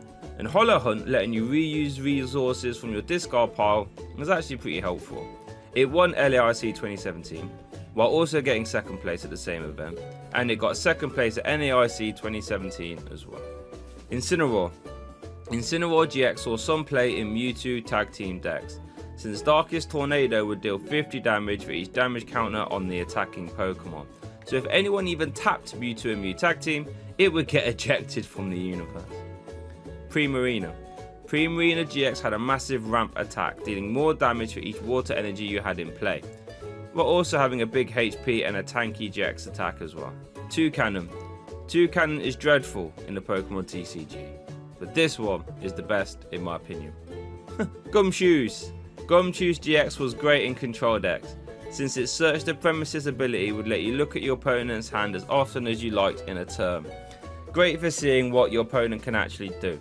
It also had a usable GX attack as well, Gumshoe's Chance, that would deal 50 damage for each energy card attached to your opponent's active Pokemon. And since a common strategy against control decks is to power up a single Pokemon with a ton of HP so you can't hammer it all away, Gumshoe's Chance would actually stop that. It actually got a 5th place finish at a Champions League in Tokyo. Vikavolt. Vikavolt from Sun and Moon base had the bonkers strong charge ability that would let you attach your grass energy and the lightning energy from your deck to one of your Pokemon once per turn. This was mostly used with Tapu Bulu GX, since its Nature's Judgment attack would one-shot a lot of stuff, but discard all the energy attached. Later on down the road, it was paired with Rayquaza GX, whose attack would deal more damage for each grass energy or lightning energy you had in play. It got 3rd place finish at LAIC 2018, as well as topping a few regionals as well. Crabominable. Crabominable V saw a lot of play in Palkia decks, since its Destroyer Punch attack would make a mockery of Mewtwo V Union, dealing 90 damage plus 60 for each damage counter on your opponent's active. Trigger Avalanche would also discard the top 2 cards of your opponent's deck, meaning it actually saw a little bit of play in control archetypes as well. Oricorio. Fusion Strike Oricorio saw a lot of play in the Mew V Max archetype. Its Lessons in Zeal ability would reduce damage done to your Fusion Strike Pokemon by 30 while it was in play. This was in the 2023 World Championship winning Mew V Max deck. Ribombee. This Tricky Steps Ribombee actually got a top 8 placement at Liverpool Regionals. It would move an energy from your opponent's active to one of their bench Pokemon, so it was played in a control deck. Lycanroc. Lycanroc GX was a reincarnation of Luxray GR Level X, except it was given a monstrous attack to boot.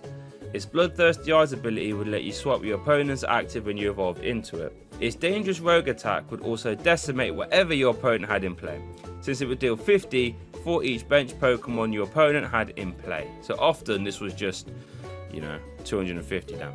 Claw Slash was also good as well, because it would one-shot Zoroark GX with weakness. This meant Lycanroc was played with Zoroark GX to provide offensive pressure, and with Buzzwole GX to try and close out games stupidly fast. Lycanroc won LAIC 2018, got 3rd place at Worlds, and quite honestly, it has a multitude of different finishes as well. Wishiwashi. Wishiwashi GX was the face of stalling archetypes in the day. Its monstrous 210 HP on a basic Pokemon meant with Acerola and Lusamine Loop, it was very hard to KO. Toxapex.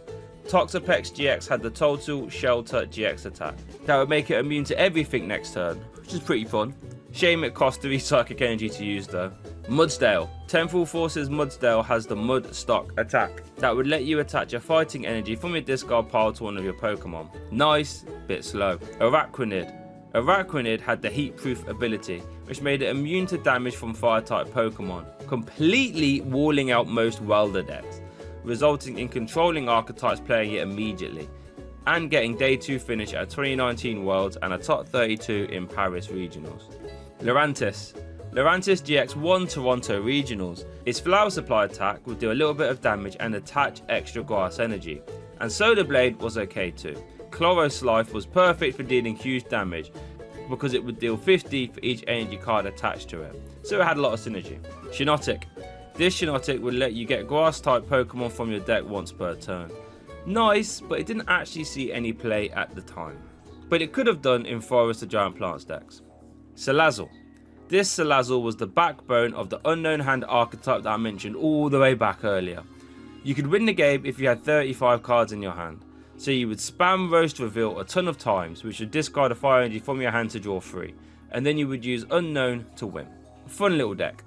Beware. Beware GX had the Big Throw GX attack, which would just auto discard whatever was in your opponent's active, no questions asked, which could be helpful. Ticina. Radiant Ticina saw some play in the Lugia V-Star single strike archetype for a while. It would heal 20 damage from all your Pokemon. This made it hard for Lost Box players to KO your Pokemon by spreading a lot of damage with Sableye Lost Mine, completely flipping the matchup from in favour from Lost Box for now Lugia being favoured. A very small but a very important metagame window. Oranguru. Oranguru actually has a very high percentage of very strong cards. Resource management, however, was the best of them. letting you put 3 cards from your discard pile to the bottom of your deck. This would let you reuse powerful disruption cards over and over again, with the Chinchino engine providing an endless loop for you to constantly spam Belelba and Bryson Man via power pads that I mentioned earlier. There was even a Zoroark control archetype that heavily relied on Oranguru to close out games. Controlling decks were so strong at this time, and they all relied on having Oranguru. Some of the attacking decks even started to play Oranguru themselves just to help defend against it. That's how crazy the card was. Passimium. Team Play Passimium was a respectable deck in the Sun and Moon era that won the special event in Argentina. Team Play would max at dealing 250 damage in the most ideal of scenarios if you have 3 of the Power Huddle Passimium out, which boosted damage by 30 as well. Golisopod. Golisopod GX saw some success in the metagame in 2 different ways. The first way was with Zoroark, which won EUIC 2017 and got top 8 at 2018 Worlds as well. With First Impression working perfectly with Acerola and Guzma, which would deal 120 damage if the Golisopod hit the active this turn, which of course Zoroark could spam those Acerolas and Guzmas very easily. The other way it was popular was with Garbodor, making Golisopod a deadly efficient attacker that would also ability lock your opponent. This style got 2nd place and 4th place at 2017 Worlds, making Golisopod GX a poster boy of the Sun and Moon era, but honestly hasn't done anything else since. Palossand. Palossand has had some truly awful cards, but there might be some light at the end of the tunnel, since its newly revealed EX card has the By-Right Jail attack, which reduces all your opponent's bench Pokemon HP down to 100. Which could now be ripe for abuse. Pukumuku. Pitch a Pukumuku was a funny little card, letting you put it at the bottom of your deck and then you could draw a card as well. This was played in a lot of control decks to offer a little bit of extra draw power, but it also had a fun use case in Irida decks to again provide a little bit of draw power, since Irida would always search for a water type Pokemon, meaning it was always a good backup target. Silvally. Disc Reload Silvally would let you draw till you had 5 cards in your hand. This saw play in a few archetypes like Darkbox, Beheem from earlier, and Nagquag from earlier as well. Silver Knight would also auto KO an Ultra Beast Pokemon, which is pretty fun. Minior. Paradox Rift Minior turned out to be a fantastic Snorlax counter, since Pokemon Go Snorlax would love to lock Pokemon in the active that really didn't want to be there. Minior, with its flying Meteor ability, would not only fling itself in the active, but then Gravitational Tackle would one-shot a Snorlax thanks to weakness. While over time Spiritomb was seen as a better counter to Snorlax because it would stop them drawing cards off Rotom V from earlier, Minior did still have its place. Komala. While Just a Dream Koala is a fun ability, meaning if it's KO'd via damage while it's asleep, your opponent wouldn't take any prize cards for it, it just isn't reliable, and its attack deals such a pitiful amount of damage. Turtonator. Turtonator GX was a mainstay in the Volcanion archetype, since Bright Flame would deal a base 160 damage instead of the normal 130 that Volcanic Heat would deal. And Nitro Tank would also provide some silly turn 1 pressure by attaching 5 fire energy from the discard pile to your Pokemon in any way you like. This meant you could also see play with Ho-Oh GX as a backup attacker, or an energy accelerator if Kiawe didn't show up, silly geezer. Togedemaru. This Togedemaru can auto paralyze your opponent if they have 1 prize card left, which could be very annoying for your opponent to deal with at the end of games. Mimikyu. Gengar Mimikyu was a scary card to play against. Its Horror House attack would stop your opponent from playing any cards next turn, effectively stopping them right there in their tracks. If this was used on your first turn of the game, you could slow down your opponents a ridiculous amount. This was mainly used with Shadow Rider Calyrex VMAX, who would then attach extra energy to other attackers like Dusknar Trevenant, who would then start to remove cards from your opponent's hand via Night Watch. Dirty deck, and Gengar Mimikyu was the front man for it. Bruxish. Follow the Wound Bruxish would deal 60 damage snipe to one of your opponent's Pokemon that has any damage on it. Okay, but didn't see any play. Drampa. Drampa GX contributed to one of Pokemon's only Tier 0 formats. Berserk, with a choice belt, was one of the easiest ways to hit 180 damage at the time, which was a great number. Righteous Edge would also discard a special energy from your opponent's active for 1 energy attachment too. In a metagame where DCEs and rainbow energies were everywhere, this was pretty helpful. Drampa paired with both Trashalanche Garbodor and Garbotoxin Garbodor. And with that pairing, it was the best deck in format, winning NAIC 2017 and getting top 4 at 2017 Worlds as well. Delmise. Metalworker Delmise would boost metal type damage by 10 while it was in play. This kind of ability is very strong. It saw play in Zacian decks and Metagross decks as well. Komoro. Komoro from Cosmic Eclipse would accelerate energy from the discard pile to one of your bench Pokemon. However, because it was a stage 2, it saw no play unfortunately. Tapu Koko.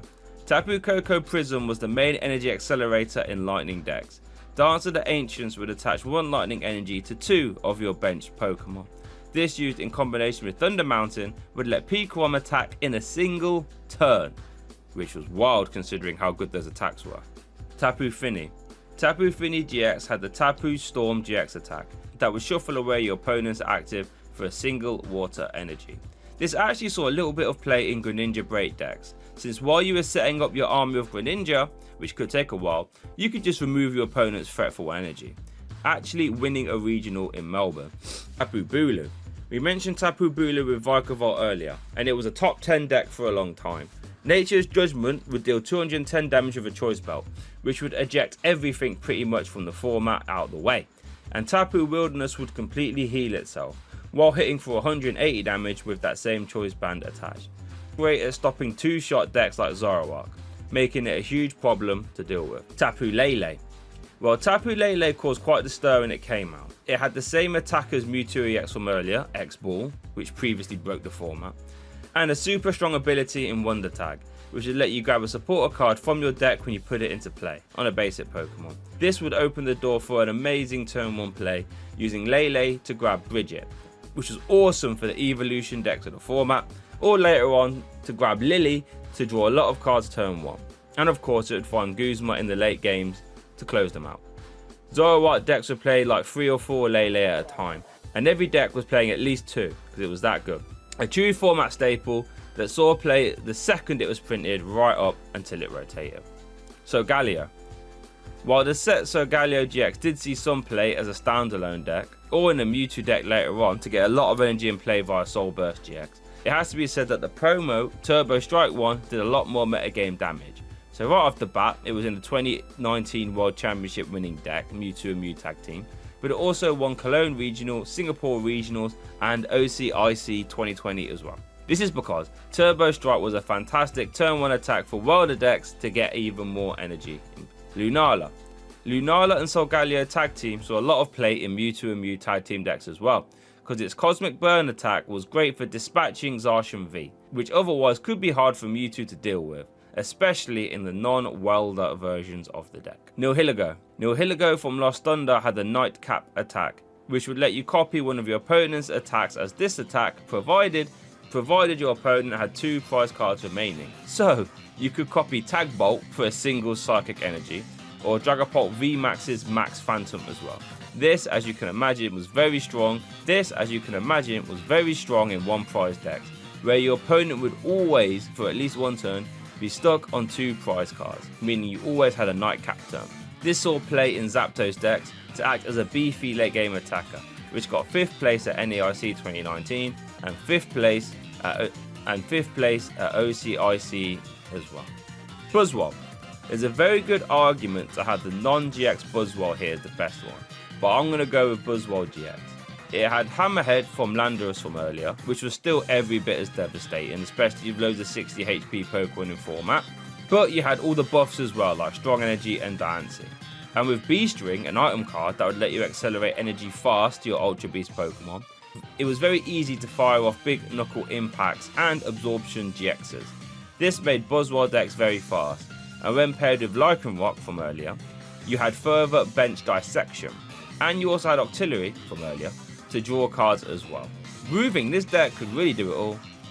You could even play Buzzwole with Garbodor to have a bit more of a control lead playstyle archetype.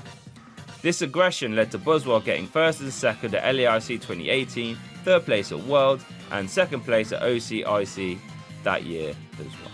Pheromosa. Pheromosa and Buzzwole GX had the Beast Game GX attack, which for 1 grass energy would let you take an extra prize card if it KO'd something.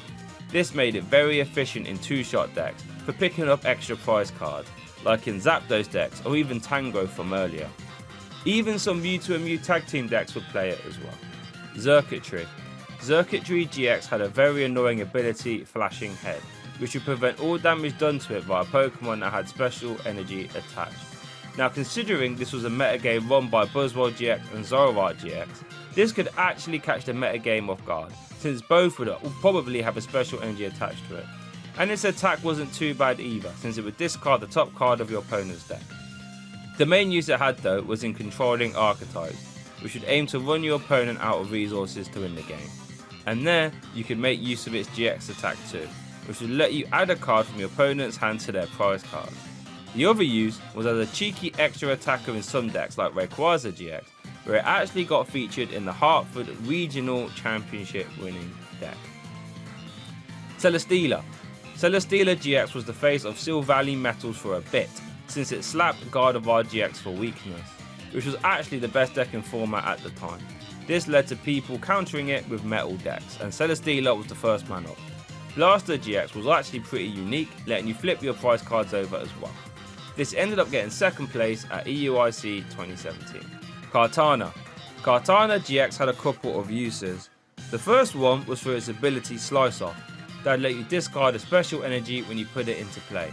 Great for controlling archetypes, and well, realistically anything, to help slow down their opponents. But also its GX attack would let you take a prize card, just straight up. So if Kartana was in your deck, all you had to do is get down to one prize card and you know you would instantly win with Blade GX. This saw some play in similar decks to Buzzmosa from earlier, like Zapdos and Spiritomb. Guzzlord. Naga Guzz had a very fun playstyle, where you'd actually two-shot a tag team Pokemon with Jet Pierce, and if you had a Beast Bringer tool card attached, you would actually take 4 prize cards when you KO'd that tag team Pokemon. Then all you had to do was play a Beast Ring to use Chaotic Order GX and you would win the game, as long as you had a turn attachment as well, since that would just take 2 prize cards instantly, meaning you could win in 3 turns, realistically, pretty easily as well. Necrozma. Ultra Necrozma was the hardest hitting Malamar deck. Photon Geyser would deal 20 damage plus 80 for each basic psychic or metal energy you chose to discard from it. So in combination with Psychic Recharge, you would have a massive damage dealer. Sky Scorching Light would also catch people off guard, dealing 60 damage to all your opponent's Pokemon. With Distortion Door Giratina, you could wipe out a few Jirachi, which we mentioned from earlier, in the late game, which was very strong. This even saw some play in Mewtwo and Mew tag team decks as a late game closer, or in Metagross GX decks as well. Ultra Necrozma featured in the Costa Rica winning deck and the Korean Season 2 and 3 event. Magearna. Magearna EX featured in the 2016 World Championship winning deck Mega Aldino, and it actually came up in the finals as well, since its Mystic Heart ability would prevent all effects of attacks done to your Pokemon that have metal energy attached. This meant in colourless decks you could run metal energy to make use of this very handy ability, like Mega Rayquaza, which got a top 16 placement at 2017 Worlds, as well as a 3rd and 8th place finish at 2016 Worlds as well. Marshadow. Let Loose Marshadow ran the format. Its ability would let you shuffle away both players' hands to draw 4 cards. What this meant was, if you was going first and it was your turn 1, you could do all your shenanigans, set up, and then before your opponent has had a chance to do anything, you could play Let Loose Marshadow. So now they had to start the game with a 4-card hand, often winning the game right there and then.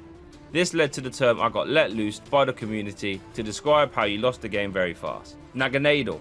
Charging up Naganadel was played with Bucephalon GX, Darkbox and Nagquack, all of which used its ability to get extra energy in play from the discard pile. Bucephalon would Lost Zone them with Mind Blown to deal massive damage, and Nagquack and Darkbox would move them away onto their attackers of choice. Stack Attacker. Stack Attacker GX would reduce damage done to your Ultra Beast Pokemon by 10 for each one you had in play. So some Beast Box decks would opt to get a few of these into play to make Naganadel GX tank a lot of hits. Bucephalon. Bucephalon from Unbroken Bonds became the best one prize deck in the format, and the only one that could hang with ADP and Luke Metal tag team. That's because it could one-shot them all turn 1 with Fireball Circus, which would deal 50 damage for each fire energy you discarded from your hand. So with Fire Crystals, Giant Hearth and Fiery Flint, you could easily detonate anything out of your way. This meant Persephone won a Champions League Yokohama and got 11th place at OCIC 2020, as well as ruling the online only formats as well. Zeraora. Zeraora GX was a staple in the Pikarom archetypes, since its ability, Thunderclap Zone, would give any Pokemon with lightning energy a free retreat cost. You could even use full voltage GX to accelerate a few energy if you needed to. Melmetal. Lucario Melmetal was one of the only decks that could go toe to toe with ADP at its peak. Full Metal Wall GX would discard all energy attached to your opponent's active, and then you would reduce all damage done to your metal types by 30 for the rest of the game. Out of the gates, it was mostly played in control archetypes, since with Full Metal Wall and Acerola, it was pretty much impossible to get through. But then later on it became an attacking deck, since the 150 was okay to get through some games. But then once Zacian V came out, it became a top like 1 or 2 deck in the format, because it was just so tanky, and Zacian gave it that big offensive boost. And it pretty much ruled the online only format at the time. Rillaboom. Jungle Beat Rillaboom was like Vikavolt from earlier, but it attached 2 grass energy instead. This is a silly amount of energy acceleration, and with Turffield Gym it was actually relatively easy to get into play. The main way this was played with Rowlet Executor, who could super growth it straight into play. Cinderace. Cinderace from the Sword and Shield base set had the Libero ability, which would let you attach 2 fire energy from your discard pile when you moved it into the active. This meant you could just cycle between 2 Cinderace and fire off big flare strikers every turn. A very fun local deck actually. Inteleon. Well, to be fair, Inteleon has had some crazy cards, but the best one has to be Shady Dealings. This would let you search your deck for 2 trainer cards when you evolved into it. This ruled the format while it was legal, and when it was paired with Scoop Up Net, you could reuse it over and over again. At one point, the metagame was just pick your VMAX Pokemon and then pair it with Inteleon, like Dragapult, Jolteon or Ice Rider. Though at its peak, Palkia V-Star was its best partner, which got top 4 at 2022 World Championships. Greedent. Greedent VMAX had the Turner Profit attack, which would take 2 extra prize cards if it KO'd a basic Pokemon. This actually got 9th place at a regional played with Lugia, since powerful energy would boost that damage nicely. Because quite honestly, if you could pull off that attack, you would just win a game right there and then. Corviknight.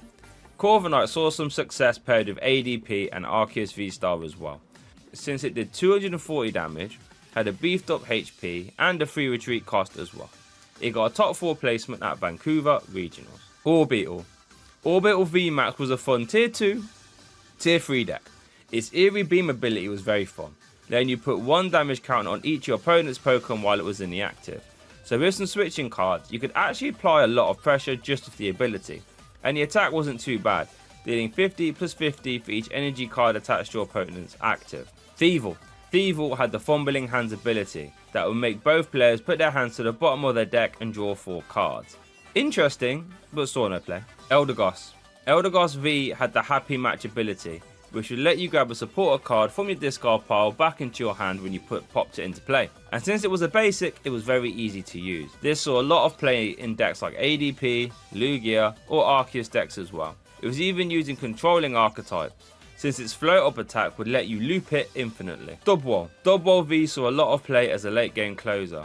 Its soft wool ability gave it an effective 240 HP as a basic, and Revenge Blast would deal 120 damage plus 30 for each prize card your opponent has taken. And some Welder decks or Malamar decks would play this because it was so flexible on the basic Pokemon. Dreadnought. Dreadnought VMAX was a risky ADP variant, since Gmax Headbutt would deal 160 plus 80 damage if you flipped heads, meaning it would one-shot everything in format if you flipped heads. Boltund. Boltund V had the Electrify attack, which would accelerate 2 lightning energy from your deck to your Pokemon. Fantastic in Pikarom decks.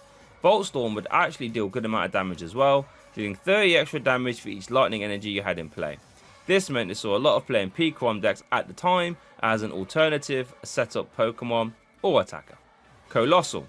Colossal from Rebel Clash had the Tar Generator ability, which would accelerate a fire and a fighting energy from your discard pile to your Pokemon once per turn. While this is very strong, it didn't see much play.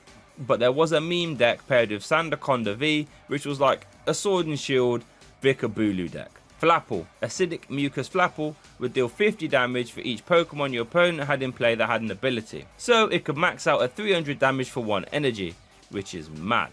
Appleton. Appleton worked well with Flapple since it would deal 70 for each special energy card attached to your opponent's Pokemon, meaning Zoroark Box had a great way to deal with Lugia V-Star decks. Sandaconda. Sandaconda VMAX actually saw some play in Arceus decks, since it would deal good damage to fighting weak Pokemon, and Gmax Cyclone would deal amazing damage while also preserving the energy if it got KO'd. Cramorant. Lost Origins Cramorant would attack for free if you had 4 cards in your Lost Zone, which was fairly often in Lost Zone decks since they would turbo cards into the Lost Zone very easily. This meant Lost Box would have a devastating early game, since quite often on their first turn they would have 4 cards in their Lost Zone and they could KO an evolving basic in the opponent's active. This was the focal point of the NAIC 2024 winning deck, and it also got 3rd place at 2023 Worlds and won the Junior Division. Barraskewda. Vivid Voltage Barraskewda would deal 20 damage to a bench Pokemon for each damage counter on that Pokemon. This was a fantastic sniper in spread decks, since it would effectively KO a bench sitter pretty quickly. Toxtricity. Toxtricity VMAX saw a little bit of play, since Gmax Riot would deal 240 damage if your opponent's active was poisoned. And with the poison damage and electro powers, this in theory could KO anything.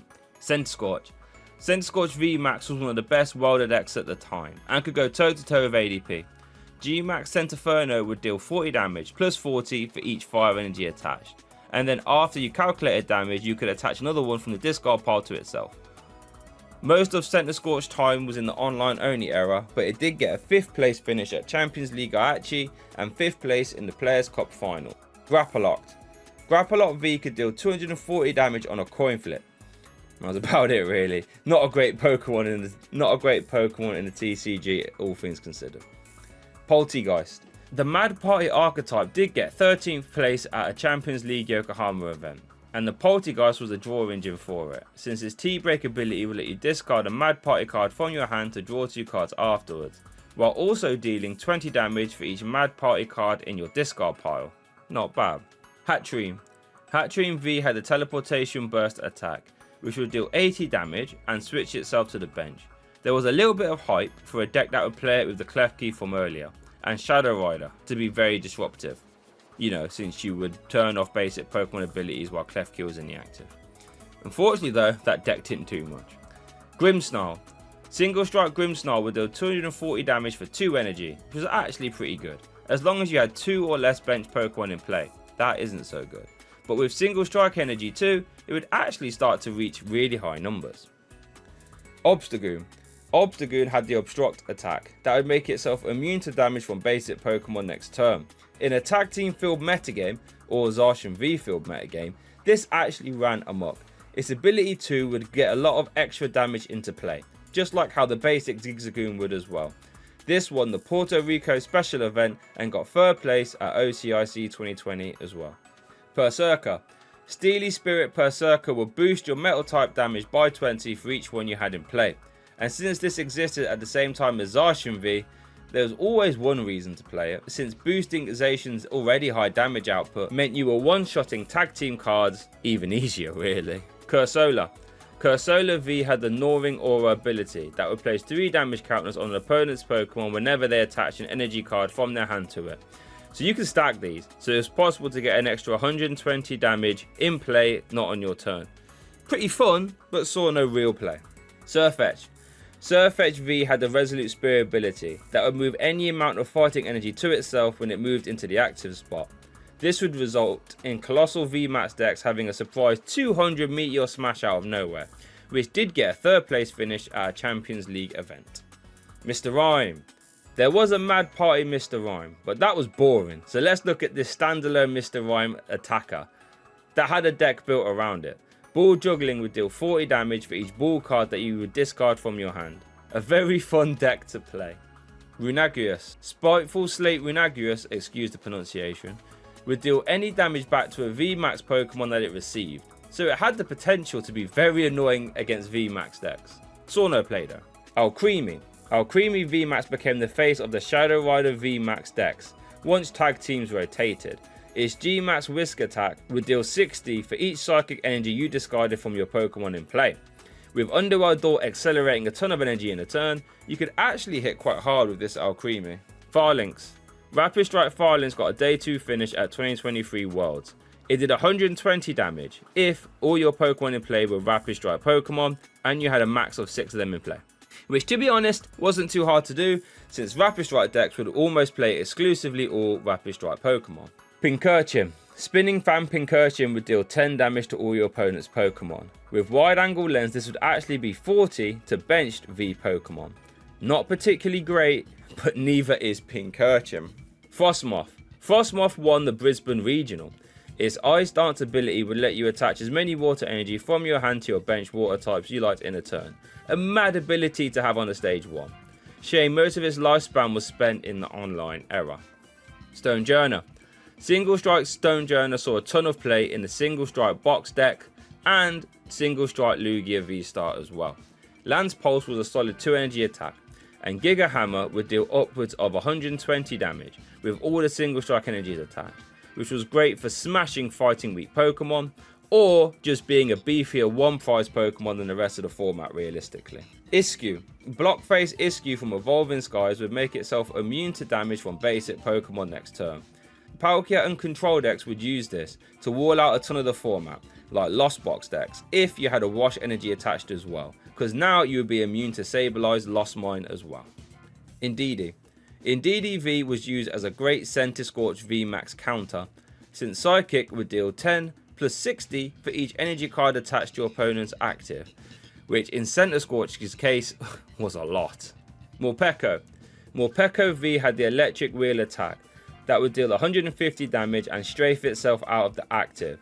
This is one of the highest damage strafe attacks we've ever seen, and it actually got 9th place in the Utrecht special event in the Lugia V-Star deck, where you would strafe into Galarian Weezing, remember him from earlier, who would ability lock while it was in the active. Coparaja. Coparaja VMAX saw some play in ADP decks, since G-Max Hammer would hit very hard, and its HP meant it was outside the range of, well, pretty much everything else in format. Dracozolt. Dracozolt VMAX actually became a low tier deck at the time, but it would be very problematic. Its Spark Trap was the build around, dealing 60 damage, but then would deal 120 damage back to any attackers that tapped it next turn. So with a ton of disruption cards and healing cards as well, Dracozolt VMAX would be very hard to take down, and you would have to KO 2 of them to win the game. Arctozolt. Well, there's been one Arctozolt card, and it saw no play, but it would place 2 damage counters on one of your opponent's Pokemon whenever they're attaching energy to it from their hand. I mean, it was good, but there's like no reason to play this over the Cursola V from earlier since it was a basic. Dracovish. Primal Lord Dracovish would prevent your opponent from evolving any of their Pokemon while it was in the active. While this would be annoying, it saw no play. Arctovish V would prevent your opponent's active from attacking if there was a V or GX Pokemon next turn. Kinda handy. Giga Impact was okay as well. However, it saw no competitive play. Dragapult. Now, it was very hard to choose between Dragapult EX or Dragapult VMAX here. And spoiler alert, I'm going to break the fourth wall a little bit here. Since I wrote this script, Dragapult EX has won a regional and got 2nd place in another. So, I'm actually going off script and I'm going to give it to Dragapult EX here. It's really just such a strong card. Phantom Dive would deal 200 damage to the active, and then you can spread 6 damage counters to your opponent's Pokemon in any way you like. With cards like Sparkling Crystal, you can just dissect your opponent's board and do it in a really fast, aggressive fashion. Zacian. Well, I've mentioned Zacian a little bit, and his very first card was a huge statement. Zacian V would deal a monstrous 230 damage with Brave Blade, which was already enough to KO pretty much every other basic Pokemon in the game. With Metal Saucer, it really wasn't even that hard to power up as well. Its ability would also help out, since it would let you end the turn, but then you would draw the top 3 cards of your deck. If any of them were basic energy, you could attach them to your Pokemon in any way you like, giving you at minimum an extra 3 cards to end the turn, or on the maximum giving you potential for extra energy attachments as well. This led to Zacian being the main attacker in 3 tier 1 decks, which is crazy. ADPZ would use Ultra Creation to push Brave Blade to silly levels and take extra prize cards. Luke Metal would use Full Metal Wall to make Zacian even more tanky with cards like Frying Pan and special Metal Energy to remove weakness. And there was even a combo Zacian deck which I created, which would use Jirachi Prism to effectively take an extra prize card to finish the game. All of which have multiple finishes, but it doesn't stop there, because Intrepid Sword was so good it saw play in control decks, since they wouldn't actually attack, so they could just end the turn with an extra 3 cards in hand. Silly card, and probably a top 10 card of all time. Zamazenta. While Zacian V was godly, Zamazenta hasn't made as much noise in the metagame. This one from Crown Zenith saw some play in Lost Box decks though, and the Alga V-Star decks as well, as a hard-hitting revenge attacker on a big basic 1 prize Pokemon. Not bad. Eternatus. Eternatus VMAX was one of the only decks that could go toe-to-toe with ADP. Dreadend would deal 30 for each dark Pokemon you had in play, and Eternal Zone would let you have 8 dark type Pokemon on your bench, meaning you could flood the board with Crobat V to draw cards, Galarian Zigzagoon to apply extra damage, or even Lifepod V from earlier to remove tool cards. They even played Crushing Hammer to make it even more annoying. Top deck at his time that won a regional paired with Galarian Weezing. Urshifu. While both Single Strike Urshifu VMAX and Rapid Strike Urshifu VMAX have all been big boys in the metagame, it is without a doubt that Rapid Strike Urshifu was top dog. Not only was Gale Thrust a beefed up version of First Impression from Gliscopod GX from earlier, which was already good, but G-Max Rapid Flow was downright insane, dealing 120 damage to 2 of your opponent's Pokemon. This could decimate board states, and often would, and when used with Quick Shooting Inteleon and Rapid Strike Energy, it was so easy to pull off, resulting in Rapid Strike Urshifu winning EUIC 2022 and NAIC 2023 in scarily convincing fashion. Zarude. Zarude V had the Jungle Rage attack that would deal 240 damage if your opponent's active was a V Pokemon. Not a bad number all things considered, and it actually got a day 2 finish in an Arceus V-Star B-Drill deck. Regieleki. Regieleki from Evolving Skies was the main attacker in the Reggie's deck. Terra Spark would deal 120 damage to the active and 40 to 2 of your opponent's bench Pokemon. So this would soften up bench Pokemon while 2-shotting them in the active. And it would actually 2-shot bench Pokemon that had 80 HP or less, like most of Lost Box, all while staying outside of range of Cramorant. Regidrago. Regidrago was the best deck in format for the 2024 World Championships, and just won the Lille Regional Championships, which I just finished commentating. Apex Dragons let you copy the attack of any one of your dragon type attacks in the discard pile, meaning you were super versatile by copying attacks like Giratina V-Stars lost impact for 280 damage, Noivern EX to stop your opponent from attaching special energy or becoming immune to basic Pokemon, or even Curum's Triforce to deal 110 damage to 3 of your opponent's Pokemon at the same time. But that isn't even the best part about the card in my opinion. Since Legacy Star is V-Star power, it lets you discard the top 7 cards of your deck, and then you can take any 2 cards you like from your discard pile and put them in your hand, meaning you can reuse powerful cards like Supporters or even your one-off Ace spec, which is crazy. There were 4 Regidrago V-Star decks in the top 8 of 2024 Worlds, one of which made top 4 as well. Glastrier. There's only one Glastrier card, and here it is. To be honest, it's not very good at all. Spectrier. Same deal with Spectrier, there is only one card, but this one can spread a bit of damage counters around, which is not bad. Calyrex. Crown Zenith Calyrex has the King's Instructions attack, which would deal 30 damage and let you search any 2 cards you like from your deck. This could have been used in control decks, but unfortunately, it didn't. Weirdeer. Weirdeer V sees a lot of play in Lugia decks right now. Its Frontier Road ability lets you move any attached energy from your other Pokemon to it when you move it into the active spot. And then Psy Shield Bash swings for 40 damage for each energy card attached to it, giving you a big late game ender that works very well with Primal Turbo Archeops. Cleaver. Route Cleaver saw a little bit of play in Zoroark box decks, since it would give the Zoroark box the ability to hit for fighting weakness pretty easily, which it struggled against Arceus V-Star for example, or Miraidon. Ursaluna. Blood Moon Ursaluna EX is a fantastic attacker, since it can swing for 240 damage for 0 energy, since its ability Season Skill reduces attack cost by 1 colorless energy for each prize card your opponent has taken, and 240 is a great number for KOing basic EX or V Pokemon, all with 260 HP on a basic Pokemon as well. Crazy strong. Basculegion. Basculegion from Lost Origins has the Upstream Spirits attack, which is basically the same as Victini Prism, shuffling away all basic energy from your discard pile, and you did 20 for each one you shuffled in, except Basculegion did it for 3 energy, which has actually seen some play in Dialga V-Star archetypes. Sneasler.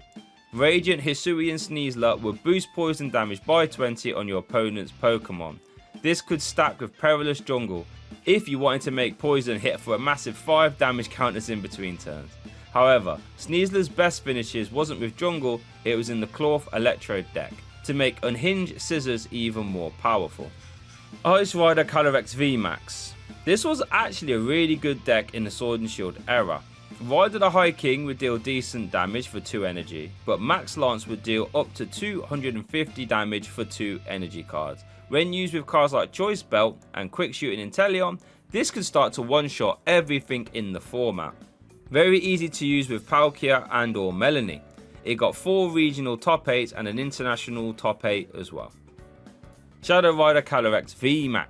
It had the ability Underworld Door that would let you attach a Psychic Energy to one of your bench Psychic Pokemon and then you would draw 2 cards afterwards. Fantastic ability.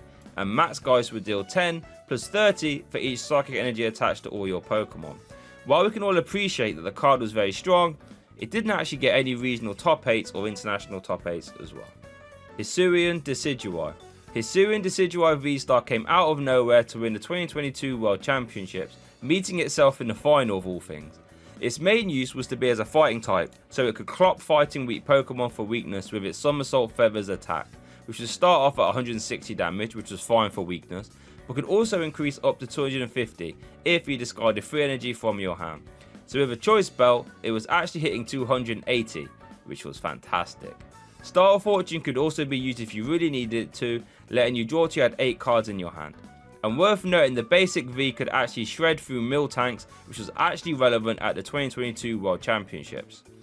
Decidueye, when paired with Arceus V-Star and Flying Pikachu, was one of the best surprise stories in the Pokemon World Championship stage, considering both Decidueye and Flying Pikachu were bulk cards before the event. Hisuian Zoroark. Hisuian Zoroark V-Star actually won a Malaysia regional. Its Ticking Curse attack would deal 50 damage for each damaged Pokemon you have in play, maxing at 280 for a single double turbo energy attachment. Very nice. Its V-Star ability was Professor's Research, letting you discard your hand to draw 7 cards, meaning you had the potential to draw 14 cards in a turn if you used that in combination with Professor's Research afterwards. Wild. Making it a very potent combo aggro deck. It has had its place in the metagame, and it might get a little bit more of a look in with Area 0 Underdepths. Galarian Stunfisk V had the Metal Skin ability that boosted its HP by 20 for each metal energy attached to it. This was actually pretty funny, and the attack wasn't too bad either, resulting in it getting a top 8 placement at a Champions League expanded event in Aichi. Hisuian Bravery. Hisuian Bravery actually got a day 2 finish at Dortmund Regionals in a Zoroark box deck. Its Eerie Cry would spread 3 damage counters to any Pokemon that already had damage counters on it. Great for picking up missed KOs. Hisuian Goodra. Hisuian Goodra V-Star had a very good metagame run since it won EUIC 2024 in the Juniors Division, won Fort Wayne Regionals, and got 2nd place at Liverpool Regionals too. Its Rolling Iron attack would make for a crisp 200 damage while reducing all damage done to it by 80 next turn, making it very tanky. And if you didn't one-shot it, its V-Star Power Moisture Star would fully heal it, making it virtually unstoppable. Crazy good card. It saw play in Arceus V-Star decks and Lost Box decks as well. Hisuian Avalugg. Hisuian Avalugg has had 1 card, and it's this one. Its ability reduces damage done to it by 30, which is helpful, and its attack deals 220 if there's a stadium in play, which is nice. Problem is, it takes way too many energy to use.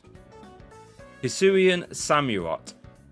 Hisuian Samurott has had an interesting time in the Pokemon TCG. Mercer's Blade dealt a respectable 220 damage if your opponent's active has had any damage counters on them already, which at the time was decent. Mooncleave Star would let you once per game place 4 damage counters on your opponent's Pokemon as well.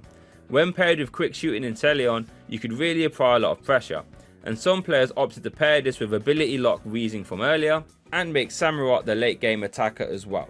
However, it was never really more than a tier 3 deck. Hisuian Lilligant. Hisuian Lilligant V-Star had the Star Perfume ability that let you search your deck for 5 grass-type Pokemon and pop them in your hand. This had some utility to help set up stage 2 grass types like Torterra EX, but ultimately it didn't do too much in a competitive metagame. Galarian Darmanitan. Galarian Darmanitan VMAX was a beefcake, 320 HP and a 4 energy attack. This attack would deal 200 damage and 30 to all your opponent's benched Pokemon. With Telescopic Sight, this would actually get boosted to 60 damage to your opponent's GX or V Pokemon, which meant with 3 uses of Max Whiteout, you would KO bench Crobat V. Fun deck, but didn't amount to anything special. Meowscarada. Meowscarada on paper is a strong card. Bouquet Magic lets you discard a grass energy from your hand, and then you can put 3 damage counters on one of your opponent's Pokemon. This has insane synergy with its attack Scratching Nails, which would deal 100 damage plus 120 if your opponent's active has had any damage counters on it already, all for a DTE attachment as well. It has gotten 2 day 2 placements at regionals, but on the whole it's been a bit of a meme deck. Skeledirge. Terra Skeledirge EX has a bonkers ability, letting you discard a fire energy from your hand to boost all your Pokemon's damage by 60 this turn. This would make its own attack Luster Burn deal 240 damage after 1 use, or 300 after 2 uses. I thought this might have seen some play of Arceus V-Star, but it never did. Quaquaval. Quaquaval EX has 2 good attacks. The first one lets you strafe both actives, letting you promote a super annoying active like Mimikyu or Klefki, but Spiral Shot deals a great 230 damage and returns 2 energy cards back to your hand. So if you want to spam Neo upper energy and healing cards to make Quaquaval very hard to deal with. Oincologne. Oincologne EX made into a very fun tanky deck. A 260 stage 1 Pokemon that could use full face mask to get extra damage reduction, V-Guard energy to reduce damage, and then use Chervin's Care to pick it back up and heal it when it had taken too much damage. The weak point of Oincologne was its attack though, since it would deal 10 plus 30 for each bench Pokemon your opponent had in play, meaning your opponent can just play around it. Spidops. Spidops EX has the Trap Territory ability that boosts your opponent's active retreat cost by 1 for each one you had in play. This might see some play in a control deck, but we haven't got there yet. Lockix. Lockix is at a very poor time in the Pokemon TCG so far. The best one is this Assaulting Kick one that deals 130 damage for 1 energy if it evolved this turn. Pawmot. Pawmot EX has the 11 strike attack that deals a massive 220 damage snipe to any one of your opponent's Pokemon. Good number, but it hasn't seen any play because it's a stage 2. Maushold. Family Attack Maushold can swing for 280 damage if you had 4 Maushold in play. To be honest, that is a good number, but it proved too hard to keep 4 in play every turn. Very fun though. Dashbun. Dashbun EX has the Time to Chow Down ability, which is basically Cheryl on a coming into play ability, letting you heal all damage from an evolution Pokemon, but you have to discard the energy attached to them. Fantastic in controlling or tanking archetypes. Hasn't seen any play yet though. Arbeliever. Arbeliever has the Enriching Oil ability that lets you completely heal one of your Pokemon when you evolve into it. If there is ever an Arbeliever EX, this card will definitely see play. Squawkabilly. Squawkabilly EX is a fantastic card, letting you discard your hand to draw 6 on your first turn of the game. And since it's a coming into play ability, you can use this at any point on your turn. It also has a good attack in Motivate, which lets you attach 2 energy from your discard pile to one of your Pokemon. This meant Squawkabilly has seen a ton of play in decks where you have to ensure that you have a good turn 1. Garganackle. Garganackle from Paradox Rift has the Energizing Rock Salt ability that lets you attach an extra fighting energy from your discard pile to one of your Pokemon and heal 30 damage from it when you do. Nice. Armarouge. Fire Off Armarouge has a fantastic ability that lets you move fire energy from your bench Pokemon to your active. This means you can essentially remove the stipulation from Magma Basin that it only lets you attach to your bench Pokemon, since you can now fling it straight onto the active. This has seen a ton of play because it's so versatile with Arceus V-Star, and has gotten loads of day 2 regional finishers. Ceruledge. Ceruledge EX is looking like it'll be the best one yet. Abyssal Flame does 30 damage plus 20 for each energy card in your discard pile. This has the potential to hit very hard and reminds me of Riptide Fraligator from back in the day. Belly Bolt. This Belly Bolt had the Insulator ability, which made it immune to damage from the lightning Pokemon, meaning it would wall out decks like Miraidon completely on its own. This has led it to getting 2 day 2 finishes at regionals, mostly paired with Arceus V-Star. Kilowattrel. United Thunder Kilowattrel works in the United Wings archetype, letting you deal a massive snipe for each United Wings card in your discard pile. United Wings has seen some success, but none of which was with this card. Mabo Stiff. Intimidating Raw Mabo Stiff forces your opponent to swap their active on an ability. Fun use for sure, but hasn't seen any play. Graffiti. Colourful Graffiti Graffiti does 40 damage for each different type of basic energy you discard from your hand. So with superior energy retrievals, this can actually hit for decent numbers and be a funny little rogue deck. Bramblegast. Resilient Soul Bramblegast gains 50 HP for each prize card your opponent has taken. So when your opponent has taken 4 prizes, it actually has 300 HP or 350 after 5. Very fun. And its powerful Needles attack flips a coin for each energy card you have attached to it, and you deal 80 damage for each heads. If there is ever a super easy way to pile on grass energy, this might be a very fun budget deck. Toadscruel. Slime Mold Colony Toadscruel will stop your opponent from manipulating cards from the discard pile back into their hand. This was great against control decks and Bats Caliber decks, since both love to pick up cards from the discard pile, resulting in some Charizard decks playing it, and it got 2nd place at Malaysia Regional. Claw. Unhinged Scissors Claw started off as a meme deck, but it actually became a legit threat, and is still topping regionals to this day. It is a big one prize Pokemon that would deal 190 damage as long as it was affected by a special condition. So you would play Brute Bonnet, more on that later, who would poison both actives. Then Radiant Sneasel from earlier would chip in some extra poison damage as well. With Hisuian Electro chipping in providing grass typing, it actually becomes a very strong one prize focused deck. Scovillain. 2-headed Crushing is an interesting attack. Then you discard a top card from your opponent's deck and 1 card from your opponent's hand.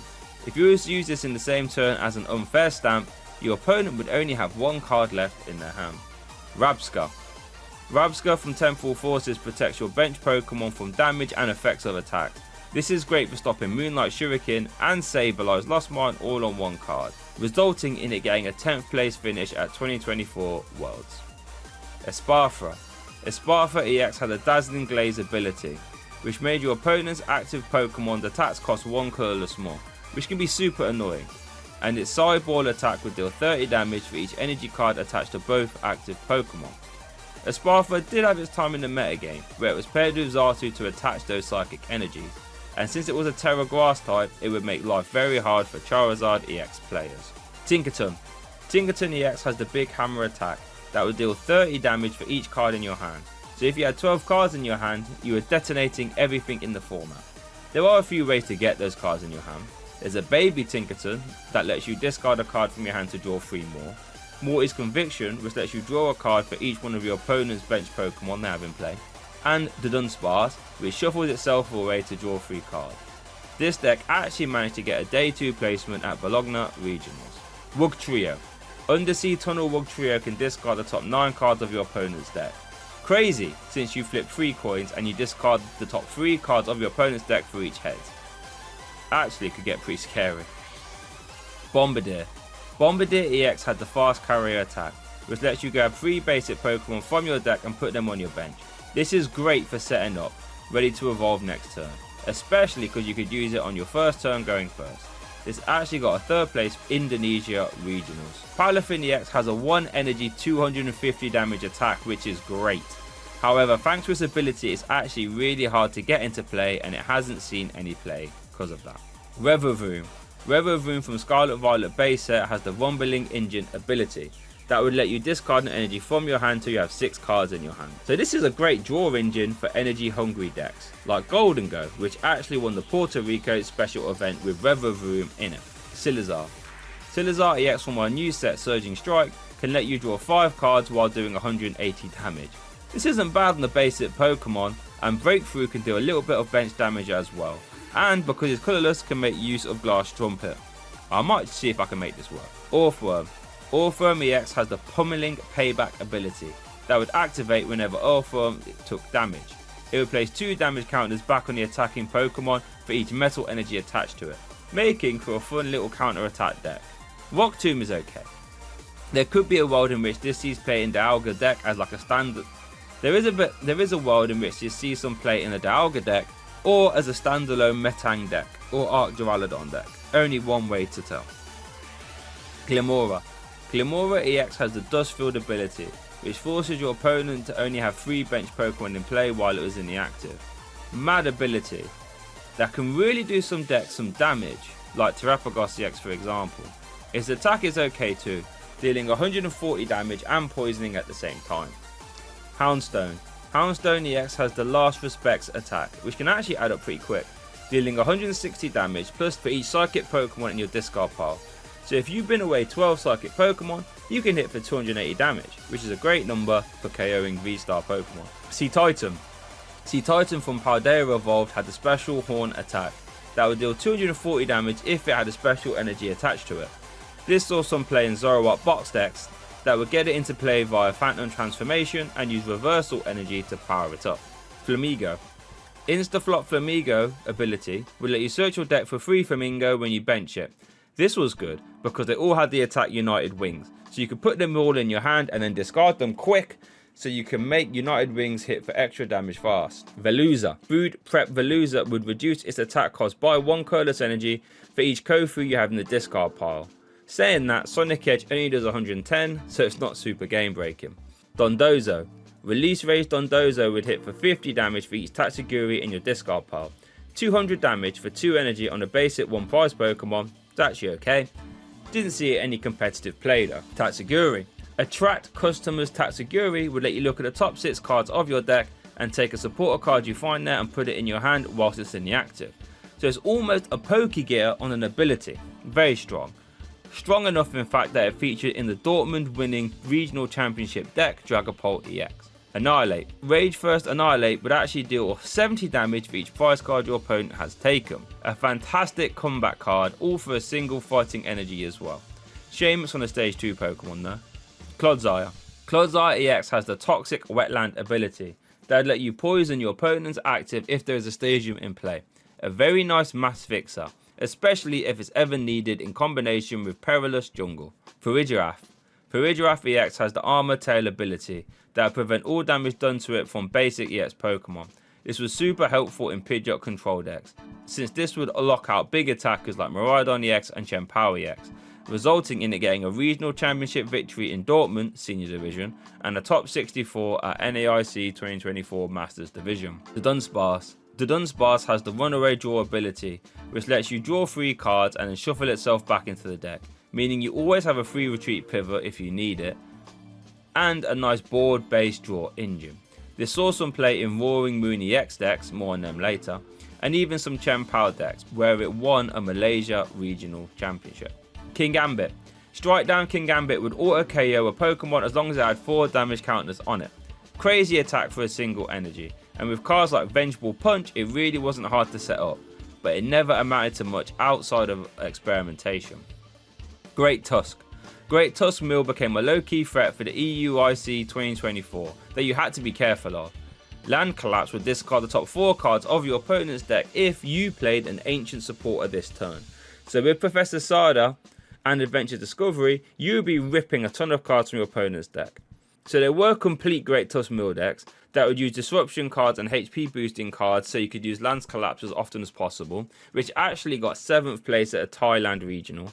But it also featured in the Ancient Box archetype as a sneaky one-off to catch your opponents off guard, which worked pretty well since it won the 2024 World Championships in the Juniors division. Screamtail. Screamtail quickly became one of the game's best attackers in the Gardevoir EX archetype. Roaring Scream would deal 20 damage for each damage counter on it to one of your opponent's Pokemon. So with Psychic Embrace dealing 20 damage for each energy that you attach to it via the ability, each energy card you attach via Gardevoir counted as 40 damage to use via Roaring Scream.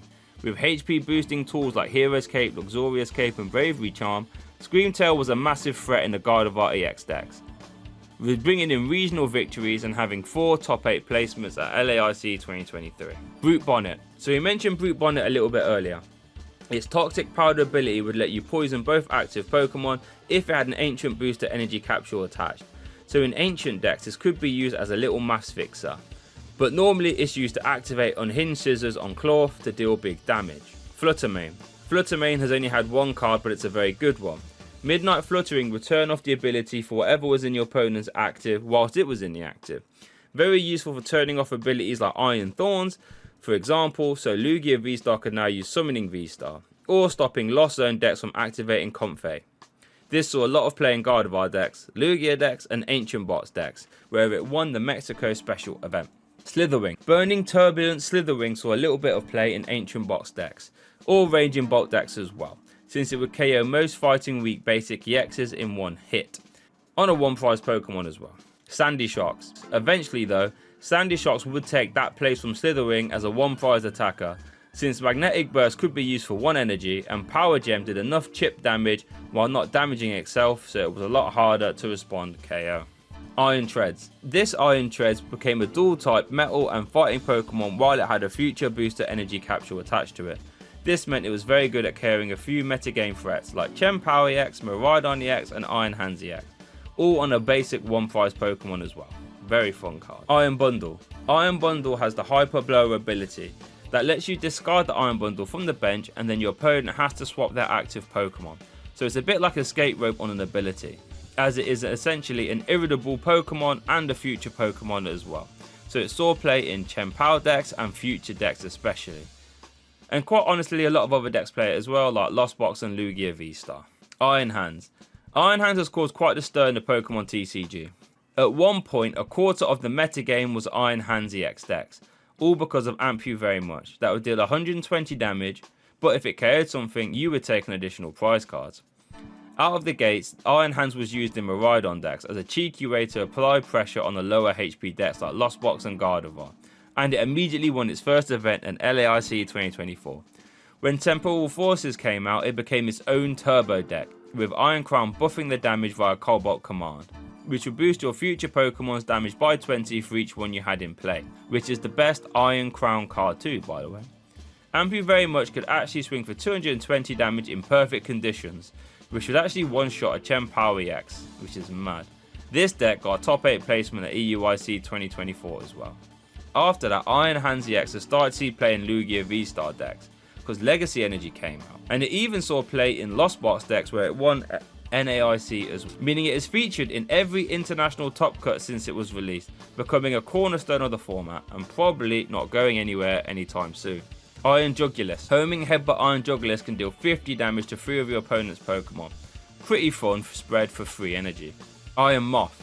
Iron Moth from Paradox Rift has the Thermal Reactor ability, which lets you move fire energy to it from your other Pokemon when it moves into the active, like Heatran GX from earlier, except this hasn't got the cool game ending attack with Heat Ray only dealing 120 damage.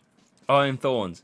Iron Thorns EX won the 2024 Pokemon World Championships. Its initialization ability turns off all Rulebox Pokemon's ability whilst it's in the active. This slams a ton of decks like Charizard EX, Chien-Pao, and all Ogerpon Tilmas decks as well. Iron Thorns decks would only play 4 copies of Iron Thorns, so initialization was always live no matter what. And then you would have so much room for disruption cards like Crushing Hammer, Giovanni's Charisma, and Pokemon Catcher, all on a basic Pokemon 2, no less. Baxcalibur. Baxcalibur has made some immediate noise with its first ever Pokemon TCG card. Its Super Cold ability is an ability we've already seen in Rain Dance, letting you attach as many water energy from your hand to your Pokemon as you like in the turn. With superior energy retrieval entering the format again, and Chien-Pao letting you grab 2 water energy from your deck while it's in the active, this meant Baxcalibur was a tier 1 archetype, especially since Chien-Pao EX, which is the best Chien-Pao card, would discard those energies with its Hellblade attack that would deal 60 for each one you discarded, meaning Chien-Pao had no problems ejecting everything from the format. And then when Iron Hands came out, it was very easy to put it in there too, since Amp You Very Much only needed 1 lightning energy which you could easily grab via Earthen Vessel. Baxcalibur and Chien-Pao won the Malaysia Regionals and Dortmund 2023 as well. Golden Go. Golden Go EX is a powerhouse card. First off, coin bonus lets you draw a card or 2 if it's in the active, meaning if you have a few of these out, you can draw a lot of extra cards in the turn. Very nice, very helpful. And its Make It Rain attack will deal a colossal 50 damage for each energy card you discard from your hand. So with superior energy retrievals again, you can easily detonate anything from your opponent's side of the board. Golden Go got second place at Dortmund Regionals 2023 and then the top 4 in 2024, and it also won the Puerto Rico special event as well. Rochain EX has the covetous Ivy attack that will deal 60 damage for each prize card your opponent has taken to one of your opponent's bench Pokemon. This is a pretty hefty bench attack and saw some play in Lost Box or Giratina V-Star decks, including a 38th place finish at 2023 Worlds. Ting-Lu. Ting-Lu EX has the Cursed Land ability that would turn off all opponents' non-Rulebox Pokemon's abilities if they had damage counters on them while Ting-Lu was in the active. This was nuts for stopping Curlier from drawing cards or Archeops from attaching energy. Problem is, it didn't do anything versus EX or V Pokemon.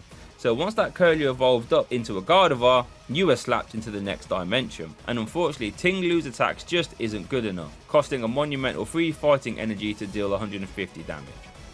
Just wasn't good enough. It's a shame, because I really like the card. Chi-Yu. Chi-Yu has the Jealously Singe attack that would discard the top 2 cards of your opponent's deck. This sees a lot of play in all the control decks like Snorlax and Pidgeot Control, both of which are massive decks in our format. Roaring Moon.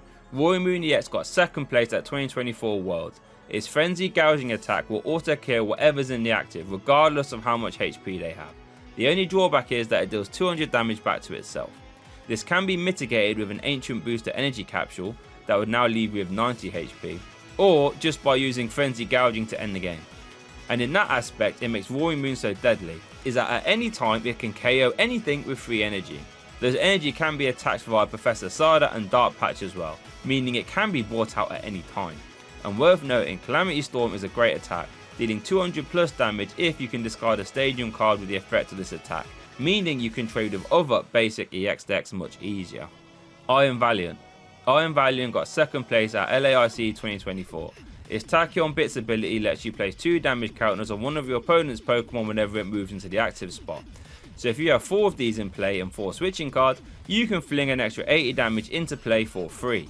Iron Valiant's best use is when it's paired with Medicham V to steal extra turns via Yoga Loop on low HP Pokemon, or use Entei V to Burning Rondo higher HP Pokemon.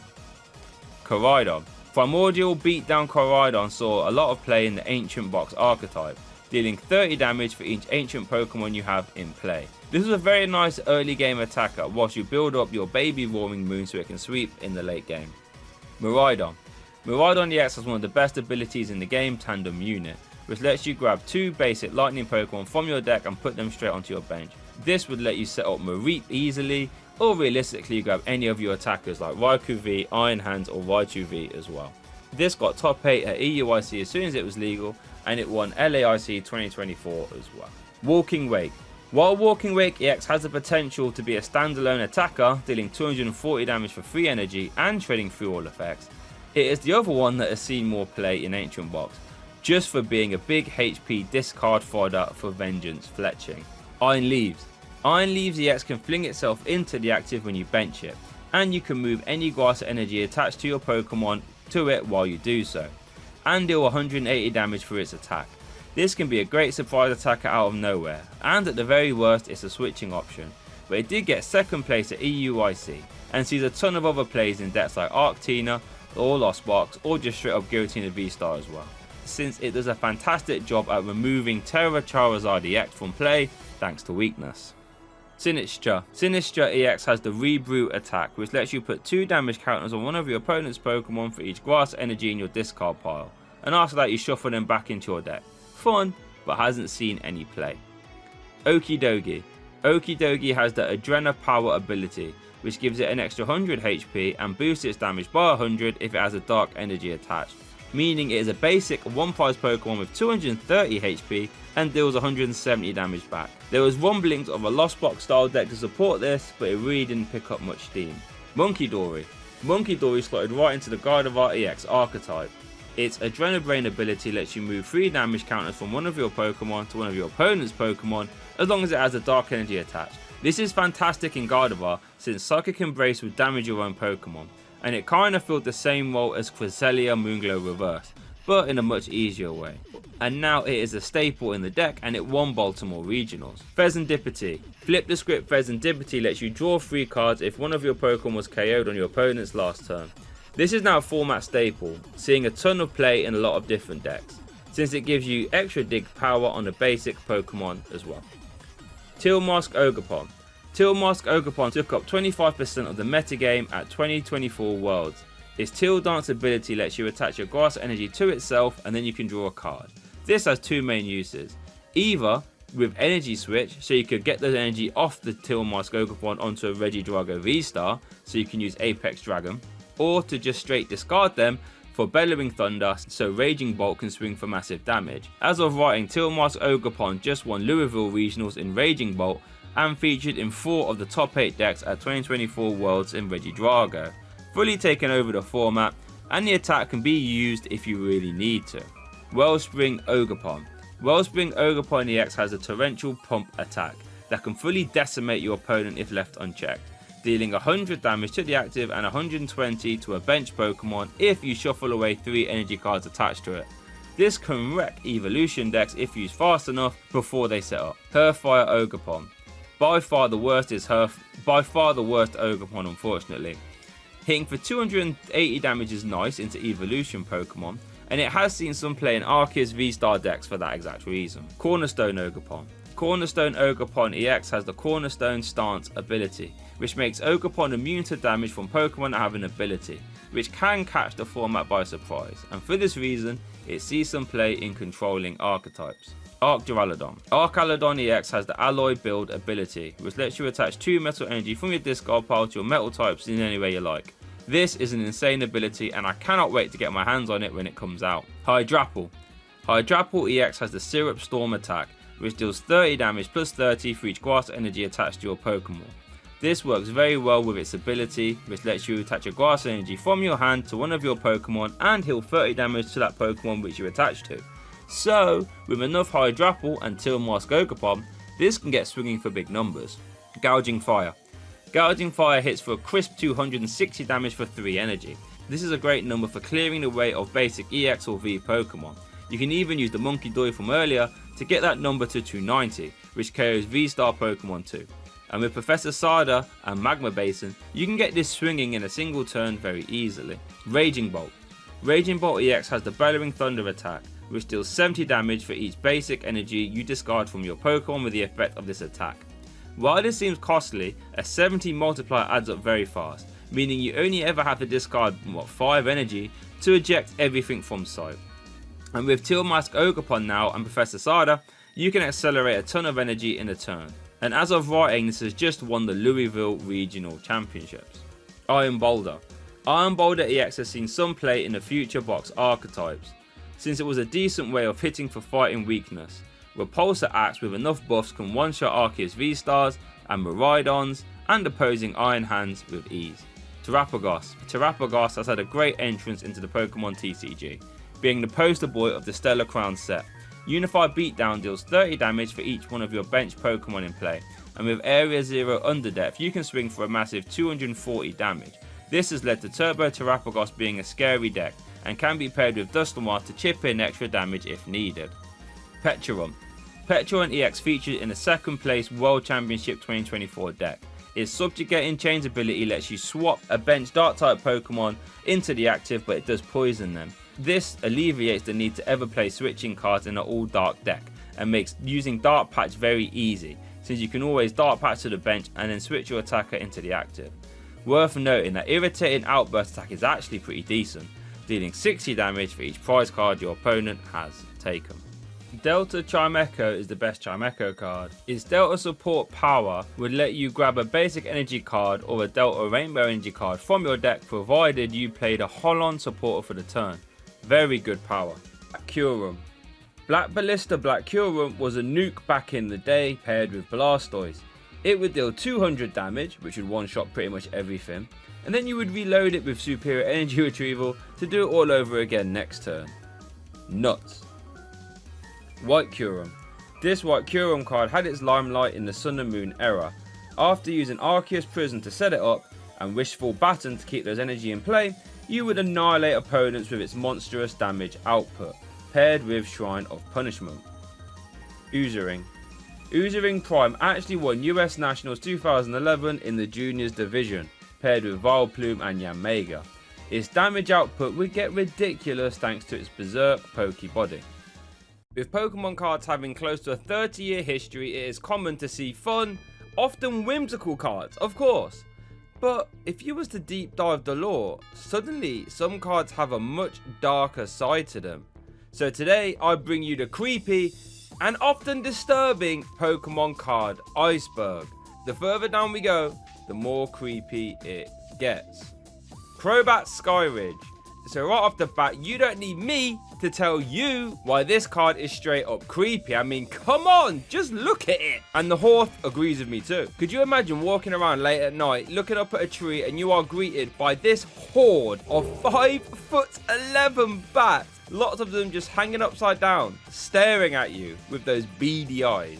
I tell you what, I'd be shook. This creepy theme carries out into the Pokemon Power too, since Carry Off lets you once per turn flip a coin. If you flip heads, you can look at your opponent's hand and shuffle away a Pokemon you find there. This, in my opinion, makes me think that these Crobats look even more menacing, since they are just watching you, waiting for a chance to whisk you away. I would run a mile. Grimer. So this Grimer's just flat out, well, weird to be fair. Like, Grimer, what are you looking at, mate? It's just not on that, is it? Now, this was obviously changed in the Western release, so Grimer's looking somewhere else. And from what I gather in Japanese culture, this is like a bit of an inside joke. But come on, Grimer, can't be doing that. Drampa. So this Drampa artwork is downright hilarious. But by the time you add some context, it actually starts to get a little bit dark. So let's look at it without said context here. So here we can see two kids and a Drampa flying off to the left. The kids look like they're having fun, right? I mean, who wouldn't have fun flying on top of a Drampa? It's a nice whimsical situation, right? Well, if we was to consult the Pokédex, that context might change our view, because the Ultra Sun Pokédex says, if a child Drampa has made friends with is bullied, Drampa will find the bully's house and burn it to the ground. Okay, Drampa, I see you. Drampa is the bringer of justice, apparently.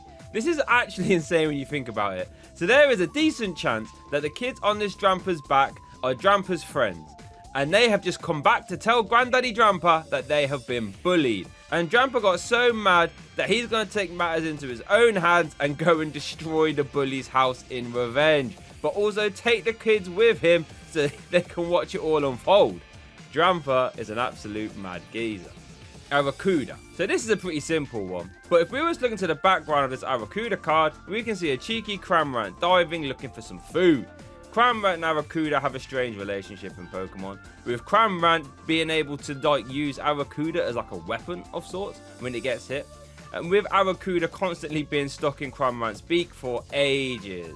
Now, it makes me wonder that if the Lost Box Cramorant is actually using an Arrokuda for the spit instantly attack, because if you didn't know, Cramorant can attack for 0 energy if you have 4 cards in your Lost Zone.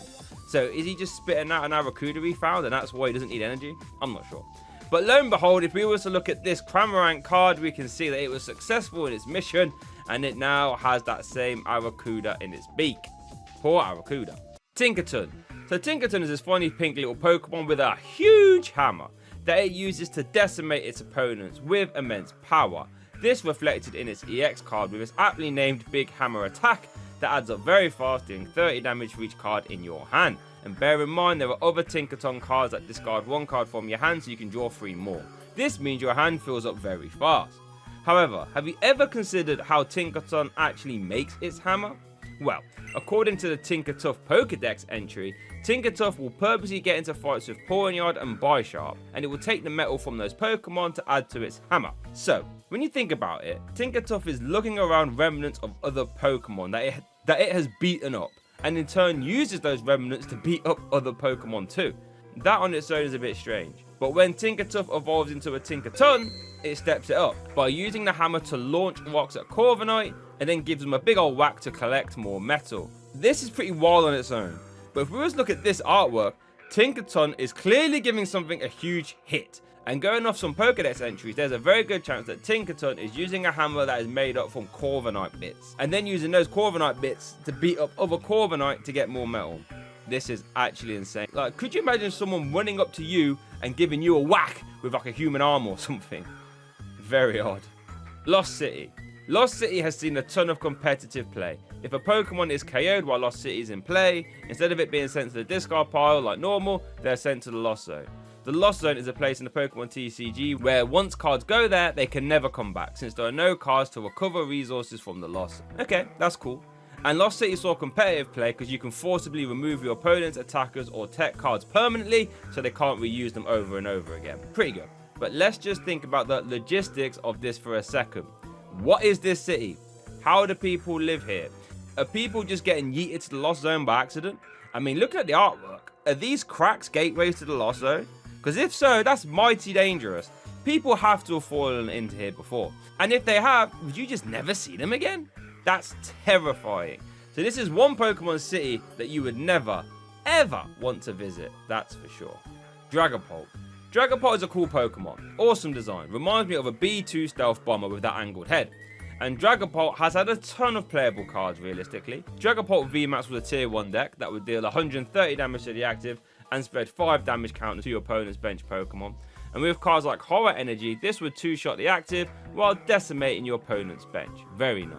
More recently, Dragapult EX is making waves with its Phantom Dive attack, which is basically a beefed up Max Phantom, dealing 200 damage to the active and spread 6 damage counters to the bench.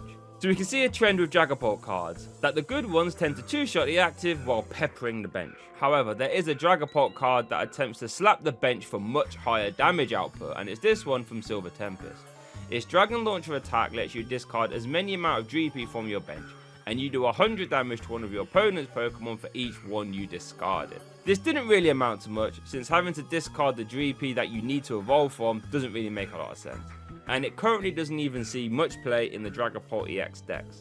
However, if you were to deep dive what's actually happening here, it starts to get a bit dark.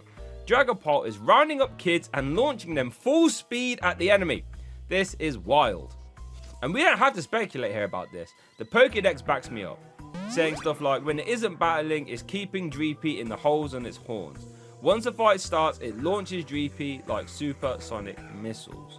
Fully crazy when you actually think about it. But apparently, according to the Pokemon Shield Pokédex entry, the DP actually enjoy this process, so I guess there's that after all. I mean, it does look like they're having fun. Cubone. Now, I don't want to go into too much detail here, because we have another more heinous Cubone much later on in the iceberg. But we all know the backstory of Cubone. So if this Cubone card doesn't hit you right in the feels, then I don't know what will. Block 3, Silent Lab. This might be the most playable card that we're looking at here today. Silent Lab is a stadium card that turns off all basic Pokemon's ability while it's in play. This would slam a ton of the format like Hooper EX, who will grab you 3 basic Pokemon when you put it into play via its ability Scoundrel Ring, which was very strong at the time. But the main card this would stop with Shaman EX, which was one of the best cards ever printed, which would let you draw to have 6 cards in your hand when you put it into play. Every deck ran like 3 or 4 Shaman EX, and Silent Lab would stop them all. So that makes Silent Lab very strong. However, I'm not terribly interested in the gameplay here though. Instead, I'm actually interested in what exactly is going on here. This looks like an extremely soundproof room, which, if you don't know, can be devastating, since in these kind of rooms you can hear your own heartbeat. Massive YouTuber Ryan Trahan couldn't even last that long in such a room. So I just have visions of Shaman being thrown in here so its ability can't be activated, or any other basic Pokemon. And while that makes me chuckle a bit, when you actually sit down and think about it, it's kind of a bit mean. Absol. While this card is absolutely majestic, make no mistake about it, and its Swirling Disaster attack is actually pretty good, dealing 10 to all your opponent's Pokemon. However, that name Swirling Disaster is actually pretty suitable here too, since if we were to look at Absol's Sapphire Pokédex entry, it states that if Absol ever appears amongst humans, then a disaster is about to happen. So with that in mind, what disaster do we think is going to happen here? And when you actually think about it, when you see Absol in the Hoenn region, it's on Mount Pyre, which is just before the main evil plot is about to kick off. So if you're looking at this Absol card, something bad might be about to happen. Gyarados.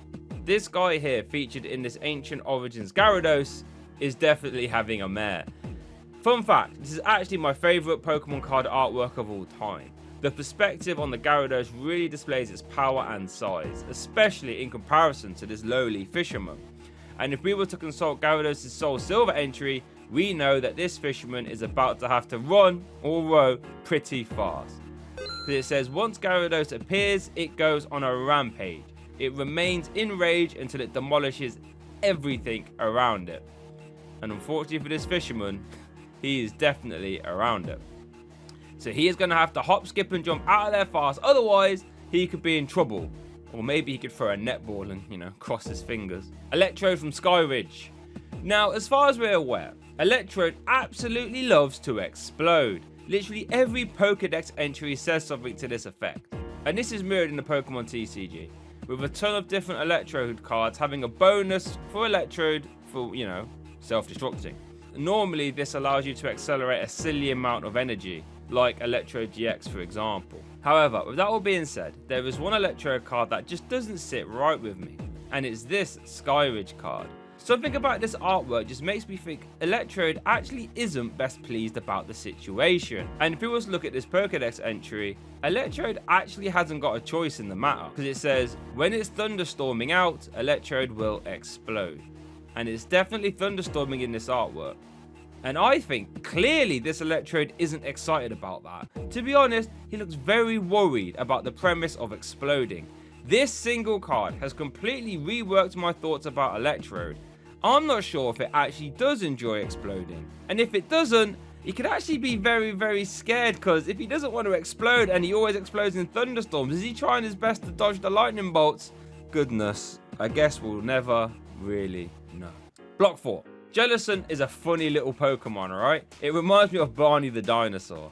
And Barney the dinosaur is no threat to anyone.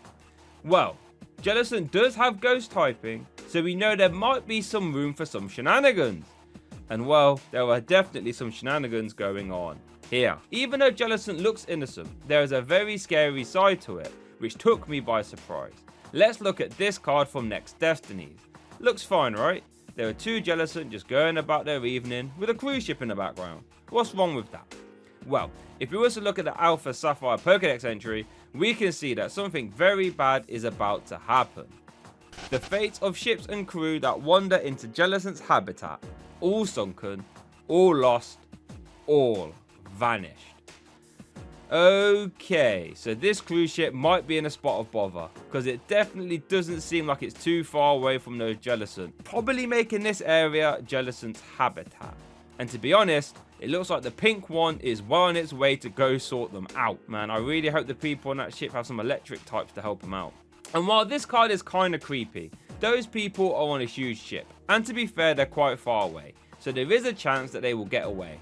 The same can't be said for this guy right here, who features in the Battle Styles Jellicent card. And if we were to look at the description of this card, we know that this fella is clearly in trouble. Jellicent wait at night for their prey to arrive, and clearly it's nighttime. So if we were to refer back to that Alpha Sapphire Pokédex entry, remember that all ships and crew that enter Jellicent's territory never return. And this isn't like that Next Destiny card where the ship is very far away. This person is in trouble. What we're witnessing here is a poor fisherman who lost his way and stumbled into some Jellicent. And well, the Pokédex says the rest. Cacturn. Now I'm sorry, but who would have thought this little uncommon card from Scarlet Violet base set might actually be the most terrifying on this list? Let me explain. If you were to look at the Alpha Sapphire Pokédex entry, if a traveller is going through the desert in the thick of night, Cacturn will follow in a ragtag group. The Pokemon are biding their time, waiting for the traveller to tire and become incapable of moving. Oh my goodness. So Cacturn is a bit of a menace then. Not only hunting at night, but stalking travellers who are struggling in the desert. So let me paint you this picture. You've wandered into the desert, maybe looking for some fossils to turn into cool Pokemon. More on them later. However, you lose your way. You forgot to pack extra bottles of water, so the heat leaves you a bit foggy, but you plow on. Eventually, you decide you can't continue anymore, and you want to turn back, but your sense of direction is disorientated. However, you try your best, but you're starting to get weak. It's getting dark, and you're just unsure of what to do. Eventually, you collapse in confusion and exhaustion. And what is there to greet you at your lowliest moment? Not a Pokemon or human trying to help you, but instead a Cacturn who has been stalking you for the past hours and the last thing you see before passing out is this Cacturn lining you up.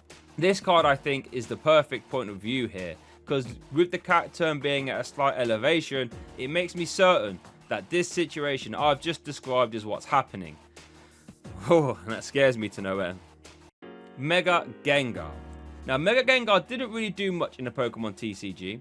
It mostly got outshone by the basic Gengar EX in most circumstances. However, there was a very cool shiny Mega Gengar card. However, the Pokédex entry shows Mega Gengar in a completely different light. It states, it tries to take the lives of anyone and everyone. It will even try and curse the trainer who is its master. So wait, hold on a second. Nobody is safe around Mega Gengar. Absolute madness. However, what does make me laugh is the Let's Go Pokédex entry, where it states, it can pass through other dimensions and appear anywhere. It caused a stir one time where it stuck its leg out of the wall. Like, what are you on about? Are you telling me the same Pokemon that wants to take the lives of everything around it also, sometimes for the bants, just sticks its leg out of a wall?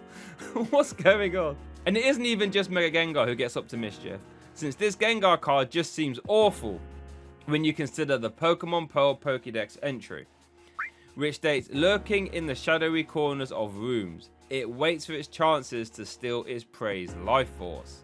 Look at Gengar's tongue in this card. It is waiting to slurp up life force. Just makes me feel uneasy. And look at this one, where he looks happy to be jogging up to you to steal your life force. That's what makes Gengar scary, is that not only does he do these heinous things, but he seems to enjoy it as well. Palossand. The idea of a ghost sandcastle, while being whimsical, is a bit strange. Like, who built this? How did it get possessed by a ghost? And the idea of ghostly quicksand, well, it sends a chill down my spine.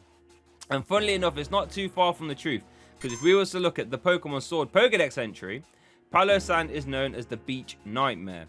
It pulls prey down into the sand by controlling the sand itself, and then it sucks out their souls. I'm sorry, what? The Beach Nightmare? And it controls the sand to pull you down and it sucks out your soul? And going by this point of view, this could be what's happening to us right now. Are we falling victim to Palossand ourselves? I really hope not. Computer error. I actually had no clue this card existed until I started researching for this video. It was an old school Wizard of the Coast promo card that was originally a Koro Japanese magazine promo. The card itself isn't terribly good, but when I looked at the artwork and then looked back at the name, something odd jumped out at me. So in the artwork, we can clearly see this group of Pokemon getting straight up the PC and looking like they're in a hurry to get out too. Unsure what the Pokemon Center staff or even whose trainer whose Pokemon this is thinks about this, but that's not the point. The idea is that a computer error could indeed release Pokemon straight from the PC. This is very scary. Like, imagine a Gyarados who's been cooped up in the box for years, gets released in the middle of the Celadon Pokemon Center, and we know by the Pokédex entry that Gyarados would not be very happy in this scenario. It could get very gnarly very fast. But where it really gets terrifying though, is what happens if the evil teams worked out how to replicate this computer error at will. For example, so let's say you're in Hoenn. You are the hero. You've captured Kyogre to save the world from certain flooding, foiling Team Aqua's plans forever. But they're clever, and they just lay low for a bit. And then they work out how to release Kyogre straight from your box without you knowing. And then they just carry on with their plan like nothing's wrong. Or even better, they catch the Kyogre. Like, what happens in that scenario? Or what if Getsis, who wanted to release all Pokemon, cottoned onto this? He could literally just free so many Pokemon without anyone having a clue on what's happened or how to stop it. I'm glad this was just an old promo card and not a situation that ever got panned out in game, because it could get dicey real quick. Block 5. Hypno is already one of the creepiest Pokemon of all time, with Pokédex entries like, it carries a pendulum-like device.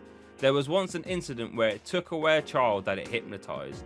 It's not hard to see why Hypno has a bit of a bad reputation. However, for all the stories about Hypno, we really haven't seen it in action, carrying out its dastardly deeds, leaving most of these terrifying stories to be mostly hearsay or just Pokédex entry rumors. However, this Hypno card actually shows us Hypno in action, and it looks terrifying. I'm not sure exactly what's going on here, but it clearly shows this man either asleep or not under his own control, while Hypno is having a feast on this purple gooey stuff. Now, if I had to speculate, I think what we're seeing here is the move Dream Eater in action. and it looks horrible. But I think the worst bit about it is, look at Hypno's face. It's clearly enjoying the situation with this smug look. Now, I'm not 100% sure about what the consequences are of having a dream date, but I do not want to find out. So if you want to keep all your dreams intact, all you have to do is apparently move to Alola, because according to Hypno's Ultra Sun Pokedex entry, Hypno almost exclusively preys on the local Kamala population, meaning the humans there are safe from Hypno's antics. Shoutouts to Kamala for taking one from the team. Cubone. We all know that Cubone has had a tough time in the Pokemon universe. In Gen 1 there was a whole plotline concerning a Cubone and its passed away mother Marowak. And it's getting very dark when you actually consider what's going on concerning Cubone. Because I mean, look at some of these Pokedex entries. The skull it wears on its head is that of its dead mother. According to some, it will evolve when it comes to terms with the pain of her death. Like, that's just dreadful. I'm not sure what's worse, the fact that Cubone has to wear its mum's skull, or that apparently it can only evolve when it finally deals with its mother's passing. So with that all in mind, I want us to take a look at this exhibition Cubone. Like, look past the nice sunset, and instead let's look at what's actually going on. We see a Cubone throwing around some bones, either looking excited, or happy, or very sad. Going by the attack name Teary Eyes, it could be assumed that this is a very, well, sad situation, but we can't confirm. Let's run through both scenarios. If the Cubone is happy and excited, that means that Cubone is taking joy out of throwing some bones around. I mean, I really hope not, because, you know, that's pretty strange. But let's look at the other scenario, where Cubone is sad. What we could be witnessing here is a time where Cubone has just found its recently deceased mother, and it's just took the skull for itself, and maybe it's slamming the other bones out of anger/sadness. That is very sad. But somehow it is about to get even worse for this Cubone, if you could believe it. Since if we were to look at Cubone's Pokedex entry from some, if Cubone makes too much noise in mourning its mother, Mandibuzz can often hear it and attack the Cubone as well. Poor Cubone, honestly cannot catch a break. Man, I feel bad for this little guy. Dusknoir. We all know that Dusknoir is an imposing Pokemon. I mean, simply look at it. And its new illustration card doesn't do it any favors in the cuteness department. And this Dusknoir card is about to set the metagame on fire by piling a ton of extra damage into play via its ability. The tag team card that Dusknoir had was also an absolute heater, with the Night Watch attack being the last thing your hand would ever hear, since it would shuffle 2 cards away from your opponent's hand at random. This, used in combination with Marnie, would evaporate your hand at a silly rate, while also 2-shotting whatever you had in the active. Nasty stuff. It could be argued though that this Dusknoir was even more terrifying for the metagame, since this was actually Dusknoir's first ever card, and he made a shocking debut. With its Dark Palm Poke Power, you could whisk away any one of your opponent's bench Pokemon back into their deck if they had 4 or more in play. It's actually insane, forcing your opponent to always only have 3 Pokemon in play, not anymore. And thematically, it might actually tie into the scary lore of Dusknoir, since I went digging in the Pokédex like I always do, and I was stunned about what I saw. This comes courtesy of its Pokemon Shield Pokédex entry. With the mouth on its belly, Dusknoir swallows its target whole. The soul is the only thing eaten. Dusknoir disgorges the body before departing. Hold on. What? Dusknoir absorbs prey into his belly, eats the soul, and then spits out the body? Now what is that about? Some Pokédex entries allude to the fact that Dusknoir only does this, but then some, like the Pokemon Legends Arceus one, says that sometimes Dusknoir gets it wrong. So nobody is clearly safe. Spoink. I hear you screaming for your PC. How on earth can Spoink be creepy or disturbing? Look how cute it is. And yes, you are right. Spoink is cute, whimsical. I grant you. However, what have I told you that this Spoink right here is in massive trouble, and it's not in trouble for the reason you think it is. So as we can see, Spoink here is having the time of its life, bouncing around the clouds. What could possibly go wrong? Well viewers, if we were to take a look at Spoink's Pokemon Ruby Pokedex entry, it will all become clear. Spoink actually uses the impact of its bouncing to pump its heart. This, as you can imagine, could be a massive nuisance, and it raises questions like, how does Spoink sleep? Does it bounce and sleep at the same time? Well, maybe. But it's the rest of the Pokédex entry that I'm actually worried about. This Pokemon cannot afford to stop bouncing. Damn, that's pretty ominous. And this is why I'm worried about this Spoink here, because it clearly has bounced so high. I'm worried that it might take a very long time to get back down to Earth, and by extension, it will now take a long time for it to get its heart beating again. So I worry about this Spoink. Will it be able to survive? I really hope so, otherwise Spoink could be in trouble. Plot 6. This one blew my mind when I first heard about it, and was actually the inspiration for this video. So here we are, looking at the secret mission card from Gym Heroes. As we can see, Lieutenant Surge and his Raichu are scouting something out with 2 pairs of binoculars. What are they scouting out? Well, I'm not sure. But considering Lieutenant Surge was/is a soldier, and he does say that his Pokemon did help him out in the war, and the name of the card, it's not terribly crazy to think that he might be on some sort of mission of sorts. That's not all though, because we might be able to dive a little bit deeper. Because if we were to look at the map in the background, we can work out exactly where he might be. If we were to look, we can see Białystok, which is in Poland, and what looks like Warsaw too, although it is spelled differently. This blew my mind because it's very rare for Pokemon to reference real world locations.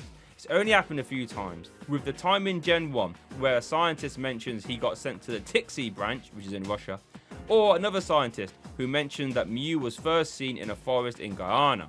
But this raises so many questions for me now. Was Surge actually in Poland? Was he fighting in Poland? If so, when? So many questions and not enough answers. Buried Fossil.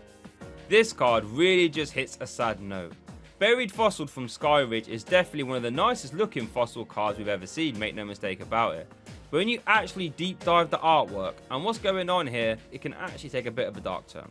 So we all know how the fossil mechanic works in the games, right? You find a fossil either in the desert, a cave, or underground, for example, and then you take it to the relevant NPC, and they revive said fossil into a fully living and breathing Pokemon that are often extinct. Apart from the environmental impacts this could cause, this is actually a pretty cool process.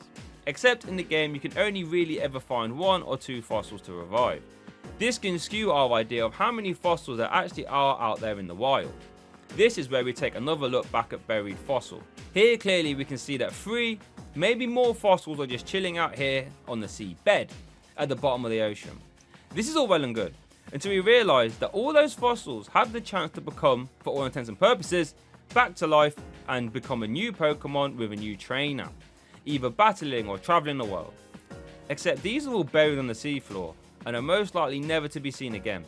Just makes me wonder, how many fossil Pokemon are actually out there in the Pokemon universe that are just waiting to be revived, but are in places that will never be found, like on the seabed or the bottom of a desert? Interesting. Stuck there for eternity. Octillery. This next one is fully wild. I want us to look at this stunning Octillery Trainer Gallery card. This card did see a ton of play thanks to its Rapid Strike Search ability. This would let you grab any Rapid Strike card from your deck once per turn. Not just a Pokemon like Rapid Strike Urshifu VMAX, but supporters like Karina's Focus, or even energy cards like Rapid Strike Energy or Spiral Energy 2. This meant Octillery saw a ton of metagame success, all while people had no clue what was really going on in this card's artwork. So let's begin. I need you to focus on this person here in the background, clearly fishing for something, fair enough. They might have even had a net there too, and clearly they're having a fun time, right? I mean, look at their face. But that smile might not be on there for long, because when we look at this next card, this story could take a bit of a turn. I want you to now look at this Basculin card. We all know that Basculin is a fierce Pokemon. Just look at the Pokedex entry. When a school of Basculin appear in the lake, everything disappears, except for Corphish and Crawdon. That just shows how crazy Basculin are. This means a lot of powerful Pokemon get pushed out of lakes due to Basculin, like Gyarados for example. And if we were to look at this artwork closely, we can see something that links this Basculin to that previous Octillery card. First thing, let's look at those beams to the right. This could definitely be the same beams holding up that pier. Cool, but that's not the main thing. What I really want you to look at is what those Basculin have in their mouth. Yep, that is the same hat that the fisher was wearing, meaning that at the very least, the fisherman's hat has fell into the lake and it's been instantly devoured. And if the whole fisherman actually fell in, well, I really hope that Octillery jumped in to help out. Dark Hypno. Now we have already seen the monstrosity that is Hypno in action so far in this iceberg, and I know you're wondering how could it get worse? Well, I invite you to look at Dark Hypno. Take everything we said about the Hypno before, how it's seemingly preying on sleeping people that have no defense, and seemingly enjoying it as well, and turn the dial up to 11. Because apparently Hypno can have a dark personality, as if Hypno can get even worse. And let's take a look at the background here for a sec.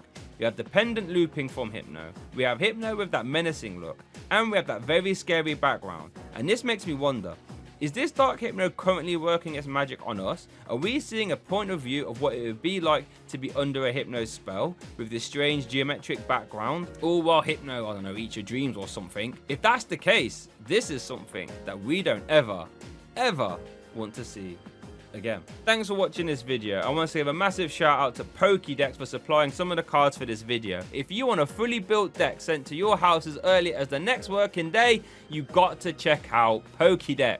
And make sure to use my discount code if you are to get yourself a little bit of money off, and it also supports me as well. And while you check out this video here, where we look at the greatest upset in Pokemon TCG history. August the 21st, 2016, Jesper Eriksson versus Connor Pedersen in the Senior World Championship Final. The round is tied at 1-1. This top deck right here isn't just important, it's life-changing. With the prize of a $25,000 scholarship riding in the balance, it's pretty safe to say not only the viewers, but the players are awaiting this top deck with hell's breath. A World Championship title, scholarship, and legacy all ride on this next top deck. This is an iconic moment in Pokemon history, but they don't know that yet. So let's rewind and tell this story properly.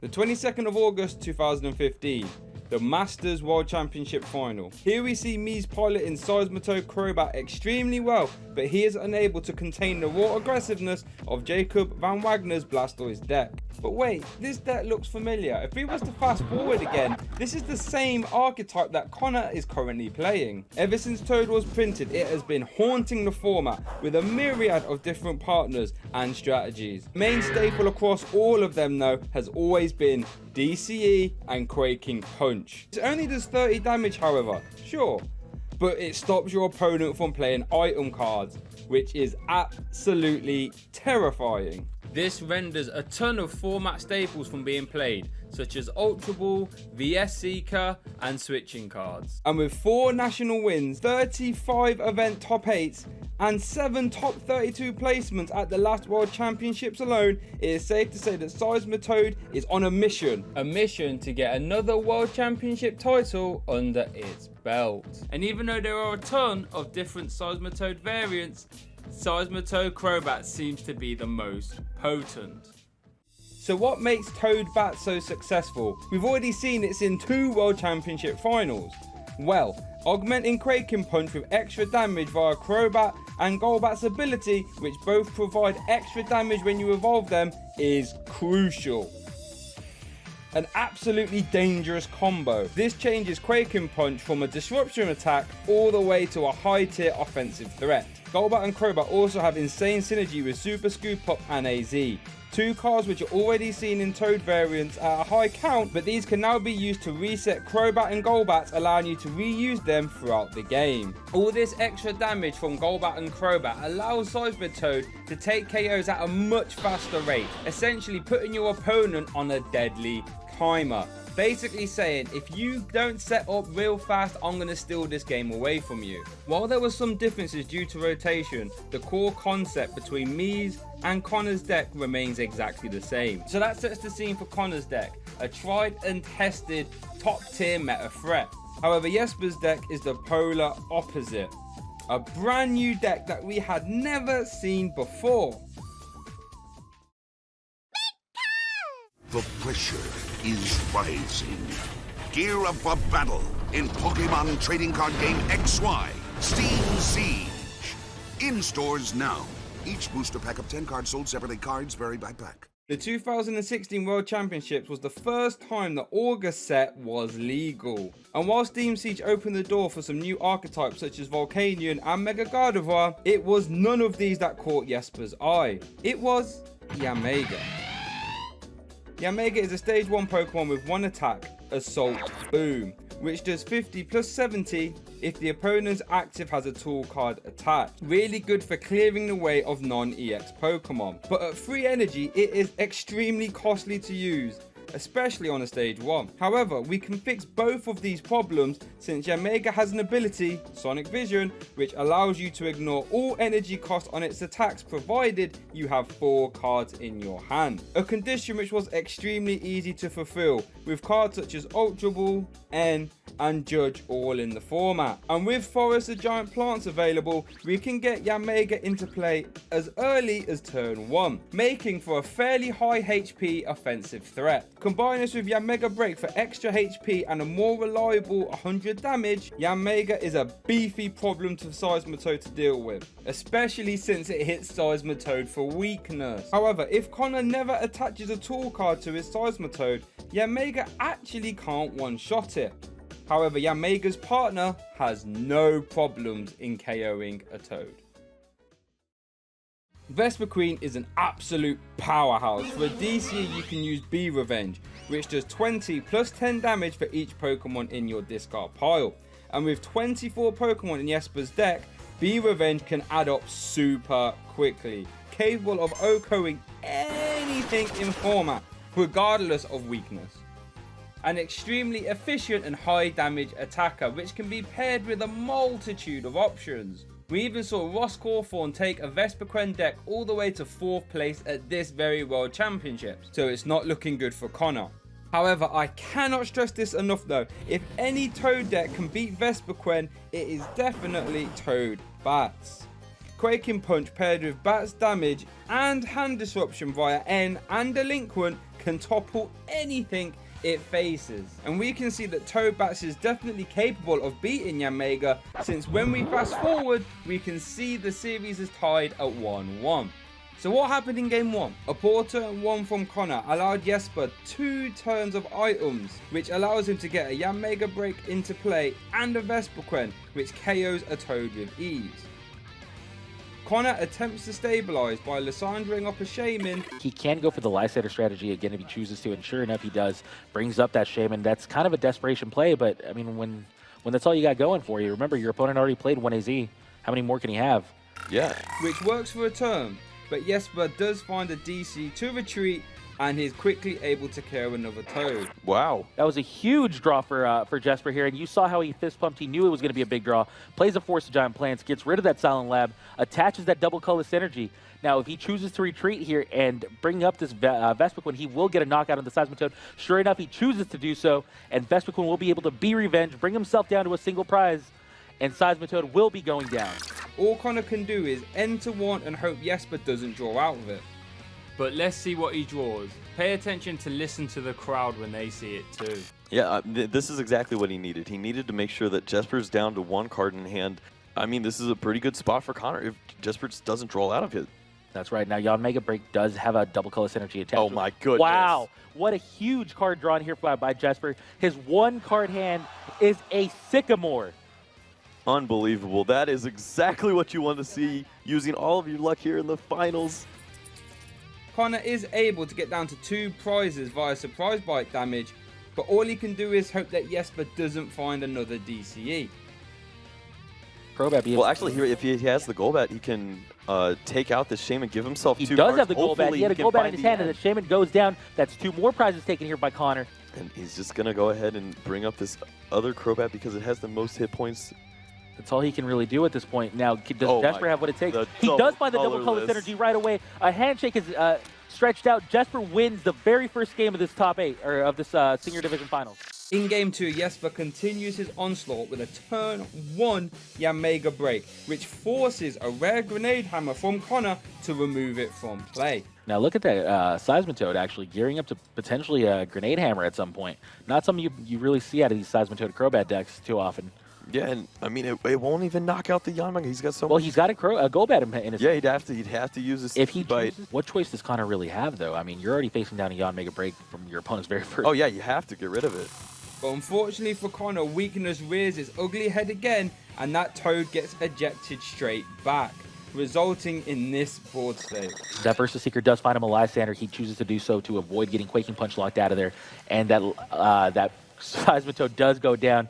Jesper is down to 3 prize cards left against his opponent's 5. How can he get back from this? Well, a gnarly Fury Belt plus Crobat plus Golbat plus NKO is a terrific start. I see a Crobat deal 30 damage. Oh, he's and going now to an hit. He has an end, so... The final card in his hand was an N, and now he's going to bring Jesper down to a 3-card hand. He's going to bring himself back up to 5. If he can find a Golbat here. Putting Jesper down in a low enough hand to where maybe he can't get anything going. If he can't find double colorless energy, This is exactly how what does he Connor answer? Wow, there Golbat it comes is. down. Yeah. He's going to deal 20 more damage to that Vespiquen. That Vespiquen is going to be getting knocked out by this Quaking Punch, and now Connor's got some sort of hope here. He's finding the few cards he can find to be able to get himself right back into this game. The comeback was definitely on for Connor, and this was perfectly punctuated by a soul-destroying Delinquent to 0, removing all cards from Jesper's hand. Really can't do... Delinquent brings his opponent down to a 0-card hand. Delinquent at the perfect time. 0 cards in hand for Jesper Eriksson. Good luck getting to 4 cards now. Yeah, he's going to go ahead and take 40 more damage here, and I mean, the pressure's on. He needs to top deck a supporter right now. Top decks, what does he have? Just Pass. passes the turn. Resulting in a Game 2 victory for Connor. You just see Jesper's just hand on his head, just, what can I do from this point? Draws an Ultra Ball. Has to That's give it up. absolutely it. Jesper Eriksson concedes this game, and we are going to a Game 3, Kyle. So here we are, Game 3. Win or go home. $25,000 on the line. Jesper's deck is definitely favored, 100%. But the momentum is definitely with Connor. And that momentum continues with Connor as he has this Killer 1 board. Will he find the double colorless energy? I only see water. water so far. What? Last Oh, the double colorless card. energy right off the last card.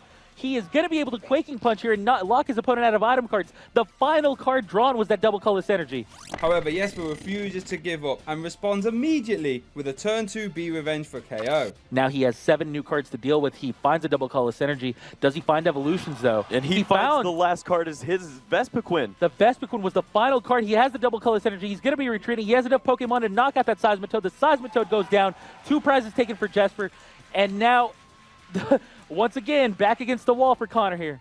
And with Connor's back against the wall, we actually see a new attacker from Connor, Lugia EX, which when it has a Fighting Fury belt attached, with its Aero Ball attack, can do 90 damage to a Vesp, perfect for clearing the way, and since it isn't weak to grass, it is fairly safe from being return KO'd. Maybe this is the unlikely hero for Connor, his late game savior as it were, because with another water energy, it actually carries Jesper's Yanmega Break. All right, well, that Lugia is going to be taking 60 more damage because of that bursting balloon.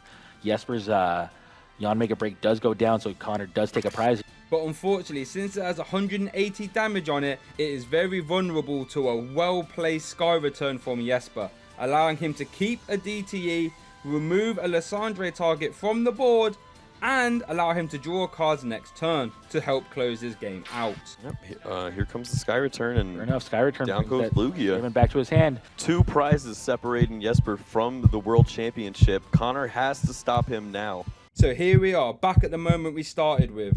Jesper in a commanding position, but we have seen Connor grind these late game scenarios back into his favor. N plus Quaking Punch is definitely the key. Whose life will this top deck change? Jesper's or Connor's?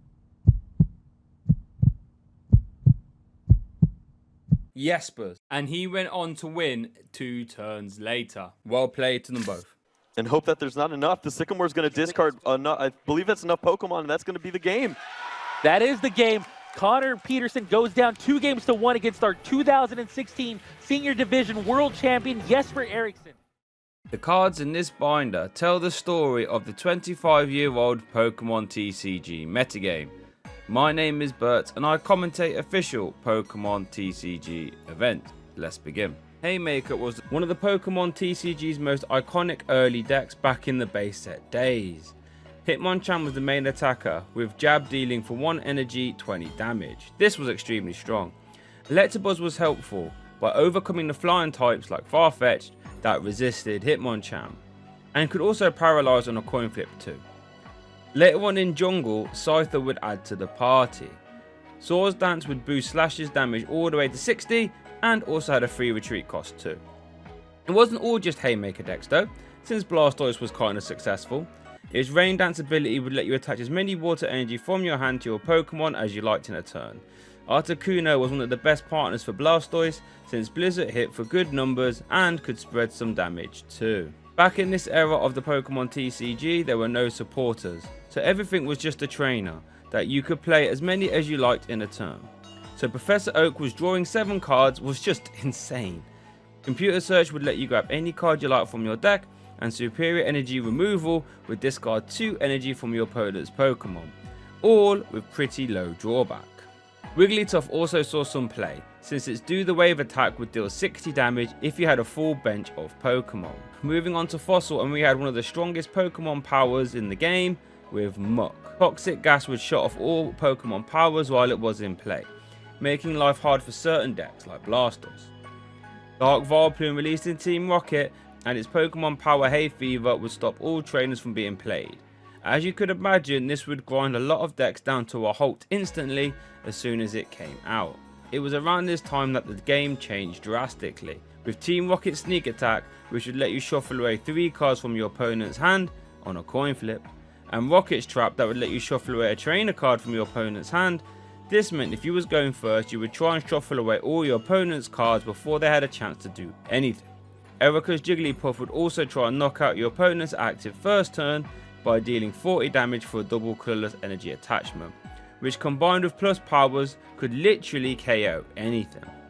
Rocket Zapdos saw a ton of play and became one of the game's most deadly basic attackers. Plasma would accelerate energy from the discard pile to itself, and Electro Burn would deal massive damage. Erica's Dratini was a fun card. It would reduce all damage done to it over 20 back down to 10 if the opponent's attacker was a basic Pokemon. This was really good for jamming in the active if your opponent had shuffled away all your cards from the Team Rocket cards you mentioned earlier. But now we move into the Neo era of the Pokemon TCG, and we have to talk about Sneasel. Beat Up would flip a coin for each bench Pokemon you have in play, and you would deal 20 for each heads. This had no problem one-shotting everything in the format, especially when you consider that Special Darkness Energy was the only way to power it up, meaning you would always have an additional 20 damage too. Slowking's Pokemon Power Mind Games was meant to force your opponent to flip heads whenever they wanted to play a trainer card, while Slowking was in the active. If you flip tails, the trainer card would fail, effectively making your opponent's trainers only 50% effective, while Slowking was in the active. Instead, it got mistranslated though, allowing Mind Games to activate while Slowking was on the bench. This meant you could have 3 or 4 of these in play and force your opponent to flip 3 or 4 consecutive heads to play any trainer cards. These two took over the Pokemon TCG in a commanding way. However, Cleffa made the game playable, since it forced all the Rocket cards out of the game that we mentioned earlier.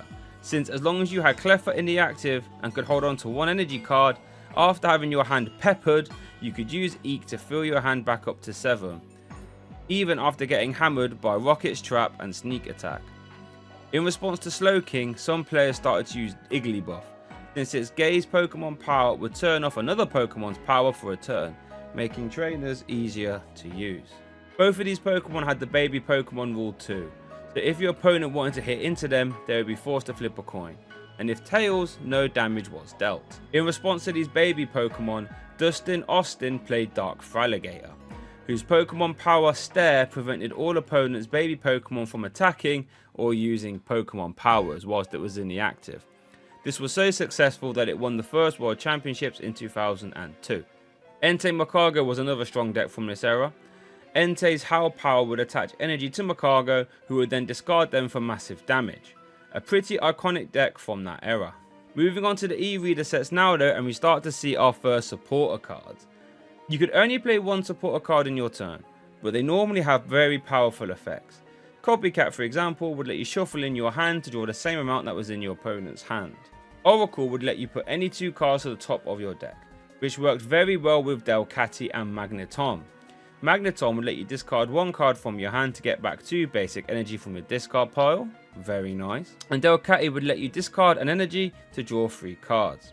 This engine was played in almost every single deck, with Oracle, since now you could essentially grab any 2 cards from your deck with a combination of Delcatty and Oracle. It was around this time that EX Pokemon were first introduced. These were stronger cards, but they gave up 2 prize cards when they were KO'd. One deck that played this Delcatty engine was Blaziken. Firestarter would let you attach a fire energy from your discard pile to one of your bench Pokemon. This was some amazing energy acceleration, and paired stupidly well with Blaziken EX, whose Volcanic Ash would deal an 100 damage snipe to any one of your opponent's Pokemon. Gardevoir was also a very strong deck at this time too. Gardevoir EX would deal 10 damage for each card in your opponent's hand, which was often a lot since a lot of decks played Steven's Advice as their main draw supporter. And Sandstorm would have a high damage output, dealing 10 for each energy card in play. There was another Gardevoir that this would work extremely well with too, since its Psy Shadow ability would let you attach a psychic energy from the deck to one of your Pokemon. This would let you power up Gardevoir EX really fast. One card that made these Stage 2 decks playable was Rare Candy, since back then you could go straight from a basic, like a Torchic, to a Blaziken in a single turn, without having to wait a turn like modern evolution rules. However, at the 2004 World Championships, it was a surprise deck that took the whole event down, and Magma Groudon was the centerpiece. Pulverize would deal 70 damage if your opponent's active had any damage counters on it, and this would add up fast, since it was hitting for dark typing and fighting typing at the same time. Magma Claydol would move energy around and also allow you to hit for psychic weakness at the same time. Magma Energy would let you power up your attackers fast, since it would count for 2 fighting energy or 2 dark energy at the same time. This Magma deck ended up winning all age divisions at the 2004 World Championships, a feat that has never been done again since. At the 2005 World Championships, Nidoqueen managed to take 1st and 3rd place. Power Lariat would add up really fast. Pidgeot was played in that deck, and a lot of other decks at the time too, since Quick Search would let you grab any card from your deck once per turn, one of the best cards ever printed. At this time, Celio's network was a format staple. It would allow you to grab any Pokemon from your deck as long as it wasn't an EX, really showing the power level of supporter cards back then. 4th place at the 2005 World Championships was a Dark Tyranitar deck that actually played 2 different Dark Tyranitar cards.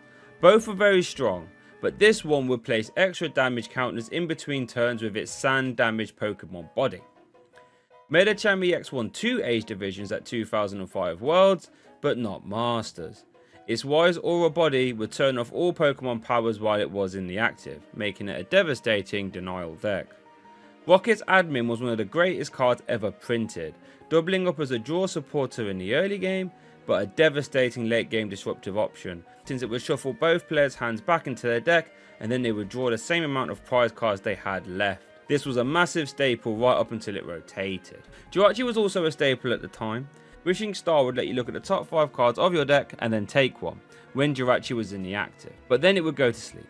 As long as you had switching cards, this was a fantastic way of seeing other cards throughout the game, getting an immense amount of value. Moving forward to the 2006 World Championships, and Lugia EX Blastoise was the deck to beat.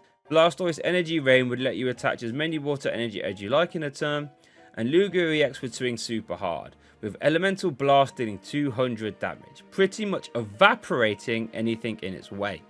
Although the deck that ended up winning was a Manectric EX Mew EX deck. Manectric EX had the disconnect attack that would lock your opponent from playing any trainer cards apart from supporters in their next turn.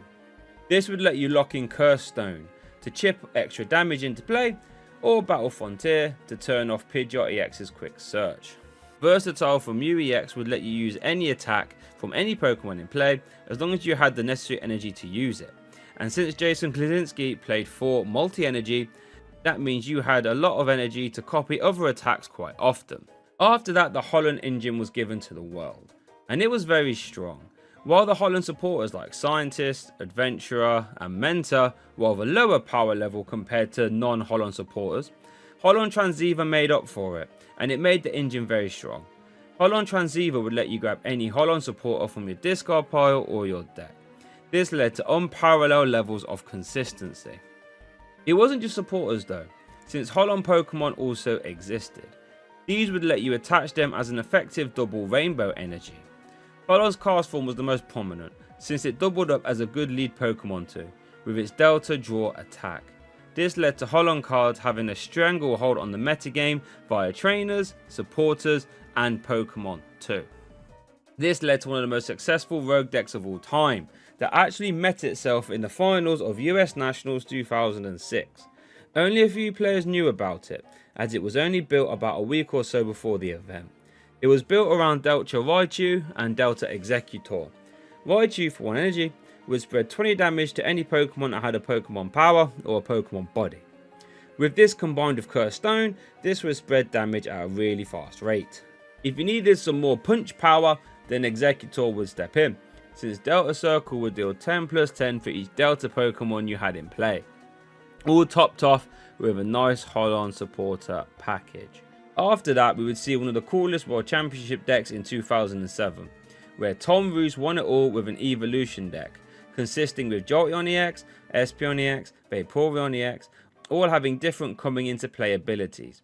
Absol EX will also be very helpful for moving damage around too, with its pokey body. And this stunning Rayquaza EX would be a massive attacker too, all wrapped up with a Holon supporter package and cast form. We also saw the strongest tool card ever printed here too, played with Empoleon and Blissey, and to be honest, a lot of other cards, and it saw some success at the highest of levels, including the 2007 Worlds and 2008 too, with Blissey getting second place in 2008. That tool card is Cessation Crystal. This would turn off all Poke Powers and Poke Bodies if the Pokemon it was attached to is in the active spot, leading to some very disruptive decks. Dusknoir was a very scary card that would shuffle away one of your opponent's bench Pokemon if they had 5 in play. Considering you could bench Duskull, rare candy into it, turn 1, all in a single turn, and then shuffle away whatever you liked, this literally changed how people would play the Pokemon TCG. 2008 Worlds though was the Gardevoir Gallade show. This is in contention for being one of the strongest decks of all time. Gardevoir had the Telepass Pokemon power, which would let you use a supporter in your opponent's discard pile as the effect of this Pokemon power. This could either let you double up on consistency supporters by playing 2 of them in a single turn for example, or double down on disruptive supporters if your opponent had them in the discard pile, or do one of each. Psychic Lock was also very awesome, turning off all opponents' Pokemon powers on their next turn. This would grind down most decks to a halt. You could even use Gardevoir Level X, which would let you switch between attackers without discarding your energy. Gallade, which would evolve from the same evolution line, don't forget, was really good for a massive KO at the start of the game, since Psychic Cut would deal 60 plus 20 for each prize card that you decided to flip over, resulting in massive damage if you flipped over all 6. This deck was terrifying and was capable of beating everything in its way. No wonder it won 2008 World Championships. Fast forwarding to 2009 Worlds though, we have an unlikely winner, Beedrill. Band Attack would deal more damage for each Beedrill you had in play, so this used in combination with another Beedrill, who would search out Grass type Pokemon, would let you get Beedrill cards out very fast. So fast in fact that Steven Celestro managed to win it all with this deck. Very fun. One card that was a staple in a lot of these decks at the time was Uxie, and quite honestly this was one of the best cards ever printed. When you benched it, you would draw till you had 7 cards in your hand, all on a basic Pokemon that gave up 1 prize too. This is an insane amount of card draw. You could even use Uxie Level X to have impressive value throughout the whole game too. It was around this time we saw another top support card, one of the best of all time again, and this time it's Claydol. Cosmic Power would let you put 2 cards to the bottom of your deck, and then you would draw till you had 6 cards in hand. Absolutely unbelievable. This would let you constantly get through your deck, without discarding resources as well. A lot of games at the time were decided by who would get their first Claydol out, in all honesty. Next year at 2010 Worlds we had some massive additions to the game. Core Energy would let you grab 2 basic Pokemon and pop them straight onto your bench, as long as you attach it to your active Pokemon. This was good because at the time basic Pokemon search really wasn't the greatest. But Stormfront, oh boy, Stormfront set had some proper heavy hitters, the best of which was Sableye. This card was pretty tame immediately. It would let you force yourself to go first if you led it with its Pokemon body over eager, which is pretty nice. Overconfident could pick up cheeky KOs since its base damage would jump to 40 if your opponent's HP was lower than Sableye's, but Impersonate was its best use, letting you use a supporter as the effect of this attack by discarding it from your deck. This was often used to double up on disruptive supporters like Judge into Cyrus's Initiative, more on that later. This would give your opponent a potential 2-card hand. However, if we were to fast forward a little bit to when the black and white wall change was set to come into effect, TPCI had a massive problem, since now you could play any card you wanted on your first turn. With cards like Crobat G, Seeker and Plus Power, Sableye would be able to win 80% of games on your first turn going first, before your opponent has had a chance to do anything. This forced TPCI to step in and rotate sets early to stop this killer interaction. Since you could use Seeker to force your opponent to pick up one card, you could pile in a ton of damage via Crobat G into another one of their bench Pokemon to KO it, and then you would use Plus Power as an expert belt to KO whatever was in their active. This was scarily consistent. Other heavy hitters from Stormfront include Gengar, whose fainting spell could KO your opponent's Pokemon whenever they KO'd you. This worked really well with Vileplume a little bit later on. Machamp had the takeout attack that would auto KO any basic Pokemon, and Gyarados would swing for 90 damage for 0 energy. All of these were serious metagame forces. And make sure to check out this video sponsors Dragon Shield for the best accessories in the game. Make sure to use that link in the description and use code BURST to get 5% off. Also help support the channel as well. We were also given the SB Pokemon around this time too. These were all basic Pokemon that were owned by a trainer. For example, Cyrus, Elite Four or Gym Leaders. And they also had some powerful trainer cards to support them. For example, Poketurn would let you pick up an SP Pokemon and put it back into your hand. This could let you heal it, or it would let you abuse coming into play powers like Crobat G for example, who would let you put 10 damage on one of your opponent's Pokemon when you benched it. Energy Gain would reduce attack cost of the SB Pokemon it was attached to, and Power Spray would let you stop your opponent from using a Poke Power. Very strong. All of these were made playable thanks to Cyrus Conspiracy Supporter, letting you grab a supporter card, a basic energy, and a galactic invention, of which all those Poketurn etc. all were. The SP era was defined by the Lux Chomp deck. Luxray GR Level X would let you bring a Pokemon into the active when you evolved into it, and Flash Bite would deal a respectable 60 damage for 1 energy if you had an energy gain attached. This was paired with Garchomp C Level X. Healing Breath would heal all the damage from your SP Pokemon when you evolved into it, which was, well, pretty nice. The attack Dragon Rush though was amazing. For a single double colorless energy attachment with an energy gain attached, you would deal an 80 damage snipe to anywhere on your opponent's board. This would decimate the format. This combination of speed, aggression and control made Lux Chomp one of the strongest decks of all time, leading it to win the 2010 World Championships, stopping Guardy Gallade from back-to-backing. Unfortunately though, it was caught in the crossfire from that Sableye rule change I mentioned earlier, so its time in the format was short-lived.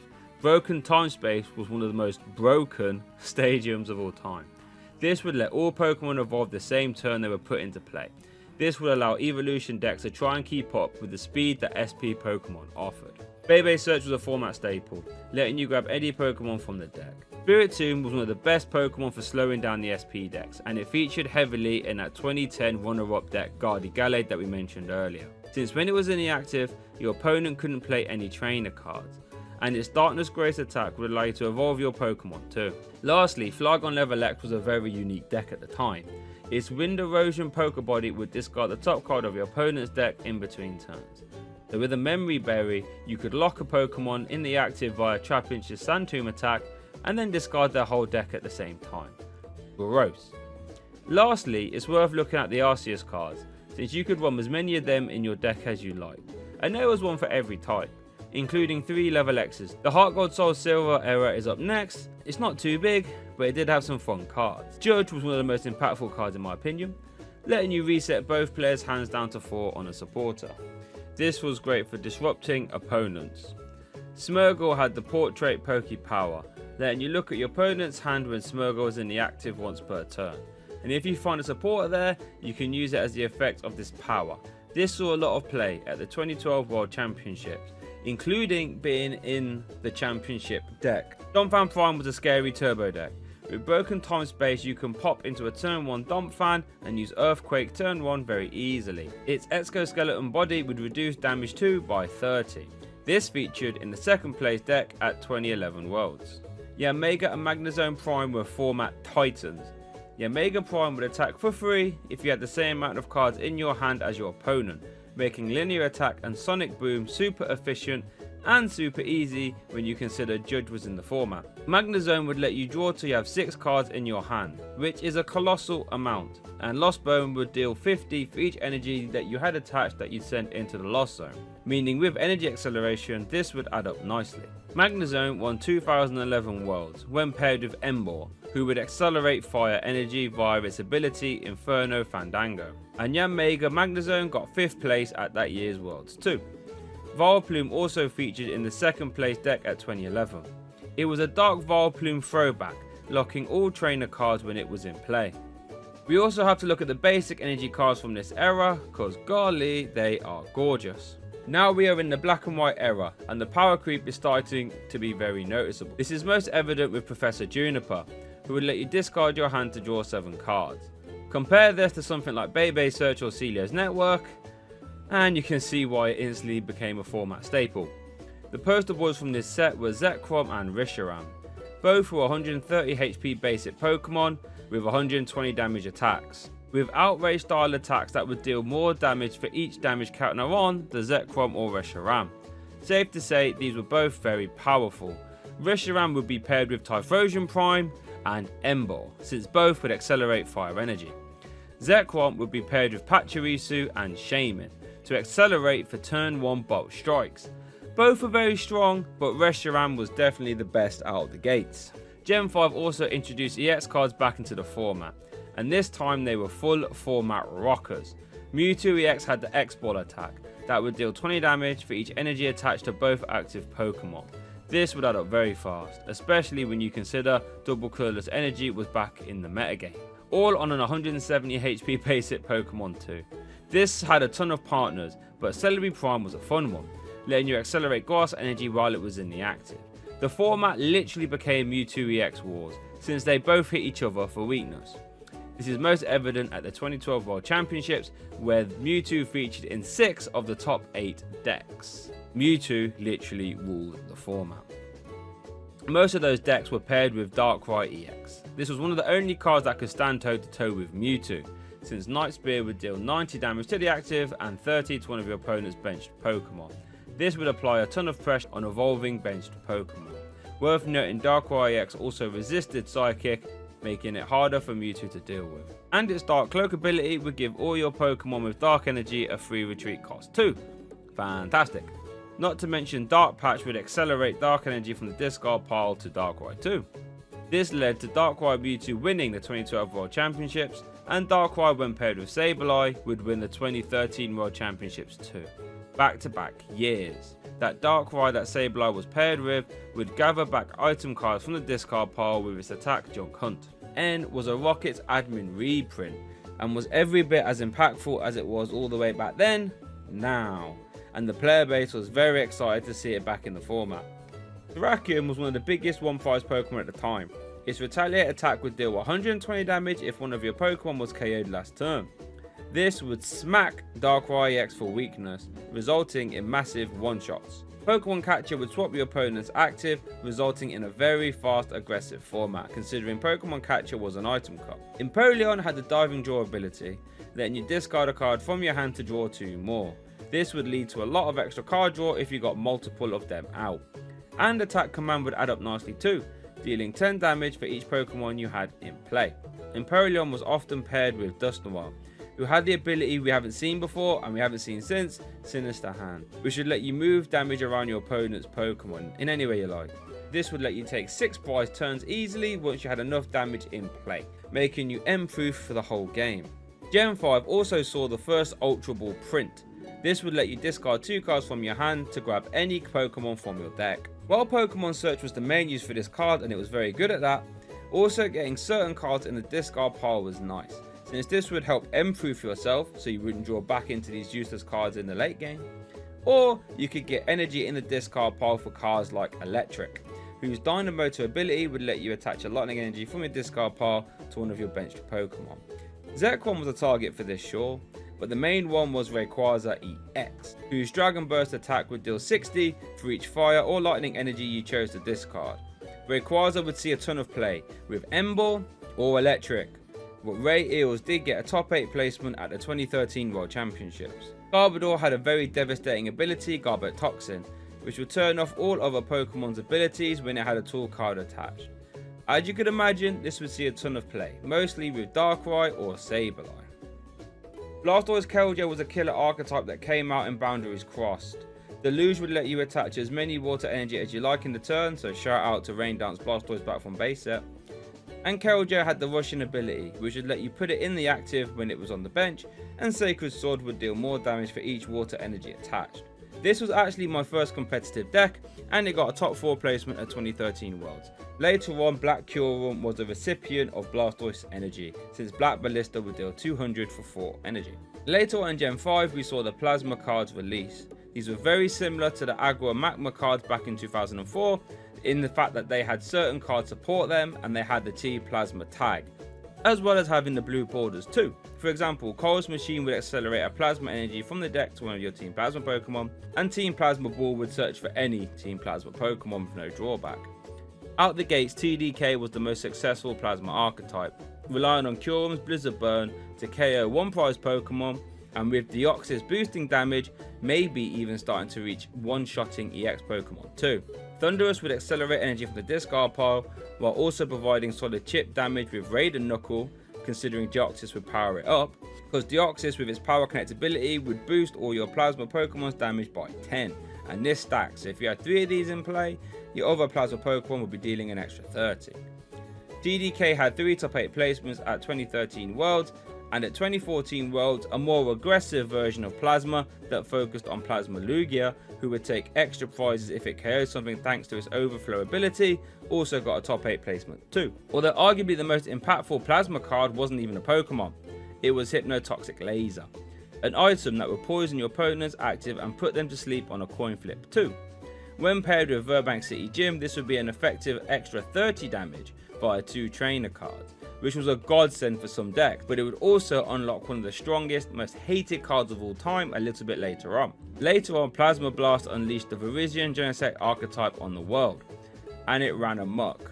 Virizion would accelerate grass energy from your deck to your Genesect EX, who would then, with the help of G-Booster, decimate anything in its way, dealing 200 damage and shredding through all effects on your opponent's Pokemon. Verdant Wind made it so any Pokemon with a grass type energy was immune to special conditions, so Hypnotoxic Laser wouldn't be very good against it. And Red Signal was Pokemon Catcher on an ability when you would attach a Plasma energy. This deck was so strong that it got 5 out of the top 8 slots at the 2014 World Championships, including a finals mirror match, proving just how strong it was. Now we're into the Gen 6 era of the Pokemon TCG, and we start off with one of the poster boys of the XY set, Yveltal EX. Evil Ball was a powered up version of X-Ball, dealing 20 plus 20 for each energy attached to both active Pokemon, whereas X-Ball was 20 times. Y Cyclone was also good since it provided a solid 90 damage while preserving energy cards too. Funnily enough, this wasn't the only good Yveltal in the set though, since Baby Yveltal was a very good too, accelerating energy from the discard pile to power up Evil Ball with Oblivion Wing, whilst also being a solid basic one prize attacker. This Yveltal core was incredibly strong, getting 2 top 8s at 2014 Worlds and taking over EUIC 2016. Trevenant had the Forest Cursed ability, which prevented your opponent from playing any items while it was in the active. This took a little while to see play, but when it did, with help from Wally to evolve turn 1 and a break card, it became a metagame force. It was around this time Pokemon Catcher got errated, so now it needed a coin flip to work. So with that in mind, Lysandre was the only reliable Gust in format, and it came out in Flash Fire, since it was a supporter card that would swap your opponent's active. This was an instant format staple, and we still see it in play now via boss's orders. Pyro had the intimidating main ability, which would make it immune to damage from basic Pokemon. This actually caused a lot of problems for certain decks, like Plasma for example, that would have no outs to it. Furious Fist released one of the most hated cards of all time, Seismitoad EX. For a single DC attachment, you would do Quaking Punch, that would deal 30 damage and stop your opponent from playing any item cards next turn. While this damage seems low, with cards like Muscle Band and Laser Bank combo, this would soon be 80 damage, with all that disruption too. This led to Toad having a ton of partners like Manectric EX, Crobat, Crawdon and Slurpuff. The latter of which actually caused Lysandre's trump card to get banned, because it was way too good, since you would effectively draw your whole deck in a single turn, spam loads of disruption cards, then use the Sunday's trump card to shuffle them all back in for next turn, and then you would end your turn with a Quaking Punch to stop your opponent from doing anything. While Toad never won a World Championships, it did get second place at 2015 Worlds, only losing to a crazy deck no one saw coming. Furious Fist also introduced a ton of fighting type support. Strong Energy was the main one, boosting the fighting type's damage it was attached to by 20 for each one attached. This caused an old card from Gen 5 Landorus EX to start seeing some major play once again, since with Strong Energy, Muscle Band and Fighting Stadium, Hammerhead was now doing 90 damage for 1 energy, and dealing 30 to a benched Pokemon too. Karina helped tie this all over by letting you search for a fighting type and an item card too. Phantom Forces introduced a Crobat line to the format. These would let you place damage counters on your opponent's Pokemon when you evolved into them, and with cards like AZ and Super Scoop Up, you could reuse these throughout the whole game. These are integral to the Seismitoad Crobat deck that got second place at 2015 Worlds. The Nightmarch archetype was incredibly strong right up until it rotated. This would deal 20 damage for each Nightmarch Pokemon you had in the discard pile, and quite honestly this was no joke, since Joltik could attack for a single DCE attachment, meaning in theory you could bin off a ton of Nightmarch Pokemon turn 1 and KO Pokemon as early as your first turn. With all the discarding format like Ultra Ball, Professor Sycamore, Battle Compressor, this deck was extremely fast, scary and strong. VS Seeker was a new format staple, being half a Holon Transceiver, allowing you to grab any supporter card from your discard pile and put it straight back into your hand, ready for immediate use. This would let you run small counts of supporters like the Sandre at 2, since you knew that once one was in the discard pile, you could fetch it back with VS Seeker for the rest of the game. This also opened the door for a more toolbox style of supporter cards like AZ, Zerosic and Olympia to start seeing play. Moving forward to Primal Clash is where we saw one of the most unique decks of all time, Primal Groudon. This card would be immune to all effects of your opponent's trainer cards, so you couldn't Lysandre it or Hypnotoxic Laser it for example. This means you could set it up on the bench with a ton of strong energy and a focus sash, and there was nothing your opponent could do about it. When your Groudon would tank some hits, you would play Scramble Switch to get a new one rolling instantly. A very fun deck. The 2015 World Championship winning deck Archery's Blastoise revolved around a card from Primal Clash, Archie's Ace in the Hole, since this would let you put any water type Pokemon from your discard pile into play as long as it was the last card in your hand when you played it. So Jacob Van Wagner would skew his deck to be able to pull off this Archie's as early as your turn 1. And then you would load up a Keldeo with a ton of energy so it would start swinging ASAP, applying too much pressure too early for your opponent to have any chance to deal with. This led to super fast games that we saw in stream. Wailord from this set was a focal point of a huge shock deck that got second place at 2015 US Nationals, where you would absorb as much damage as possible with Wailord and then heal it via AZ or Max Potion and aim to deck out your opponent whilst doing so. It's a very scary, very effective deck. Maxie wasn't going to let Archie have all the fun though, since Maxie would do the same effect as Archie but for fighting types. This saw the YGZ archetype become meta, where Yveltal and Zoroark would do most of the heavy lifting, but Maxie would fling Gallade into play, who was a beefy stage 2 Pokemon with a nice ability, and an attack too. This however was child's play, since in the expanded format, Maxie would fling this Archeops into play turn 1. And this Archeops would stop your opponent from being able to evolve their Pokemon. Normally this would be very hard to get into play, since it was a fossil and a stage 2, but Maxie changed that, causing Archeops to get banned. Roaring Skies was the next set and it really sped the game up, since Trainer's Mail would let you turbo through your deck as well as Shaman EX, which was basically Uxie for one less card and on a 2 prizer that had 110 HP. And even with all those limitations, it was an unbelievable card. Every deck played at least 3 or 4. This caused it to be close to an £100 card. Mega Rayquaza was one of the scariest decks at the time. Emerald Break would deal 30 damage for each Pokemon on your bench. But with Skyfall Stadium, you could have an 8 card bench.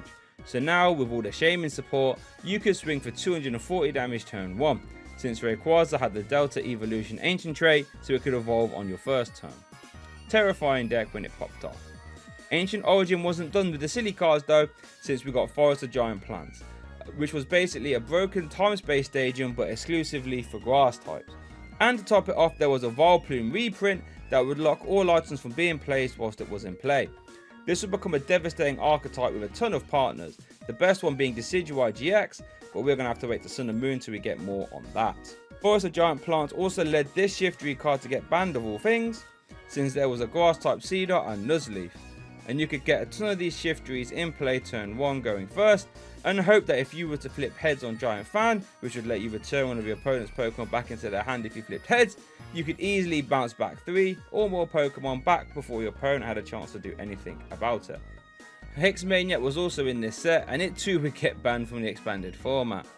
In Standard though, it was still a massive threat. It would turn off all abilities until the start of your next turn. So you would think this would be a good way to get around Safeguard Pokemon, right? Well, yes. But what players quickly worked out was that you could use this to stop your opponent from ever setting up. Since Shaman and Hooper were used to get in-game, if you could play Hex over and over again with the S-Seeker, you could really stop your opponent from doing anything. Night March, Rayquaza and Mega Mewtwo EX were the biggest abusers of Hexmaniac. Giratina EX saw a ton of play with Seismitoad EX and Darkrai EX later on too. Its Chaos Whirl attack would prevent your opponent from playing any special energy, stadium or tool cards next turn, meaning you could permanently lock them from playing DCEs and stadiums. Its ability Renegade Pulse would also make it immune to damage from Mega Pokemon, which Mewtwo and Rayquaza really didn't like. Gyarados is actually one of my favourite decks of all time. Its full retaliation attack would deal 30 plus 30 for each damage counter on your benched Magikarp. This would add up really fast, using Magma Basin to get 2 damage counters on your Magikarp as soon as you benched it.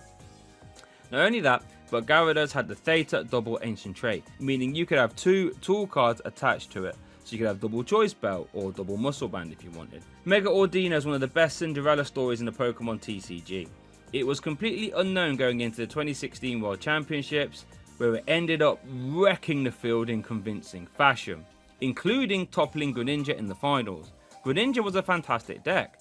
Shadow Stitching would stop your opponent from using abilities on their next turn, and Giant Water Shuriken would deal a massive 60 damage snipe by letting you discard a water energy from your hand while Greninja Break was in the active. This was a scary deck, make no mistake about it, but it did take a while to get rolling, but once it did, it was a force. So couple that with Night March being as strong as ever and Vespiquen too, the metagame was perfect for Mega Ordino. Since Mega Ordino had the Magical Symphony attack, which would deal 110 damage to the active and a 50 damage snipe, as long as you played a supporter card this turn. So not only could you now play extra supporters like Hexmaniac and Pokemon Center Lady to make sure you'd get that 50 damage snipe, but it would also be more than enough to KO evolving one prize Pokemon while they were on the bench like Joltik or Combee.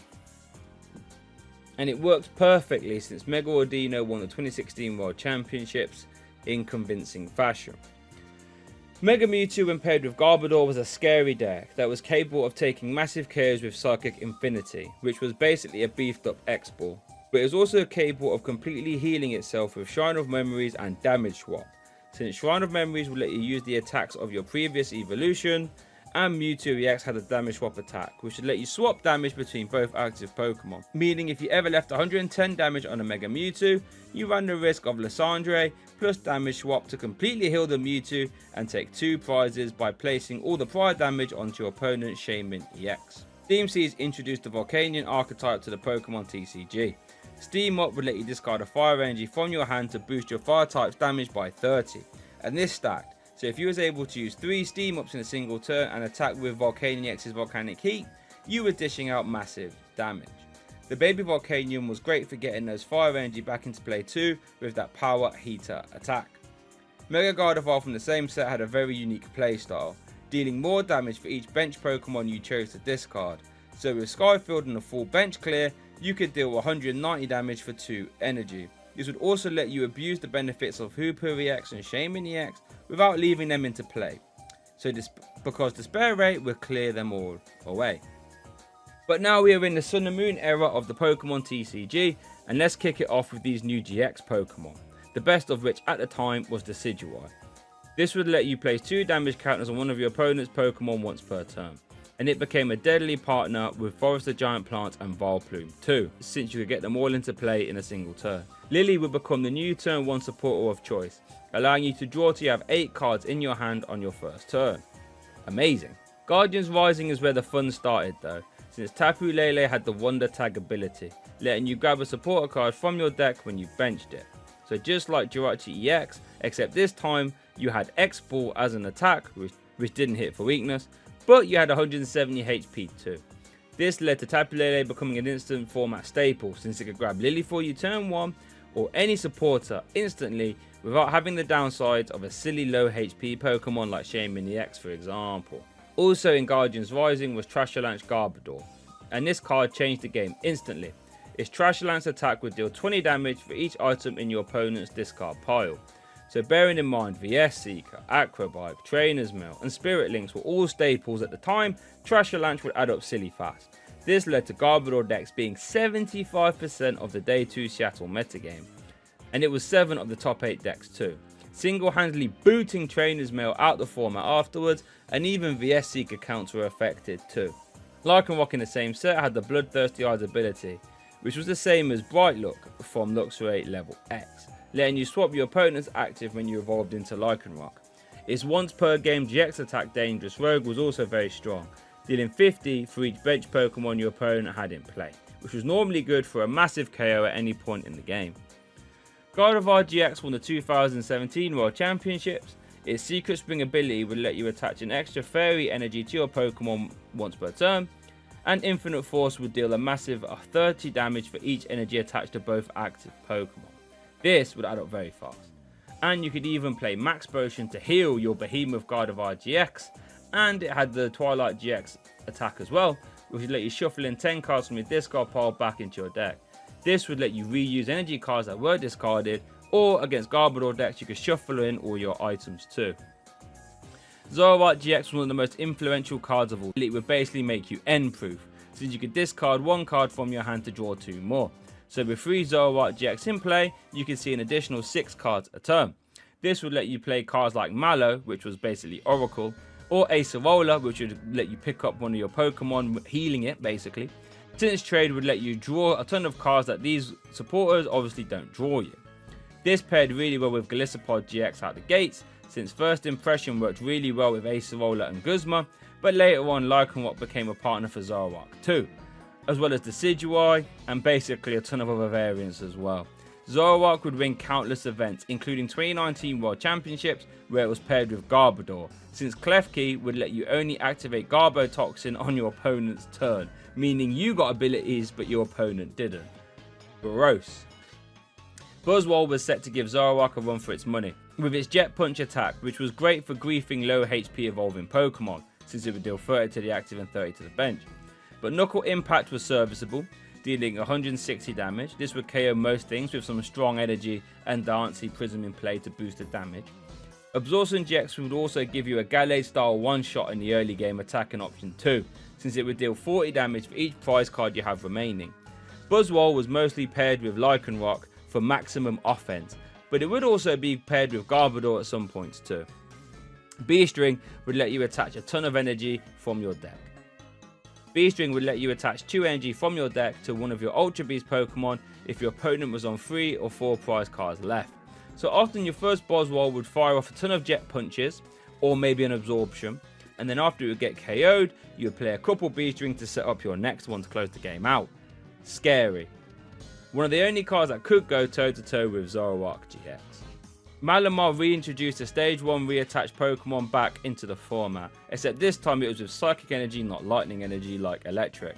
Necrozma's GX saw some success, but there was also Ultra Necrozma, which was less consistent but had a higher damage output, since Prismatic Ray from Necrozma GX would have a 60 times multiplier for each energy you chose to discard, but Ultra Necrozma would have an 80 times multiplier, but it would also require having a metal energy attached too. Later on though, Giratina pushed Malamar to higher power levels, since it was a basic one prize Pokemon with 130 HP that will constantly recycle itself with its ability Distortion Door, whilst also spreading damage when using that ability too. Distortion Door would let you take it from the discard pile and put it back onto your bench, and then you put 10 damage on 2 of your opponent's bench Pokemon when you did. So you could basically use Circuit Recharge 3 times to get it attacking again instantly. Nice. Rayquaza GX lit up the 2018 World Championships with 3 top 8 placements. Dragon Break would deal 30 for each Grass and Lightning Energy attached to all your Pokemon. Thankfully, Max Elixir was perfect for accelerating these, as well as its ability Stormy Winds, which would let you discard the top 3 cards of your deck when you benched it, but then you could attach an energy card from the discard pile to the Rayquaza. Nice. Shrine of Punishment is one of the best stadium cards of all time. It would place 1 damage counter on all EX or GX Pokemon in between turns while it was in play. This would massively let 1 prize Pokemon level the playing field against GX Pokemon. And it took over the format via a Buzz Garb Shrine deck, where you would play a ton of high powered 1 prize Pokemon and let Shrine to do some work too. Buzzwole had the Sledgehammer attack, which would deal 120 damage if your opponent was on 4 prize cards remaining. Combine this with Garbodor's Trashalanche, this was a very strong deck. Marshadow was a late addition to the format, but when people cottoned on to how strong it was, it became an irritant, since it was basically judged on a coming into play Pokemon ability, meaning that if you was going first, you could force your opponent to start the game with a 4 card hand, leading to a lot of games being decided before your opponent had a chance to do anything.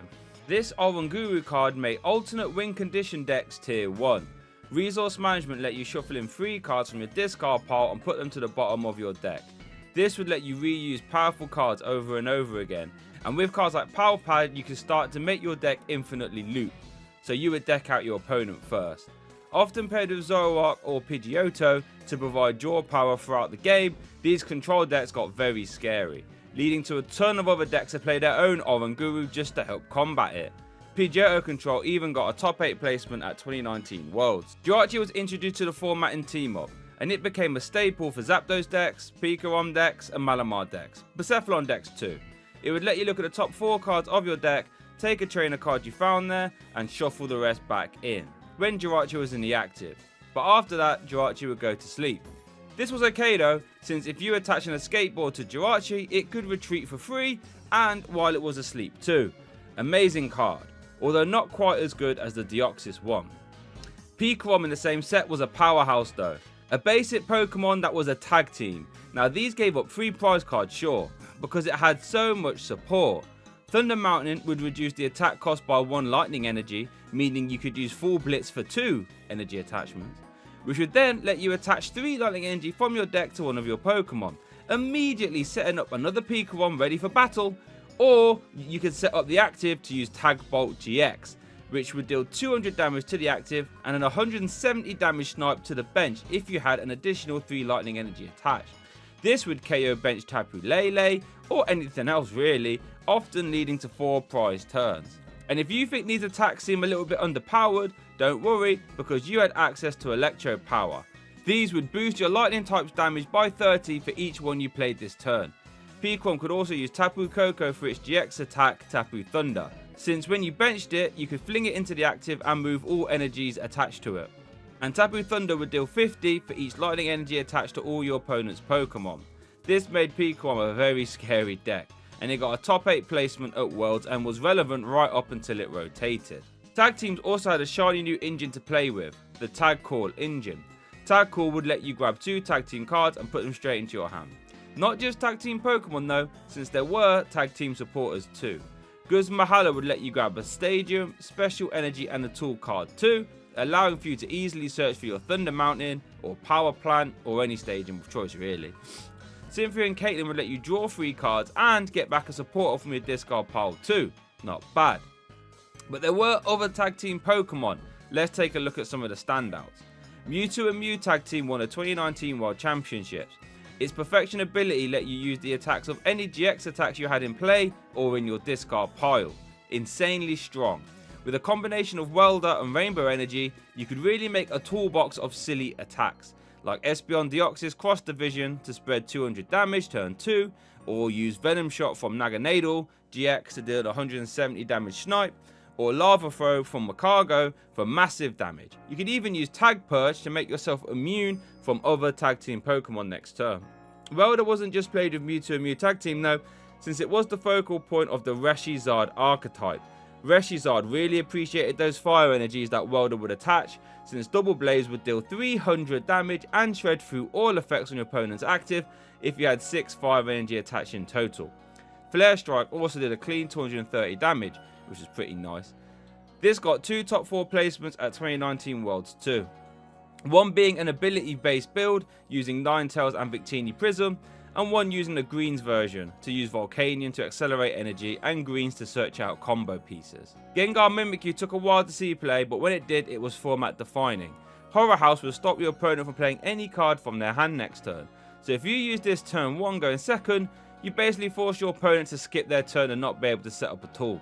And then you can capitalise by either using Poltergeist, which would deal 50 for each trainer card in your opponent's hand, or by switching to another attacker like Trevenant Duskar to use Night Watch to start shuffling away 2 random cards from your opponent's hand. Remember, Mewtwo and Mew Tag Team could do all of this as well. Lucario Melmetal GX took until Sword and Shield to release to be at its apex of its powers, and so did ADP too. But ADP was playable out the gates. ADP had the Alter Creation GX attack, which would boost your Pokemon's damage by 30 for the rest of the game. And if you had an extra energy attached, you'd be able to take an extra prize card whenever you KO'd something. This would be game breaking, since now Ultimate Ray would KO all bench sitters like Dene GX, Tapu Lele, and later on Crobat V, and turn them into free prize KOs.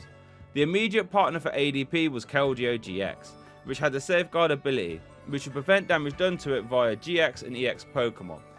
And with the Alter Creation boost, you would one-shot one prize Pokemon too, like Giratina. So Keldeo would start to wall the whole format out. However, when Sword and Shield would come out, ADP would go from a tier 2 deck all the way to a top 5 deck of all time in my opinion, since Zacian V unlocked the deck, one of the most silliest cards I've ever seen. For 3 metal energy, you did a table shattering 230 damage, and this on its own would have been good. But after the Alter Creation boost and Vitality Band or Galarian Zigzagoon, which was basically Crobat G, you can start one-shotting tag team Pokemon now with this basic Pokemon. Crazy talk. And with Metal Saucer coming out in the same set, even if your ADP went down immediately after using Alter Creation, it didn't matter since you could power up Zacian with that. Lucario Melmetal would also use Zacian V, but in a much more defensive way, with Full Metal Wall GX reducing damage done to your Metal type Pokemon by 30 for the rest of the game. With Metal Frying Pan, you could reduce that damage even more by an extra 30. Making Zacian super tanky. And with Mallow and Lana tag team, it was even harder to KO Zacian V since that would heal 120 damage. Zacian could even opt to go for a standalone strategy using Jirachi Prism. Jirachi Prism would let you take an additional prize card if you took it as one of your face down prize cards. So with a combination of Oranguru to put it to the top of the deck and Mr. Mime to get it into your prizes, you actually have a little mini Alter Creation effect without having to bother with all that, well, Alter Creation business. This led to the format being taken over by Zacian in one way or another. Marnie was also in the Sword and Shield set, and it had a unique effect that we hadn't seen before, forcing both players to put their hand to the bottom of their deck, and whoever played it would then draw 5 cards from the top and the opponent would get 4. This was a devastating form of hand disruption, since you could guarantee your opponent wouldn't get back the cards that they previously had. The Shady Dealings engine took a while to see play, but when it did, it really took over the format. When you evolved into Drizzile, you would get to search your deck for one trainer and put it into your hand. This is an insane consistency boost. And when you evolve into Inteleon, you could grab 2 trainers, letting you piece together insane combo turns. Its attack was even usable, Aqua Bullet, dealing 120 damage to the active and a 20 snipe too. The meta at one point basically became Inteleon plus any random VMAX. And quite honestly, it was quite fun. Scoop Up Net from Rebel Clash worked crazy well with the Inteleon engine, since it would let you pick up a non-V or EX Pokemon and put it straight into your hand, allowing you to reuse powerful coming into play abilities like Shady Dealings, Headbutt Tantrum, or Mind Report from Mewtwo. Another card that would change the game from Rebel Clash was Boss's Orders. This was essentially a Lysandre reprint, but since there was no support of Gust in the game at the time, this was a massive addition. ADPZ would now be able to reliably go around whatever your opponent was playing, since you could essentially boss his orders twice and KO 2 bench sitters for 3 prizes each time. This led to the player base absolutely despising the ADPZ archetype. Eternatus VMAX was like a Mega Rayquaza, since it would deal 30 damage for each dark type you had in play. But while 180 damage doesn't sound that great, thanks to its ability, Eternal Zone, we could actually have 8 bench dark type Pokemon. Now Jaden had no problems one-shotting everything in the game, since it would start off at 270 damage if you had all the dark types in play, and with Galarian Zigzagoon you could easily get to 300. This was one of the only decks that could go toe to toe with ADPZ. This deck would play 4 Crobat V, because it had the Dark Asset ability, which would let you draw till you had 6 cards in your hand. But you could only use one of them per turn. This is fine though, because we did have the Dene GX in format too, and a lot of other ways to draw cards. So this was just one more tool in the toolbox. Later on in Battle Styles, we saw the Rapid Strike and Single Strike archetypes get introduced. These were like villainous cards in a way, because they all had tags, and certain cards would interact and support them. The poster boys were the Rapid Strike Urshifu VMAX and Single Strike Urshifu VMAX. Single Strike Urshifu would deal a colossal 270 damage, while going through all effects on your opponent's Pokemon. But with Single Strike Energy, that would boost the damage by 20 for each one attached. This would add up really quickly, and capable of clearing the way of anything in format. These energies were accelerated from the deck via Houndoom. There was no way to accelerate Rapid Strike Energy, but that's okay, because it counted for 2 energies at the same time, either fighting or water.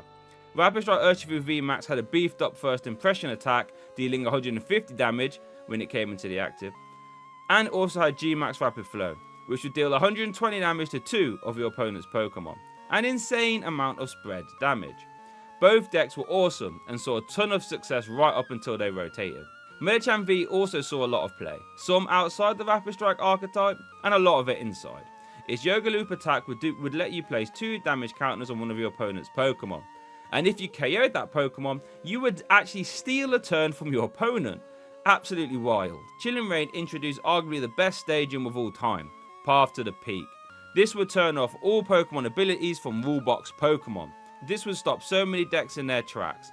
This stadium single-handedly forced decks to play more stadium cards just to counter it, or lean into non-Rulebox abilities like Bibarel or Inteleon. Crazy calm. Umbreon VMAX was very useful since it had the Bright Look ability, or Bloodthirsty Eyes ability, or whatever it was actually called. However, it's mostly here for the collectors and the insane price that it commands. Fusion Strike introduced to us one of the best cards of all time, but it was one that the player base hated, Battle VIP Pass, letting you grab 2 basic Pokemon and put them straight onto the bench as long as it was your first turn of the game. Every deck could use this, and pretty much every deck did. This would work for little non-V decks and hefty VMAX decks too. But what it did do is make the game very polarized, since if you missed Battle VIP Pass and your opponent didn't, you was very rarely going to be able to come back into the game. And of course that would also compound the issue, since now you had 4 Battle VIP Pass in the deck that were functionally useless. The Fusion Strike core from the same set, in my opinion, led to Mew VMAX being one of the strongest decks of all time. Genesect V would let you draw till you had the same amount of cards in your hand as Fusion Strike Pokemon in play. So if you had 0 cards in your hand and 6 Fusion Strike Pokemon in play, you would straight up draw 6 cards. And you could use multiple of these in a turn, meaning you didn't actually have to run any draw supporters, since Genesect would draw you all the cards you needed. Mew VMAX would copy Genesect's attack with Cross Fusion Strike, which would let you use any one of your Fusion Strike Pokemon's attacks as this attack. Mew VMAX had a beefy 310 HP with a 3 retreat cost, so attacking with it was great. You could even use Mew V Psychic Leap to effectively remove it from play and heal all the damage on it. Max Miracle could also shred through all effects on your opponent's Pokemon too. But 210 damage from Techno Blast doesn't sound very high, right? Well, with Power Tablets, it would actually get scarily high, because these would boost your damage by 30 for each one you played. So now you could one-shot anything if you played enough Power Tablets. Meloetta in the deck though made it unstoppable in my opinion, since Murderous Echo would deal 70 for each Fusion Strike energy you had in play. That sounds quite tame, right? Well, on your first turn going second, you could attach one from your hand for turn, then use a Lesser Sparkle to pluck 2 more out the deck, and all of a sudden you're dealing 210 damage on your first turn, which provided you found any modifier, Choice Belt or Power Tablet, you could KO a V Pokemon on your first turn. This meant Mew VMAX had a plan going first and a plan going second, which is very rare for a deck. Eventually there were even disruption builds of Mew VMAX that would run Path to the Peak itself, and a ton of ways to remove it, just so you could draw a lot of cards and then you'd end your turn with an attack and Path to the Peak so your opponent couldn't use their abilities.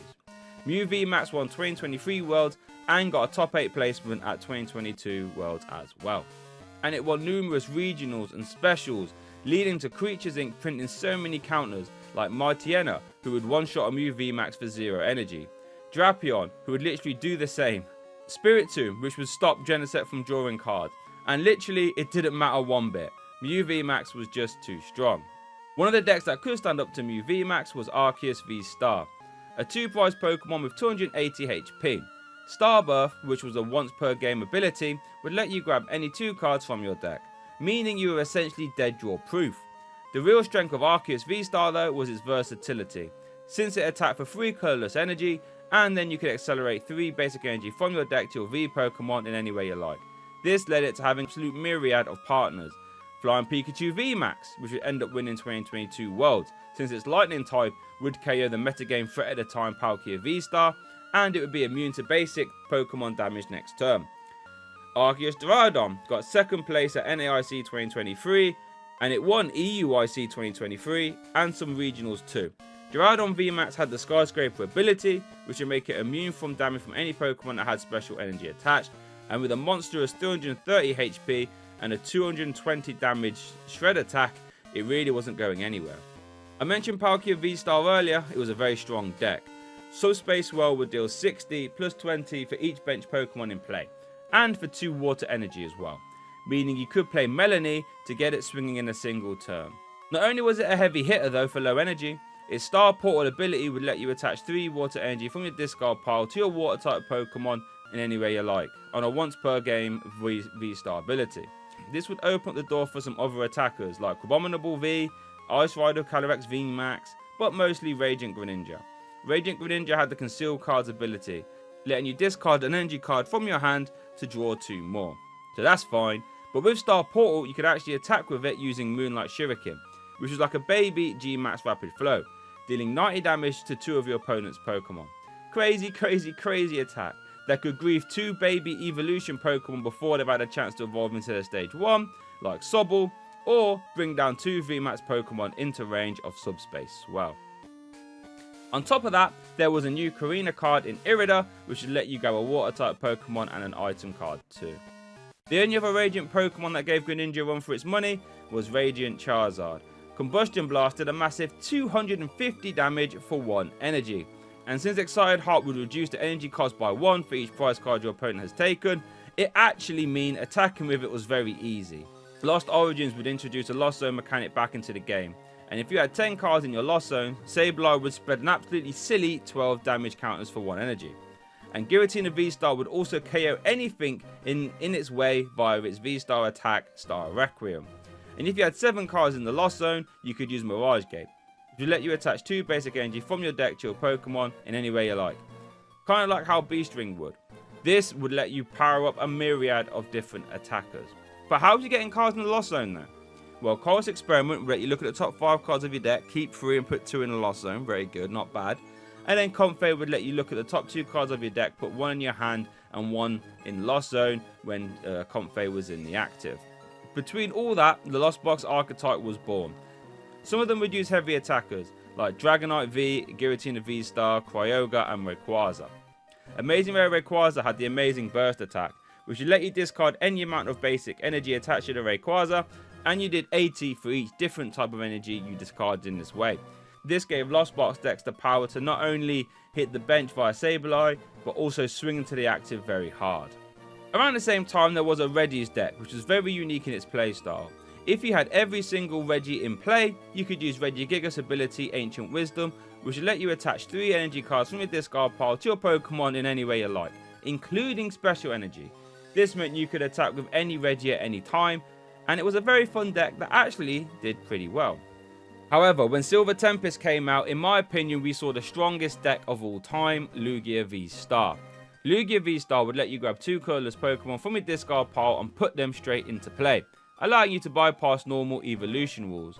So once you got 2 Archeops in a discard pile, you could use Summoning Star to get them straight back into play immediately.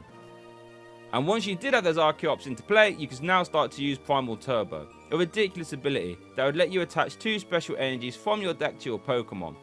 And with powerful energy being in format that would boost colorless Pokemon by 20 for each one attached, this would start to get silly. So now Lugia V-Star's attack Tempest Dive could reach silly numbers.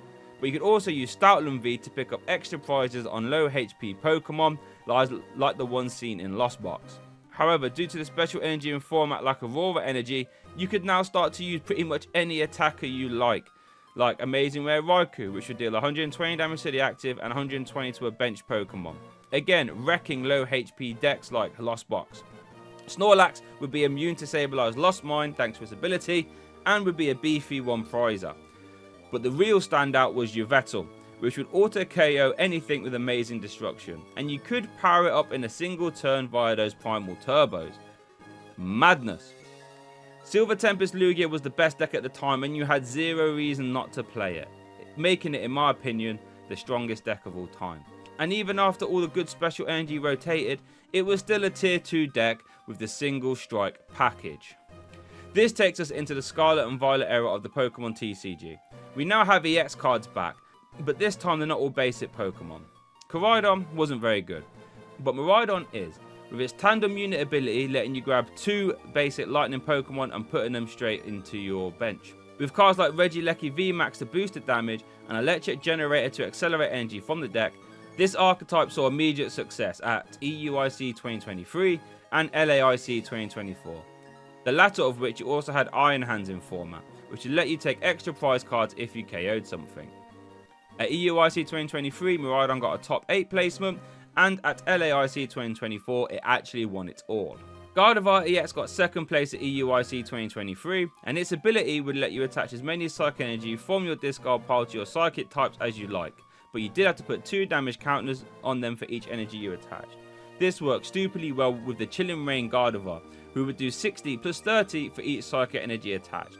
You also had Zacian V with the same attack, but since it had a higher HP, you could power it up even faster and to KO anything you liked realistically. And it also got 2nd place at 2023 Worlds as well. Paldea Revolved introduced a new kind of Rockets admin into the game, but it fused Marnie and N together, since now both players would put their hands to the bottom of the deck and draw the same amount as prize cards they had left, becoming instantly one of the best cards of all time, doubling up as an early game draw supporter and a late game disruption option. We also got a spiritual successor to the Blastoise Keldeo deck, but this time it was Baxcalibur and Chien-Pao. Chien-Pao would search for 2 water energy while it was in the active, and Hellblade would deal 60 for each water energy you discarded, and Baxcalibur would let you attach as many water energy as you like. Massive numbers. And finally, we're going to end the video with Charizard EX, an absolutely devastating card, a Terra Dark type, which made it really good for slapping Gardevoir GX and Mew VMAX for weakness. 330 HP is crazy, and its Burning Darkness ability would accelerate 3 fire energy from your deck to any one of your Pokemon when you evolved it. Madness. Its attack was really good too, dealing 180 damage plus 30 for each prize card your opponent has taken. This would add up pretty fast, 2-shotting everything in the early game and then starting to threaten 1-shots at the end. And after the 2024 rotation, it became the undisputed best deck in format, winning EUIC 2024 in very convincing fashion, combined with Barrel and Pidgeot to search cards. Thank you for watching this video. If you made it this far, why don't you check out this 4-hour video here where I go through the best and worst cards from every Pokemon TCG set.